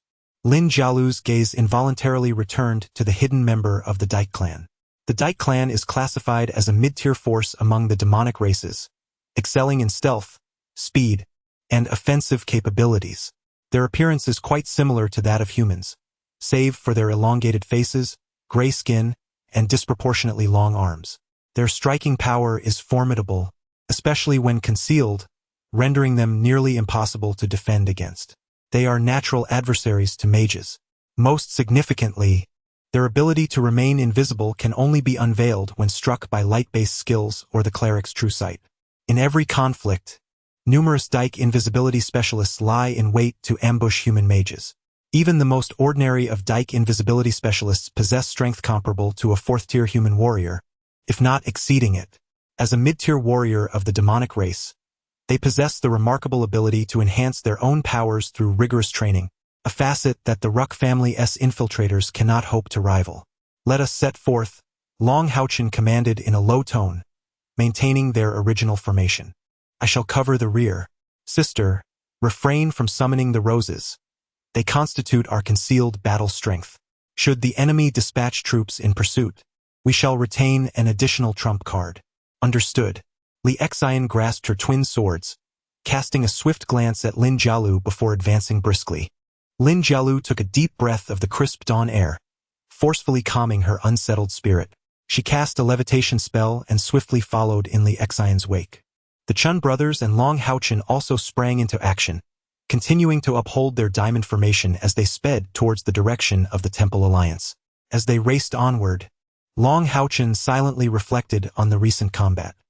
His ability to detect the enemy's presence twice before anyone else was attributed to the perceptive enhancement bestowed by his mutated mental power.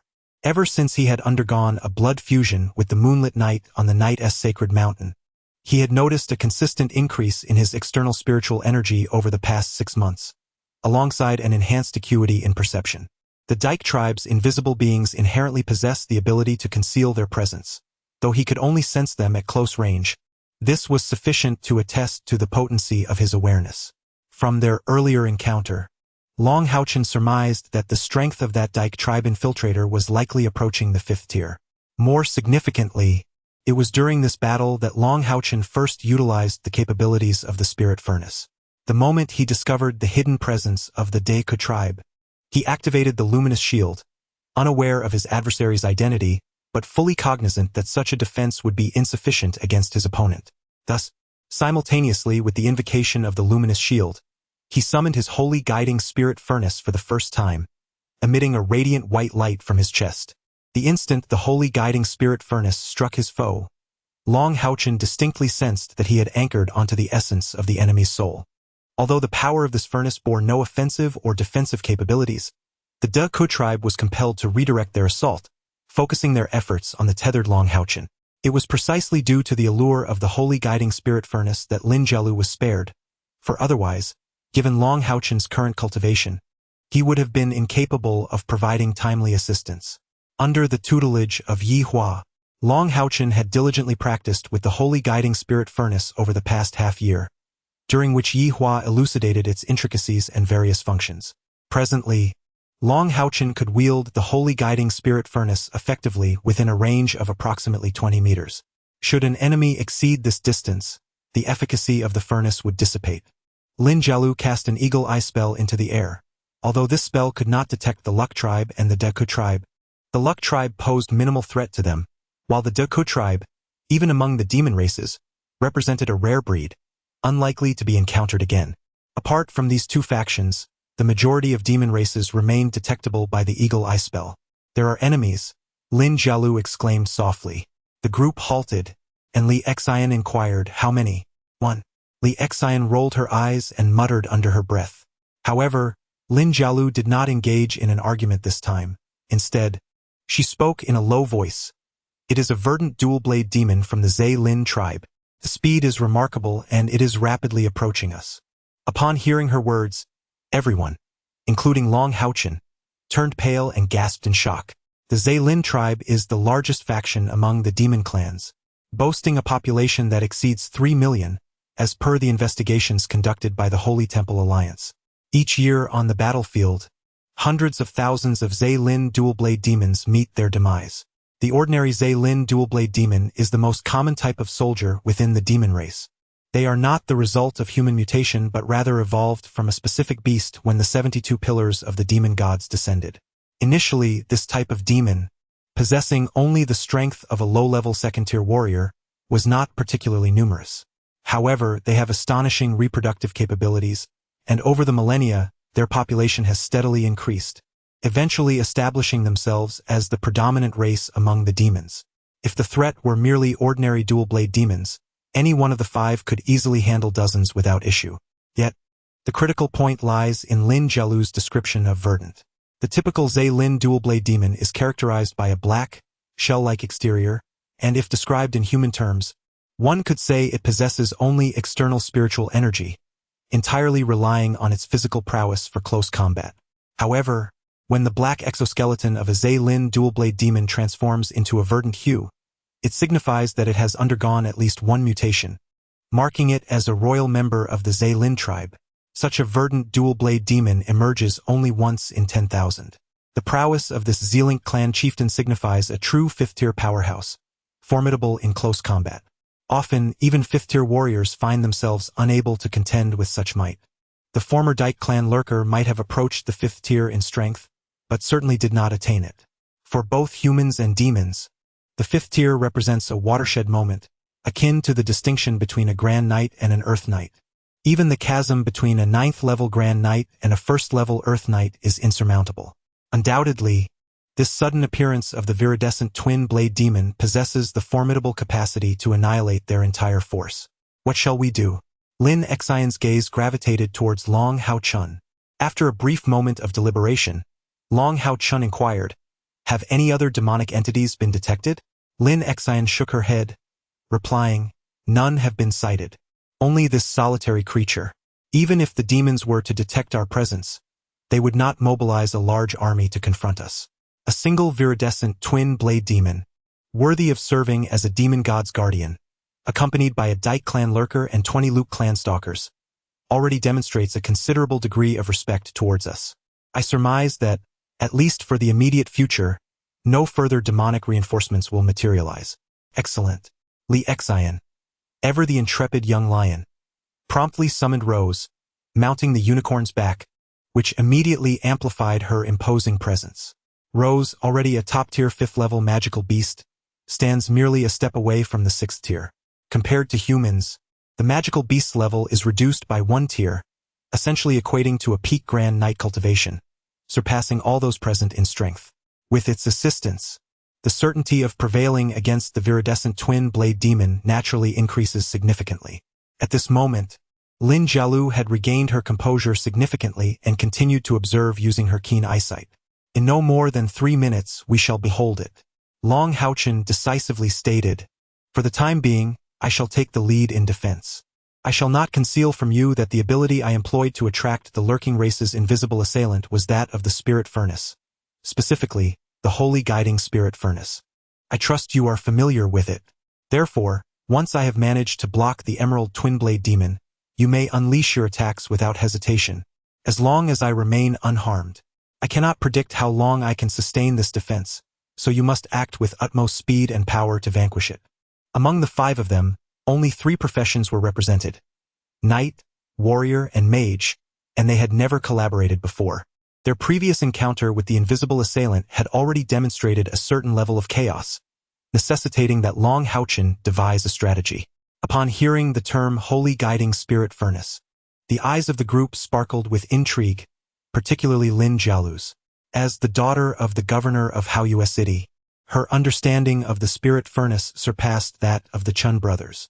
She immediately recognized that it was indeed the holy guiding spirit furnace that had saved her life earlier. Li Xian gazed at HaoChen in astonishment, exclaiming, "HaoChen, you rascal! Just how many secrets are you keeping from your sister?" HaoChen replied apologetically, "I am sorry, sister. My mentor forbade me from disclosing this."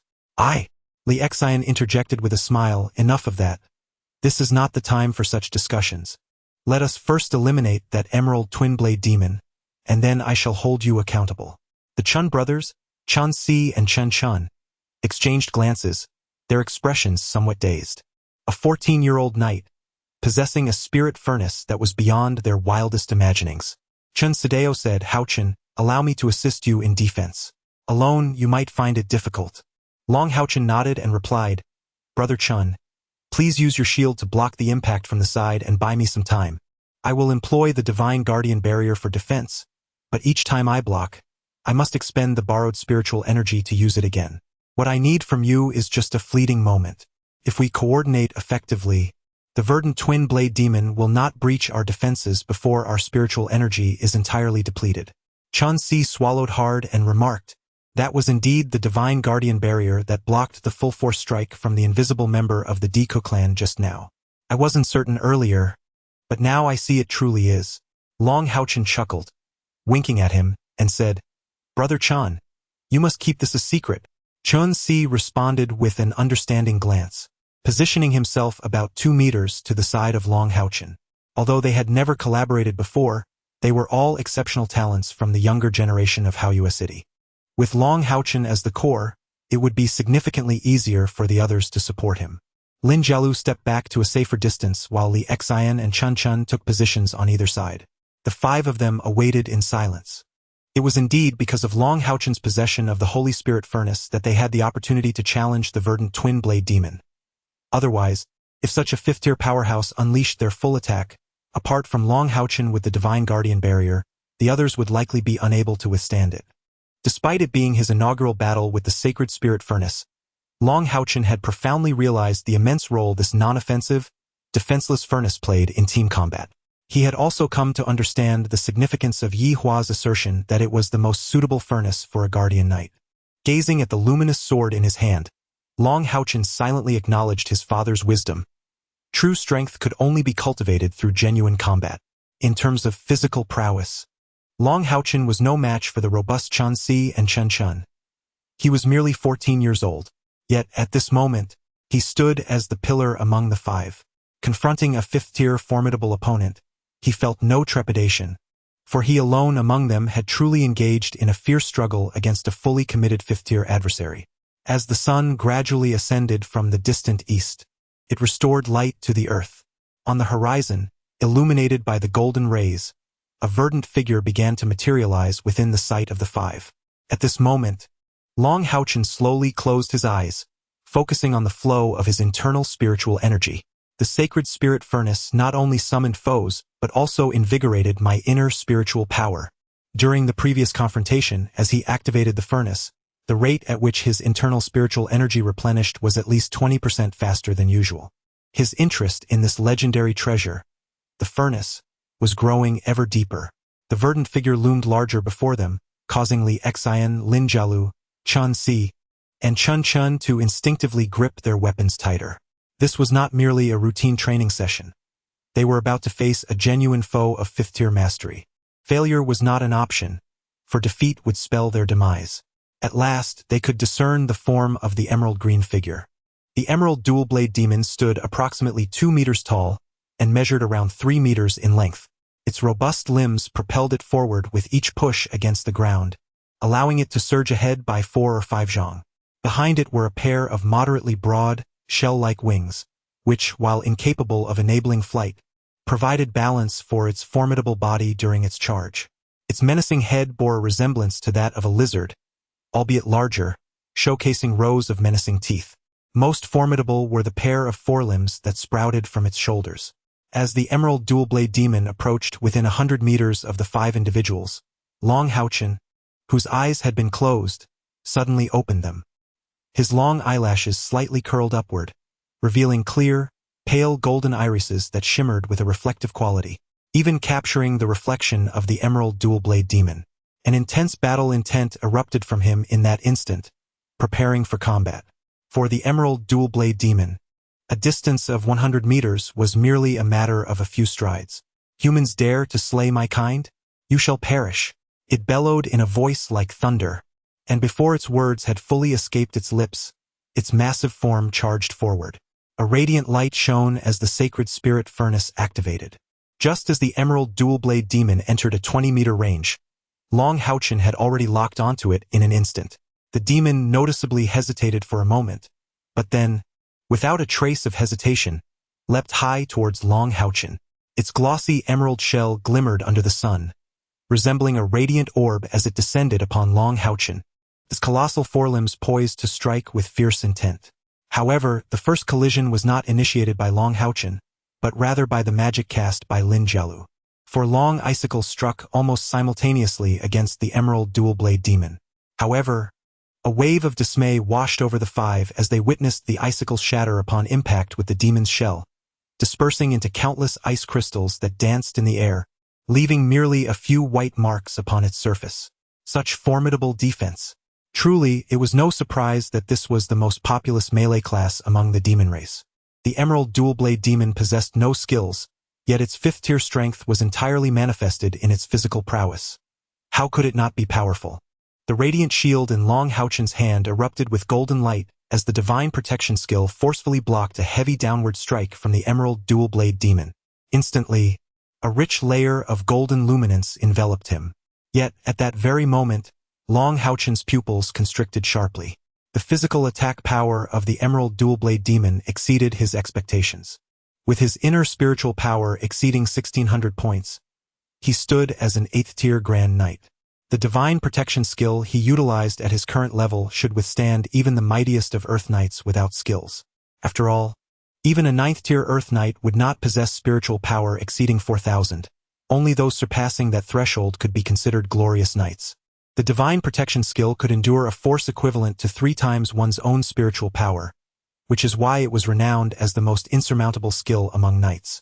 Yet, despite this, when confronted with the emerald dual-blade demon's heavy strike, HaoChen, even with the flawless execution of divine protection, still found himself staggering back 2 steps before regaining his footing. Furthermore, he realized that only one heavy blade had landed upon his radiant shield. At this moment, the distinction between the 5th and 4th tiers became strikingly evident.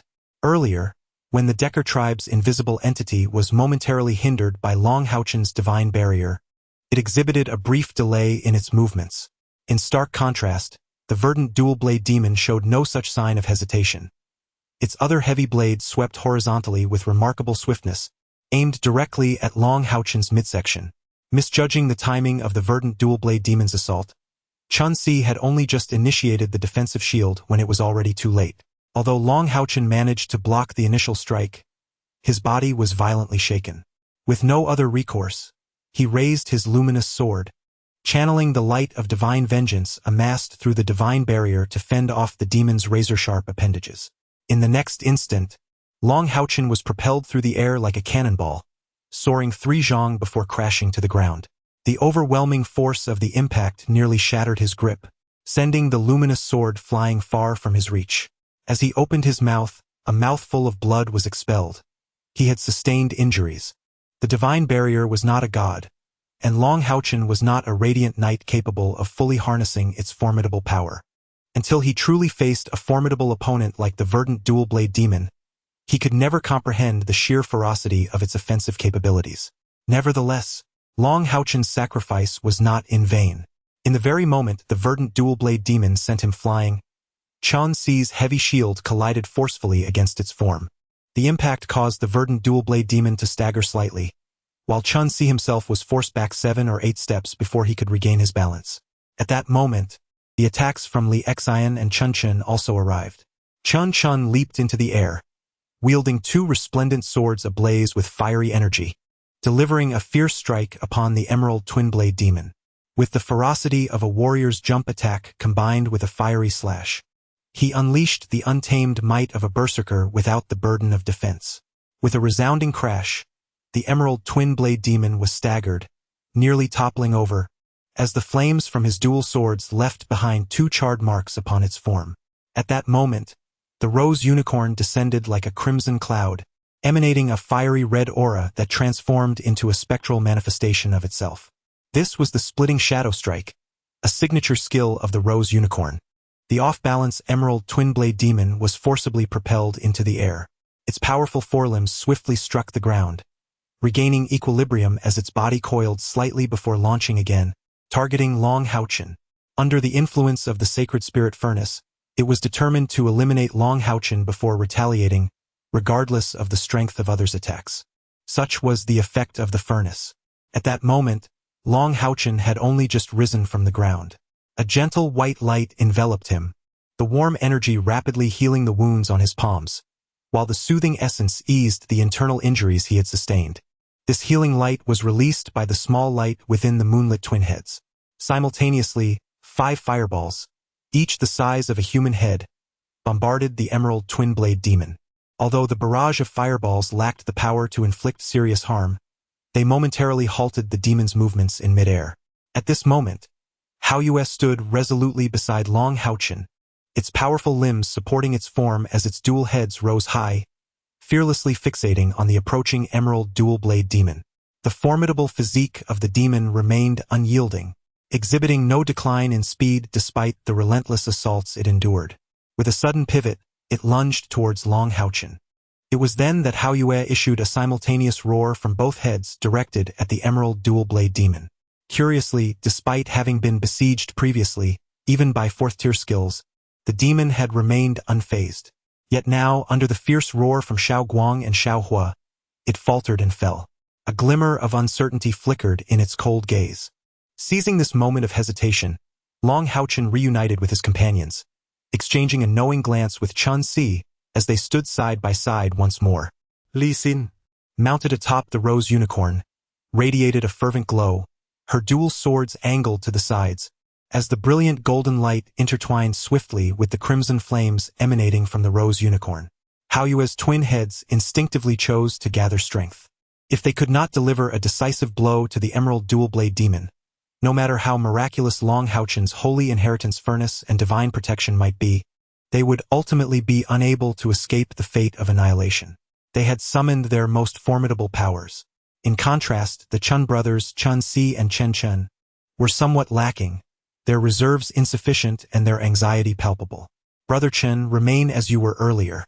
There is no need for you to act prematurely. Chun-Si's heart was assuaged by HaoChen's composed voice, and the halo of faith was unleashed from HaoChen, enveloping all 5 of them. After a brief pause, the emerald double-bladed demon lunged once more, its formidable blades aimed directly at HaoChen. This time, HaoChen did not remain stationary to employ divine obstruction, but instead, he advanced towards the emerald double-bladed demon. Almost identically to before, the emerald double-bladed demon's blades did not fall simultaneously. As the first blade descended, HaoChen's footwork abruptly accelerated, executing a sidestep. Immediately following, the radiant shield in his left hand tilted, and a surge of white light erupted from its surface, forming a dense layer of white that adhered to the surface, colliding with the emerald double-bladed demon's initial blade. Holy Shield, a defensive skill of the Guardian Knight, is an energy shield composed of sacred light spiritual power. The emerald double-bladed demon's first blade audaciously grazed across the shield's surface, cleaving into the ground. HaoChen's body swayed slightly, but momentarily, he regained his stability, once again employing the steadfast divine obstruction. With a resounding clang, the second blade struck the radiant shield precisely at that moment. Golden light ascended, and HaoChen finally completed the frontal obstruction of the emerald double-bladed demon. However, the holy shield was certainly insufficient to withstand the emerald double-bladed demon's initial strike, but with the addition of Yihua's imparted sideshield force dissipation technique, he barely managed to block it. With his light sword raised high, a halo radiating pointed thorns of light emanated from HaoChen. It was the Guardian Knight skill, Strike Halo, augmenting the effect of all spiritual power attacks by 10%. This time, Chun-Si made no mistakes. His heavy shield collided fiercely with the side of the emerald dual-blade demon. Enhanced by the force of the strong strike aura and his unwavering determination, the blow sent the demon staggering a meter away. Chun-Si himself let out a muffled groan, retreating several steps before collapsing onto the ground. A long sword, radiating a blinding red light, shot toward the scene like a bolt of lightning, its scorching glow transforming the blade into a vivid crimson hue. With a piercing sound, it forcefully penetrated half a foot into the chinks of the emerald dual-blade demon's carapace. This elicited a cry of pain from the creature, which then began to lash out wildly with its dual blades. HaoChen, in a desperate gambit, unleashed the heavenly fire thrust, his most formidable attack at the 4th tier of cultivation, finally breaching a sliver of the demon's defenses through the gap. With Chun-Si's support, HaoChen took a moment to steady himself, positioning the radiant shield as a barrier while invoking the sacred shield once more. With a thud, the first blade was deflected by the sacred shield, allowing HaoChen to maintain his ground firmly, providing his allies with a precise target for their strikes. To withstand the assault, he coughed up a mouthful of blood. Yet, the radiant shield could no longer remain before him, being pushed aside. Replacing it, the light sword was summoned, and the divine guardian block was employed again. With a resounding crash, golden light erupted, successfully repelling the attack.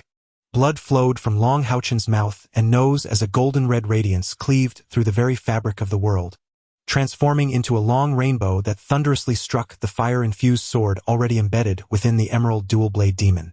The demon howled furiously, the sword's hilt embedded deep within its body. The source of this overwhelming strike was none other than HaoChen. The fusion of light and fire, a celestial dance of flames, embodies her combined technique with the rose unicorn. At that moment, a fleeting azure glow vanished silently, piercing through the open maw of the emerald dual-blade demon. With a soft hiss, the verdant light erupted from the back of his head.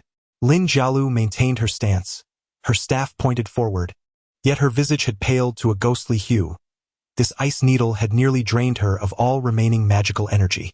In a fierce display, HaoChen drove his sword into the ground, unleashing a ring of golden radiance that burst forth from his being. An execution of the paladin's skill, the Ascension Array. A white healing light enveloped HaoChen once more.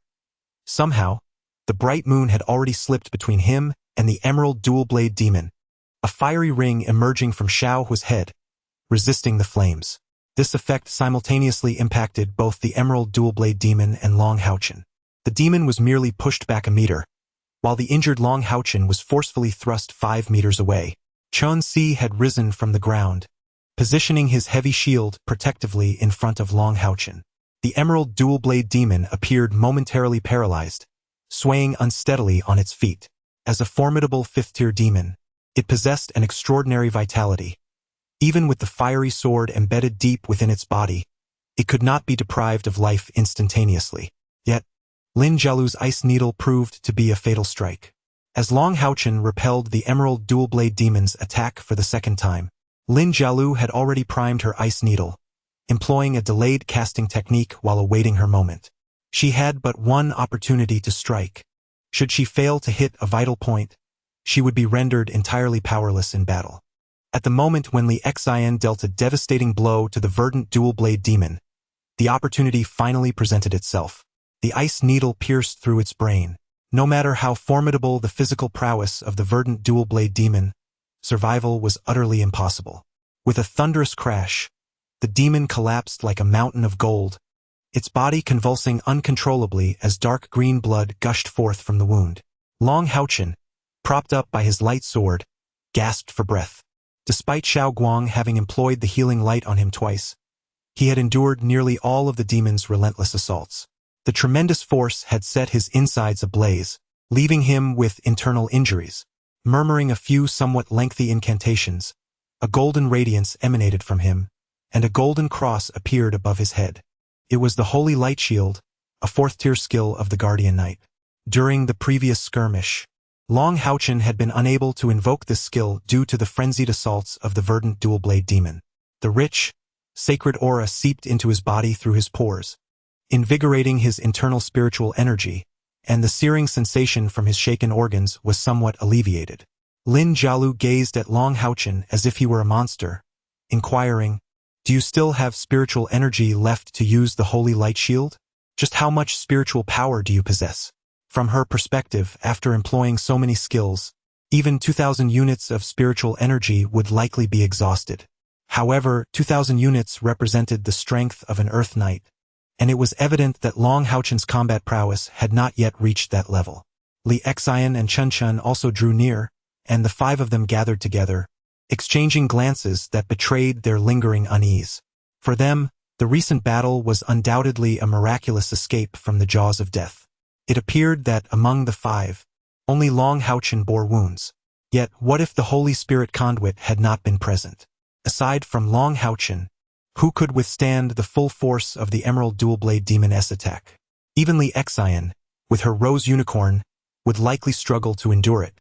Chen, usually reticent, typically deferring to his elder brother Chen, now extended a thumb of approval towards Long HaoChen, acknowledging his prowess. Long HaoChen smiled faintly. Under the nurturing light of the Holy Shield, he felt considerably better, though returning to peak condition would require at least 3 days of rest. It was prudent to leave this place post-haste. "Sister, take Sister Lin, and let us depart quickly. We must remain vigilant. This is clearly not a safe haven." "What are you doing, Haoyue?" Just as Long HaoChen intended to urge Haoyue to hurry, he noticed Haoyue perched atop the Emerald Dual-Blade Demon, 2 heads clawing at its shell while unleashing bursts of fire and light magic. With a resounding slap, Haoyue's right forepaw struck the side of the demon's head, prompting a pale green, crystal-like object to leap from the now unrecognizable head of the Emerald Dual-Blade Demon. Xiao Guang, unceremoniously, seized it in his mouth and swallowed it whole. Chapter 18. The Secrets of the Demon Hunter Squad, Part 1. Is that a magic crystal? Lin Jialu exclaimed in astonishment. Li Xian responded with realization. Indeed, magical beasts also possess magic crystals, and that is a 5th-tier magic crystal. Haoyue, you little rascal, you swallowed it whole. That could fetch at least 1,000 gold coins. Such extravagance. Lin Jialu snorted and said, "If I had such a companion, I wouldn't mind even if it were a spendthrift." Upon hearing her words, Chen and Chen immediately nodded in agreement. Undoubtedly, in the previous series of battles, Long HaoChen had been the backbone of their small group, playing the most significant role. However, the brilliance of Haoyue's performance was equally remarkable, especially the coordination between it and Long HaoChen. Whether it was healing, assisting, or attacking, everything was commendable without a single mistake. What made Lin Jialu and the others most envious was that Haoyue's 2 heads had cast at least 5 or 6 different spells earlier, although they were all low-level spells. Generally, a magical beast's innate spells are limited to 2 or 3. Haoyue, a mid-level 4th-grade creature, possessed so many spells and was dual elemental, making even ordinary 5th-grade magical beasts incomparable. After consuming the magic crystal, HaoChen trotted over to Long HaoChen, whimpering twice. The little light, having eaten the crystal, lowered its head in a very human-like manner, seemingly a bit embarrassed. Long HaoChen chuckled, crouched down, and hugged them without minding the blood on their heads, saying, "It's okay. You ate it. You are the best. Let's hurry up and go." Extinction suggested, "Brother, you should collect the body of the emerald twin-blade demon. It said that its shell can be used in medicine and should fetch some money." He knew Long HaoChen had a spatial ring. "I don't want it," Lin Jialu said without hesitation. Extinction, along with Lin Jialu, and the 5 of them quickly headed towards the direction of the Holy Alliance's garrison. They were welcomed by a battalion of the local garrison, as they were to participate in the demon hunting selection trials. The captain treated them with great courtesy, providing them with a spacious tent for their rest. At present, they had slain 22 demons, leaving only 3 more to complete their task. "I fear my injuries will take more than 3 days to heal," Long HaoChen spoke solemnly. Having survived a harrowing ordeal, everyone felt as though their bodies were in disarray, including Extinction and Lin Jialu, who leaned unceremoniously against the tent's interior. HaoChen curled up at Long HaoChen's feet, resting its twin heads upon its tail, sound asleep.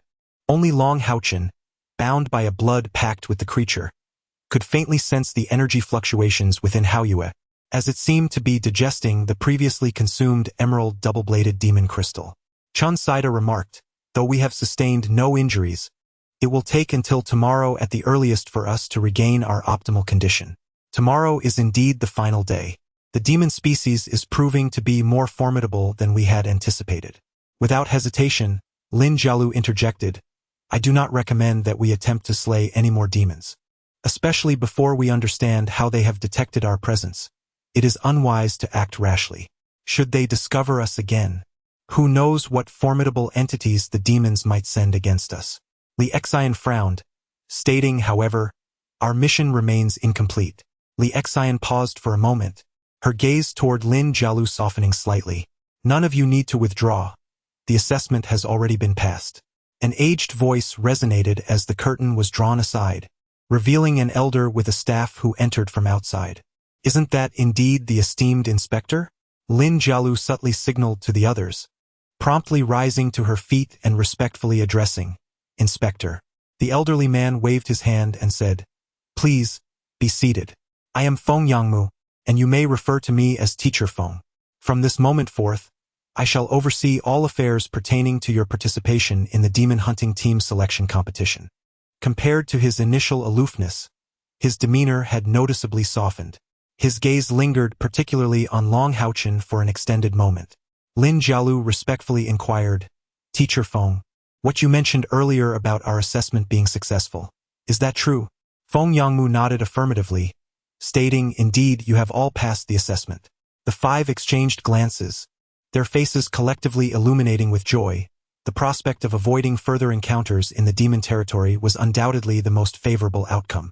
It was only after confronting the demons that they truly grasped their terrifying nature. Long HaoChen hesitated, saying, "However, we only hunted down 22 demons." Feng Yangmu regarded Long HaoChen with a slight smile, remarking, "Numbers do not tell the whole story. The fact that you managed to encircle and defeat a green twin-blade demon already qualifies you for an entry pass to this year's demon hunting team selection competition. The assessment's requirement of each individual hunting 5 demons pertains to those of the 4th rank and below. 1 4th-rank demon is equivalent to 5 of lesser rank. Thus, by vanquishing the Kiki clan's Invisible One, your mission was already accomplished. When the green twin-blade demon appeared, I was taken aback myself. However, to evaluate your strength, I refrained from intervening. Remarkably, you succeeded in defeating it." Chun Si vigorously swung his fist, exclaiming with joy, "Wonderful. This time we can all proceed to the Temple Alliance for the selection tournament together." Feng Yangmu nodded in agreement, stating, "Indeed, by passing the entrance examination, you will also gain the privilege of learning some details about the Demon Hunter Corps. You must listen carefully to what I am about to say, as it will be beneficial for your participation in the Corps." The group instantly became attentive, sitting up straight to concentrate on Feng Yangmu's words. The selection tournament for the Demon Hunter Corps occurs once every 5 years, with each mid-sized city delegating an inspector responsible for conducting the entrance assessment and guiding successful candidates to the tournament. Upon arriving at the Temple Alliance, you will be assigned to your respective temples for the preliminary selection. In our Temple Alliance, there are a total of 127 mid-sized cities, each of which is likely to send forth its most exceptional young talents to compete. Thus, the preliminary rounds held in your respective temples will entail fiercely brutal competition. This is particularly true for the Knight Temple, Warrior Temple, and Mage Temple, as they host the largest number of participants. In contrast, the remaining 3 temples have considerably fewer competitors, with the Soul Temple being particularly lenient, often requiring only 1 or 2 elimination rounds to advance. The 60 individuals participating in the finals will draw lots to determine their matchups, making luck a significant factor during the decisive round. An assassin matched against a mage would be an extraordinary stroke of fortune, just as a knight facing an assassin would also be a fortuitous encounter. Eventually, the 60 participants will be ranked in their entirety. The higher the ranking, the more substantial the rewards. The top 3 finishers will also have the privilege of selecting a teammate from those outside the top 3 before the Demon Hunt selection pairing. Upon hearing this, Li Xian couldn't help but inquire, "Teacher Feng, what does this Demon Hunt selection pairing entail?" Feng Yangmu smiled faintly and elucidated, "The Demon Hunt Squad selection competition, as the name suggests, is about forming these young powerhouses into Demon Hunt squads. Each Demon Hunt squad comprises 1 formidable individual from each of the 6 great temples, forming a team of 6. With 60 participants in the finals, how will they be allocated? This is where the Demon Hunt selection comes into play, allowing fate to determine the teams, ultimately forming 10 Demon Hunt squads. Following the formation of these squads, there will be another competition to determine the best Demon Hunt squad of this year's competition, and the team will receive further accolades." Long HaoChen questioned, "Teacher Feng, what exactly is the purpose of the Demon Hunt squads? Given the Alliance's grand scale for this selection competition, it must hold significant importance." Feng Yangmu responded without hesitation, "Indeed, Demon Hunt squads are arguably the most vital force in our Temple Alliance's fight against the demons. The Temple Alliance will assign various missions to the Demon Hunt squads, almost all of which are directed at the demons.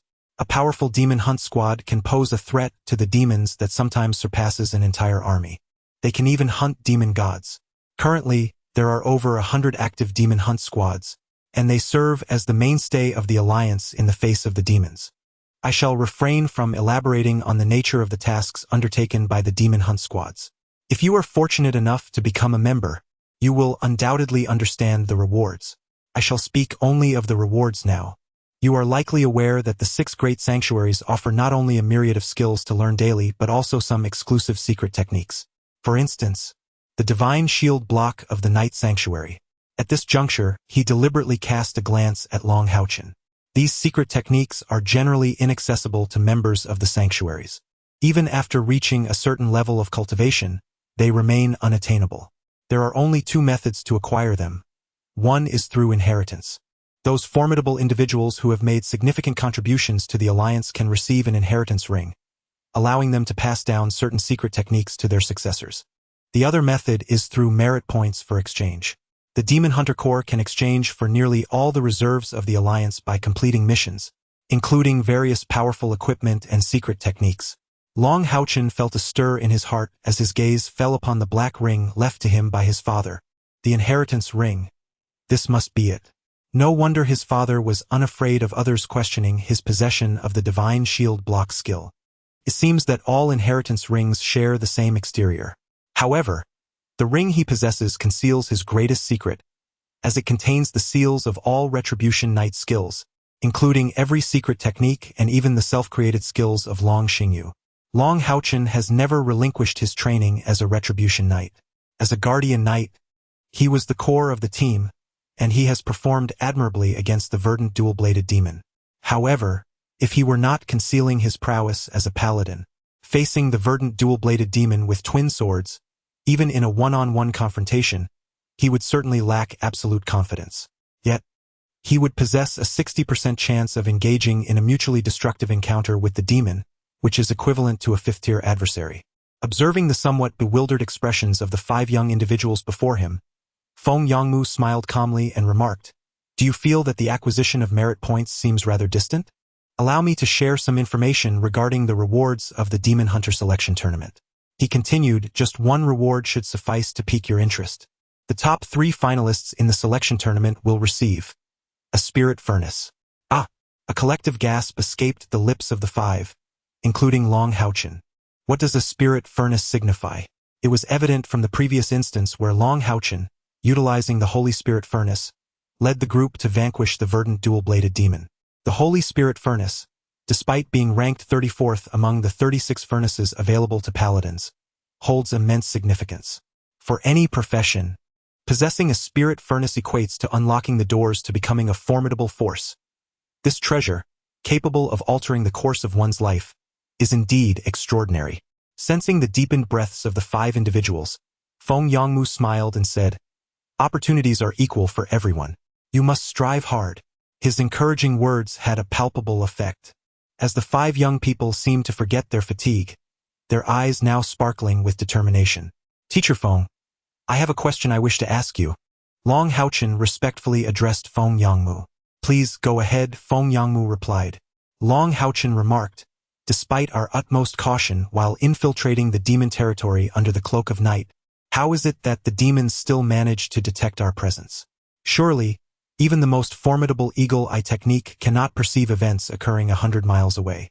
Feng Yangmu smiled and replied, "This is attributed to your inexperience in confronting the demons. There exists a type of entity among them known as shadow demons, whose ability to conceal themselves surpasses that of the Deca tribe's invisibility. However, they possess neither offensive nor defensive capabilities, earning them the moniker shadows in the dark. They serve exclusively for reconnaissance within the demon ranks. Only a priest of at least the 4th tier can detect them. It is certain that you have drawn the attention of a shadow demon, which is why you were ambushed by the demons. Fortunately, your adaptability has proved commendable." Having spoken these words, Feng Yangmu rose and said, "Well then, rest well. Tomorrow at dawn, we shall set forth towards the Holy Temple Alliance to participate in the competition." After bidding farewell to Feng Yangmu, the group reclined on the ground once more. Just as the Chun brothers were preparing to drift into slumber, HaoChen pulled them up. Li Xian nodded and said, "HaoChen is right. He persists despite his injuries. Should we not do the same?" Thus, the weary 5 opted to alleviate their fatigue through meditation. The night passed without further discourse. However, despite his injuries, HaoChen was pleasantly surprised to discover significant progress in both his internal and external spiritual powers. He was now an 8th-tier Great Knight, with a total spiritual power exceeding 1,600 points, of which at least 240 points were external. The arduous battle from the previous day had notably augmented his external spiritual power by approximately 10 points, while his internal spiritual power had seen an increase of 20 points. Advancing closer to the rank of a 9th-level knight, the arduous battle against the threats of life and death serves to ignite the deepest potential within a person. Moreover, yesterday, Dragon HaoChen endured virtually all the attacks from the Decker clan's stealthy assailants and the Zealand clan's dual green dagger sorcerers. Consequently, his spiritual power has naturally seen the greatest enhancement. Of course, this augmentation is merely an estimation by Dragon HaoChen himself. Unless one achieves a breakthrough across levels, it is impossible to discern the precise metrics of one's spiritual power solely through intuition. The other 4 individuals gradually regained consciousness, and upon awakening, their eyes radiated with delight, clearly indicating their awareness of the improvements in their own cultivation. After freshening up and having breakfast, just as the 5 were preparing to depart, Feng Yangmu reappeared before them. "Let us set forth. Just as when you completed the trial tasks before, I will accompany you," he declared. With that proclamation, he vanished amidst a brilliant azure glow. Li Xian stuck out her tongue and murmured, "This Master Feng must possess the prowess of a 6th-level archmage, I presume?" Through the hardships of yesterday's battle, the relationship between Lin Jialu and Li Xian had visibly softened. Lin Jialu nodded slightly and replied, "Master Feng is indeed a 6th-level 4th-tier archmage, serving as an overseer in our magic sanctuary." After expressing their gratitude to the station troops that had hosted them, the 5 mounted their steeds and set off. Naturally, Lin Jialu shared the rose unicorn with Li Xin, racing towards the northwest direction, the core of the Sanctuary Alliance. Before them stood a grand hall, resplendent in dark golden hues. Towering approximately 5 zhang, it bore a circular shape. Within this sanctuary, not a single window adorned the structure, yet it was illuminated by a unique, dusky radiance that rendered every detail sharply visible. It was a shadowy hue of blue, to be precise, a layered aura of deep azure. Upon the ground, dark golden patterns intertwined to form a complex hexagram, while countless runes extended from this hexagram throughout the vast hall. The floors, walls, and ceiling were all adorned with these runes, which seemed to be imbued with profound mysteries. Had HaoChen been present, he would undoubtedly recognize these runes as strikingly similar to those he encountered at the teleportation array on the Night Sacred Mountain. Indeed, they were ancient elven inscriptions. However, the ancient elven runes here glimmered with a dark blue luminance, not of the shadow attribute, yet suffused with an aura of gloom and foreboding. They exuded a starkly different energy compared to those at the Night Sacred Mountain's teleportation array. The dark blue runes emanated a sense of confinement, as if they were sealing away something significant. At the heart of the hall, directly above the center of the hexagram, a short sword hovered silently. It was entirely obsidian, devoid of any sheen. Without the surrounding dark blue radiance, it would have seemed to vanish entirely. There was no discernible fluctuation of spiritual energy. Yet, that profound and unfathomable black seemed to govern everything in this space, with the dark blue runes appearing to perpetually pay homage to it. Beneath this pitch-black short sword, in the very center of the hexagram sat a figure, a young girl. She was seated cross-legged, her violet hair cascading over her shoulders, seemingly enveloped in a faint dark blue glow. Her skin was exceedingly pale, almost to the point of appearing unhealthy. Her exquisite features seemed like a divine blessing, yet her somewhat youthful form exuded no hint of vitality. Indeed, she resembled not a living being but rather a statue. Her eyes were wide open, yet her pupils were entirely a shade of grayish-white. Such an unparalleled beauty had shut the window to her soul, enough to evoke sighs of lament from any admirer of beauty. It was time to depart. A cold voice echoed from all corners of the hall. A soft hum escaped the delicate nose of the statue-like maiden. Slowly, she rose, tilting her head towards the black short sword suspended in the air. A flicker of ethereal light flashed, and the black sword descended from the heavens, piercing straight through her forehead and vanishing without a trace. In that instant, all the ancient elven runes within the hall dimmed, losing their deep blue radiance. 10 days later, in Imei City, one of the most prosperous capitals of the Sacred Alliance, located inland, this grand city had scarcely experienced the ravages of war. Its level of prosperity was second only to the holy city of the Alliance. The distance from Imei City to the holy city was a mere 800 miles, easily traversed by swift horse in 2 days. Early that morning, HaoChen and his companions arrived in this bustling metropolis, which, in comparison, made Haoyue City seem no larger than a mere neighborhood. With 4 days remaining until the deadline for the Demon Hunter selection competition, they decided to rest for a day in Imei City and continue their journey early the next morning. After a day of recuperation, everyone felt considerably better. HaoChen was meditating in his room when a knock sounded at the door. "HaoChen, come out and take a stroll with your sister." The sound of Li Xion's voice resonated. Channeling his inner spiritual energy throughout his body, HaoChen gradually rose to his feet.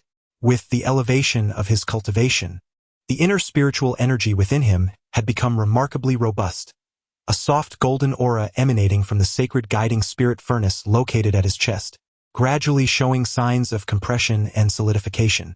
The moment his inner spiritual energy could coalesce into a liquid state would signify his ascension to the realm of Earth Knights. It seemed that he was merely a little over 300 units of spiritual energy away, yet in reality, surmounting the 5th-tier threshold was no trivial matter. "Sister, where are we going?" HaoChen inquired as he opened the door, revealing Li Xion, now clad in casual attire, leaning against the doorframe, her charming smile captivating him. She intertwined her arm with his and said, "No questions, just come with me. Keep an eye on the house. Later, sister will bring you some dried fish to enjoy." As she spoke, she effortlessly pulled HaoChen out of the room. Xiao Guang and Xiao Hua swallowed audibly, unceremoniously leaping onto the bed to resume their slumber. Ever since consuming that magic crystal, their sleeping hours had significantly increased, only recently returning to a semblance of normalcy. Upon reaching the entrance of the hotel, Long HaoChen was taken aback to find Lin Jialu already waiting there. Upon spotting him, she offered a gentle smile and said, "Let's go." "Sisters, what exactly are we doing?" Long HaoChen asked, puzzled, as he discerned that Li Xian and Lin Jialu seemed to have a specific objective in mind. Lin Jialu stifled a light laugh and replied, "Haven't you always wanted to sell the corpse of that verdant twin-edged demon? There is a significant auction house in Imei City, and the verdant twin-edged demon could just about be put up for auction. We are going to sell it and share the profits. Sister also wishes to purchase a few things." Long HaoChen responded somewhat dismissively. In his mind, it was evident that cultivation remained the priority. Lin Jialu smiled and said, "Little one, do not be dissatisfied. The auction house is a place you will undoubtedly frequent in the future. There one can find nearly everything one desires, provided one can afford the price. If you aspire to become a member of the Demon Hunter Guild, engaging with the auction house is essential. It's best to familiarize yourself now, so you won't be lost later." Li Xian nodded in agreement, adding, "She is correct. The auction house is brimming with valuable items. Our alliance of the Holy Temple boasts the largest auction house, established with the backing of the 6 great temples, and it is only available in the top 10 main cities. Emiching is one of them. Familiarizing yourself with it will be advantageous. Whether you wish to sell or buy in the future, the Alliance Auction House is the most suitable venue." Long HaoChen inquired, "Why not invite the 2 brothers Chun to join us?" Lin Jialu replied, "They are not in the business of buying and selling, so there is no need for them to come. Let us hurry. I have inquired, and there is an auction tonight." Previously, the largest city Long HaoChen had visited was Haoyue City, and since meeting his father, he had devoted most of his time to cultivation, rarely engaging with the outside world. At merely 14 years of age, he naturally harbored a curiosity for novel experiences. Moreover, both Long Xingyu and Yi Hua had informed him that one's strength could indeed be augmented through external means, the most evident being weapons, equipment, and elixirs. Thus, it would be quite beneficial to explore. The immense elliptical structure looms at least 20 zhang high, its dome seemingly crafted from a unique metal, emanating a subtle halo under the fading glow of the setting sun. It is colossal. Long HaoChen gazes, somewhat dazed, at the magnificent edifice before him. The outer walls of this auction house give the impression of towering city walls, stretching into an indistinct horizon. Lin Jialu smiles and says, "The Holy Alliance auction house in Imei City is not the largest. The grandest is in the Holy City, which is twice the size and can accommodate 20,000 participants for bidding. This place likely holds around 10,000. Long HaoChen exclaims in astonishment, "With so many people bidding simultaneously, wouldn't the prices soar to astronomical heights?" Lin Jialu shakes her head and replies, "Not at all.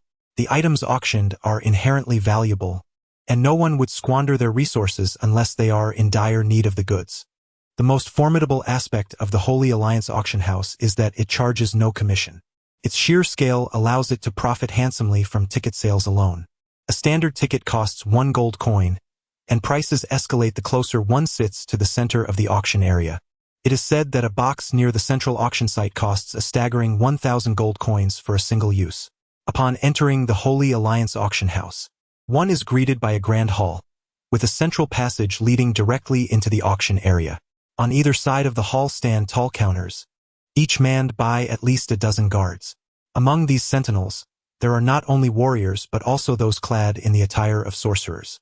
Through Lin Jialu's introduction, Long HaoChen learns that the counters on either side are designated for item appraisal and the collection of auction funds.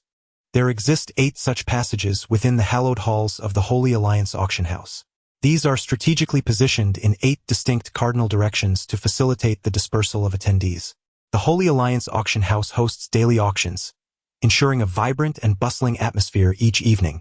Affluent individuals often partake in these auctions as a form of leisure, for they provide opportunities to witness extraordinary and rare items. Such experiences are beneficial in broadening one's knowledge and understanding. Accompanied by Long HaoChen, Li Xian proceeded to the appraisal counter on the left side, where the queue was relatively short. Soon it was their turn. "Greetings," Long HaoChen addressed the middle-aged man behind the counter. "I wish to auction the cadaver of a demonic beast."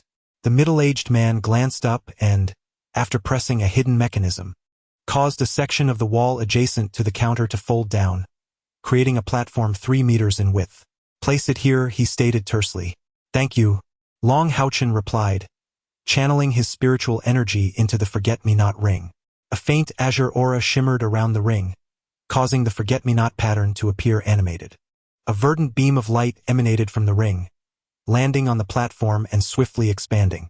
"Indeed," the middle-aged man behind the counter exclaimed, his tone laced with surprise. "A Viridian dual-blade demon. A rare find, to be sure." As he spoke, he rose from his seat and meticulously examined the Viridian dual-blade demon's corpse. After a moment, his brow furrowed. "Alas, the demonic crystal is missing. Had it been present, the price would have doubled at the very least. As it stands, the starting bid can only be set at 800 gold coins. However, given the rarity of the Viridian dual-blade demon, I can assure you that it will not go unsold." A middle-aged man presented a black token to Long HaoChen, at the center of which was embedded a crystal of the same hue, and the reverse bore the number 126. After the auction's conclusion, this token would serve as a voucher to claim gold coins from the opposite side. He cautioned, "Be careful not to lose it. It is the token that matters, not the individual." The starting bid was set at 800 gold coins, which meant each person could expect to receive at least 100 coins. In Long HaoChen's eyes, this represented a substantial fortune, enough to purchase dried fish for Haoyue. That fellow's appetite had been growing increasingly voracious, threatening to deplete Long HaoChen's finances. Suddenly, just as the middle-aged man was about to collect the emerald twin-bladed demon's corpse, an urgent voice rang out from behind Long HaoChen and his companions. "Hold on. I wish to purchase this item directly." Long HaoChen turned in surprise to regard the newcomer. He was a young man, seemingly not much older than himself. At most, he could not be over 20. Standing half a head taller than Long HaoChen, he possessed long, dark green hair cascading down his back to his waist. His skin was a lustrous milky white, and his handsome features were comparable to Long HaoChen's, though the lengthy hair gave him a more feminine appearance. Fortunately, his pronounced Adam's apple dispelled any doubts about his gender. Clad in a white magical robe that accentuated his slightly slender build, he perfectly embodied the archetype of a mage, albeit without a staff. What was most peculiar about this individual were his eyes. Pale green with a hint of mischievousness, yet they exuded a warmth that fostered an immediate sense of familiarity. At this moment, he was gazing down at the emerald dual-blade demon. Despite the ferocity of this beast, a hint of rapture danced across the young mage's features as he gently caressed the creature's shell. "What a splendid specimen! Truly magnificent! I must have it. My friend, what is your price?" As he spoke, he straightened his posture and met Long HaoChen's gaze. Upon seeing Long HaoChen's visage, the youth with dark green hair was momentarily taken aback, a flicker of astonishment crossing his eyes as he murmured, "Is it possible that someone more handsome than I exists in this world?" With a soft chuckle, Li Xian, standing nearby, could not contain her amusement. The youth was indeed handsome, yet his character starkly contrasted with Long HaoChen's, as his narcissism was something Long HaoChen could never hope to rival. Long HaoChen's expression stiffened slightly as he replied, "I have already entrusted it to the Holy Alliance auction house, so I fear I cannot sell it to you." The young man continued to scrutinize Long HaoChen, an unmistakable hint of jealousy flickering in his eyes. "Impossible! How could anyone be more striking than me?" he exclaimed, while adjusting his own dark green locks. Chapter 19. The Mysterious Stone Sphere, Part 1. Long HaoChen furrowed his brow, choosing to ignore the long-haired youth. He turned to Li Xian and Lin Jialu, saying, "Sisters, let us depart." Wait, please don't go. I truly wish to buy it. I will offer 2,000 gold coins, how about that?" The youth, abandoning his self-pity, hastily interjected. Upon hearing this sum, Long HaoChen found himself momentarily halted, feeling a stir of temptation. 2,000 gold coins was indeed far superior to the auction's starting bid. The auction may not necessarily command such a price. The middle-aged man at the auction venue displayed a hint of irritation as he addressed the long-haired youth in a low voice. Do not disturb the order here.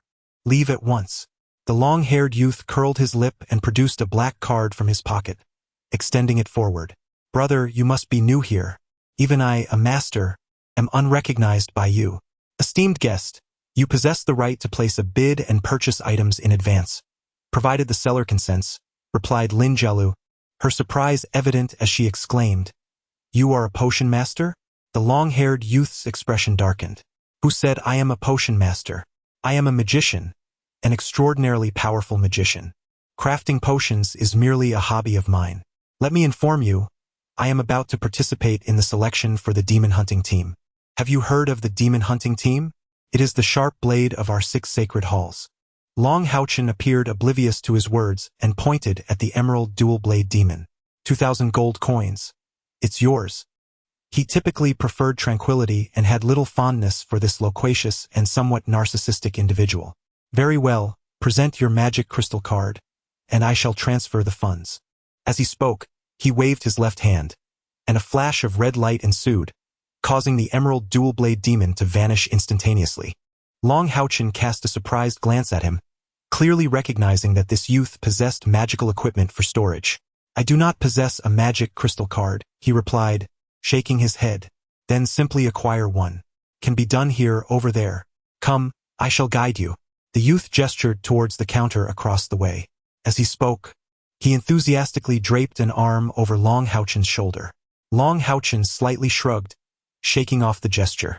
The young man with long hair, unfazed, chuckled. There's no need to be so formal. Look at us. We are both quite handsome. A perfect match. We should be more affectionate. My name is Lin Xian. What is yours? Long HaoChen. A splendid name indeed. Lin Xian laughed heartily and led Long HaoChen across to handle the magic crystal card.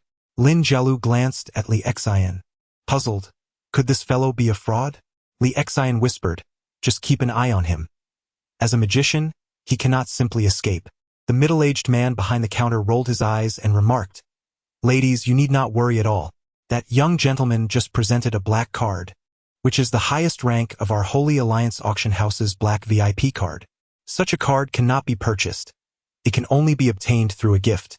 Those who possess this card enjoy a 10% discount on any purchases at our auction house, with the difference covered by us.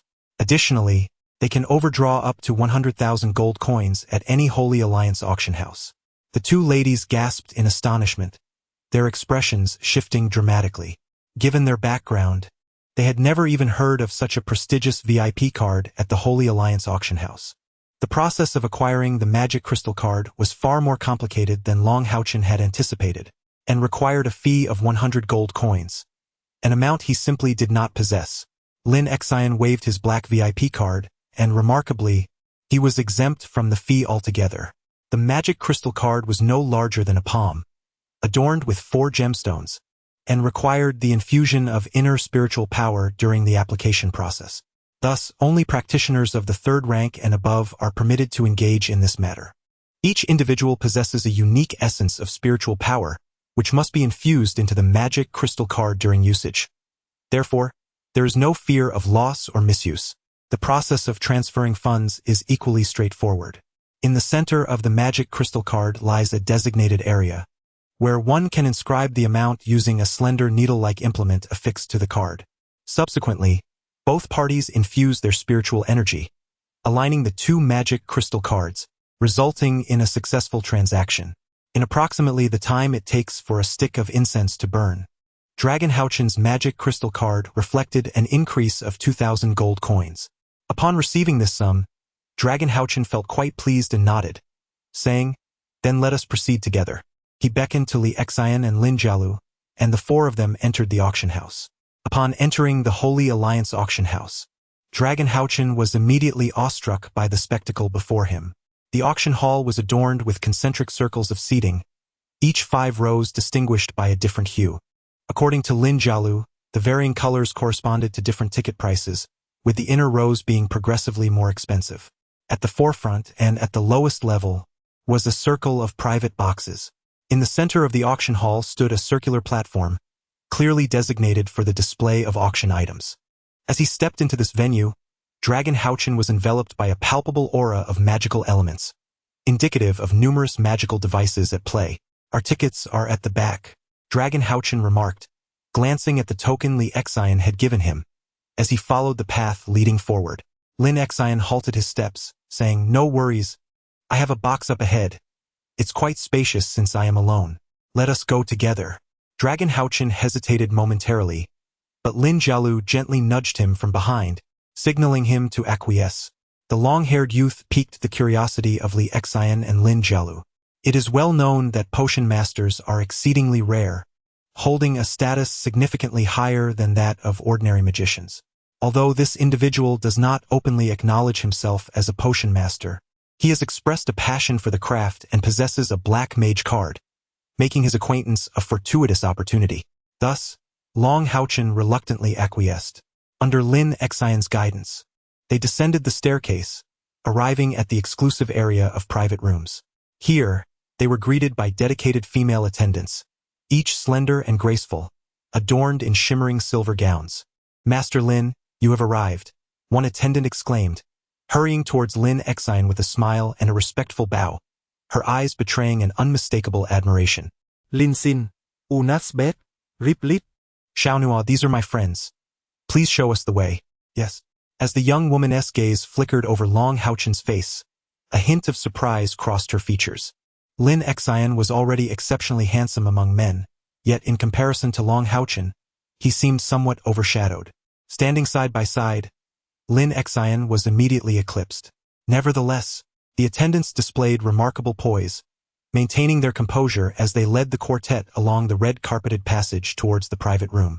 Room number 6, Lin Xian's designated area, boasted a prime location directly facing the auction stage.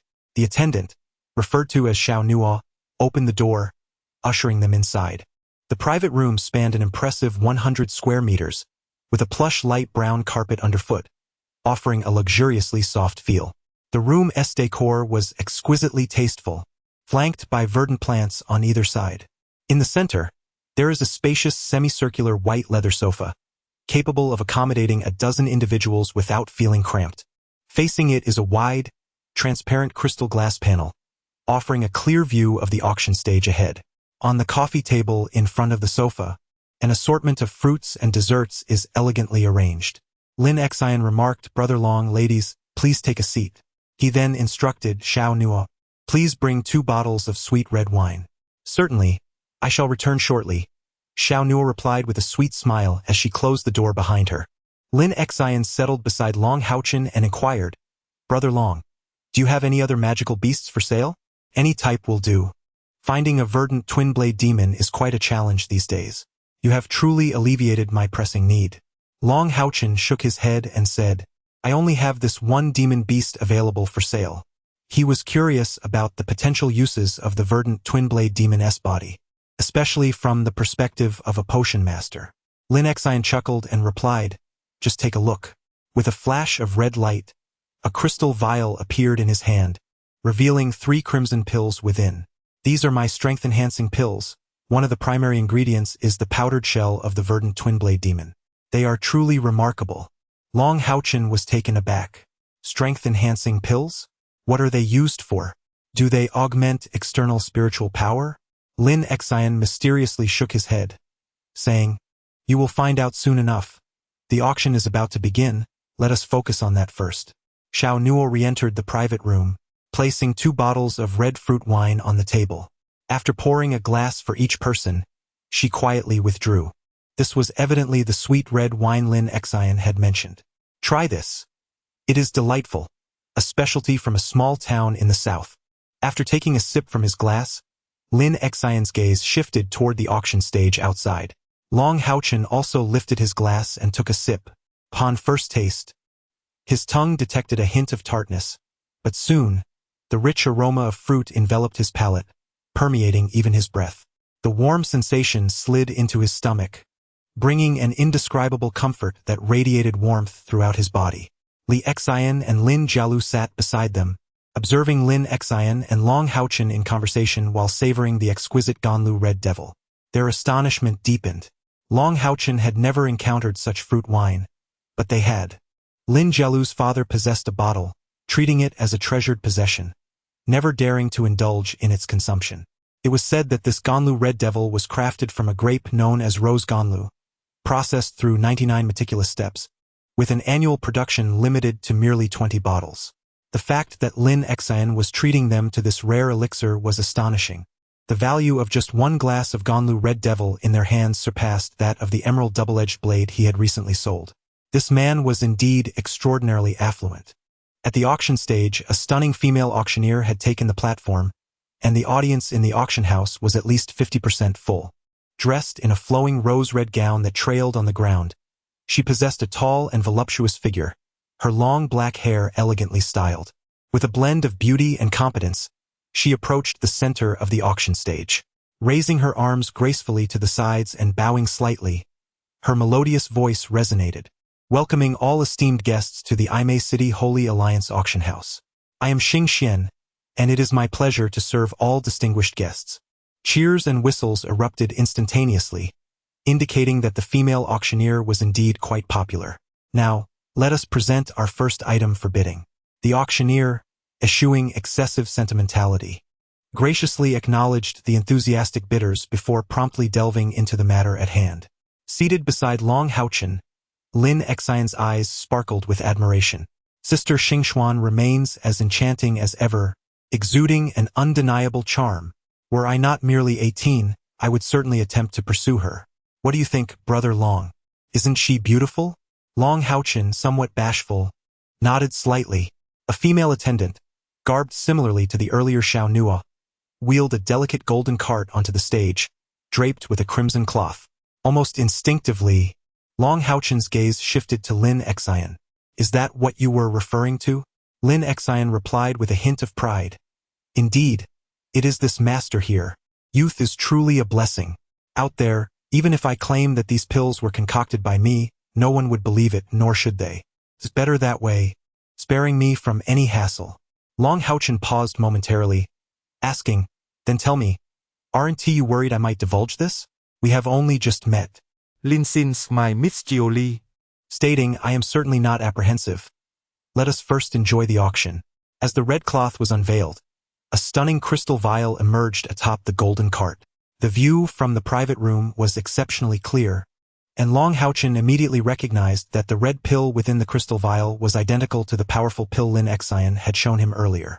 However, this vial contained but a single piece. Master Lin's creation, the Jade Guardian Pill, an exquisite Tier 3 pinnacle elixir. Upon consumption, within the duration of half a stick of incense, the body's external defensive spiritual power increases by 500. The skin becomes as resilient as tempered steel, providing equal protection against both physical and magical assaults. The Jade Body Protection Pill has been auctioned before, so I shall refrain from excessive elaboration. In the midst of battle, possessing such a pill is tantamount to gaining an additional life. The starting bid is set at 1,000 gold coins, with each increment not to be less than 50 gold coins. An augmentation of 500 external spiritual power? This signifies that the increased spiritual energy cannot be utilized for offensive purposes. However, 500 external spiritual energy implies an immunity to nearly all attacks below the 4th tier. Moreover, the duration can extend to half a stick of incense. Long HaoChen appears somewhat composed, while Li Exine and Lin Jialu were expressions of sheer astonishment. The starting bid for such a pill reaches an astounding 1,000 gold coins. No wonder it is said that potion masters are among the wealthiest professions. This Master Lin is truly remarkable.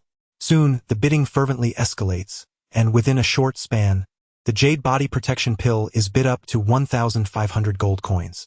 Long HaoChen feels a stir of temptation. The auctioneer Star Xian's words ring true. With such a pill in hand, as long as one does not confront foes of the 5th tier or above, it genuinely equates to an extra life. To put it simply, had he possessed this pill when facing the dual-bladed demon that day, he would have emerged unscathed. Ultimately, the Jade Body Protection Pill is auctioned off for 1,800 gold coins. Lin Exine seems somewhat dissatisfied with this price, remarking only 1,008? Last time it was 2,000. It appears that I must sell fewer of these. Rarity enhances value. I shall keep some for myself as delightful treats. Brother Long, shall we strike a deal?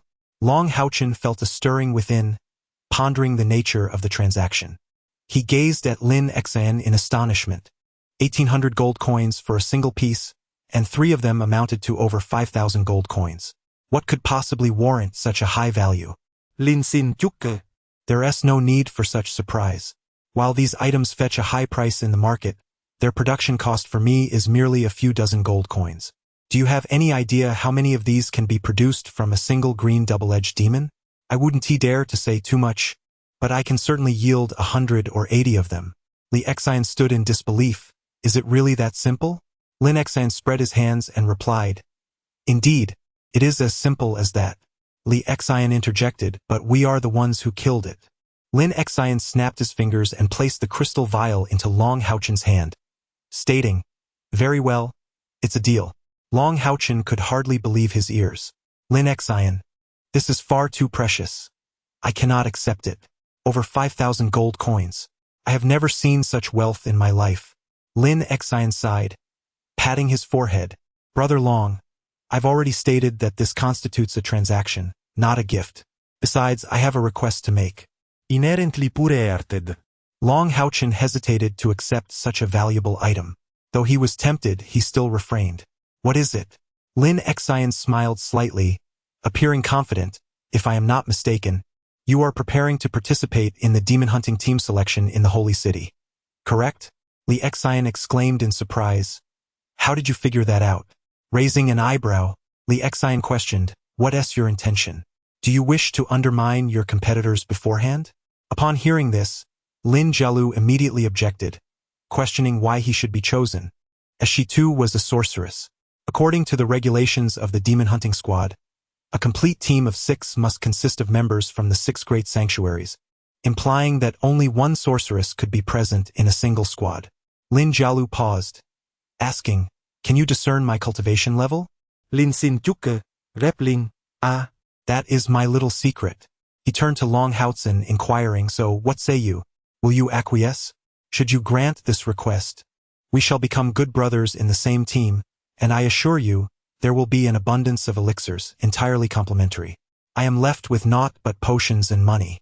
Though he was quite handsome, the grin on his face resembled that of a wolf eyeing a little rabbit, exuding a rather mischievous aura.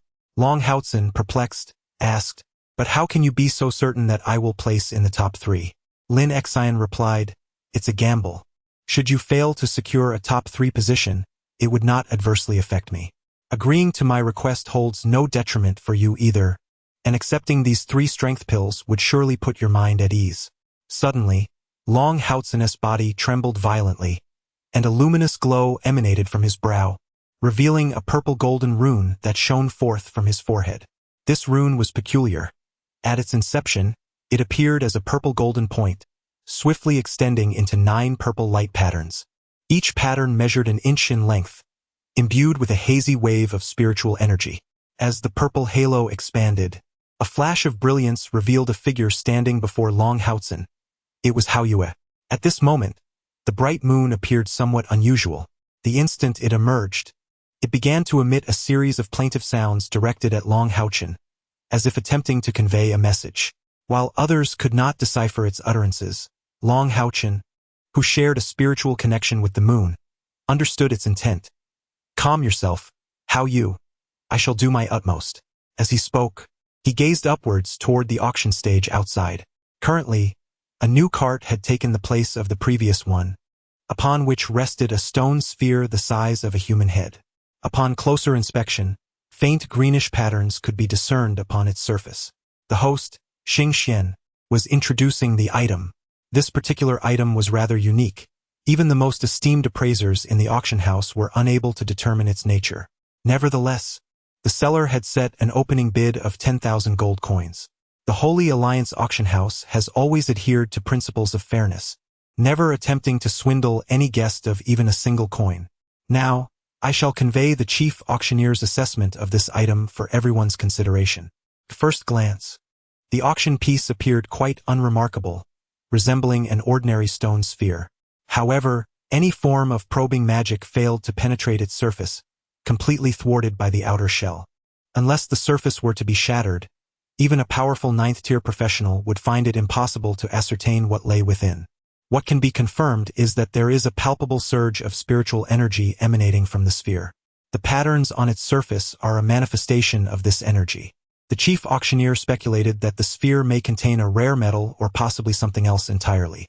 The auction commences, with the starting bid set at a remarkable 10,000 gold coins.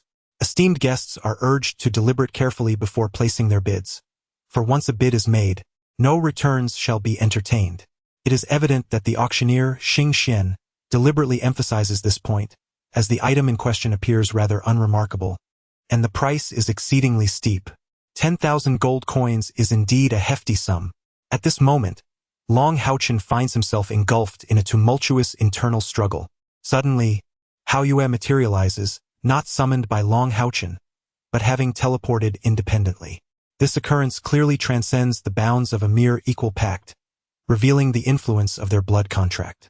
HaoChen had sent an urgent signal to HaoChen as the stone sphere was presented on stage, suggesting that this peculiar sphere holds immense significance for it. Due to their blood connection, HaoChen can sense HaoChen's feelings even in its absence. Thus, it arrived with great haste, animatedly seeking to acquire the stone sphere. Such extravagance! It is truly excessive.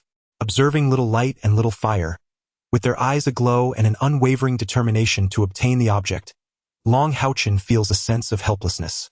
Having just acquired 2,000 gold coins, which he must share with others, he finds the prospect of bidding 10,000 gold coins for this item utterly implausible. While HaoChen gazes at the stone sphere on the auction block, Lin Xian, on the other hand, is fixated on HaoChen, his face registering astonishment at its sudden appearance. Despite having encountered numerous magical beasts, including many rare varieties, he has yet to witness one like HaoChen. Lin Xian once acquired a magical artifact known as insight at a lofty price during an auction. This enchantment enables him to perceive the circumstances of any practitioner, including magical beasts, provided that the target's cultivation does not exceed his own by more than one rank. It is evident that HaoChen is at most a level 4 magical beast, not having reached the pinnacle of that level, which equates to a third-tier human powerhouse.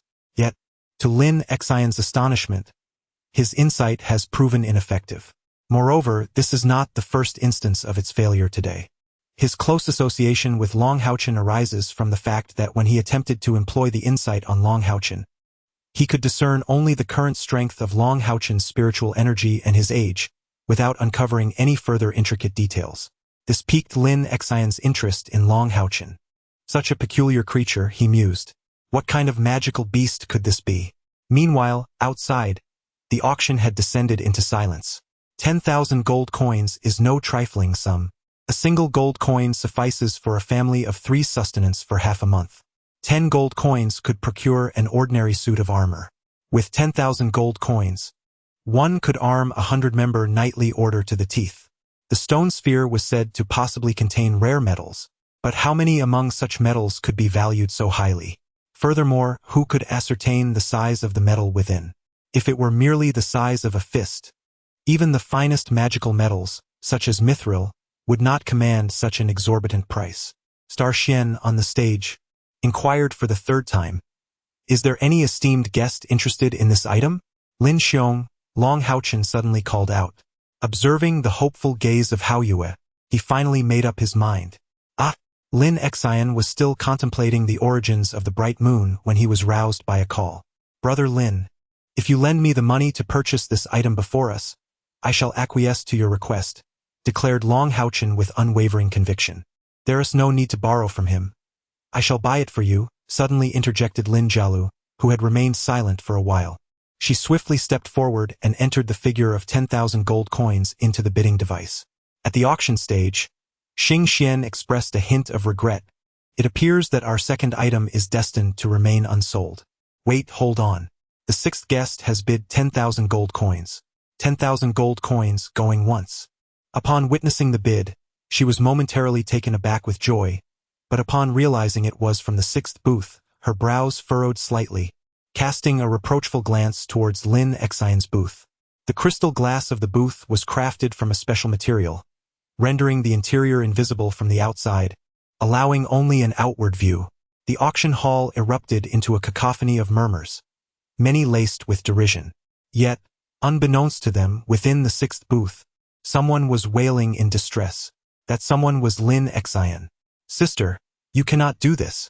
Brother Long has already stated his intent to borrow money from me. How can you intervene? Lin Xian wore a frustrated expression. With a charming smile, Lin Jialu replied, HaoChen is my brother. Is it not perfectly normal for an elder sister to gift him something? Long HaoChen was taken aback. Sister Lin, this is not right. That is 10,000 gold coins.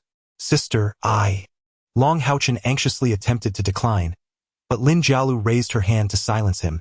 Say nothing. Do you truly believe my life is not worth at least 10,000 gold coins? I have discussed this matter with my sister Xianer, and she has also agreed. If you refuse to accept, then do not call us sisters in the future. Long HaoChen inhaled deeply, finally nodding in acknowledgement, saying, Sister, thank you. Lin Jialu was overjoyed, gently ruffling his hair, and remarked, Now this is what a good younger brother should be. Li Xian, feeling a tinge of jealousy, exclaimed, Humph, I too shall earn more in the future. For the third time, a deal was struck. The enigmatic stone sphere was awarded to the sixth VIP.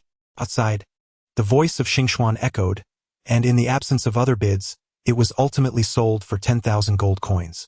Lin Xian, with a hint of frustration, said, Brother Long, continue to observe.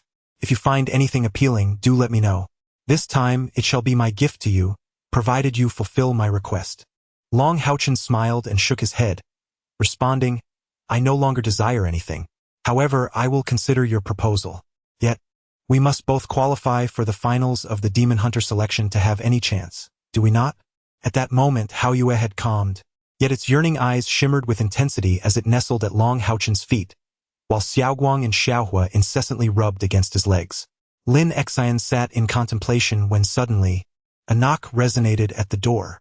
Upon opening it, a girl named Xiaonu entered, pushing a golden cart reminiscent of the one from the auction, atop which rested the mysterious stone sphere. Upon sighting the sphere, Haoyue nearly lunged forward, but Long HaoChen cast a glance at it, prompting Haoyue to restrain itself, though its body trembled slightly. This was the first time Long HaoChen had witnessed such a display of emotion from Haoyue since bringing it out from the knight's sacred mountain. 10,000 gold coins, for Long HaoChen, is undeniably an astronomical sum. Even if Lin Jialu were to provide this amount, he would still hold this favor dearly in his heart, vowing to repay it in the future. Were it anyone else, such reckless expenditure for the delight of his beast companion would have been utterly beyond his means. Yet Long HaoChen is different. He places immense value on familial bonds. With a blood pact linking him to Haoyue, their veins coursing with a shared essence, Long HaoChen regards him with fraternal affection. Witnessing Haoyue's fervent eagerness, he chose to trust his brother's instincts and resolutely decided to purchase the stone sphere. Moreover, he believed that, in time, he would indeed earn such a sum as 10,000 gold coins. Lin Jialu stepped forward to settle the payment with her magic crystal card. After Xiao Nua brought in the cart, she intended to greet Lin Xian but noticed him lost in contemplation, which puzzled her. Nonetheless, she opted to withdraw. In her memory, Master Lin had never been devoid of a smile. Instead of directly handing the stone sphere to Haoyue, Long HaoChen stored it within his forget-me-not ring, as Lin Xian was, after all, an outsider. Regardless of the stone sphere's mystical properties, this auction house was clearly not a fitting venue for such revelations. Chapter 20. The Violent Priest, Part 1. With a resounding clap on his thigh, Lin Xian declared, I'm in. It seemed he had made up his mind, lifting his gaze to Long HaoChen and stating, Brother Long, although this is our first encounter, I trust my judgment. Let us make a wager. Long HaoChen shook his head and replied, Lin Xian, I do not engage in gambling. Lin Xian shook his head and elucidated, I'm not asking you to wager with me. Rather, I am wagering with myself. He continued, Here are 3 vials of elixirs for you.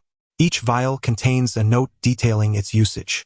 As he spoke, a crimson light emanated from his hand once more, and 3 crystalline vials materialized in his palm. Each vial contained 10 elixirs, each about the size of a soybean, but of varying hues. Long HaoChen hesitated to accept the vials, his gaze questioning Lin Xian. Lin Xian sighed softly and remarked, My friend, these elixirs are not given without expectation. As I said before, I hope you will grant me the request I made earlier. Give me a promise. Long HaoChen regarded him with astonishment. Your elixirs are of such great value, and all you ask for is a promise? You! Lin Xian smiled faintly and responded, that's why I call it a wager. I have faith in my judgment, and if my gamble pays off, I will be the one who profits. He added, these are my most accomplished creations, superior even to the strength pills, and have never been sold publicly. In the art of crafting elixirs, I am confident in my abilities. To be frank, I have no desire to be a demon pharmacist. My greatest ambition in life is to traverse the entire continent, seeking out those enigmatic relics. And the most viable way to achieve this goal is to become a member of a demon hunt squad. Because my own combat prowess is lacking, I require a formidable team. If you can secure a top 3 finish in the finals, you will have the opportunity to select a teammate. If you simply promise to grant that opportunity to me, these 3 vials of elixirs are yours.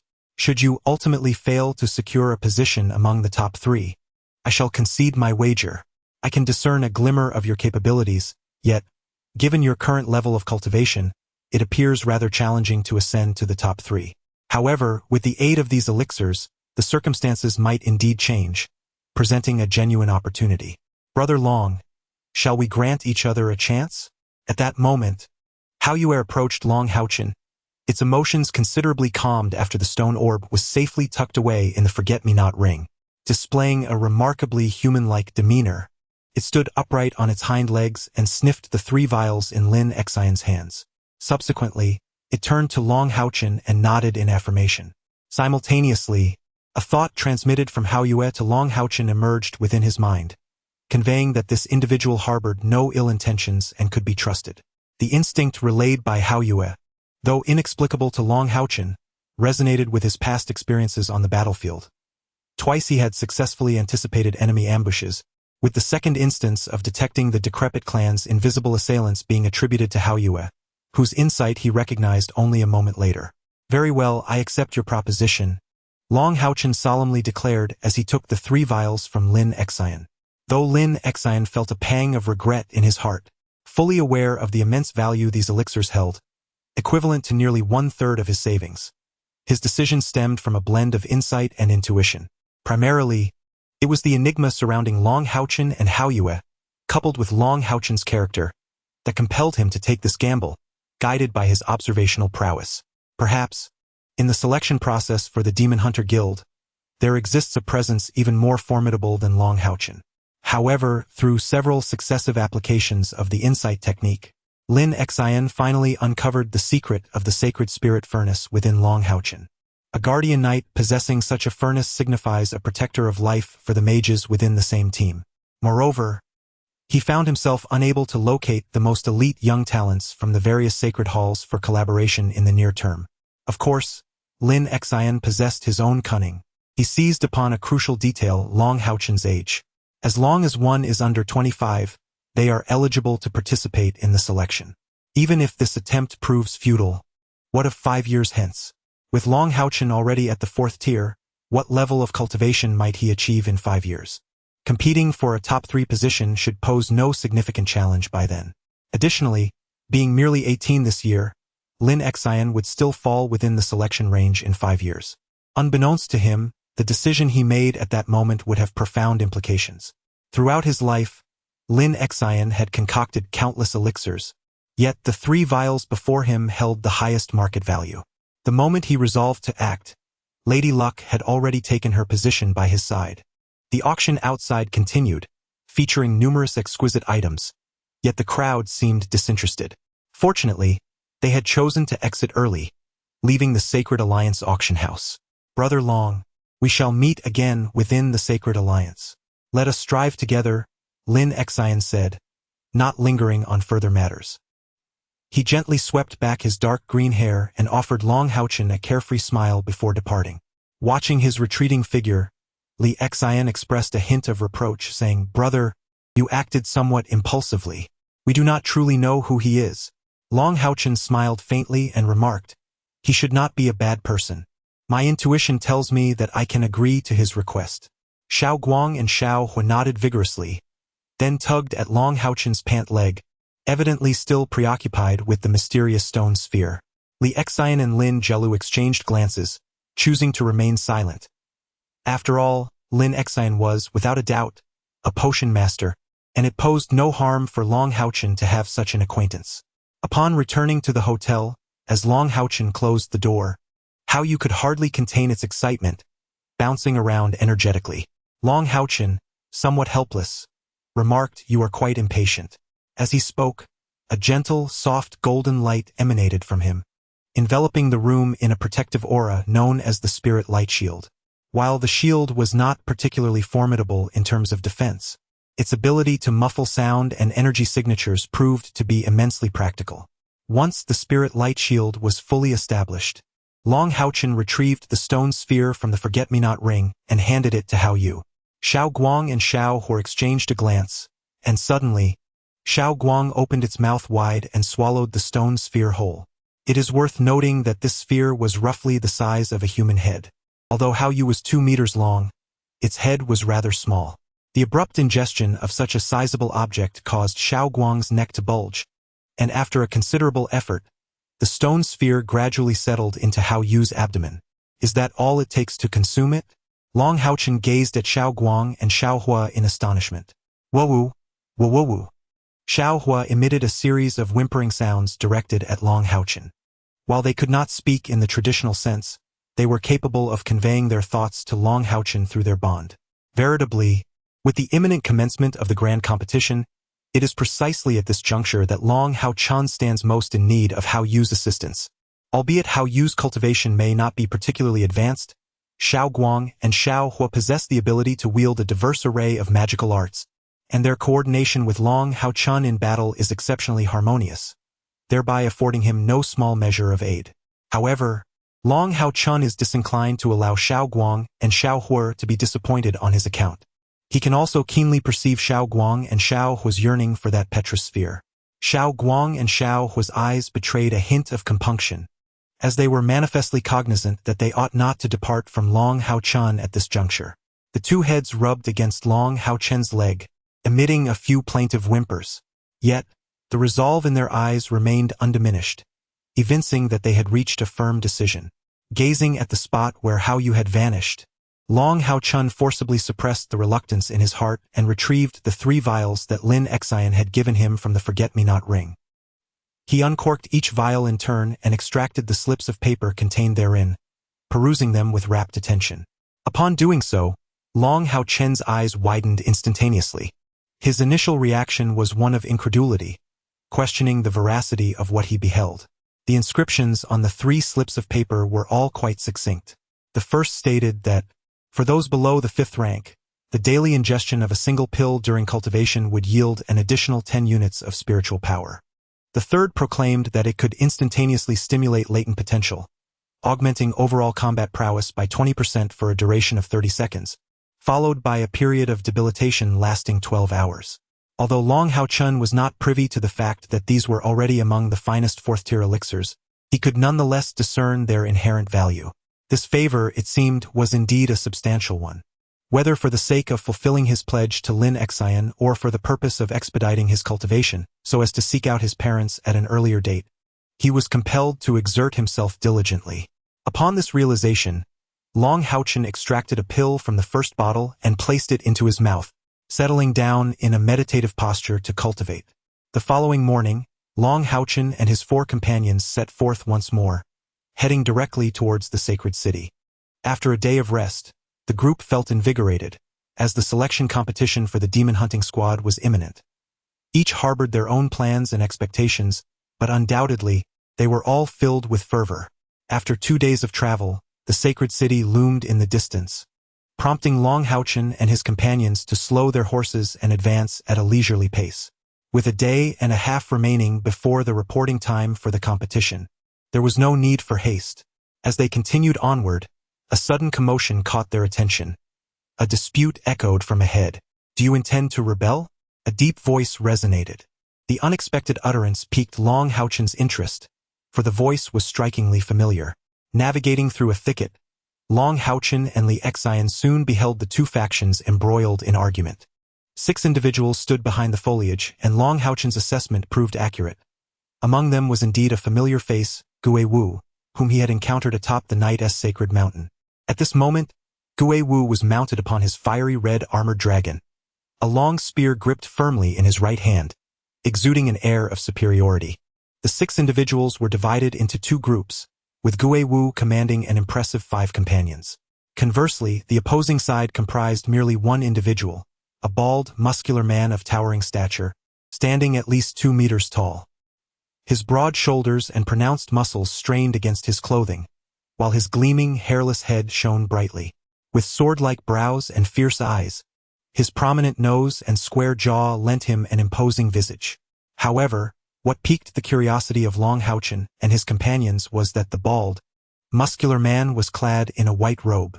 This was indeed the prayer attire typically worn by a priest.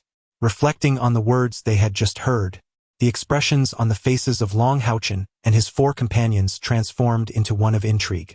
Could it be that such a formidable figure, appearing more robust than an average warrior or knight, was actually a priest? Indeed, he was a priest, for in his hand he grasped what could be termed a magical staff. The bald giant held a dark staff, approximately 10 feet in length and as thick as a man's arm, the material of which was indiscernible, yet it bore a resplendent light golden gem at its apex. Otherwise, one might easily mistake it for an iron rod. As Long HaoChen and his companions had traversed a small hillside, they now had a clear view of the 6 individuals, while the other party remained oblivious to their presence. The priest's eyes glinted with a cold light, exuding an air of defiance. What could these mere children do to him? Gue Wu, with a sinister smile, retorted that he would strike until even his mother would fail to recognize him. As he spoke, he urged his fiery steed into a thunderous charge towards the bald priest. Among the 4 companions accompanying him, 1 warrior surged alongside Gue Wu, while of the remaining 3, 2 mages began to chant incantations, and a small, slender figure, presumably an assassin veiled in black, swiftly maneuvered to flank the priest. It appeared that the coordination among these 5 individuals was surprisingly harmonious. Upon witnessing this scene, a flicker of anger appeared on Long HaoChen's face. Regardless of the rights and wrongs of the 2 parties, the despicable act of 5 individuals ganging up on a single priest filled him with disdain. Just as he was about to rush forward to assist, he was held back by Li Xian at his side. "Brother, let us observe first. Do you not see that the priest appears quite unperturbed? He must possess some means of self-defense." In the face of the 5 assailants, the bald-headed priest, Sima Xian, bellowed fiercely, yet instead of advancing, he retreated with remarkable speed, his feet moving swiftly as he backed away. Simultaneously, the large staff in his hands began to glow. Priests and knights have traditionally been known as companions of light, for they wield sacred light magic. However, a priest's light magic is predominantly focused on powerful healing and support. With his staff raised, a brilliant golden light abruptly erupted, transforming into a golden beam that enveloped Sima Xian. This was the priest's skill that combined both offense and defense, known as divine light, which effectively shields him while inflicting damage upon nearby foes. Sima Xian's retreat was rapid, indicating his robust physical condition, yet he could not possibly match the might of the red-armored earth dragon.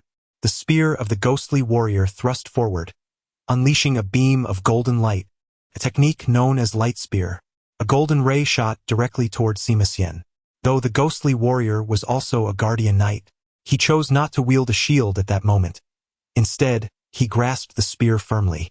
As the light spear was unleashed, the red-armored earth dragon had already charged in front of the bald-headed priest, its right forehoof stomping down in a display of the war stomp, a technique favored by power-type magical beasts. A powerful shockwave caused the surrounding ground to slightly sink. Contrary to Li Xian's assertions, Sima Xian exhibited no signs of panic. Instead, this formidable priest's face was marked by a fierce and menacing demeanor. With a resonant hum, the divine light enveloping him dispelled the piercing rays of light. Simultaneously, Sima Xian forcefully struck the ground with his staff, unleashing a surge of milky white radiance that not only neutralized the tremors of war, but also caused the red-armored earth dragon to stumble, disrupting its charge. "Aha!" Sima Xian bellowed, swinging his massive staff to directly confront the spear thrust by the ghost warrior.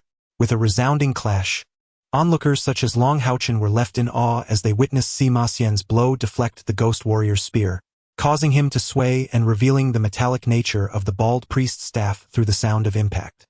It is noteworthy that the ghost warrior is a guardian knight, and with the momentum of the red-armored earth dragon behind him, the force he wielded was formidable. Yet, during the collision, he found himself at a disadvantage. As Sima Xian defended against the ghost warrior's assault, the red-armored earth dragon launched a powerful strike with its broad paw, its claws gleaming ominously. Sima Xian remained unperturbed, pivoting his body to swing the end of his staff upward, delivering a resounding blow in a head-on clash with the red-armored earth dragon. Remarkably, the creature stumbled slightly to the side.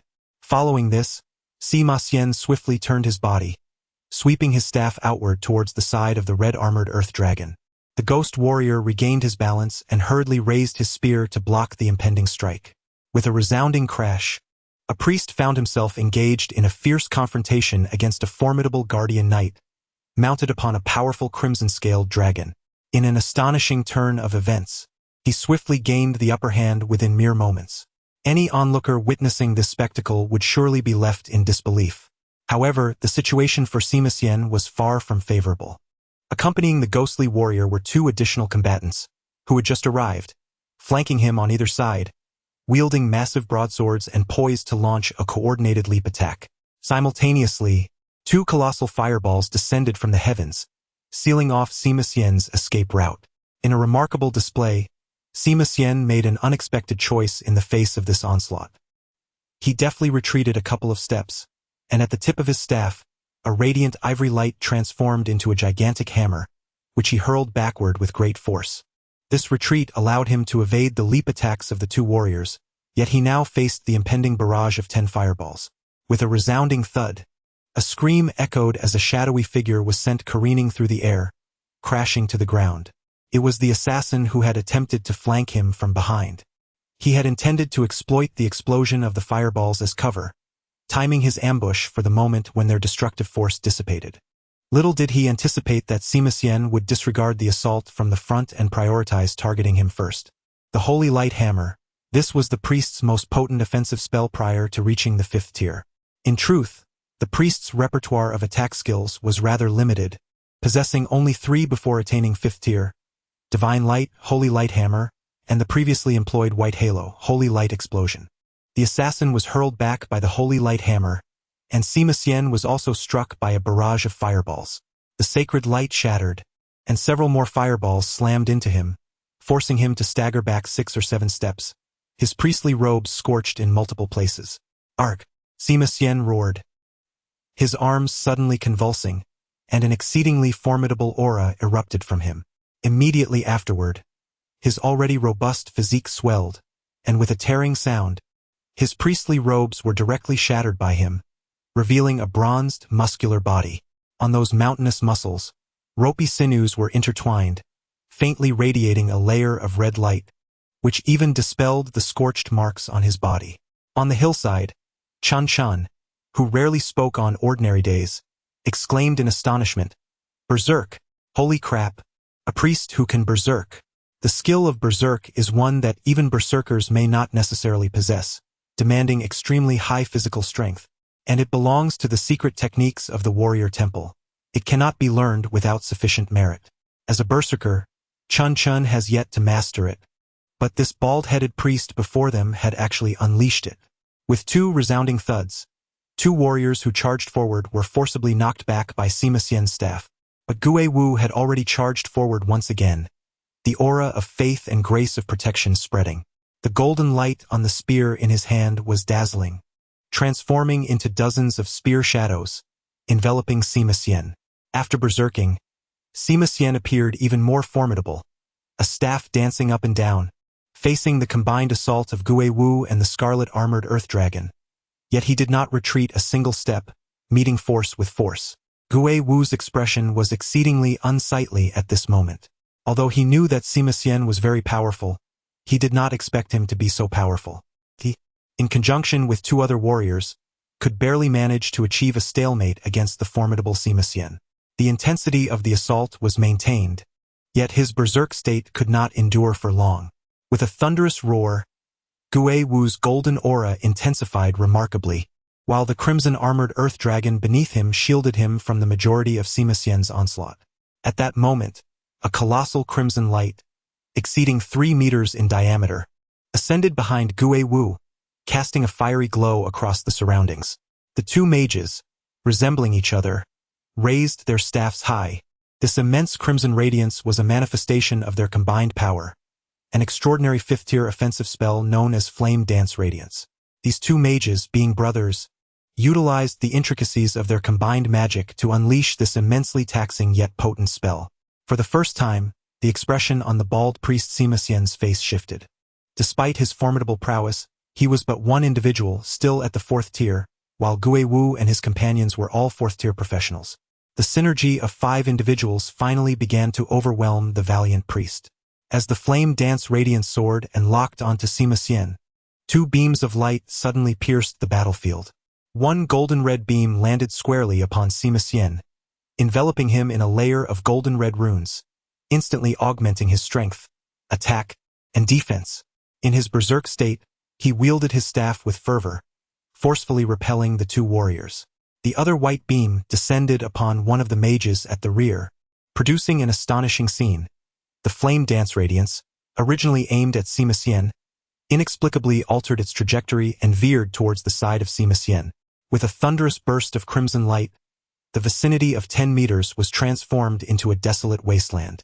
Yet, amidst the inferno, a young man radiating golden brilliance stood resolutely, seemingly untouched by the cataclysm that unfolded around him. Clad in valor, he wielded a shield in his left hand and a sword in his right, none other than HaoChen. He directed his luminous sword towards Sima Xian, and the light of divine protection manifested as a healing radiance that enveloped him.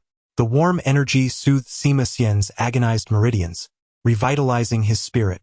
"Cease," commanded Gui Wu, perched upon the back of the red-armored earth dragon, as he raised his spear, compelling the creature to retreat a few paces. His 2 warrior companions swiftly followed suit, halting their assault. "It is you." Gui Wu's gaze bore into HaoChen with a somber intensity. "Indeed, it is I," HaoChen replied nonchalantly. "Do you recall the wager made between Teacher Ihua and your esteemed father?" Gui Wu's expression shifted slightly. He had just witnessed HaoChen effortlessly withstand an attack from the 5th-tier spell, Fire Dance of Radiance. His previous confidence had waned considerably. He certainly remembered. "We shall meet again in the selection round. Let us depart." He had discerned HaoChen and his companions, and with the addition of the formidable priest Sima Xian, they would undoubtedly find themselves at a disadvantage. The 2 warriors lifted their severely injured ally, the assassin, as Gui Wu and his companions retreated towards the holy city, their spirits dampened. HaoChen made no attempt to impede their exit. Should he wish to defeat Gui Wu, it would be done honorably in the Demon Hunter selection round. Half a year prior, Gui Wu had been an 8th-level knight. Now he was merely a 1st-tier Grand Knight. Even with the red-armored earth dragon at his side, HaoChen possessed unwavering confidence in his victory. With a disdainful spit, Sima Xian glared at the direction in which Gui Wu and his companions departed. HaoChen turned to him and said, "Greetings, allow me to introduce myself. I am HaoChen." Sima Xian chuckled heartily while stroking his gleaming bald head, replying, "Brother, thank you. Iam Sima Xian. Are you also headed to the holy city for the selection competition?" With a gloomy expression, Sima Xian lamented, "Do not even mention it. None of these fellows are worth a dime. Especially that Gui Wu, whose mind is filled with wicked schemes. Not only did he refuse to assist me in completing the trial tasks, but he also seeks to strip me of my right to compete in the holy city, claiming that I bring shame to the Repair City. Just because I lack healing abilities, how does that tarnish Repair City's reputation? I believe they are simply afraid of my potential success in the competition. After all, Gui Wu's father cannot hope to outshine my teacher in the race for the position of governor." A shiver ran through HaoChen at the thought of a priest lacking healing skills. This fellow truly was an oddity. Sima Xian continued, "Brother Long, you have aided me today. I shall remember this favor and repay it in the future. I must take my leave now to reunite with my teacher in the holy city and inform him of their attempts to impede my participation. Farewell."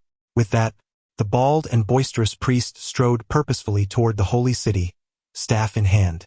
Li Xian approached Long HaoChen and couldn't help but chuckle. This bald fellow is quite amusing. A priest who cannot heal, he is truly a rare sight. Even if he makes it to the finals, who would be willing to team up with him? Long HaoChen smiled lightly and replied, "Indeed, he is quite the eccentric. Let us be on our way as well."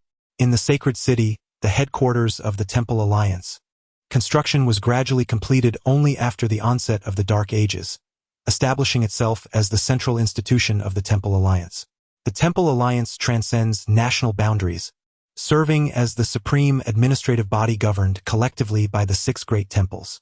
Each temple is represented by a formidable 9th-tier expert, who convenes to deliberate on strategies against the demonic race and manage internal affairs of the Alliance.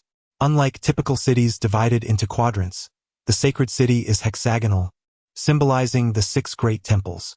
It stands as the most prosperous city within the Temple Alliance, yet does not feature any branch temples. Only the governing body of the Alliance resides here. Within the sacred city, 3 renowned edifices dominate the landscape: the Alliance's governing body, the Grand Auction House of the Sacred League, and the Grand Trial Grounds of the Temple Alliance. These 3 structures are strategically located at the city's heart, standing in a triangular formation. Among them, the Grand Trial Grounds serve as the designated venue for the selection of demon hunting squads, their advancement, and task acquisition. Its significance rivals that of any of the 6 great temples. While each of the 6 temples commands its own cadre of powerful practitioners, the Temple Alliance oversees all demon hunting squads. Of the 3 prominent buildings, the Grand Trial Grounds occupies the largest expanse, divided into 6 distinct zones, each featuring circular trial arenas with a diameter of 300 meters. It also houses a dedicated task tower for demon hunting squads, a trading center, and the temple's treasury. As Long HaoChen and his companions arrived at the gates of the sacred city, the inspector Feng Yangmu reappeared before them, guiding them into the city and directly to the Grand Trial Grounds for registration. At the registration office, 6 individuals from the great sanctuaries were responsible for receiving guests. It was here that Long HaoChen and his companions had to part ways, each heading to their respective sanctuaries to participate in the preliminary rounds. Sister Lin, Brother Chen, do your best. Let us hope to meet again in the finals, Long HaoChen said with a smile. Chen sighed softly and replied, "Let us do our utmost." Observing the expressions of the brothers, it was evident they lacked confidence. The competition in the warrior sanctuary was particularly fierce. With their 4th-tier novice and 2nd-level cultivation, it would be an extraordinary challenge for them to secure a place in the top 10. Lin Jialu smiled gently and said, "HaoChen, you and Xianer must also strive hard." The 5 bid a reluctant farewell as they each proceeded to report to their respective sanctuaries. Upon arriving at the Night Sanctuary's registration office, Long HaoChen and Li Xian immediately spotted Yi Hua waiting there. To their surprise, Yi Hua displayed no signs of astonishment. He had faith in his disciple, and considering Li Xian's possession of a rose unicorn and her formidable cultivation, it would indeed be unusual if she did not pass the trials. "Teacher," Long HaoChen exclaimed with enthusiasm upon seeing Yi Hua, "let us go. First we must register, then we can settle in," Yi Hua instructed. "You have a day to rest, but the preliminary rounds commence tomorrow morning." His expression was somewhat grave. Once the registration was complete, Yi Hua led Long HaoChen and Li Xian to a hotel near the Grand Arena of the Night Sanctuary to complete their check-in, after which he took them directly to their room. "This competition will be exceptionally intense. You must prepare yourselves mentally," Yi Hua remarked with a serious countenance. Long HaoChen and Li Xian exchanged glances, a sense of solemnity settling upon them. Yi Hua spoke in a deep voice, "I have inquired and learned that this time, over 100 individuals will qualify for the preliminary round of the Night Sanctuary through the trials. The exact number will be confirmed once the final report concludes tomorrow. Among those who have already reported, 3 Earth Knights have emerged." "What?" Li Xian gasped in astonishment. "Earth Knights? 5th-tier Earth Knights? That is a presence nearly on par with Yi Hua's own prowess. Moreover, once one's cultivation reaches the 5th tier, their spiritual power begins to gradually liquefy, significantly enhancing the potency of all skills. The distinction between an Earth Knight and a Great Knight, though merely 1 word apart, is indeed as vast as the heavens and the earth. In contrast to Li Xian's shock, Long HaoChen remained considerably more composed. Although his face also exhibited surprise, the resolve in his eyes remained unwavering. Chapter 21. The Initial Battle, Part 1. Despite the plethora of formidable young talents present in this selection competition for the Demon Hunter Brigade, Yi Hua felt no urgency within himself. Long HaoChen was merely 14 years old, with the opportunity to participate in 2 more selections for the Demon Hunter Brigade in the future. This time, he primarily hoped for his cherished disciple to undergo some practical experience. As for competing for rankings, that would be a concern for the next selection. Give Long HaoChen 5 more years. An Earth Knight? He would undoubtedly be a peak Earth Knight. Of course, Yi Hua would not voice this sentiment to Long HaoChen now, as he did not wish to diminish his disciple's fighting spirit. Yes, Long HaoChen and Li Xian replied respectfully. Teacher, Long HaoChen said, bowing reverently to Yi Hua. Yi Hua waved his hand, gesturing for him to be seated. Now, recount to me the experiences of your trial. Naturally, Long HaoChen would not hold back, detailing the process of their hunts against the Ruk tribe, the Deku tribe, and finally, the Emerald Twin-Blade Demon. Subsequently, there was no concealment regarding the encounter on the road with Lin Xian and the violent priest, Sima Xian. Upon hearing Long HaoChen's account of their successful defeat of the Emerald Twin-Blade Demon, a faint smile graced Yi Hua's face. However, it quickly transformed into irritation. Fool, who prompted you to agree to that individual's promise? You have been deceived. Long HaoChen was taken aback and responded, Teacher, Lin Xian appeared quite sincere, and the elixirs he provided are indeed remarkable. Yi Hua sighed, lightly tapping his forehead. Child, you are still too young. Do you believe that your chances of securing a top 3 position are slim, so it matters not if you acquiesce to him? Long HaoChen fell silent, yet he was aware that he indeed harbored such thoughts at that moment. What shall I say to you? Since he possesses the ability to discern, he must have perceived your age and cultivation level. You are merely 14. If you cannot achieve it this time, do you think you will fare better in the next selection? I am certain that lad cannot be more than 20 and can participate in another competition. Furthermore, his mastery of magic is likely far beyond mere simplicity. Long HaoChen lowered his head. I am sorry, teacher. I was wrong. Yi Hua exhaled heavily. Well, what can be done now that you have already pledged? A man of honor keeps his word. Show me the elixirs he gifted you. Long HaoChen hastily retrieved 3 types of elixirs along with the mighty pill from the forget-me-not and presented them to Yi Hua. Ah, that lad does possess a semblance of conscience. These are all 4th-tier elixirs. Combined, they must be worth no less than 100,000 gold coins. If he truly crafted all of this, even if his magical prowess is lacking, he could still serve as your ally. Hold on to this. Strive diligently over the next few days. The objective I have tailored for you is quite straightforward. Reach the finals. The Demon Hunter selection trials occur without any spectators, for the future members of the Demon Hunter group must confront the Demon Clan. Their information must remain confidential. Thus, while the general populace is aware of such an event, they remain entirely oblivious to its proceedings and outcomes. Long HaoChen's badge bears the number 97, mirroring the figure of his innate spiritual power, while Li Xian's is 98. The day of the competition has finally arrived. Early in the morning, Yi Hua escorted the 2 to the Holy Alliance's grand trial grounds. The entire arena was designed with consideration for the 6 great sanctuaries, and thus the 6 trial grounds within each belonged to one of those sanctuaries. Long HaoChen and his companions proceeded directly to the night trial ground, reporting with their badges. As their instructor, Yi Hua presented the introduction letter from the governor of Haoyue City along with the confirmation letter from the Haoyue Night branch, allowing them entry. Naturally, each city may send only 1 instructor per profession. The Bone Age assessment was completed during their report yesterday, so after verifying their badges today, they could enter the arena immediately. Brother Yi Hua, it is good to see you again, said Guiying, with his son Guiwu right behind Long HaoChen and the others also reporting in. Yi Hua's gaze turned icy as he calmly remarked, You would do well to pray that your son does not encounter HaoChen. With that, he led Long HaoChen and Li Xian further inside. Guiying retorted coldly, The one who should be concerned is you. Anger surged across Guiying's face, nearly prompting an outburst. Yet Yihua had already led Long HaoChen and Li Xian inside. The Sacred Alliance's Grand Trial Arena was not an open-air venue. Above each trial arena, at a height of 20 zhang, there was a colossal dome that enveloped the trial grounds, which boasted a diameter of 300 meters.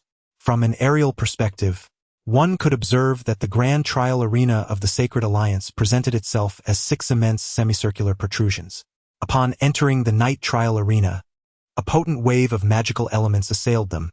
The magical essence here seemed almost tangible. Although devoid of aggression, it imparted an invisible pressure upon one's being. Above, the dome faintly revealed gigantic magical symbols. Intricate magical arrays were ubiquitous, evidently serving diverse purposes. At the heart of the arena lay a vast plaza, 200 meters in diameter, its ground covered in yellow earth. It was said that beneath this yellow earth existed a grand magical array, capable of restoring itself in a short span, regardless of the extent of damage inflicted. Surrounding the plaza was a tier of spectator stands, with one particularly elevated stand standing out, serving as the podium for the trial. What an intense surge of elemental energy, Li Xian exclaimed. Yihua remarked, the magical arrays within this grand arena can withstand the onslaught of 9th-tier professionals. How could the elemental fluctuations not be intense? Guided by the arena staff, they took their seats in the contestant area, where many had already gathered. The participants, clad in armor, exuded an aura of gallantry. Before long, the dome of the arena suddenly illuminated, a vast golden halo emanating from its apex. The trial ground appeared somewhat desolate due to the absence of an audience, yet a dozen individuals had gathered at the podium. However, the elevated platform was so lofty that it was challenging to discern the happenings above from below. A resonant voice emanated from the podium, announcing the conclusion of the report and the official commencement of the preliminary round of the Demon Hunter Selection Tournament. Contestants from various cities were urged to compete earnestly. The competition rules stated that intentional maiming of opponents was prohibited. Should one party cause the death of another, both would be deemed defeated, and accountability would fall upon their respective city divisions. The preliminary round was entirely an elimination format, with the first round commencing today, featuring 138 participants, among whom 4 5th-tier contestants would be exempted from the initial 2 rounds, leading to the drawing of lots. All competitors were instructed to prepare themselves. It remained unclear how the trial ground was being manipulated, but at the apex of the dome, a colossal golden orb gradually manifested, shortly followed by a multitude of numbers shimmering upon its surface. Li Xian murmured, the renowned selection tournament for the demon hunters is surprisingly straightforward. There isn't even an opening ceremony. Yihua replied nonchalantly, this is a contest to select the capable, not a spectacle. What need is there for a ceremony? With over 130 participants, more than 60 matches must occur on the first day alone. If time is squandered, when shall we conclude the competition? As they conversed, the luminous numbers on the golden orb abruptly halted, coalescing into 2 substantial figures that radiated into the air. First match, number 29 versus number 97. Both parties, please enter. Those who fail to enter within 10 breaths will be disqualified. Number 97? Long HaoChen was taken aback. Was that not him? Night Hua and Li Xian were equally taken aback. None could have anticipated that Long HaoChen would be the first to be drawn. The other competitors, in unison, directed their gazes towards the remarkably youthful yet strikingly handsome Long HaoChen. Night Hua quickly regained his composure and advised, stay calm and proceed steadily. Understood, Long HaoChen responded, not daring to delay, as he strode confidently towards the arena. Descending the steps, he entered the competition grounds. His opponent was a young man clad entirely in silver armor, appearing to be around 20 years of age, also a guardian knight, wielding a shield in his left hand and a heavy sword in his right. As they made their entrance, a middle-aged man dressed in a white uniform also stepped into the arena, clearly the referee for this bout. Without unnecessary preamble, once the 2 competitors had positioned themselves approximately 50 meters apart in the center of the arena, the referee bellowed, the match begins. Do not incapacitate your opponent. One side forfeits or loses the ability to fight, resulting in a defeat. With the referee's announcement, a golden barrier surged from the perimeter of the arena, isolating the competition area from the surrounding spectators. Just as HaoChen was about to commence his initial battle in the Demon Hunter selection, in another realm, darkness prevailed, a pitch-black world. A fierce wind howled, and a purple moon illuminated the sky with an eerie glow. The ground was fissured, with torrents of lava and toxic gases visible everywhere. Within a profound cave, the bright moon lay quietly. Xiao Guang and Xiao Hua's eyes sparkled with brilliance as they gazed upon the stone sphere, which had cost 1,000 gold coins, now cracked open with a visible seam. A faint azure luminescence continuously emanated from within the stone sphere. Xiao Guang and Xiao Hua engaged in deep breaths, consuming this ethereal glow into their cores. The 3 violet patterns adorning their backs shimmered incessantly, exuding an aura imbued with a ferocious and sanguine scent. Their 4 claws dug fiercely into the ground. Through the fissures of the stone sphere, one could discern a seemingly azure orb within. The surface of this orb was astonishingly scaled, flickering with azure light, and one could vaguely perceive a lizard-like form within. Yet, this azure orb radiated an imperceptible majesty, the might of a dragon. Should Lin Xian behold this azure orb nestled within the stone sphere, he would undoubtedly regret it profoundly. This was, without a doubt, a dragon pill, a 7th-tier medicinal concoction. The population of dragons is exceedingly scarce, yet each true dragon ranks at least as an 8th-level powerhouse, with the mightiest dragon kings ascending to a formidable 10th level, equivalent to a human 9th-tier expert. The most significant dilemma afflicting the dragon race is reproduction. They often find themselves with but a single opportunity to bear offspring every millennium. The rarity of dragon pills is intrinsically tied to this reality. For a dragon pill is an unhatched dragon egg that has absorbed the essence of heaven and earth over the course of a millennium. Considering the challenges inherent in dragon reproduction, it is evident how dearly they cherish their dragon eggs. Thus, the formation of a dragon pill from a dragon egg is an exceedingly rare phenomenon, surpassing even the scarcity of some 8th-tier medicinal elixirs. The dragon pill proves beneficial to both humans and magical beasts. When consumed by a human, it grants them a trace of dragon lineage, causing an immediate surge in internal and external spiritual energy by at least 300, while elevating the upper limit of external energy cultivation to 5,000. The ingestion of a single dragon pill equates to possessing the potential to cultivate to at least the 7th tier. However, the requirements for magical beasts seeking to consume the dragon pill are significantly higher. They must possess dragon bloodline to digest it, and their cultivation must be no lower than level 6, thus allowing for the enhancement of their evolution with formidable effects. At this moment, Haoyue is absorbing and exhaling the spiritual energy emanating from the dragon pill, seemingly unfazed by any potential backlash from its potent essence. A low growl escapes Xiaoguang's mouth, prompting Xiaohua to nod slightly in acknowledgement.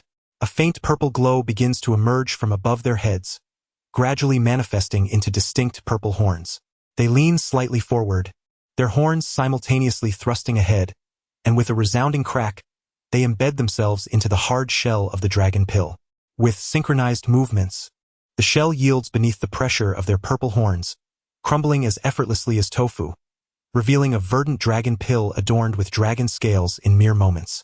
In that instant, the eyes of Xiaoguang and Xiaohua transform dramatically, shifting from their original golden and crimson hues to a profound shade of purple. They lift their heads, gazing into the distance, reminiscing about companions from another world. Suddenly, Xiaoguang lowers its head sharply, opening its wide mouth to swallow the azure dragon pill whole. In an instant, a vibrant azure flame erupts from their forms, while the prominent bulge on Xiaoguang's neck begins to writhe violently.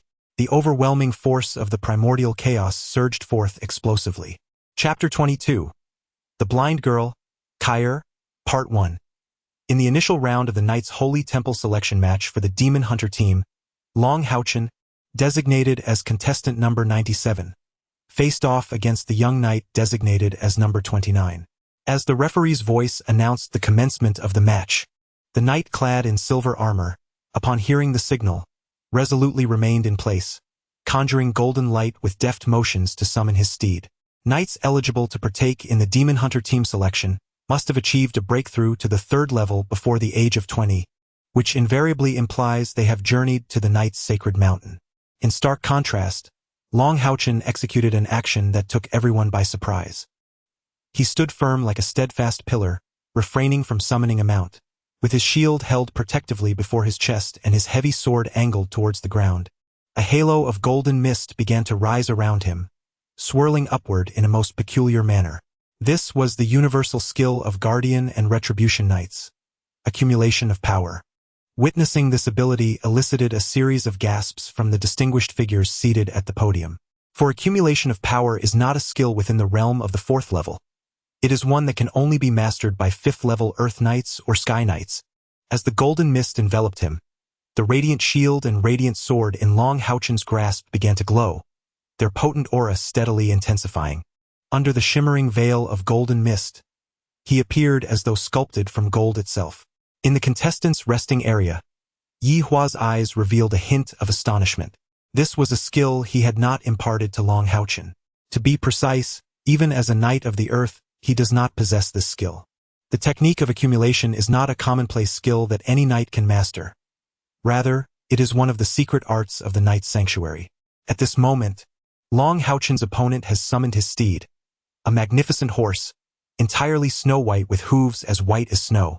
This is a level 4 magical beast, the Snow Spirit Horse. The foremost characteristic of the Snow Spirit Horse is its incredible speed, galloping like the wind, and it possesses 2 innate ice elemental skills. Among level 4 magical beasts, it is regarded as a high-tier entity. Upon witnessing the swirling light mist surrounding Long HaoChen, the individual known as number 29 was momentarily taken aback. What skill is this? He could not recognize the power that Long HaoChen was currently wielding. The accumulation skill, within the realm of knightly secret techniques, is considered somewhat superfluous. Consequently, even if a knight accumulates enough merits, few opt to learn this skill. Faced with an unfamiliar ability, number 29 naturally proceeded with utmost caution, leaping onto the Snow Spirit Horse without immediately charging at Long HaoChen. The Snow Spirit Horse galloped gracefully, maneuvering to the side. Long HaoChen appeared utterly oblivious to him, standing still without even a hint of movement, as the golden radiance enveloping him continued to intensify. In just a few breaths, number 29 had circled to Long HaoChen's flank, and the sight of his opponent remaining stationary ignited a surge of unease within him. At last, he chose to charge forward. The Snow Spirit Horse seemed to emanate a faint layer of white mist beneath its hooves, its speed abruptly accelerating, darting towards Long HaoChen like a streak of white light from the side. The knight of number 29 raised his heavy sword, enveloped in a halo of conviction, bestowing upon himself the blessings of protection. Simultaneously, the sword he wielded began to radiate with brilliance. Golden light shimmered as the sword's edge pulsated with spiritual energy, a testament to his 4th-tier cultivation. Observing his proximity to Long HaoChen, now less than 10 meters away, the Snow Spirit Horse beneath him abruptly veered to the side. Just 5 meters from Long HaoChen, it altered its course, and he executed a sweeping strike with his heavy sword, releasing a blade of light from its edge. This was the Radiant Slash, aimed directly at Long HaoChen's flank. Uncertain of the skill Long HaoChen would employ, the knight cautiously initiated a probing attack. Yet, even in this tentative strike, he endeavored to maximize his advantages. The mist swirled beneath the Snow Spirit Horse, drifting toward Long HaoChen, a manifestation of the horse's innate ability, Ice Fog. This skill not only diminished the opponent's speed but also weakened their attacks. Should he encounter an adversary of lesser cultivation, it could even render them immobile with frost. At that moment, Long HaoChen, who had remained still until now, finally made his move. He pivoted partially, raising his shield. With a resounding clash, the radiant slash struck against Long HaoChen's gleaming shield, a flash of golden light enveloping him instantaneously. Divine Guard. Almost in the next heartbeat, the sword, now fully imbued with a resplendent golden hue, was unleashed by Long HaoChen. 2 was a radiant slash. The same skill, executed by different hands, yielded entirely disparate outcomes. The radiant slash cast by the knight of number 29 merely manifested as a pale golden hue, a standard display of what a typical radiant slash could achieve. However, what Long HaoChen unleashed was a radiant golden blade, its brilliance exceeding that of his previous adversary's light slash by more than double. The icy mist before him seemed to part as if cleaved, flowing aside along either side of Long HaoChen's form. The angles calculated by the golden blade were exquisite, perfectly aligning with the path of the Snow Spirit Horse. Number 29 was taken aback, instinctively bending down to intercept the radiant golden blade. For a knight, their steed is akin to a second life. Witnessing the true magnitude of HaoChen's light slash, he could hardly ignore the impending peril. With a resounding thud, the shield, along with number 29's arm, struck the neck of the snow spirit horse with force. The horse let out a mournful cry, its forward momentum faltering, tipping over as if it were about to topple. Number 29 had given his all in this defense. He was indeed worthy of being an elite participant in the Demon Hunter selection, managing to invoke a holy light shield just in time. Yet, the might of HaoChen's strike was overwhelming, far beyond the scope of a mere light slash. The holy light shield shattered instantaneously, and number 29's shield itself bore numerous cracks, resulting in him spewing forth a mouthful of blood. Charging forward, HaoChen epitomized the essence of stillness like a maiden and agility akin to a startled hare, surging forth with all his might like a streak of golden lightning aimed at his opponent. The snow spirit horse, indeed a magnificent creature, struggled to maintain its balance under such circumstances, stumbling forward a few steps. Though its body was inclined, it ultimately did not collapse outright. Regrettably, at that moment, HaoChen had already arrived. The shield met the collision. With a mighty swing, the sword in the hands of Knight 29 aimed to repel HaoChen. However, he had already sustained an injury from the previous strike, and his left arm, which bore the shield, was utterly numb, significantly impairing his ability to mount an effective counterattack. With a resounding clang, the heavy sword was deflected by the radiant shield, only to be followed by the shield crashing forcefully against the flank of the snow spirit horse. The impact sent both the horse and Knight 29 crashing to the ground, propelled forward by the momentum, skidding several meters.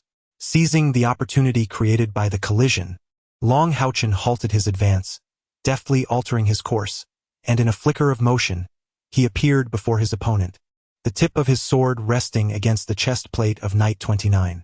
The knight appeared momentarily dazed. The fall of the snow spirit horse, compounded by the earlier impact, had inflicted some minor injuries upon him. More critically, his ability to resist had been wholly extinguished. The bewilderment of Knight 29 stemmed from the shocking realization that he had been so swiftly defeated, particularly by a youthful adversary who appeared significantly younger than himself. Even more disconcerting was the fact that his opponent had not even summoned his mount, and yet the match had concluded. In the first round, Knight 97 emerged victorious. Knight 29 was eliminated. The referee, having appeared at some point before the two combatants, solemnly rendered the judgment. HaoChen sheathed his sword and stood tall, offering a knightly salute to both Knight 29 and the referee before making his way to the resting area. The entire match, from inception to conclusion, transpired in less than a minute. Many of the observing knights had scarcely grasped the events that unfolded before the match reached its conclusion. The strikingly handsome yet youthful HaoChen had achieved a resounding victory. Among the dozen individuals seated at the dais, an elderly man in the center nodded slightly, acknowledging the remarkable talent of the young boy before him. However, he remained curious about the nature of the boy's steed.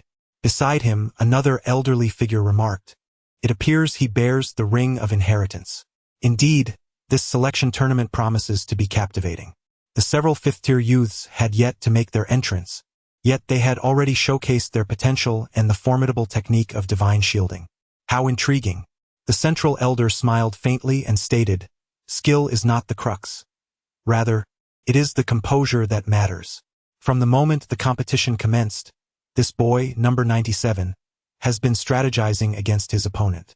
Number 29 likely lacks even a rudimentary understanding of the build-up skill. Otherwise, he would not have hesitated to launch an attack at the earliest opportunity. The longer one accumulates spiritual energy with the build-up skill, the greater its potency. However, it is limited to a single strike, which must be executed within 3 seconds of completing the build-up. Otherwise, the gathered energy is rendered futile. The elder beside him smiled and replied, "Indeed, this boy has even harnessed the light of retribution brought forth by divine shielding, enhancing the power of his light slash after the build-up to an impressive degree. That strike has already reached an attack power comparable to that of a 4th or 5th-tier Earth Knight. He appears to be under 20. I can almost envision him as the leader of our Knight Sanctuary in 5 years' time." Please inquire as to which city the boy hails from. Understood, responded a middle-aged man seated in the row behind them, who then quietly departed. HaoChen, you are truly exceptional. Li Xian watched as HaoChen triumphed, feeling even more elated than if she had achieved the victory herself. She embraced him and planted a kiss on his cheek, leaving him blushing profusely. Yihua, with an expressionless demeanor, remarked, you revealed yourself too early. Even without employing the divine shield, that number 29 should not pose a challenge for you. His cultivation level does not exceed that of a 4th-tier knight. What? Yihua felt a jolt of surprise. Is the bright moon not present? How could it abandon you at such a crucial moment? Hasn't it always been so attached to you? Yihua furrowed his brows.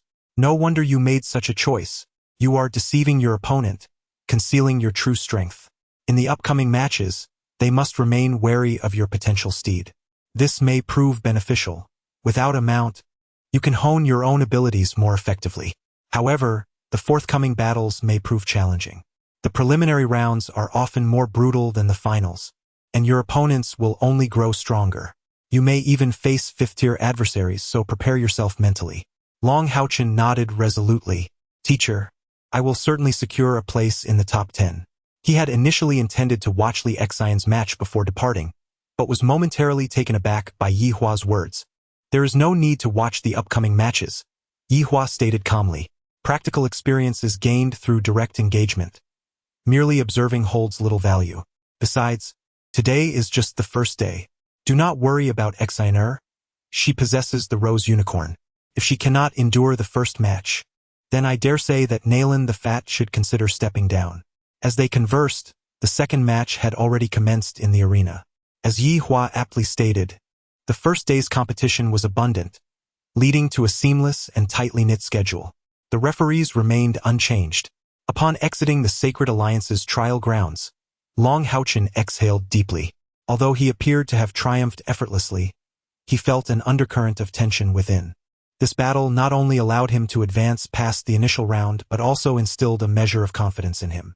The day was overcast, with the sky shrouded in gloom, suggesting a possibility of rain at any moment. Casting a glance at the heavens, HaoChen made his way towards the hotel where he was staying. The elixirs provided by Li Xian had proven exceptionally effective. He had consumed 4 of the potions that purportedly enhanced his internal energy by 10 points each day. True to the descriptions, they significantly bolstered his cultivation routine. However, for HaoChen, the enhancement was not merely 10 points of internal energy, but rather a much greater increase. He could not quantify the exact amount, but the gains from practicing after consuming these potions had at least doubled compared to his usual training. In just a few days, coupled with the potential awakened by vanquishing the Emerald Twin Blades demon, HaoChen's internal energy had surpassed the threshold of 1750. He was confident that he had firmly established himself as a bona fide 9th-level Great Knight. At each tier's final stage, the leap in energy requirements was the most significant. For instance, a 4th-level Great Knight required only 150 points of energy to ascend through the previous 9 levels. Yet a full 250 points was necessary to transition from the 9th level to the Earth Knight realm. Yihua had set a goal for HaoChen, and he too had established aspirations for himself. His goal was to strive to break into the top 10 of the finals, rather than merely the preliminaries. However, HaoChen felt a tinge of regret. If Haoyue were present, he would have confidence in achieving a commendable result in the finals. But now, he had to rely solely on himself. As he walked towards the hotel, HaoChen contemplated the strategies he should employ in the upcoming competition. At that moment, he heard a peculiar sound. Tap, tap, tap, tap, tap. Instinctively looking up, HaoChen beheld a figure, a girl to be precise. She had long purple hair simply tied back, and her face was partially concealed by a black scarf, obscuring her features. Her eyes, the only visible part of her visage, were a dull gray, devoid of any spark. The strange tapping sound emanated from a green bamboo staff she held, rhythmically striking the ground. The girl appeared somewhat shorter and frilier than HaoChen, cautiously advancing while tentatively probing ahead with her staff. Watching her struggle, HaoChen felt a surge of compassion. "Little sister, where are you headed?" "Allow me to assist you," he said, hastening a few steps to her side with genuine concern. Upon seeing her vacant gaze, a pang of sorrow struck his heart. To lose one's sight is to perceive the world in but a single hue, a profoundly tragic fate. Observing the girl ignited HaoChen's empathy, and as he spoke, he transferred his sword to his left hand, using his right to steady her bamboo staff. The young girl came to an abrupt halt, and in that instant HaoChen, standing beside her, felt an inexplicable chill emanating from the depths of his heart, compelling him to instinctively release his grip on the green bamboo staff. No need, the girl's voice was somewhat frigid, but not in the same manner as Yihua's coldness. Yihua exuded a chill on the outside yet warmth within. However, the sensation this girl evoked in HaoChen was akin to an almost lifeless frost. It was as if she possessed not a trace of vitality. I said no need, she reiterated icily before continuing on her path. HaoChen remained rooted to the spot, observing the figure of the girl receding into the distance, a sudden wave of oppressive emotion washing over him. He could not discern whether it stemmed from his inability to assist her or something entirely different. Shaking his head gently, he sighed inwardly. The blue light on his forget-me-not ring flickered as he stored the radiant shield sword within, striding purposefully toward his hotel. "Hey," the girl called softly, her voice seemingly softening the chill that clung to it. HaoChen, heading in the same direction, paused as she beckoned to him. She raised her right hand, extending it toward him. "Could you please accompany me for a moment?" HaoChen, momentarily taken aback by the girl's sudden shift in demeanor, instinctively replied, "Sure." As he spoke, he lifted his left hand to grasp her delicate, alabaster fingers. The girl, veiled, concealed her expression, but at the moment her hand brushed against the forget-me-not ring, her other hand instinctively clenched, and her slender form tensed slightly. HaoChen, with a newfound sense of peculiarity in his heart, felt his perception sharply decline, failing to notice the subtle shifts in the girl's emotions. "Where do you reside?" he inquired, forcing himself to suppress his own feelings. The girl replied, "Walk 76 zhang forward, then turn right for 38 zhang, and finally turn left for 23 zhang, and you will arrive." A stirring sensation blossomed within HaoChen. His astonishment was not rooted in the girl's precise navigation but rather in a deepened sense of compassion. To possess such accuracy in gauging distances must require immense effort. At that moment, he felt a profound touch upon the softest part of his heart. Instinctively, he grasped the girl's hand tightly and began to walk forward slowly. They moved in serene silence, their pace leisurely, yet for reasons unknown. A sense of warmth enveloped HaoChen's heart. It was his first experience holding a girl's hand, and although he was aiding her, he felt an overwhelming desire to continue this journey indefinitely. The girl's breath was cold, yet she remained tranquil, following HaoChen's lead with steady steps. Her purple hair danced gently in the breeze, and he felt a touch of gentleness emanating from her presence. "What is your name?" the girl suddenly asked. "Ah!" HaoChen was startled, hastily averting his gaze from her face. Although he knew she was blind, he still felt a wave of embarrassment. "I am HaoChen. And you?" "I am Kair," she replied softly, her voice barely audible, meant for HaoChen's ears alone. "A lovely name, Kair. Do you live in the holy city?" Kair gently shook her head and replied, "I reside in a city to the east of the Alliance, not here. I have come to attend to certain matters." HaoChen furrowed his brow and inquired, "What about your family? How can they rest easy knowing you are out here alone?" Kair responded nonchalantly, "I am capable of taking care of myself." As he gazed into her eyes, devoid of any sparkle, HaoChen felt a lump rise in his throat, rendering him momentarily speechless. "What is the matter?" Kair asked, surprised by his silence as she turned to face him. HaoChen gently shook his head. "It's nothing." He nearly blurted out his desire to look after her, yet he ultimately restrained himself, for he lacked the ability and the right to do so, and it would have been too presumptuous. Nevertheless, he felt a genuine pang of sympathy for the girl before him, who had lost her sight. "Kair pauset," prompting the somewhat troubled HaoChen to stop as well. "What is it?" he asked, looking at her. "I have arrived," she replied. HaoChen was taken aback, suddenly realizing that he was meant to guide Kair, yet it seemed she was now leading him. "I apologize, he stammered awkwardly, Kai at Jensli Shuk herhet. withdrawing her hand from his. Thank you. Long HaoChen looked up and noticed that they had arrived at a hotel, one quite close to where he was staying. Allow me to escort you inside, he offered. Kai shook her head once more. No need, I can manage. Long HaoChen scratched his head. Farewell then. Please take care.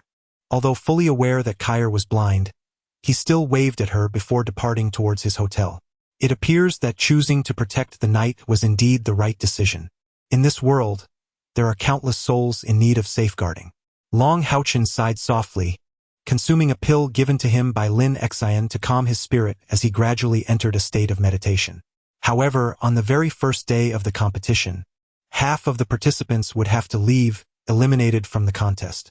In the sacred arena of the magic temple, Lin Xian sat leisurely in the spectators' area, observing the matches unfold. He felt no trepidation, instead taking the opportunity to watch the other competitors. He occupied the front row of the contestants' seating, flanked by only 2 individuals, one male and one female. Dear friends, might you have an interest in potions? Lin Xian inquired with a smile directed at the pair beside him. The 2 young mages regarded him with a mix of curiosity and slight wariness. Lin Xian offered a gentle smile and introduced himself. Allow me to introduce myself. I am Lin Xian from Imei City. It seems we are all at the 5th level. Let us befriend one another. With our abilities, securing a place in the top 10 should pose no challenge. In addition to being a mage, I am also an alchemist. Behold, this is a potion I have crafted. As he spoke, Lin Xian retrieved a crystal vial from his robe, shaking it lightly, his eyes glinting with a clever sparkle. Internally, he mused, with my potions, I am invincible. In the arena of the priest's temple, a loud bang resonated. In the hands of Sima Xian, the formidable staff swept through the battlefield with a force that sent his opponent hurtling away. Immediately thereafter, a holy light, taking the form of a hammer, materialized and hovered ominously above the adversary's head. Yield, he commanded. The opponent, a pale young man, gazed at Sima Xian with disbelief. Are you a priest or a warrior? Judge, this is unfair. The expressions of the dignitaries seated in the priest's resting area and the platform of the priest's trial ground mirrored the astonishment felt by the young man. If you refuse to concede, I shall strike you down, Sima Xian warned as the holy hammer descended slightly. I concede. In the warrior's trial ground, Chan stood there with a bitter expression, utterly unable to fathom the ordeal he had just endured. Although he had not harbored much hope for advancing, suffering such a crushing defeat in the very first round left him feeling despondent. More importantly, he had been bested by a shield warrior, not due to an inability to breach her defense, but rather because she had countered his attacks with her own, defeating him in merely 3 moves. The shield warrior who faced Chan was a young woman, approximately 1.7 meters tall, with long black hair neatly tied in a ponytail and a slender figure. Her features exuded a striking valor. At first glance, one might not suspect that this seemingly lithe maiden was a warrior. However, beside her stood an enormous tower shield, reaching a height of 1.8 meters and a width of 1.2 meters, resembling a bed plank. This was her sole weapon, a formidable apparatus that undoubtedly weighed no less than 500 pounds. Yet in her hands, it moved with a grace that belied its heft, effortlessly soaring and descending as she faced Chan. On the grandstand of the warrior temple's trial arena, a robust elder gazed in astonishment, exclaiming, "Is this girl a shield warrior or a berserker? No, I can't help but feel she resembles an axe warrior more. Did you see that? Just now, she wielded that tower shield with the ferocity of a heavy axe. Who trained this little monster?" The preliminary round of the Demon Hunter selection tournament continued until dusk, with the final event not being concluded by the numerous warriors of the warrior temple, but rather by the magic temple. After the first round of eliminations, the esteemed judges from various temples who occupied the grandstand shared a unanimous opinion. This year's crop of monsters was particularly abundant. In just 1 day's competition, a plethora of extraordinary individuals emerged. It was rumored that from the Soul Temple, a mere 4th-tier summoner managed to summon an 8th-tier hellhound, sending his opponent into unconsciousness out of sheer terror. A pale golden stream of energy swirled languidly, with the core, a milky white 3-legged spirit furnace, radiating an increasingly intense white light. Under the influence of the potent elixirs, HaoChen felt a profound sense of astonishment at the rapid enhancement of his inner spiritual power. In merely one day, his inner spiritual strength had surged by at least 20 points. At this rate, within 10 days, he would have the opportunity to challenge the 5th tier. Of course, ascending to the 5th tier would present its own bottleneck, and it remained uncertain how long it would take to break through that barrier. Since he began his cultivation, thanks to his Son of Light constitution, HaoChen had yet to encounter a true bottleneck. HaoChen, it is time to set forth. A knock resonated through the air, accompanied by the voice of Extinction from outside. As the golden light receded and the white glow at his chest faded, HaoChen emerged from his meditative state. Upon opening the door, the first sight that greeted him was the excited smile adorning Extinction's face. "Sister, you won yesterday, didn't you?" HaoChen immediately deduced the cause of her exhilaration. Extinction nodded, affirming her victory, which she claimed was relatively easy, though not as swift as his. Jialu also advanced past the first round, but unfortunately, Chun-Si and Chin-Chin. HaoChen was taken aback. Both Brother Chun and Brother Chin lost? Extinction sighed softly. The competition at the Warrior Sanctuary is even more intense than ours. Almost all participants are above the 4th tier. Breaking through is no simple feat. Come, let us grab a bite. We must rally our spirits for the 2nd round today. After this round, merely over 30 contestants will remain. Each subsequent round will only grow more challenging. Brother, you must not be complacent. You are certainly capable of reaching the top 10. After a simple meal and a reunion with Yihua, the trio returned to the Sacred Alliance's trial grounds. Following the first day of competition, the number of knights entering the trial grounds had halved, and although the participants were fewer, the atmosphere had undeniably grown more tense. After witnessing the brutality of the matches the previous day, these youthful elites were now keenly aware of the stakes, each one eagerly preparing while cautiously observing their potential adversaries. After all, the outcome of the draw remained uncertain. As HaoChen had been the first to compete yesterday, he naturally attracted more attention from the other participating knights. HaoChen was also observing, but his focus was solely on one individual. As he entered the rest area, he immediately spotted the knight. The young man appeared to be in his 20s, tall and striking, standing at least over 1.90 meters. His broad shoulders and strong physique were accentuated by a shock of golden hair that stood upright like steel needles atop his head. His handsome features exuded a rugged masculinity, with facial contours chiseled as if carved by an artisan's hand. Rather than clad in armor, he donned a sleek black outfit, and upon entering the rest area, he settled into a central seat in the front row. Such an air of composure emanated from him. HaoChen felt a quiet awe within. Although this young man seemed but in his 20s, he radiated a steadiness akin to a mountain and a weightiness reminiscent of a great peak. Particularly striking were his solemn eyes, devoid of any discernible emotion. Once seated, his back remained perfectly straight, yet he was utterly motionless, as if time itself had paused around him. "Teacher, who is that person?" HaoChen inquired in a hushed tone to Yihua beside him. Chapter 23. A Sword That Shakes the Heavens, Part 1. Upon seeing the young man, a look of solemnity crossed Yihua's face as well. "I do not recognize him, but he is undoubtedly a 5th-tier knight. According to the selection rules, only 5th-tier participants are permitted to occupy the front row. Our Knight Temple has 4 5th-tier contestants in total. He must be one of them. The others have not arrived, yet he is here to observe the proceedings. This individual is formidable. You would do well to pray that you do not encounter him during the competition." Listening to his teacher's words, HaoChen's gaze gradually transformed, sharpening like a blade. Typically, his eyes held a gentle warmth, but such a change occurred only when he grasped a weapon. At this moment, however, the fervor within him was ignited. Resolute and sharp, in an instant, HaoChen resembled a sword unsheathed. "Teacher, I wish to challenge him," HaoChen said in a deep voice. He stood motionless, yet his gaze bore no trace of cowardice, as the 2 pairs of eyes clashed in the air, seemingly igniting sparks. "What is he saying?" Extinction inquired with confusion.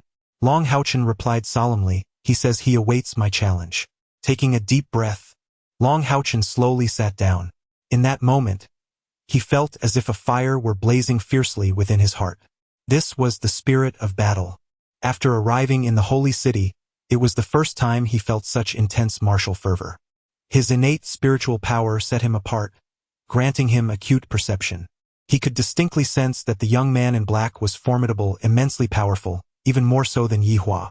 Yet, the greater the pressure weighing upon his heart, the stronger Long HaoChen's fighting spirit became. At that moment, a resounding voice emanated from the podium, echoing the sentiments of the previous day. After a day of competition, only half of the contestants remained. In yesterday's matches, some competitors did not fall short due to lack of strength, but rather succumbed to their own shortcomings. Carelessness and negligence, such attitudes, if carried onto the battlefield, would not merely result in loss, but would consign them to eternal defeat. Therefore, I hope you will remember the lessons from those who have failed. No one will pity the vanquished, only the victors will receive applause. The next day's competition continued, maintaining the elimination format. Let us commence. A magnificent golden orb gradually re-emerged at the apex, capturing the gaze of all present, as numbers rapidly fluctuated.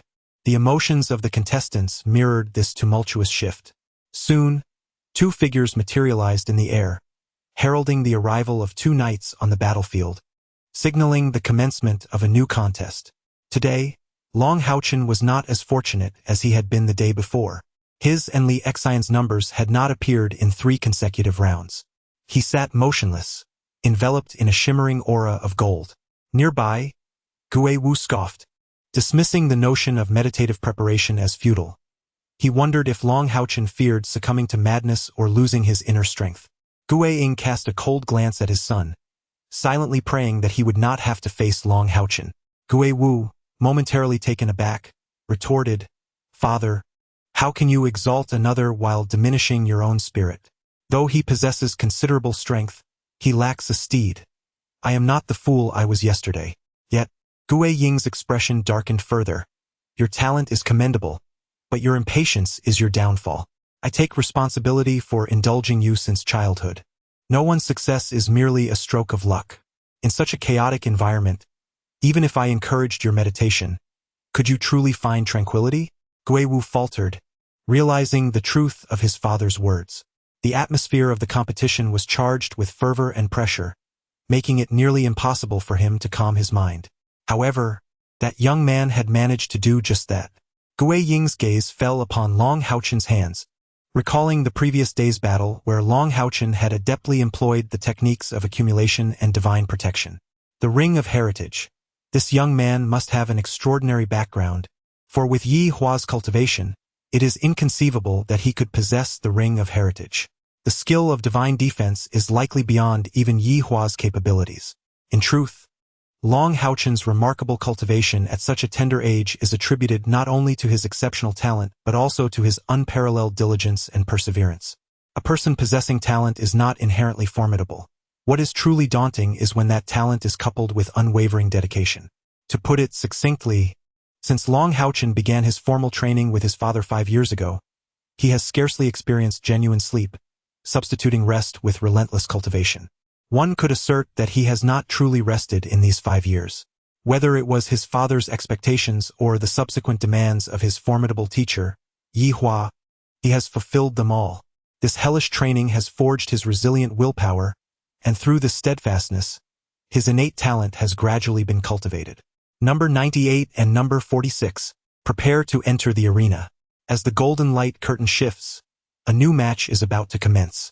Li Xian, invigorated, rises and takes a deep breath, striding confidently towards the arena, her appearance scheduled slightly earlier than Long HaoChen's. Meanwhile, Long HaoChen, who had been silently meditating, slowly opens his eyes upon hearing the number 98, concluding his brief contemplation. Li Xian's opponent is a robust knight, embodying the caution that the announcer had emphasized as the preliminary rounds enter their second day. Despite facing a female knight, the imposing figure of the young knight numbered 46 remains vigilant. As the referee's whistle signaled the commencement of the match, both sides summoned their steeds simultaneously. The rose-colored unicorn, a creature that commands attention wherever it appears, captivates not only due to its formidable strength but also its resplendent beauty. Under the hue of rose red, Li Xian's already enchanting visage became even more alluring. With a graceful leap onto her mount, her dual swords angled elegantly towards the ground at her sides. The rich, pale golden light of her inner energy seamlessly melded with the fiery crimson radiance emanating from the rose unicorn. Noticing Li Xian atop the rose unicorn, Long HaoChen emitted a soft gasp of surprise. Yihua, puzzled, turned to Long HaoChen and inquired about his reaction. He was well aware of his disciple's extraordinary abilities, particularly his remarkable perception, which often allowed him to notice details that eluded the average observer. Long HaoChen whispered, "Sister's Rose seems to have evolved." A jolt of surprise coursed through Yihua's mind. "Are you suggesting it has reached level 6? Long HaoChen nodded gently, his eyes alight with excitement. The evolution of the rose to the initial stage of level 6 significantly increased Li Xian's chances of breaking into the top 10. Yihua also displayed a glimmer of astonishment. Although Long HaoChen had departed early the previous day, he had managed to witness all the matches. Noting that while several formidable monster steeds had appeared, none had surpassed the juvenile stage to achieve level 6 or higher. A level 6 beast signifies a being on par with a 5th-tier human warrior. The opponent, number 46, observed the dazzling rose unicorn and his expression shifted dramatically. His formidable beast companion was none other than a colossal bear, a frost bear, which upon reaching maturity could evolve into a 6th-level magical creature. However, this particular ice bear was evidently far from adulthood, standing at a mere height of approximately 1.5 meters, rendering it quite diminutive and adorable, likely only at the level of a mid-tier 4th. With a sharp command directed at Li Xinjiao, he brandished his twin swords, and the rose unicorn beneath him surged forward like a streak of crimson lightning towards the combatant labeled as 46. The latter responded with a low growl, swiftly stepping forward, his shield glowing with a radiant white light as he activated the holy shield. The frost bear exhibited remarkable obedience, concealing itself behind him, while a blue light flickered as a small ice wall was conjured before 46. As Li Xinjiao galloped forth, her twin swords raised high, exuding a soft golden glow, she appeared to be channeling the fervor of a decisive blow. The expression on 46's face shifted to one of acute tension as golden lights surged continuously from his form, augmenting his defenses with the myriad skills of a guardian knight. He was fully aware that in the face of the rose unicorn, he possessed no chance in terms of speed. If he failed to thwart Li Xinjiao's initial onslaught, he would irrevocably lose his opportunity. 3 robust ice spikes erupted from the ground, attempting to impede the charge of the rose unicorn. Yet, in that moment, the disparity between the magical beasts became apparent. The rose unicorn, soaring upon crimson clouds, showed no signs of hesitation as it approached the emerging ice spikes. With its hooves dancing above the ground, the spikes, which had only just broken the surface, were swiftly melted by the searing fire element emanating from the unicorn, rendering them utterly ineffective. As the 46th concentrated all his strength to withstand the formidable onslaught from Li Xian, suddenly, the figure of Rose veered aside, swiftly darting past him. This took the 46th by surprise. He was utterly perplexed by Li Xian's intentions.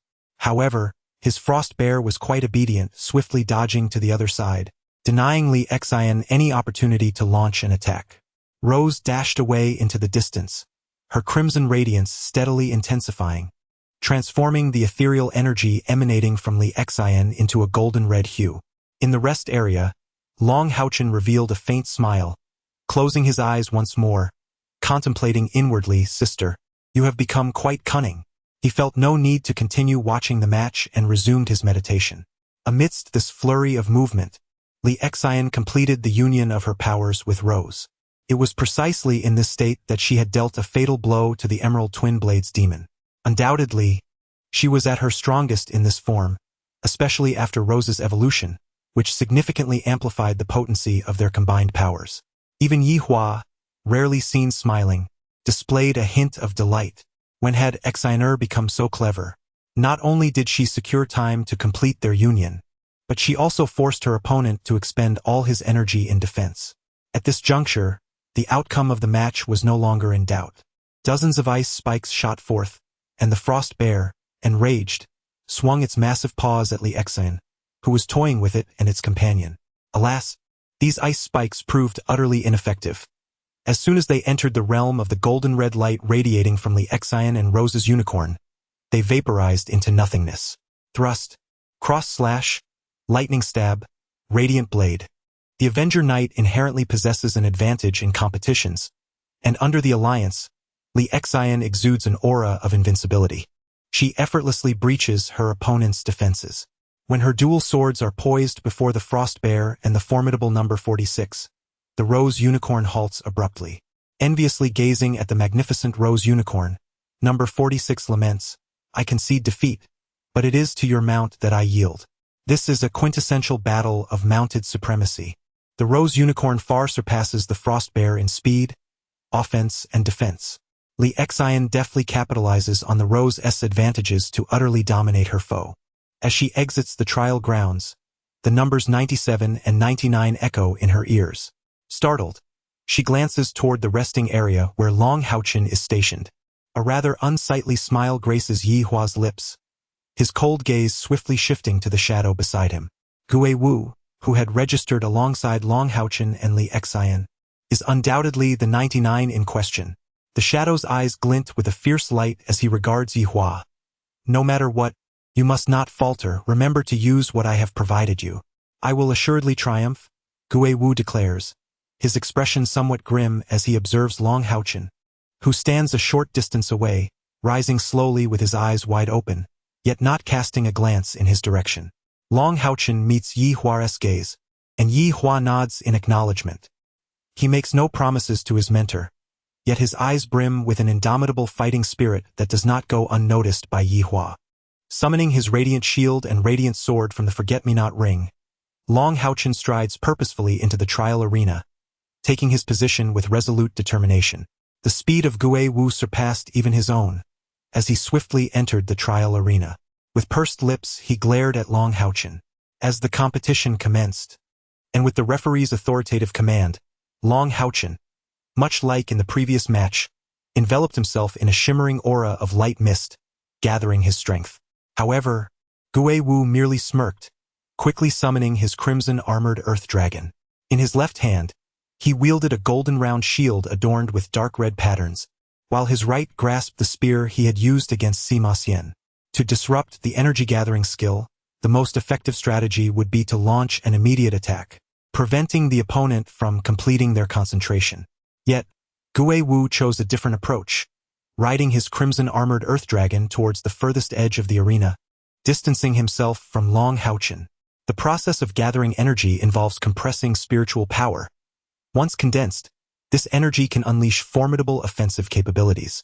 However, such compression incurs a substantial toll on one's own spiritual reserves, often several times that of utilizing the same skill. This technique can be considered somewhat impractical, as the compressed energy remains volatile. Once the gathering phase concludes, the energy must be released within 3 seconds. Otherwise, it dissipates entirely, rendering the effort futile and depleting all previously gathered energy. The trial arena sprawls over 200 meters, and with Gue Wu retreating to the edge, the linear distance between him and Long HaoChen had expanded to approximately 130 meters. In 3 seconds, could he traverse that distance?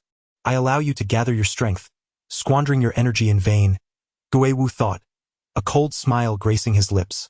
He pressed the shield against the back of his earth dragon, slowly raising his spear, a sharp golden light flickering at its tip. His armor radiated a faint golden glow.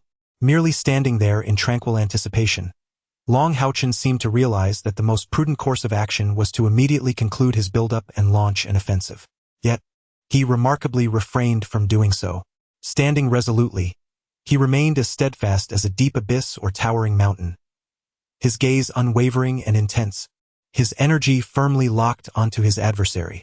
Since the commencement of the preliminary rounds, this has been the most serene contest witnessed in the night trial arena, with neither side making a move, merely engaged in a silent standoff.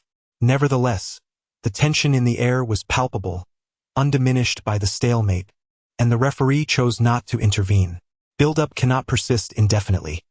As spiritual energy wanes, all must be concentrated for that pivotal moment when Long HaoChen must strike. However, as time elapsed, Gue Wu's countenance gradually shifted from calm to tumultuous. Long HaoChen continued his build-up, and a full 2 minutes had passed.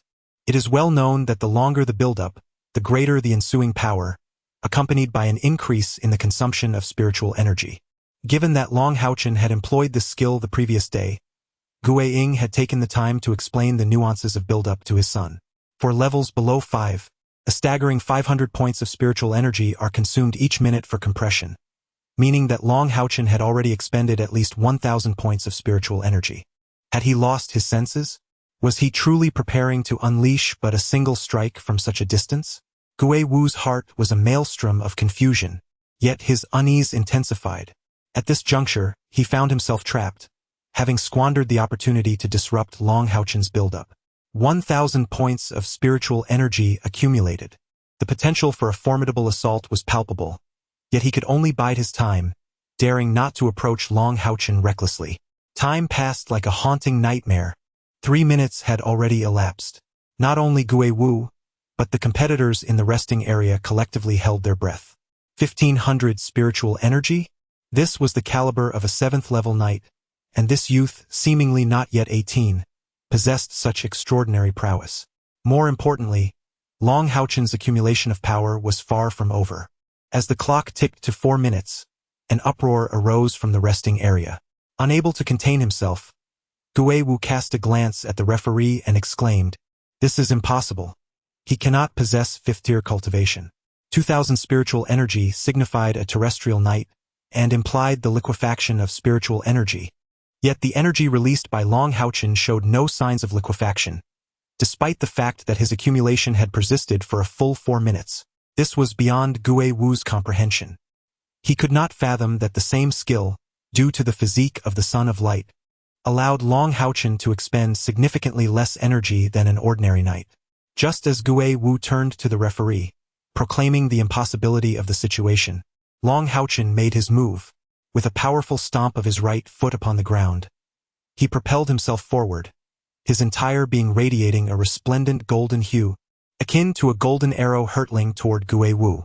The countdown for the 3-second accumulation commenced at that very moment. Gui Wu, having voiced his doubts, found his reaction momentarily delayed. He had to block this strike. If he succeeded, victory would be his, yet his spiritual energy had already reached its limit. A flash of crimson light ignited from his shield, the red glow penetrating directly into the body of the crimson-armored earth dragon. In an instant, the crimson-armored earth dragon let out a deafening roar, its eyes ablaze with a frenzied crimson hue. Its aura surged, becoming overwhelmingly formidable. The shield wielded by the phantom warrior was a piece of spirit magic-grade equipment, imbued with the skill Bloodlust. Under the influence of this skill, the crimson-armored earth dragon's attack, defense, and speed would each rise by 10% for a duration of 1 minute. Simultaneously, the spear in his grasp erupted with a dazzling cold light, also a spirit magic weapon, featuring the skill Pierce. Without pausing, the phantom warrior commanded the crimson-armored earth dragon to sprint sideways at maximum speed, striving to increase the distance between himself and HaoChen, thereby consuming precious time. If he could render HaoChen's charging skill ineffective, victory in this contest would undoubtedly be his. In just a second, HaoChen's body surged forth, nearly skimming the ground as he covered 30 meters. At this moment, he was less than 100 meters away from the phantom warrior. With a powerful push of his right foot against the ground, he harnessed the momentum from the previous instant, slightly altering his direction to charge towards the phantom warrior with even greater swiftness. 35 meters, this time within the second, he managed to propel himself a staggering 35 meters. The distance between him and the phantom warrior had now diminished to 60 meters. With only 60 meters remaining, a victorious smile began to grace the phantom warrior's face. After all, knights below the 5th rank possessed a mere 15-meter attack range. In the final second, it was inconceivable for HaoChen to traverse 45 meters to launch an assault, especially as he was still sprinting sideways to widen the gap. With a resounding thud, HaoChen's left foot struck the ground, creating a shallow crater, as he accelerated further, covering 40 meters in an instant. 3 steps, 3 seconds, a dash exceeding 100 meters, this represented the absolute limit of a sprint among the 4th Order Knights. Yet, at this moment, he remained 30 meters away from the frantically rushing Ghost Marshal. With 3 seconds elapsed, the accumulated spiritual energy should have dissipated. The term foolish echoed in the minds of all spectators, including some dignitaries from the night sanctuary seated at the distant podium. In their view, HaoChen was undoubtedly destined for failure. Was it not foolish to adopt such a method of attack? In the front row of the resting area, a young man clad in black, who had previously exchanged glances with HaoChen, displayed a hint of confusion in his eyes, his resolute visage marred by a slight frown. He murmured, "What is he doing? Yet, would this be of any use?" Each observer harbored the same thought. The accumulated spiritual energy had already dissipated. What would be the outcome of charging forward? He would merely become a target for his opponent. This time, Ghost Marshal did not flee. The crimson armored earth dragon abruptly halted its relentless charge and turned to confront HaoChen. His formidable body collided with HaoChen's advance. Two golden halos erupted from Ghost Marshal, both manifestations of the Guardian Knight's enhancement skills. The long spear in his hand lunged forward like a streak of golden lightning aimed at HaoChen. A round shield was braced against his chest, and at that moment, a victorious smile and profound disdain for HaoChen surfaced on his face. Simultaneously, HaoChen, propelling himself forward, made another move. His lightsaber, radiating a brilliant golden light, surged forth with unyielding ferocity.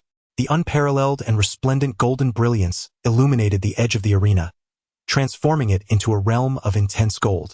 A golden blade of light, as tangible as reality itself, surged forth, colliding with the spear of the formidable enemy, Gue Wu, whose eyes were filled with disbelief. This was the Radiant Slash, the knight's inaugural ranged attack skill. Yet, in that moment, HaoChen's manifestation of the Radiant Slash had evidently transcended the very essence of the skill itself. The golden blade exuded a metallic quality, its piercing sharpness causing the ground to crack beneath its path. The clash was catastrophic. Spears shattered, shields splintered, armor fractured, and men were sent flying. Blood gushed forth violently from both Gue Wu and the crimson armored dragon's mouths. Among the spectators, including the referee, only a scant few discerned that at the precise moment of impact between the Radiant Slash and Gue Wu's spear, there was a slight deviation. The side of the blade had struck the spear rather than the cutting edge. With a soft thud, HaoChen landed firmly on the ground, the tangible golden light gradually dissipating around him. To the casual observer, he appeared unchanged from the moment the match had begun. In the resting area, Decisive, already tense, clenched her fist and exclaimed, "He won! HaoChen won! What a powerful strike!" Yihua spoke in a low tone, "Sit down." Decisive, sticking out her tongue, quickly complied and whispered to Yihua, "Teacher, given HaoChen's cultivation level, was it truly necessary for him to take such a risk? Facing him head-on, could that fellow really have had a chance?" Yihua glanced at her, and Decisive caught a glimpse of trepidation in his eyes. "If I am not mistaken, he is concealing his true strength. It is also a tactical maneuver." With that, he rose slowly and began to walk toward the direction of the shadowy figure. In the trial arena, Gue Wu spat several mouthfuls of blood, staring blankly at his tattered armor. He muttered, "Impossible. This cannot be. How could the amassed spiritual energy not have dissipated? He was a fifth tier, he had to be a fifth tier. He had violated the rules of the competition." The referee glanced at Gue Wu, then at HaoChen. "Fifth tier? Is he truly a fifth tier? How old can this child be?" At that moment, the resonant voice from the podium echoed once more, declaring that contestant number 97 was provisionally the victor. Take him for a spiritual energy assessment. If he reaches the fifth tier, he shall be deemed the loser. The referee respectfully saluted the podium before gesturing to HaoChen. HaoChen nodded and followed the referee out through a side passage. Gue Wu and his crimson armored earth dragon were naturally assisted off the field by staff members. In the resting area, Guiying sat there, his complexion shifting between shades of green and white as he watched Yihua approach him. At this moment, his feelings could only be described as a raging inferno within. With each step Yihua took, it felt as though he was mercilessly trampling upon Guiying's heart. Here, countless rising stars and exceptional young knights gathered. From a distance, the podium could clearly view this scene. However, his son had lost the wager. Yihua stood before Guiying, his gaze icy as he stated, "The wager, you have lost." Guiying clenched his teeth and rose defiantly. Come forth. As a knight, he could concede a wager, yet he could never forfeit his integrity. You! Guiying stared blankly at Yi Hua, incredulous that he had not fulfilled the wager by slapping him.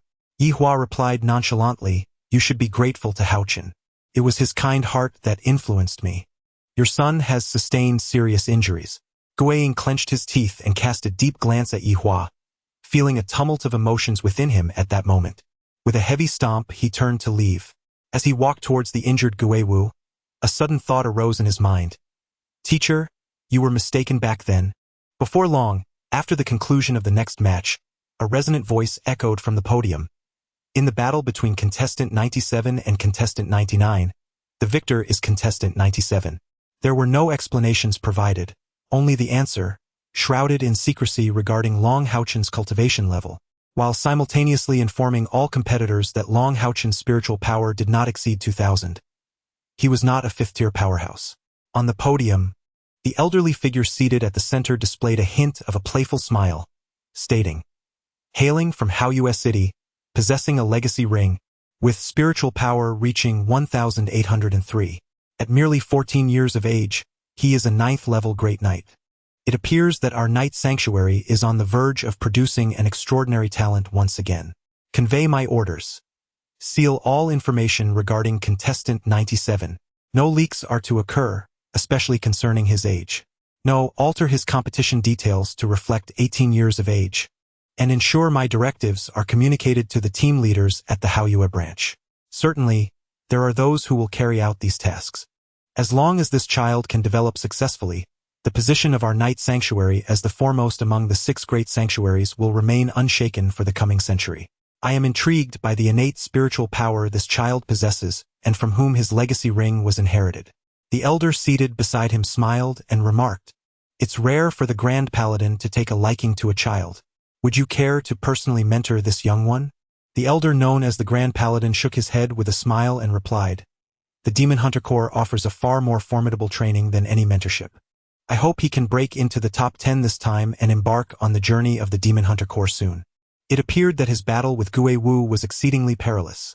However, only Long HaoChen himself understood that there was no element of luck involved, as everything fell within his meticulous calculations.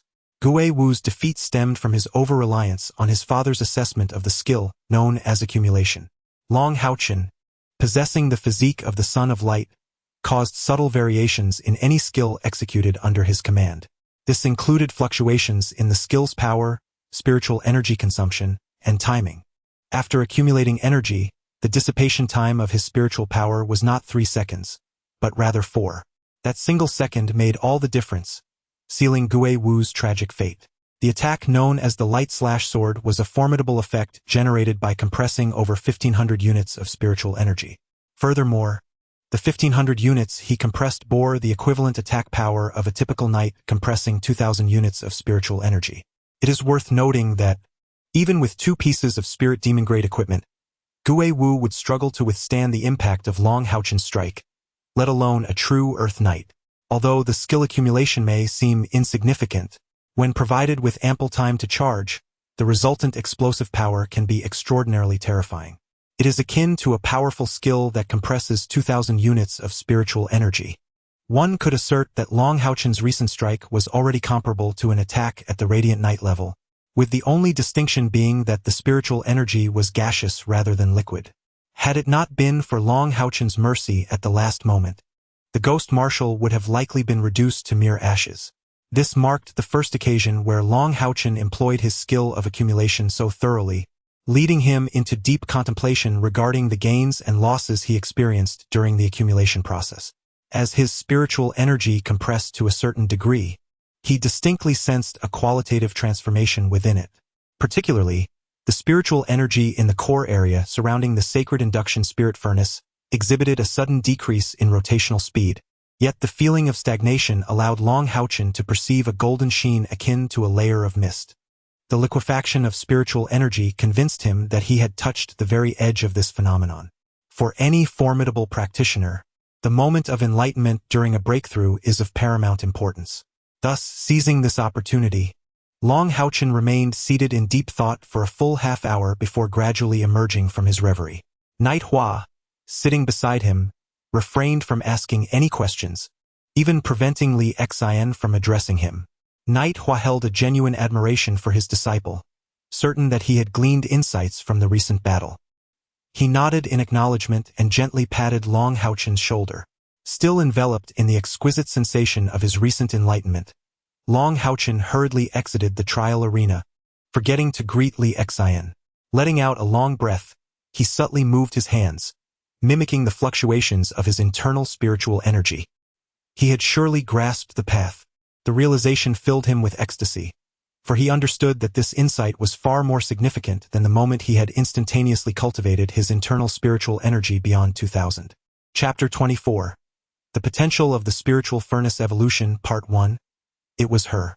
A sudden jolt coursed through Long HaoChen's heart, as the joy brought by enlightenment faded considerably, replaced by a peculiar and intricate emotion that began to blossom within him. He took a few quick steps forward and softly called out, "Kair." The figure ahead paused slightly in her stride. "Long HaoChen, is that you?" Now beside her, he replied, "It is I." Kair offered a gentle smile. Though her face was concealed by a veil, Long HaoChen was entirely certain she was smiling. Good. In that moment, Long HaoChen realized that his hand, which had felt warm and fervent just moments ago, now grew a bit cold from nervousness. He carefully grasped Kair's hand, as if fearing to trespass upon her essence. Her hand remained soft, now imbued with a touch more warmth than the previous day. Even the chill that once emanated from her had notably diminished. With her hand in his, he walked slowly forward, more languidly than yesterday. At this moment, his mind was devoid of thoughts regarding cultivation. He found a profound stillness within himself, as if the urgency and joy in his heart had been thoroughly cleansed, leaving only the indescribable pleasure derived from the sensation of her touch. No matter how slowly they progressed, the path would eventually reach its conclusion, especially since they were close to Kair's residence. Long HaoChen mused inwardly, why couldn't she live a bit farther away? We have arrived. Long HaoChen came to a halt, his eyes filled with a lingering reluctance. He hastily shook his head, only to suddenly remember that Kair was not able to see him. Very well, he almost blurted out. Tomorrow, the competition would advance to its third round, with only 30 contestants remaining at the night sanctuary, ensuring that the conclusion of the event would not be delayed for long. Kair waved goodbye to him, her verdant bamboo staff tapping against the ground as she turned and entered the hotel. Having devoted himself solely to cultivation for 5 years, he possessed only a vague understanding of romantic feelings, and he was uncertain of what actions to take. Yet, he felt a flicker of anticipation in his heart at the thought of seeing her again the following day. Upon returning to his lodgings, Long HaoChen settled cross-legged upon his bed, this time finding himself swiftly entering a meditative state, unlike the previous day when he had struggled to achieve tranquility. His heart was remarkably calm, even serene. This enchanting sensation led him to believe that cultivation had transformed into a form of enjoyment. He could not comprehend the reason for this shift, only sensing that he was under the influence of a certain quality emanating from Kair. In the next moment, a soft golden mist enveloped him, gathering momentum. He astonishingly unleashed a buildup of energy within his own room. This time, devoid of the need to observe an opponent or engage in combat, his mind was entirely focused on the refinement of his energy accumulation technique. Long HaoChen clearly perceived the internal spiritual energy swirling within him, akin to an ocean absorbing countless rivers, rapidly consolidating around the vortex at his chest. At this moment, the funnel vortex appeared to have crystallized, ceasing its slow rotation, and simply stood still like a golden. Regardless of the immense influx of spiritual energy from the outside world, the volume of the conical funnel vortex remained unchanged, its hue deepening in intensity. Indeed, it was the color that captivated the attention. The pale golden shade represented the intrinsic essence of one's own spiritual energy, while the bright golden hue signified a transformative change brought about by compression. The alterations in color upon the surface of the body were solely due to this internal compression. In that fleeting instant, a moment of enlightenment resurfaced. The gaseous and liquid states of spiritual energy were fundamentally different manifestations of the compressive force applied to it. Precisely so. Liquid spiritual energy is, in fact, the result of compressing spiritual energy to a certain degree. The crucial aspect lies in maintaining the stability of this liquid state. As the momentum continued to build, the golden hue of the funnel vortex intensified, and a layer of golden mist re-emerged around the sacred spirit furnace. However, this time, HaoChen did not cease the compression after 1,500 units of spiritual energy. Instead, he devoted himself entirely to compressing all of his inner spiritual energy. Every ounce was harnessed into the accumulation of his skill. The effects produced during this final phase of compression were far more pronounced than those achieved in the preceding 4 minutes. It is noteworthy that, although his total spiritual energy exceeded 1,800, over 200 of that was external spiritual energy, and after achieving the 1,500 units of compression, very little remained. HaoChen observed with clarity that surrounding his sacred spirit furnace, what initially appeared as a mere thin layer of mist began to thicken, transforming into droplets of golden liquid as his internal spiritual energy was continuously compressed. At that moment, the once milky white sacred spirit furnace emitted a faint, ethereal glow. Since acquiring this furnace, it was the first time HaoChen had witnessed such an occurrence. The droplets of golden liquid, generated by the buildup of energy, began to rotate slowly against the surface of the furnace, accompanied by the emergence of this white glow. In that instant, a sudden tremor coursed through HaoChen's body. His internal spiritual energy had been entirely compressed. The golden funnel vibrated violently, a result of mental exertion. It was precisely due to HaoChen's exceptional mental strength that Long Xingyu had deemed him capable of mastering the skill of energy accumulation even at the 4th tier level when bestowing upon him the inheritance ring. Taking a deep breath, HaoChen concluded the energy accumulation, allowing the vast reservoir of compressed spiritual energy to dissipate. However, his observation did not cease.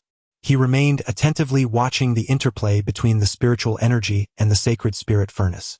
The sensation was remarkably exquisite. Although his internal reservoir felt empty, his thoughts became increasingly agile. The process of energy dissipation was swift. First, the golden hue of the funnel vortex gradually faded, followed by the dispersal of the previously compressed powerful spiritual energy. Subsequently, the delicate droplets on the surface of the sacred spirit furnace ceased their rotation and slowly vanished. However, HaoChen distinctly observed that the golden droplets surrounding the holy induction spirit furnace dissipated at a far slower pace than the spiritual energy collapsing within the funnel vortex. Was this the advantage of liquid spiritual energy? A thought stirred within HaoChen. It was evident that, compared to gaseous spiritual energy, liquid spiritual energy was indeed more refined and concentrated. Gradually, those delicate droplets began to vanish, leaving HaoChen utterly isolated, devoid of any remaining spiritual energy, his body feeling hollow. Yet, in the very next moment after the complete dissipation of his internal spiritual energy, he felt a slight tremor coursing through his body. The elemental light in the air surged into him at a surprising speed, swiftly converging into strands directed towards the holy induction spirit furnace nestled within his chest. The funnel vortex began to rotate slowly, and his internal spiritual energy started to restore itself autonomously. Throughout this process, HaoChen did nothing. It all transpired of its own accord. Could it be that exhausting his internal spiritual energy triggered such a transformation? At that moment, the speed of his internal energy recovery was at least twice as fast as usual. HaoChen gradually opened his eyes, seemingly having stumbled upon a novel method of cultivation. Generally, no practitioner would allow their internal spiritual energy to be entirely depleted, as it is exceedingly perilous. Thus, few have the opportunity to experience what HaoChen just felt. Moreover, his affinity for elemental light was nearly perfect, allowing him to perceive sensations far more profoundly than an ordinary individual. Unbeknownst to HaoChen, the skill of energy accumulation was originally developed by a great master during their own cultivation process, transforming their approach into a skill. Today, his newfound understanding involved reversing the accumulation technique, thereby restoring it to a method of cultivation. This particular approach to cultivation is, as far as the alliance of the sanctuary is concerned, entirely undocumented. Perhaps it is not the most optimal method, yet without a doubt, it represents the finest choice for facilitating the transition of spiritual energy from gaseous to liquid form. Subsequently, Long HaoChen endeavored to restore his internal spiritual energy to its peak state before depleting it through the accumulation technique. He continuously immersed himself in the process surrounding the holy induction spirit furnace, observing the transformation of his internal spiritual energy from gas to liquid. Moreover, Long HaoChen discerned that each time he embarked on such an endeavor, the moment liquid internal spiritual energy manifested, his holy induction spirit furnace seemed to respond in kind. Could this be the evolution his father spoke of? Is my holy induction spirit furnace on the verge of evolution? Long HaoChen distinctly recalled his father mentioning that the holy induction spirit furnace could undergo a total of 5 evolutions. However, the specifics of this evolution remained unknown to his father. In truth, Long Xingyu had not disclosed that, thus far, no individual possessing a holy induction spirit furnace had ever succeeded in achieving the 5th evolution. Li Xian and Long HaoChen successfully advanced through the 2nd round, yet Lin Jialu encountered a disheartening defeat, succumbing to a level 7 Grand Mage in the 2nd round. Lin Jialu had no intention of remaining in the Holy City, and that evening, amid Li Xian's farewell, she departed alongside the Chun brothers, Chun Si and Chun Chun. As Long HaoChen was engrossed in his cultivation, Li Xian refrained from disturbing him. With the dawn of a new day, perhaps due to the impending critical phase of the preliminary rounds, when Long HaoChen and Li Xian followed Yi Hua out of the hotel, he perceived an almost palpable tension enveloping the entire holy city. As the preliminary rounds enter their 3rd day, the competition is now at its midpoint. A total of 138 participants are registered for the Night Sanctuary, while 4 formidable 5th-tier warriors have yet to compete. Thus, the actual number of competitors stands at 134. Following 2 rounds of contests, one fortunate individual enjoyed a bye on the 2nd day, resulting in 34 advancing to the next stage, alongside the 4 5th-tier professionals, culminating in a total of 38.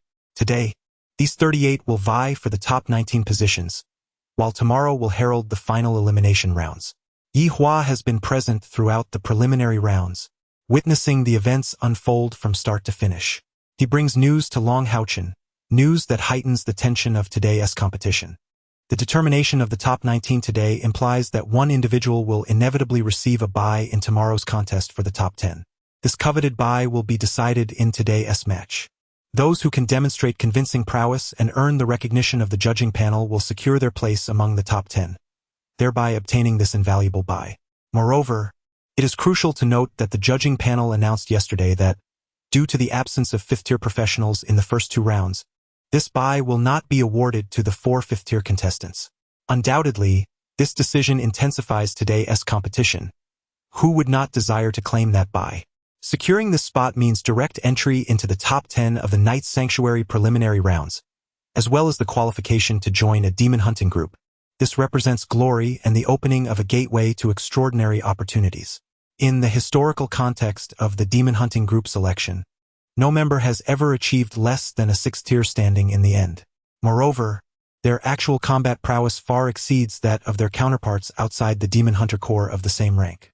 They constitute the very essence of the Sacred Alliance's strength. It is evident that being a member of the Demon Hunter Corps guarantees preferential access to the resources of the Sacred Alliance, significantly enhancing one's chances of becoming a formidable force. Thus far, the majority of the senior officials from the 6 major sanctuaries, including those legendary figures of the 9th tier, have emerged from the ranks of the Demon Hunter Corps. Any member of the Corps, after a decade of undertaking missions, is entitled to opt for a position within the sanctuaries. They are hailed as heroes in the eyes of the common folk. As he stepped into the trial arena, Long HaoChen's gaze instinctively drifted toward the front row.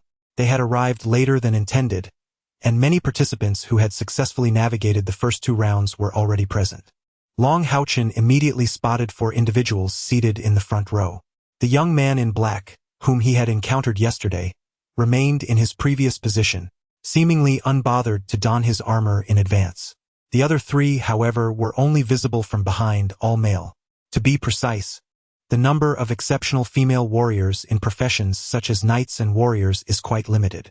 Currently, within the Night Sanctuary, only Li Xian ranks among the top 38 female knights. Today, Long HaoChen refrained from meditating, as the number of competitors had significantly diminished, making it likely that he would be called to battle in the early rounds.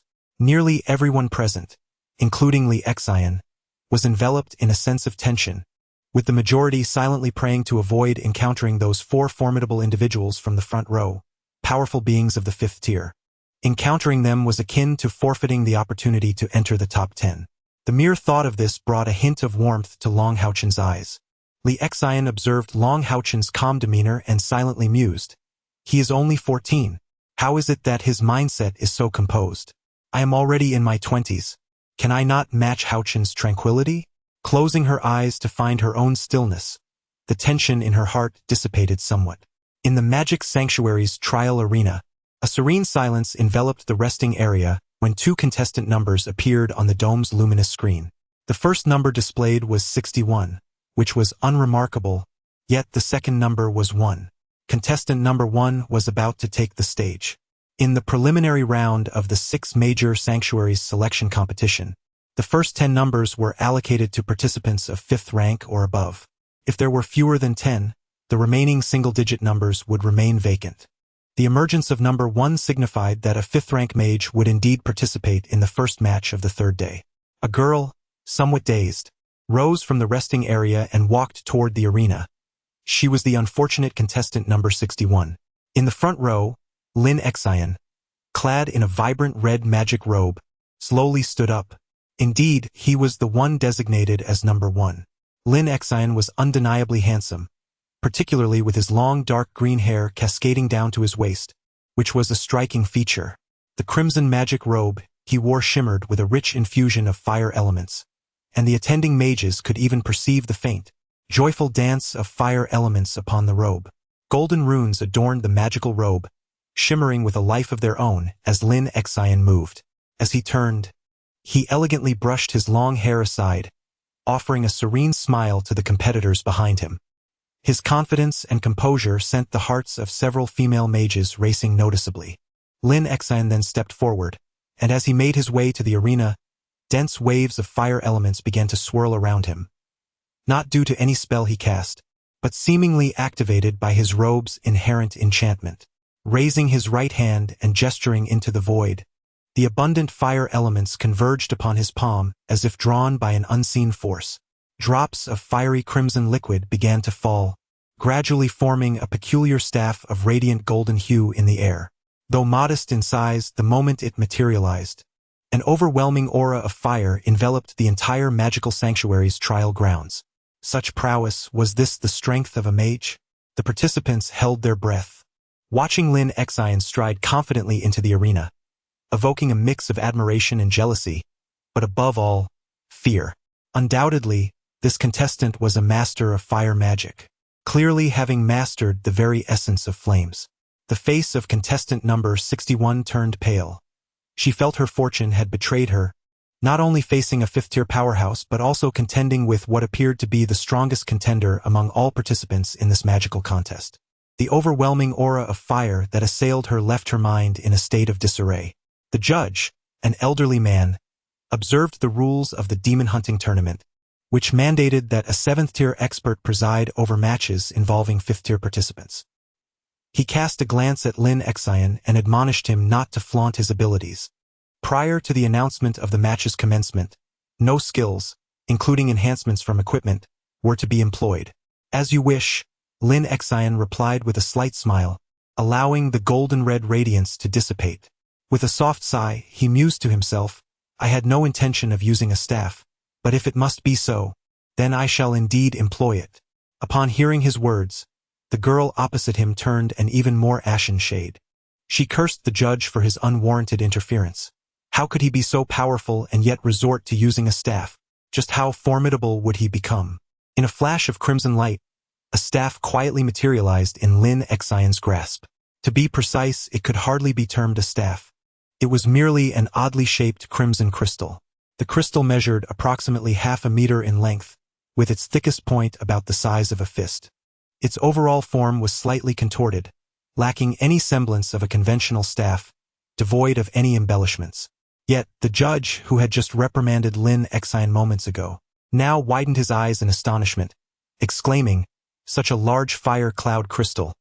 Are you truly intending to use this as your staff?" Lin Xian smiled faintly, as if holding an ordinary object.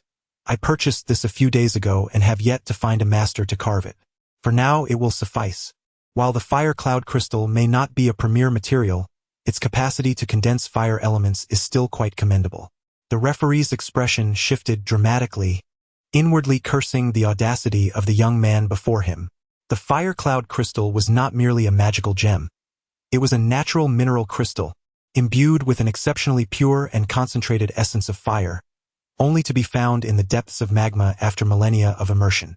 Even a piece the size of an egg, set into any staff, could effortlessly transform into a spirit-grade fire attribute equipment.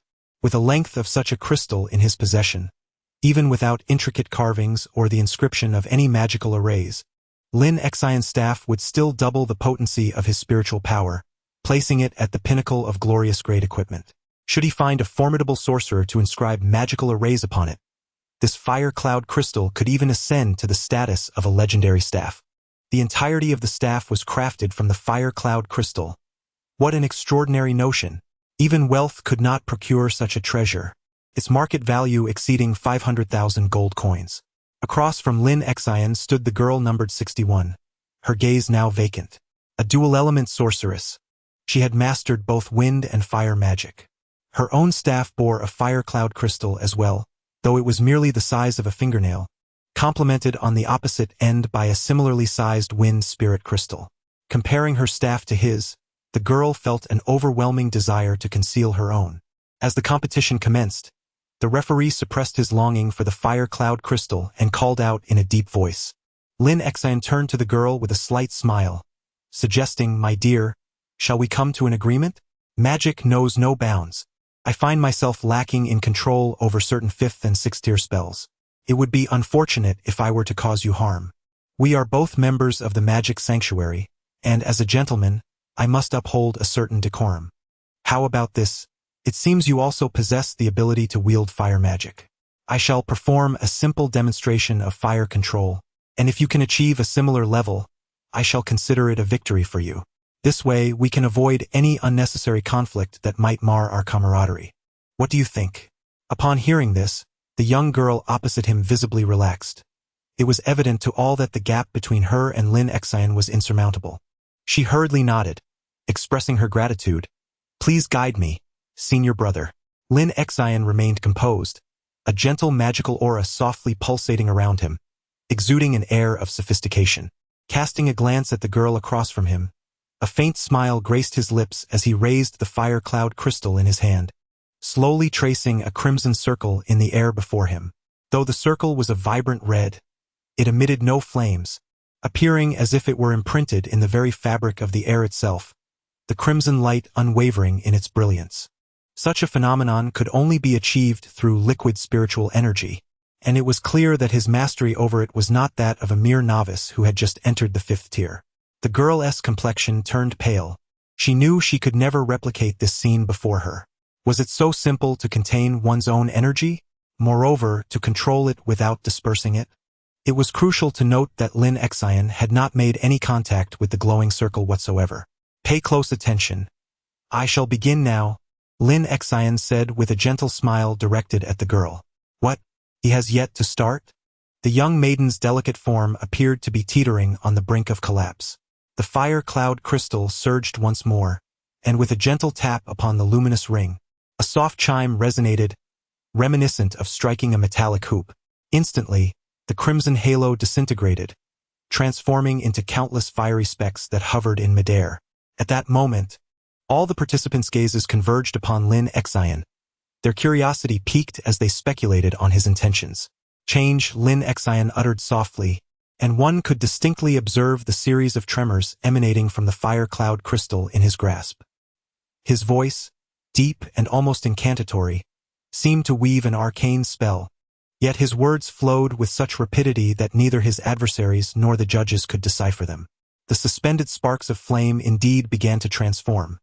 They expanded in size, and astonishingly, throughout this enlargement, they unfurled like blooming flower buds. Before the onlookers' astonished eyes, a multitude of fiery red roses materialized out of thin air, gracefully swirling around Lin Xian's figure. This spectacle was profoundly breathtaking. the already handsome Lin Exayan, amidst the roses formed entirely of fire elements, resembled a sprite of flames. The contestants held their breath, captivated by the scene, hardly daring to believe their own eyes. There were at least hundreds of these fiery roses, a testament to an extraordinary mastery over the delicate manipulation of fire elements. Lin Exayan's opponent, the young lady who had barely advanced through the preliminary rounds, now bore a flush upon her cheeks, her pallor dissipating as she observed the unfolding marvel up close. Girls are inherently drawn to beauty, and in the face of such exquisite control over fire magic, any pain of failure had dissipated from her eyes, replaced instead by a flicker of admiration. However, Lin Exayan's performance was far from over. With a pointed gesture towards the front, the fire cloud crystal commanded. Instantly, all the crimson roses, as if guided by an unseen leader, swiftly converged before him, coalescing into a magnificent heart shape. The resplendent scarlet hue showcased the beauty of the roses in all its glory. With a gentle motion, Lin Exayan indicated the area over his left chest, and at that moment, a rhythmic heartbeat echoed through the air. Thump, thump, thump, thump. The heart shape composed of fiery roses pulsed in sync with the sound, resembling a living heartbeat. Once more, the fire cloud crystal pointed forward, and amidst the collective gasps of astonishment, the colossal heart surged toward the young female mage opposite him. Caught in a state of shock and awe, the girl had no time to react. As she beheld the immense flames racing toward her, her expression shifted dramatically. Yet, it was too late for her to evade. Her mind went blank in the presence of the fiery heart. Just then, however, all the roses seemed to wither away, quietly dispersing, while the heart-shaped flames transformed into a larger luminous halo that enveloped the young woman, devoid of any aggressive intent, merely dissipating around her form. The radiant crimson light cast a rosy glow upon the young mage's visage, leaving her momentarily dazed, unsure of how to proceed.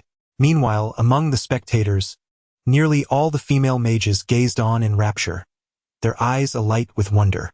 It was breathtaking, it was utterly romantic. Turns out that magic can be so beautifully enchanting. My demonstration concludes now, please. Lin Exayan courteously addressed the young lady across from him. Ah! The young sorceress numbered 61 gasped, her legs momentarily giving way, nearly causing her to stumble, and her cheeks flushed crimson with embarrassment at her own indiscretion. I concede defeat. Upon uttering these words, she felt her heart race, scarcely daring to meet Lin Exayan's gaze, and fled as if from a tempest. Not only was this young lady taken aback, but even the referee of the contest, a grand mage of the 7th tier, was left utterly astonished. He pondered to himself that while he could achieve such exquisite control, he could never execute it with the same swiftness and composure as Lin Exayan. This level of mastery over magic transcended mere genius. It was the mark of an unparalleled prodigy. On the platform, an elderly mage seated prominently in the first row let out a heavy snort, dismissing it as mere showmanship devoid of substance. His remark elicited gasps of surprise from the other mages present, with one elder mage to his left exclaiming, "Old Lin, surely this cannot be labeled as superficial. Such a magnificent display conceals boundless creativity and control. This child's understanding of magic is nothing short of extraordinary, destined to become a leading figure in our magical sanctum." Old Lin huffed in irritation. "Old Gu, your vision seems impaired. He is nothing but a charlatan, a mere jester seeking applause." Old Ji's expression darkened as he retorted, "Old Lin, one cannot speak so dismissively. At our age, ought we not to celebrate talent rather than harbor envy? Although you are the leader of the Mage Association, I shall not acquiesce to your attempts to suppress such promising young talent." Old Lin suddenly rose to his feet, declaring, "Very well, I shall not watch this competition any longer. It is infuriating. Am I to suppress that little rascal? Am I not aware of his capabilities?" Old Gu retorted with indignation, "How dare you insult him? Do you not possess even a modicum of the dignity befitting a saint mage?" Old Lin scoffed, "I am merely chastising my own grandson. What concern is it of yours?" With that, he stormed off, casting a fierce glare at Lin Exayan, who was smiling and waving at the participants below. Once Old Lin departed, Old Gu appeared taken aback, realizing that this young man was indeed Old Lin's second grandson, the legendary oddity. No wonder that old fellow was so flustered. In the Assassin Sanctuary trial grounds, unlike the other 5 brightly lit arenas, this one exuded a rather dim and somewhat eerie ambience. Today, the competition at the Assassin Sanctuary commenced later than the others due to some preparations. Within the expansive trial grounds, towering stone pillars loomed, arranged in a haphazard manner, each thick enough for 2 people to embrace. The setup had just been completed. Whoosh, whoosh, whoosh. A flurry of sounds erupted as the participants in the resting area surged forth like arrows shot from a bow. The assassins of the Assassin's Temple exude an aura of greater mystery than those of other temples, each adorned with veils that obscure their features, some even swathed entirely, revealing only their eyes. Their movements are swift and agile. The chilling voice counted to 3, and those who had just leapt forth vanished as if they had never existed. Tap, tap, tap. In an environment of profound silence, the sudden emergence of sound draws attention, as it does now. Not all competitors sprang into action at once. One remained an exception. Long, violet hair cascaded softly behind her, and her vacant gaze conveyed an overwhelming sense of desolation. With a gentle tap of her green bamboo staff upon the ground, she advanced slowly, step by deliberate step, toward the center of the trial arena. Chapter 25. The Punishing Knight, Long HaoChen, Part 1. Who is this person? A shared question echoed in the minds of nearly all the hidden assassins. Is she a competitor? Yet, how could a blind assassin possibly exist? At this moment, the assassins recalled that, in the previous 2 days of competition, the total number of participants present had only been 47, not the 48 indicated by that frigid voice. Could it be that one had been exempted from the first 2 rounds? Perhaps a 5th tier? But even if she possessed 5th tier prowess, what could a blind female assassin truly accomplish? Top, top, top. Kair silently made her way into the trial arena, her pace slow, even more so than that of an average person. She appeared as if she were a mere shell of her former self, her breath once again imbued with a chilling emptiness. The voice from the podium resonated with an eerie authority, wholly disregarding Kair's movements. The countdown continued. 5, 4, 3, 2, 1, begin. At the moment the word was uttered, Kair found herself at the center of the trial ground, a vast open space nearly equidistant from the surrounding pillars. She was entirely exposed to the gaze of all the lurking assassins. Silence enveloped the arena for a fleeting moment. None of the 12 assassins dared to make the first move. The 4 individuals eliminated first would be relegated to a secondary competition, while the 8 who remained unscathed would seamlessly advance into the top 10. In such circumstances, no one was willing to act impulsively. However, the stillness of others did not imply that Kair would remain motionless. She stood quietly for a mere 3 seconds before the rhythmic tapping of her bamboo staff echoed once more, as she slowly made her way toward a particular direction where a pillar stood, behind which an assassin lay in wait. Kair's demeanor was utterly unguarded, her entire being rife with vulnerabilities. Her pace was deliberate and slow, relying solely on her bamboo staff to navigate ahead. At last, the staff made contact with the pillar, and Kair paused. In that precise moment, the assassin concealed behind the column sprang into action. The rules of the competition forbade lethal force. Otherwise, his strike would have been aimed directly at her neck. The other assassins concealed in the shadows remained motionless, silently observing the scene. It was evident that everyone was eager to witness someone confront the peculiar Kair. The dagger struck. All the assassins clearly saw the dark-clad assassin's blade pierce Kair's shoulder. Yet, at that very moment, every pair of eyes widened in astonishment, for they beheld 2 Kairs. The injured Kair stood frozen, unmoving, while the ebony blade failed to draw a single drop of blood. Meanwhile, another Kair materialized 2 meters away. The assassin, realizing his strike had missed, sensed impending doom. Yet he could not defy the laws of nature. His body began to descend. A sharp sensation coursed through his neck, and in the next instant, he lost consciousness.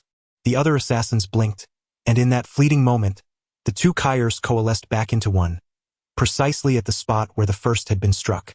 The lower end of the green bamboo staff swept through the air, striking the black-clad assassin's waist with what appeared to be a gentle blow. Instantly, His body was sent flying like a tattered rag, landing on the edge of the arena. Number 18, eliminated, rang the chilling voice from the podium. Shadow clone. The heartbeats of all the assassins quickened, and cold sweat began to bead on the palms that gripped their daggers. The shadow clone technique was a 5th-tier secret skill, reputed to demand the highest merit points among all such techniques. This seemingly intangible girl had nearly perfected the use of the shadow clone, creating an illusion so convincing that when she transformed from 1 to 2, no one could discern which was the true Kair. 5th tier, indeed it is a 5th tier, and a remarkably powerful one at that. Hud, hud, hud. The sound of the green bamboo staff striking the ground resounded once more. Kair shifted her direction, advancing slowly. Observing the green bamboo staff in her hand, each assassin present felt as though they were gazing upon a harbinger of doom. The rhythmic sound of the staff seemed to synchronize with their heartbeats, instilling a sense of trepidation. No one dared to underestimate this slender, almost diminutive blind girl any longer. Whoosh, whoosh, whoosh. A flurry of movements erupted, as the assassins swiftly repositioned themselves, none wishing to become Kair's next target. However, the arena was limited in size, and the columns were few. As they maneuvered, inevitable collisions ensued. The rapid clinking of daggers clashing broke the previously serene atmosphere, now thoroughly disrupted by Kair. Hearing the sound of blades meeting, Kair halted, standing silently and fully exposed in the gaze of all the assassins, motionless. Yet not a single assassin dared to approach her. It was evident to all that although she was sightless, her other senses must be extraordinarily acute. The sooner this concludes, the sooner I can await his arrival. I wonder if his match has gone well today. The chill that enveloped Kair gradually dissipated. In the Knights' Temple trial grounds, numbers 97 and 4 prepared to enter the fray. As the 6th match of the Knights' Temple commenced, HaoChen was finally summoned by his number. Yet at that moment, both Li Xian and Yi Hua's expressions turned notably grim. 4 5th-tier knights have emerged, with one having already showcased his prowess in a manner aptly described by the phrase crushing everything in his path. Faced with another 5th-tier contender, his opponent stood no chance whatsoever. A mere charge compelled him to concede defeat. The 4th knight, slated to enter the arena today, is the formidable number 97, HaoChen. As the 3rd round commences, 38 competitors remain, among them 4 5th-tier knights. This signifies that out of the 19 matches, only 4 will confront 5th-tier warriors, and without a doubt, HaoChen is one of those unfortunate souls. Rising to his feet, HaoChen's face radiated a sunlit smile as he addressed his mentor. Yi Hua, Master, you have taught me that no matter how formidable the adversary, one must never lose faith. Yi Hua paused, then nodded vigorously in affirmation. Go forth. You are my disciple. In that moment, the man known as the Azura revealed a glimmer of fervor in his eyes. HaoChen strode confidently into the trial arena, and the knights in the resting area fell silent, their full attention fixed on the impending contest. Among them was a young man clad in black, who had been provoked by HaoChen the previous day but had yet to make his appearance. He gazed at HaoChen with a calm yet steely demeanor, as if to convey that only by overcoming this challenge could one earn the right to be his rival. HaoChen's opponent was a towering knight, standing approximately 1.9 meters tall with broad shoulders and a robust physique. His thick, short brown hair exhibited a natural curl, and in his right hand, he wielded a broadsword that was wider than a typical heavy sword. In his left hand, he held a hefty shield, square at the top and tapering to a pointed cone at the bottom, quite unlike the conventional round shields used by most knights. To everyone's astonishment, this 4th knight was devoid of any armor, his face adorned with an unmistakable air of arrogance as he scrutinized HaoChen with a discerning gaze. I hear you triumphed through your accumulation skills in the past couple of days? I advise you not to employ such worthless skills in my presence, or you shall undoubtedly suffer a humiliating defeat, the 4th knight remarked with a hint of disdain. HaoChen replied coolly, there are no worthless skills, only worthless individuals. The knight's eyes narrowed slightly as he asserted, very well. With the entrance of a 5th-tier knight, the referee was also replaced by a 7th-tier paladin. This referee, resembling a middle-aged man, was as formidable as a small mountain. With a disdainful snort, he commanded, enough with the trivial chatter. This is not a venue for idle banter. The match begins. As the match commenced, there was no deviation from the previous two contests. With the referee's signal, golden mist enveloped HaoChen, indicating his use of accumulation once more. A flicker of cold light flashed in the fourth knight's eyes, betraying his evident anger. Rather than summoning a steed like other knights, he struck his broadsword against his shield, producing a resounding clang. With a motion reminiscent of gliding just above the ground, he charged towards HaoChen without hesitation. Assault, the fifth-tier knight skill, harnesses formidable spiritual energy to unleash a speed surpassing that of a charge, while simultaneously offering greater stability. As he executes the assault, a resplendent golden light emanates from knight number 4. This golden radiance, however, is not akin to the luminous aura surrounding HaoChen. Instead, it is entirely restrained, resembling a delicate layer of armor enveloping him, a manifestation of the liquefaction of spiritual energy. This transformation is mirrored in the weapon he wields. The 30-meter distance is traversed in the blink of an eye as the gleaming golden sword descends upon HaoChen with lethal intent. His actions convey to HaoChen that gathering strength is futile. He even scorns the idea of summoning his steed. With a resounding clash, the shield of radiance interposes itself in the path of the broad sword, and amidst the cacophony, HaoChen is pushed back a step, yet he radiates with the glow of vengeance of light, swiftly striking forth with his luminous sword. Although the preparation time was brief, combined with the vengeance of light, his strike possesses great might. However, at this moment, HaoChen refrains from employing any skills. A disdainful smirk graces the face of knight number 4. While his broadsword is indeed blocked by the divine shield, he concurrently initiates another skill, shield charge. With the heavy shield positioned foremost, he boldly collides with HaoChen's descending sword. A tremendous force erupts instantaneously, propelling HaoChen as if struck by an elephant, his feet leaving the ground as he is forcefully hurled backward amidst a muffled grunt. This illustrates the disparity between the 4th and 5th tiers. Although HaoChen has already attained the rank of a 9th-level Great Knight, he stands no chance against a 5th-tier knight wielding liquid spiritual energy in a contest of power. The luminous blade formed from liquefied spiritual energy appears as an extension of the sword itself, indistinguishable from mere energy illusion, and it relentlessly strikes against the radiant shield that HaoChen desperately raises before him. With his stance unsteady and before he even touches the ground, he has no opportunity to employ divine protection. He can only hastily summon a holy light shield for added defense. The impact shatters the holy light shield, causing HaoChen to spit out a mouthful of blood as he crashes harshly to the ground, his radiant shield flying away. The 4th knight does not rush to pursue. Instead, he casts a cold glance towards the spectator area, as if to say, "You see? This is the power of the 5th tier." Suddenly, HaoChen rolls over and rises from the ground, his chest heaving, blood staining the corner of his mouth, clearly indicating severe injury. However, he does not dare to retrieve his radiant shield, instead keeping a vigilant gaze fixed on the 4th knight. The 4th knight's lips curl into a disdainful smile. He had previously stated that such a lackluster skill as gathering strength should not be displayed before him. In the face of absolute power, all efforts are futile. Surrender and leave, he declares. Though HaoChen's face is pale from injury, he unwaveringly shakes his head in resolute defiance. Yet his body sways slightly, prompting him to stabilize himself with his light sword planted firmly in the ground, simultaneously releasing a beam of white healing light upon himself. The 4th knight's eyes widen. "You won't shed tears until you see the coffin? Very well, I shall accommodate you." This time he approached HaoChen step by step, without any sudden assault.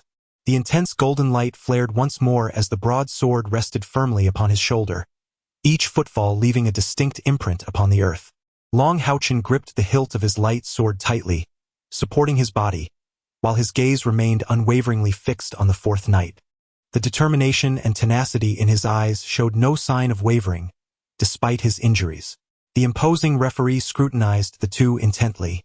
Should the 4th knight pose a threat to HaoChen's life, he would intervene immediately. In the resting area, Exine clutched Yihua's arm anxiously, urging him to act. "Teacher, please stop him. That scoundrel will kill HaoChen. He is already injured." Yihua's hands were clenched into fists, filled with faith. Trust him, he will prevail. At this moment, the fourth knight had closed the distance to 3 meters from HaoChen, his broadsword slowly raised. He deliberately slowed his movements, relishing the helpless expressions of his opponents in the face of his formidable strength. However, he found no such expression in HaoChen, whose eyes remained resolute throughout. It was over. The fourth knight's annoyance at HaoChen's unwavering spirit was palpable as he swung the broadsword downwards, aimed directly at him.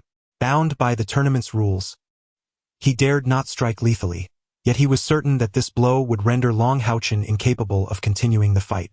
In that fleeting moment, a sharp, cutting brilliance suddenly ignited within HaoChen's clear, pale golden eyes. This fierce intensity had manifested during his gaze with the youth in black the previous day, yet it was only now in the selection competition that it made its first appearance.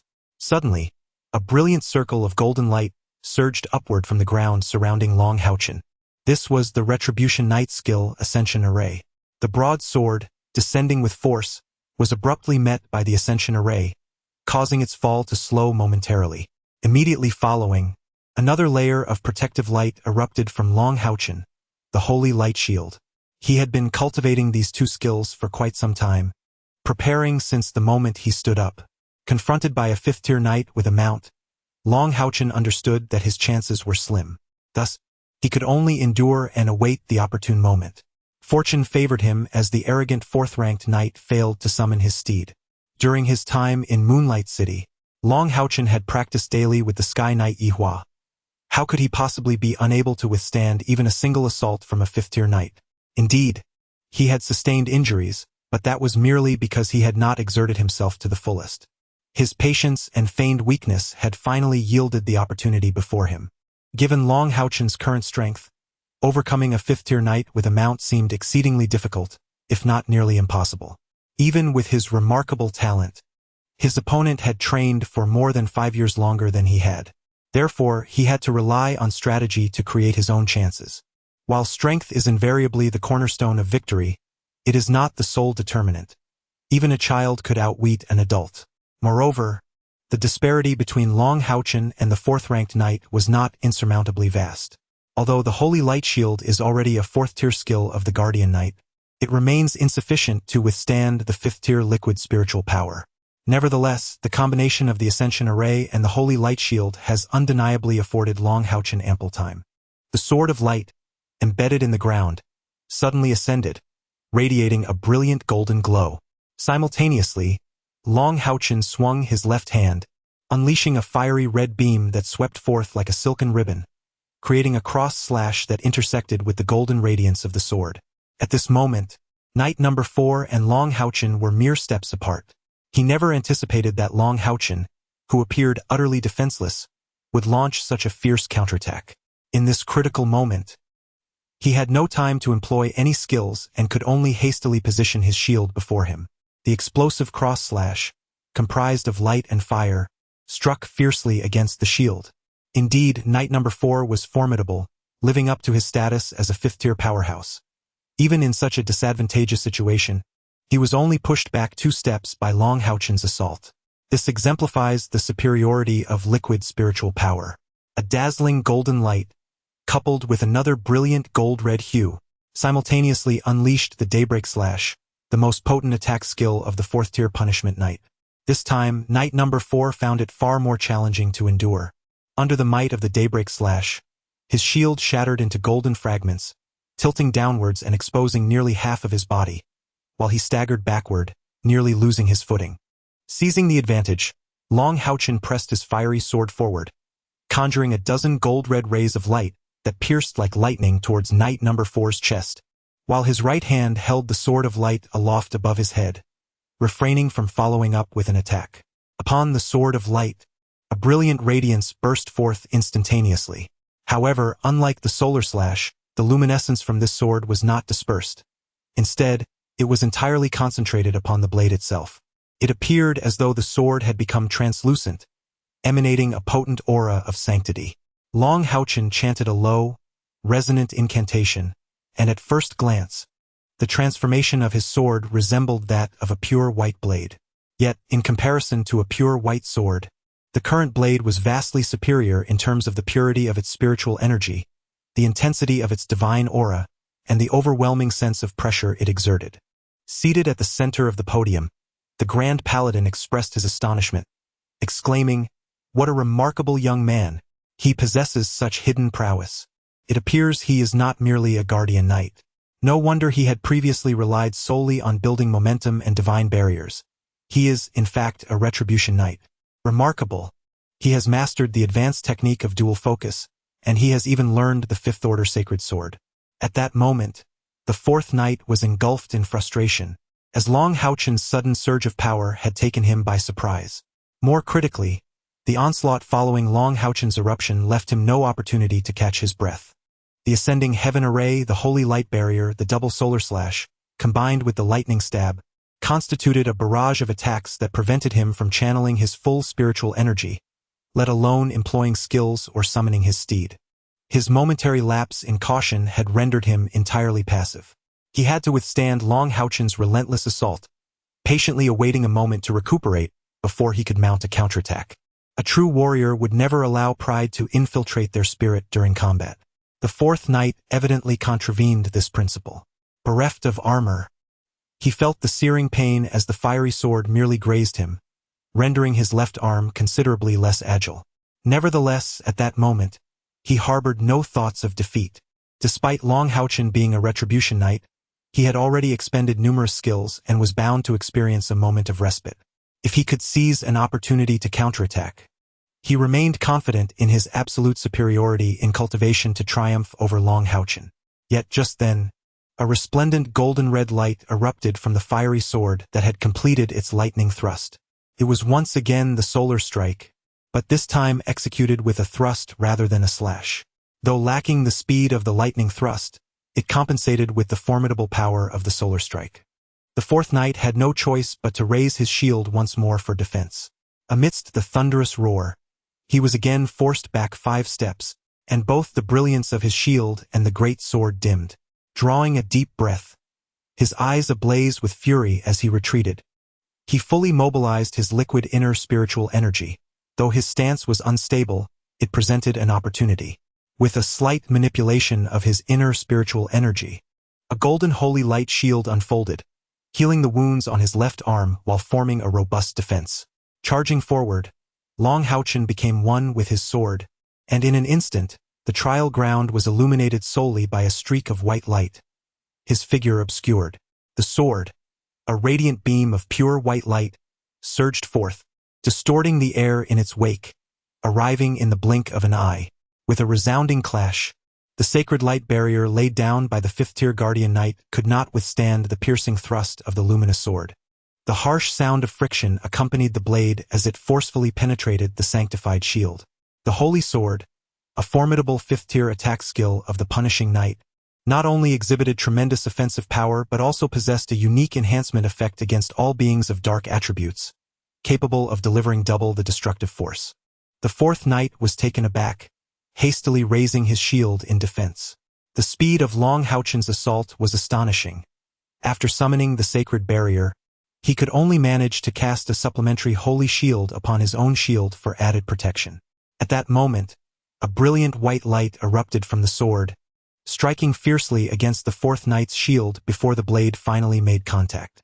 With a thunderous impact, the shield in the fourth knight's grasp shattered into countless fragments, yet he managed to deflect the sword's thrust. Nevertheless, the overwhelming force sent him tumbling to the ground. A fiery radiance descended quietly upon his shoulder, its searing heat causing his neck to weaken momentarily. The luminous sword rested upon the ground, while the fiery blade hovered menacingly at the side of the fourth knight's neck.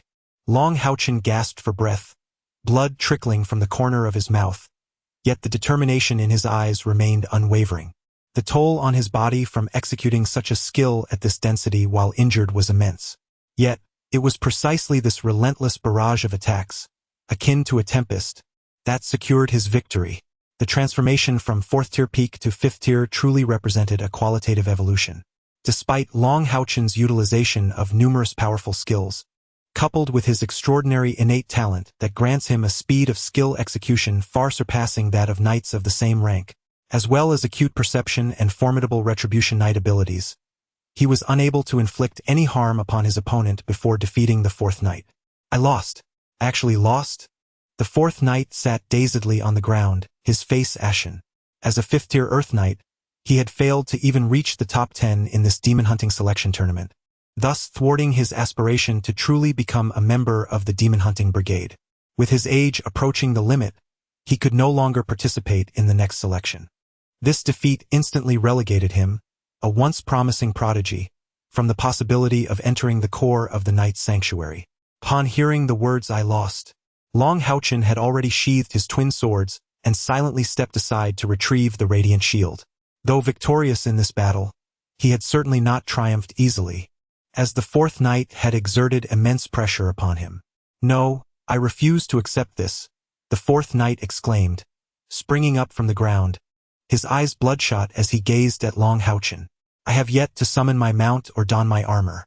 I possess a set of spirit magic grade armor. How could you possibly be my match? It's inconceivable. Judge, I refuse to accept this. I demand a rematch." The judge coldly regarded him, already standing between him and HaoChen, and calmly stated, "You lost." The fourth knight, agitated, retorted, "I did not lose. How could I lose to a mere fourth-tier novice?" An aged voice resonated from the direction of the podium, laced with a hint of indignation. "I ask you, what are the 10 commandments of a knight?" The fourth knight was momentarily taken aback, instinctively reciting the tenets ingrained in every knight since childhood. Humility, honesty, compassion, bravery, justice, sacrifice, honor, perseverance, benevolence, righteousness. The aged voice resonated with gravitas. "Where is your humility and honesty? Rather than claiming defeat to knight number 97, it would be more truthful to say you have succumbed to your own shortcomings. Choosing not to don your armor or summon your steed was your own decision. If you cannot adhere to the most fundamental principles, your character is unfit for knighthood. Remove him, expel him from the order." The fourth knight trembled violently, his countenance turning ashen in an instant. What did it mean to be expelled from the order? It signified that he was no longer a member of the Knight's Sanctuary. He was acutely aware of the identity of the speaker. Even the 3 most formidable figures of the Knight's Sanctuary would yield in deference to this elder. With a thud, the fourth knight fell to his knees, trembling as he addressed the dais. "My lord, Grand Paladin, I have erred. I recognize my mistakes. Please grant me another chance. I shall not falter again." The Grand Paladin's voice came forth slowly. "You managed to transcend to the 5th tier before the age of 25, showcasing remarkable talent. However, you must understand that within the Knight's Sanctuary, the essence we prioritize is not mere skill but the integrity of one's character. As the foremost of the 6 sanctuaries, the core of any demon-hunting faction must uphold the knightly code. Failure to do so tarnishes the honor of knighthood. Tell me, what is honor?" All present knights rose in unison, proclaiming loudly, "Honor is life." The Grand Paladin replied with a measured tone, "Fourth, you have heard. Honor is life. Can you still possess the glory of the Knight's Sanctuary?" The fourth knight trembled violently, yet remained speechless in his kneeling position. He could discern that the Grand Paladin had ignited his true fire. At that moment, a clear voice resonated through the air, capturing the attention of all present. It was HaoChen. Clenching his right fist and placing it upon his left chest, he respectfully offered a knightly salute towards the podium. "You speak." The Grand Paladin's voice softened considerably, betraying his affection for HaoChen. HaoChen glanced at the fourth knight kneeling beside him and respectfully said, "Grand Paladin, my mother once told me when I was very young that no one is perfect." The fourth knight merely lost his balance for a moment.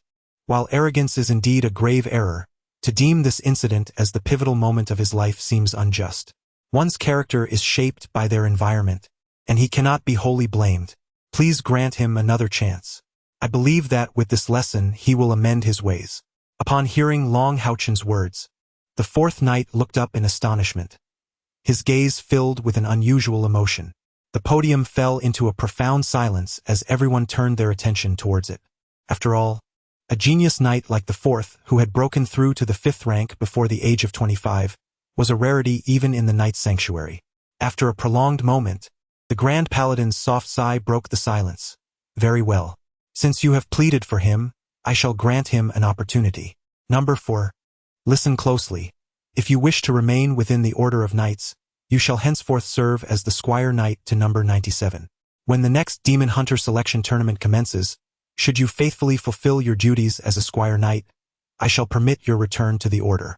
Momentarily taken aback, Number 4 then erupted with joy, expressing his gratitude to the Grand Paladin for the chance bestowed upon him. After uttering those words, he rose and turned to Long HaoChen. A flicker of hesitation crossed his eyes before he knelt before Long HaoChen, proclaiming, "Master, Han Yu is at your service. I am yet unacquainted with your esteemed name." Long HaoChen, caught between amusement and exasperation, replied, His name is Long HaoChen." A cold voice resonated from the direction of the resting area. It was none other than Master Yihua. Han Yu respectfully declared, in the presence of the God of Light, "Han Yu pledges to serve Long HaoChen as my master for the next 5 years. Your glory shall be my glory. Should I violate this oath, may divine retribution befall me." In the heat of battle, Long HaoChen was ever so composed, yet he was still a mere 14-year-old boy. Faced with such a situation, he felt a rush of anxiety and quickly urged, "Please, rise." As he spoke, he assisted Han Yu to his feet. Having recently endured a harsh blow to his pride, any remnants of arrogance had vanished from his countenance. Though traces of reluctance lingered in his eyes, the terrifying consequences of being expelled from the order compelled him to suppress his discomfort. After bowing once more to Long HaoChen, he turned and departed. Although he is proud, his heart harbors grand ambitions. How can he realize his dreams once he departs from the Night Sanctuary? "Brother, you are truly remarkable." Li Xian immediately rushed forward to envelop him in a warm embrace. In contrast, the other competitors from the Night Sanctuary gazed upon Long HaoChen with expressions tinged with trepidation. In this one-on-one competition, the Punishing Knights evidently hold an advantage over the Guardian Knights, despite Han Yu's prior defeat being attributed to his own arrogance. Yet, one must not forget that Long HaoChen's final series of attacks left no room for counterplay, a feat beyond the capabilities of an ordinary Punishing Knight. That momentary explosive power, particularly the combination of the dual focus and the Holy Sword, was the true key to victory, an assault that could even overwhelm 5th-tier knights. Chapter 26. In truth, I am quite unattractive. Yihua looked at Long HaoChen and snorted, "You sly rascal, so this is your trump card." Long HaoChen lowered his head. "Teacher, I..." Yihua waved his hand and replied, "There is no need to elaborate. In truth, when the rotund Nalan initially requested that I instruct you, I was already aware that you possessed another lineage. Otherwise, how could one so young attain such prowess? Is your lineage derived from your father?" Long HaoChen nodded affirmatively. Yihua patted his shoulder and reassured him, "Do not overthink it. I harbor no resentment. However, your fortune seems rather unfortunate, encountering a 5th-tier opponent in this round. Though you emerged victorious, your trump card has now been unveiled." Long HaoChen gazed into the depths of Yihua's eyes, where concern shimmered, igniting a warmth within his heart. He leaned closer, whispering something in a hushed tone. Yihua's eyes widened in astonishment as he stared at him. A look of disbelief etched on his face. Long HaoChen nodded affirmatively. A smile, more disfigured than tears, flickered across Yihua's icy visage as he gave a thumbs up. "This time you've struck a fortunate bargain. A knight's retainer is akin to a sorcerer's warrior companion, yet the distinction lies in the fact that a retainer is essentially your servant rather than a comrade. He has sworn an oath, which means that in times of peril, he must always perish before you. Essentially, he serves as a living shield. In the regulations of the Demon Hunter Corps, retainers are typically prohibited, yet the knight's retainer stands as an exception. Should the knight be a retribution knight, then the possession of a guardian retainer is permitted, for the role of a guardian knight is of paramount importance to the Demon Hunter Corps. However, very few knights are willing to serve as retainers for others. Thus, you have indeed stumbled upon a treasure. This retainer is a 5th-tier knight, which greatly benefits your future standing and survival within the Demon Hunter Corps. Moreover, achieving the 5th tier before the age of 25 suggests that his origins are likely extraordinary." Long HaoChen scratched his head, expressing his concern, but his cultivation surpasses mine. He may not yield easily. Yihua smiled mysteriously. You underestimate the oath of a knight's retainer. Regardless of his pride, beneath the weight of his vow, you are his world, his master. Despite his inner resentment, he could only consider your needs and serve you. However, becoming your vassal knight also held advantages for him. At the very least, he would have the opportunity to join you in the Demon Hunter Corps. Otherwise, he would face elimination, with no chance of re-entering the Corps for the rest of his life. As for 5 years hence, he could only look up to your achievements. Yihua nodded and said, "Go ahead, but do not rush. There is no need to participate in tomorrow's competition." Huh? Long HaoChen looked at him in surprise. Beside him, Liexan chuckled. "Silly brother, have you forgotten about the buy? Unless someone can defeat a 5th-tier knight today, that buy is still yours for the taking." Long HaoChen suddenly realized, indeed, his victory over Han Yu should secure him that buy. If it were merely a competition, he might not be particularly interested in the buy, as he preferred to enhance his practical experience and unleash his potential through continuous combat. However, the recent days had been different. He had touched upon the threshold of liquefied spiritual energy and grasped the training method centered on accumulating power. In this context, what he needed more was quiet cultivation. Exiting the night trial arena, Long HaoChen hurriedly made his way toward the direction he had agreed upon with Kair. In the distance, he spotted Kair standing quietly, resembling a statue poised on the side of the street. Her attire remained unchanged, with the green bamboo staff resting on the ground before her as she stood there serenely. The sunlight cascaded upon her, seemingly bestowing a touch of warmth, while bestowing her violet locks with a glistening sheen. "Kair," Long HaoChen called out, hastening towards her. Upon hearing his voice, Kair slightly turned her body. However, just as Long HaoChen was about to approach her, he distinctly sensed a chilling aura emanating from her. "Kair, what troubles you?" Long HaoChen exclaimed, startled, halting in his tracks. There was an unfamiliar frostiness in Kair's voice. "Are you injured? Who has harmed you?" As she spoke, she naturally reached out, grasping Long HaoChen's hand. With an inquisitive expression, he inquired, "How did you know I was hurt?" Kair replied, "I discerned it." "Though I cannot see, my hearing is sharper than that of an ordinary person. Your breath is shallow. It is evident that you have sustained an injury." At this moment, the chill surrounding her dissipated slightly, and she released her hold on Long HaoChen's hand. He chuckled lightly. "It's nothing serious. I participated in the Demon Hunter selection for the Alliance today, and my opponent was quite formidable, hence I sustained a minor injury. But I assure you, it is nothing to worry about, for I emerged victorious. By the way, I have yet to mention that I am indeed a knight. If I perform well today, I should have a bye for tomorrow's match, which means I would be among the top 10 in the preliminary round." Kair gently nodded. The chill that once enveloped her now completely vanished. The two individuals strolled slowly, once again enveloped in a serene atmosphere. Long HaoChen walked at a leisurely pace, reminiscent of a child just learning to walk. The sunlight bathed them in warmth, fostering an unusual sensation within their hearts, causing their pulses to quicken.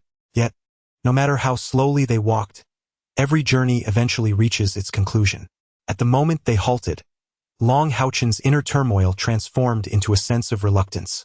Clutching the soft, warm hand that he had tenderly held, he found it difficult to let go. "I promise I will come early. Tomorrow I have a bye in the competition, so I can arrive to wait for you," he hastily assured her, fearing the words from Kair that she no longer required his company. Reluctantly loosening his grip, he urged, "You should go in now. I will leave after you have entered." However, Kair shook her head and replied, "I wish to hear the sound of your departing footsteps. Is that all right? In the future, don't push yourself so hard in the competitions."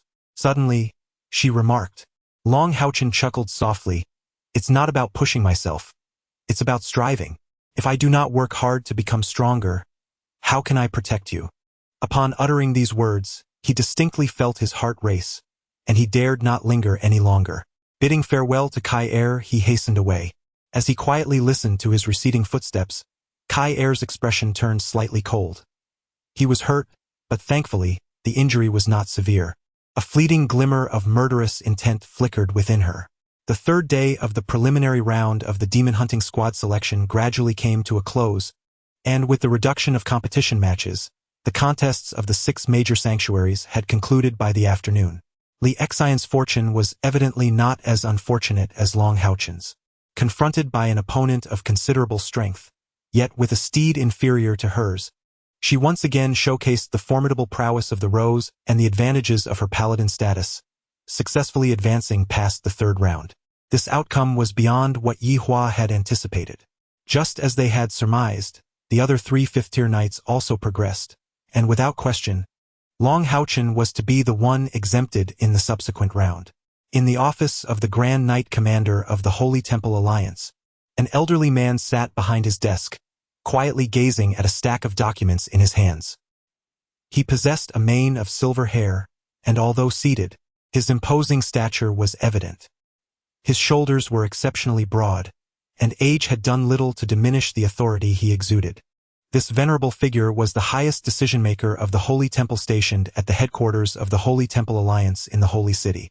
His rank was second only to the 3 Grand Knights of the Divine Seal, and he was the one who had previously occupied the central position on the dais at the night trials. There came a series of knocks on the door. "Enter," the Grand Knight Commander said, slowly lifting his gaze and speaking in a measured tone. The door opened, revealing Han Yu, a robust man with brown short hair. However, the pride that once adorned his countenance had vanished, replaced by a tumult of anxiety, anguish, and frustration. Upon recognizing him, the Grand Knight Commander's expression darkened abruptly, and he tossed the stack of documents detailing the 19 contestants who had advanced onto the table with a sharp motion. Han Yu struck his fist against his chest in a respectful knight's salute. The Grand Knight Commander merely regarded him with a cold stare, remaining silent. Sweat visibly glistened on Han Yu's forehead as he lowered his head in silence, kneeling before the imposing figure. The Grand Paladin slammed his hand on the table, his hair bristling in fury, and the overwhelming aura he exuded caused the very air in the room to warp subtly. With a sudden collapse of his knees, Han Yu fell to the ground, his complexion paling in the face of the Grand Paladin's mountainous pressure, akin to a fragile stalk of straw at risk of snapping. The Grand Paladin rose slowly, stepping out from behind the table. He pointed a finger at Han Yu, exclaiming, "Ah, you truly are remarkable. Have you not always held an air of pride? Do you not consider yourself the foremost of the younger generation? Are you satisfied now? You failed to even pass the preliminary round, utterly vanquished by a 4th-tier opponent. How valiant of you!" Han Yu, head bowed and a mournful expression upon his face, replied, "Grandfather, I was wrong. It is entirely my fault. I have brought you shame. Do not call me grandfather. I have no grandson of such little merit." With a swift kick, the Grand Paladin sent Han Yu tumbling. "Even now, you fail to grasp where your errors lie. Do you think my anger stems from your disgrace upon me? You are mistaken. I am ashamed that HaoChen has produced a grandson unworthy of knighthood. This shame is mine alone. Do you believe that my intention to expel you from the Knight's Sanctuary during the trial was fueled by wrath? No. It is because you lack the qualifications to be a knight that I must cast you out. The first of the 10 knightly codes is humility. Where is your humility? In your heart dwells nothing but pride. Do you truly believe that achieving the 5th rank at the tender age of 22 is an extraordinary feat? Have you any inkling? Today you were bested by a mere child of 14. 14. In comparison, you are nothing but a speck of dust. Upon hearing the words 14 years old, Han Yu was momentarily struck dumb. No, this cannot be. HaoChen cast a cold gaze upon his grandson. Impossible? Can the assessment of bone age be erroneous? I personally ordered the concealment of his age. Was it not your aspiration to become a divine emblem knight? Given your current disposition, even if one day you attain such prowess, you would merely be a fallen knight. Arrogant, self-satisfied, and oblivious to those around you, you resort to dishonorable tactics even in defeat. You have not merely embarrassed me, you have sullied the honor of the Knight's Sanctuary. Were it not for the intervention of my old comrades, I might have been tempted to put an end to you myself. Han Yu's body began to tremble slightly. Throughout his life, despite his considerable efforts in cultivation, he, as a favored child of destiny, had never encountered any setbacks. This defeat struck him with profound impact. Long HaoChen's relentless onslaught shattered all remnants of his pride. In that moment, he realized he was not as formidable as he had once believed. HaoChen spoke in a frigid tone. You are left with but two choices.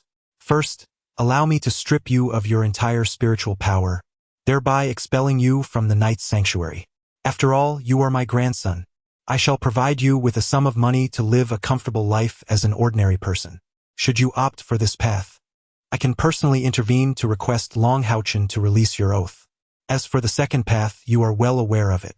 Hanyu trembled as he slowly lifted his head. Grandfather, is he truly only 14 years old? The fury on HaoChen's face seemed to have subsided somewhat as he nodded firmly. From the past 3 days of competition, it was evident that HaoChen possessed a resilient character, kindness, persistence, and bravery. In him, I perceived the glory of a knight. What you must learn from him is his knightly demeanor. Do not consider it shameful to be a knight's retainer. As long as he remains alive, he is destined to become a formidable force that will astonish the entire alliance, perhaps even the demon race. Following him under his guidance will only benefit your growth. Otherwise, 5 years hence, his silhouette may no longer be within your sight. Hanyu knelt again, and with 3 resounding bows to HaoChen, he declared, Grandfather, in 5 years, I shall surely make you proud. With that statement, he rose and saluted HaoChen once more with a knightly gesture before striding away. As he watched Hanyu depart, the anger on HaoChen's face vanished, replaced by a faint, elusive smile.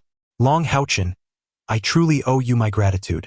I had long recognized the issues with this young lad, but had awaited the opportune moment to deliver a profound impact. Although you tends to be proud, his indomitable spirit only makes him more resilient in the face of adversity. Being alongside HaoChen can only benefit his future.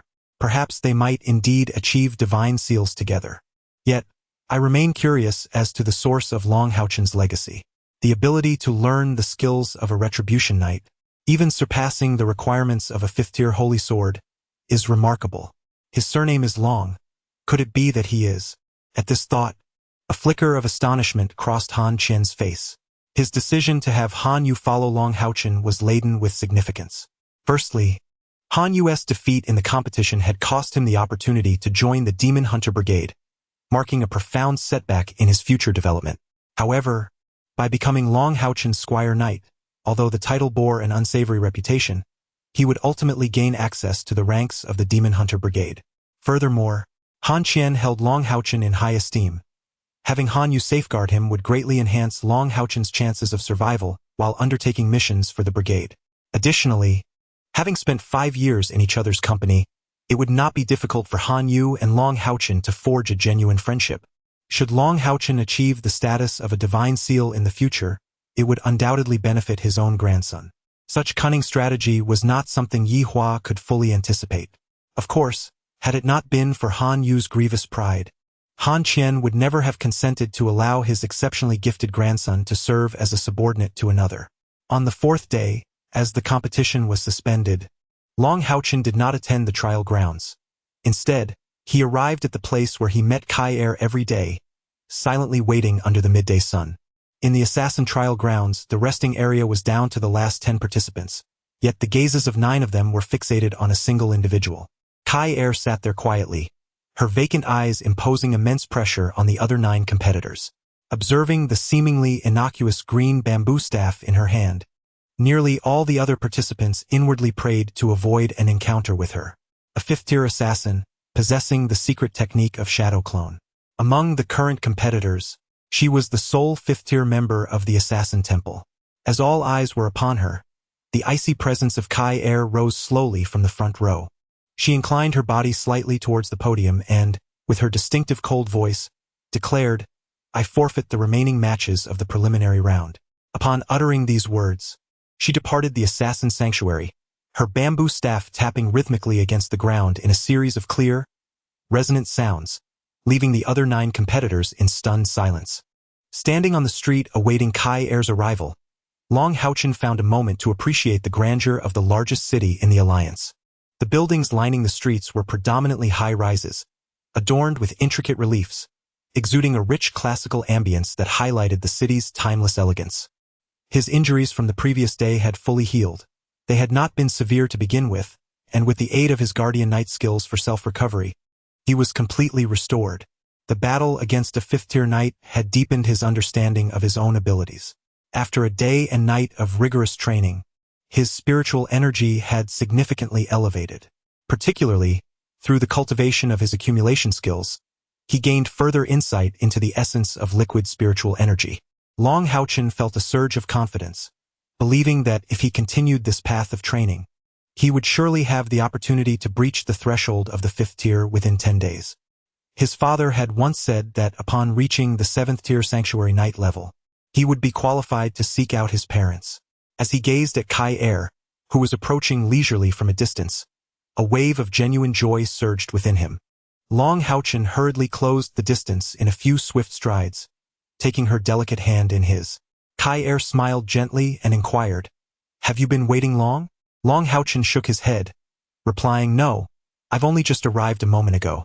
Do you come to wait for me this early every day?" Holding her delicate little hand, HaoChen felt a warmth in his heart, a warmth that was distinctly different from the moments spent with his parents. Unbeknownst to him, Kai had sacrificed something to ensure he did not wait too long. Hand in hand, enveloped in that hazy and purest of emotions, their silhouettes gradually faded into the sunlight. "Kai, how much longer can you stay in the holy city?" Just before parting, HaoChen finally summoned the courage to ask. Kai paused for a moment. "Why do you ask this?" She fell silent again, and they stood facing each other, HaoChen's hand betraying him as it began to sweat. Taken aback, he replied honestly, I don't know." Kai was also taken aback. Although girls tend to mature emotionally before boys, her upbringing had been even more sheltered than HaoChen's. "Don't you find me undesirable?" Kai lowered her head and spoke softly. Kai, in truth. "I am quite ugly. If I consider myself so unappealing, what right do I have to find fault with you?" HaoChen blurted out in a flustered manner. Kai was momentarily stunned. "Very ugly?" "Yes, very ugly," HaoChen affirmed quickly. Kai smiled. Though her face was concealed by a veil, HaoChen instinctively felt that her smile was exceptionally beautiful. "Then, if I asked you to hold my hand forever, would you be willing?" Kai's voice was gentle, yet almost a whisper. As she uttered these words, her long, fair neck flushed a deep crimson. "I would be willing." At this moment, HaoChen found himself in an unusual emotional state, almost instinctively blurting out a laugh. Despite his youth and lack of understanding regarding romantic matters, his perceptiveness surpassed that of ordinary individuals. He could distinctly sense a change in Kai's demeanor towards him, an evidently positive transformation. "HaoChen," came Li Xian's exuberant calls, startling HaoChen, who hurriedly approached to open the door. Li Xian appeared somewhat disheveled. Her arm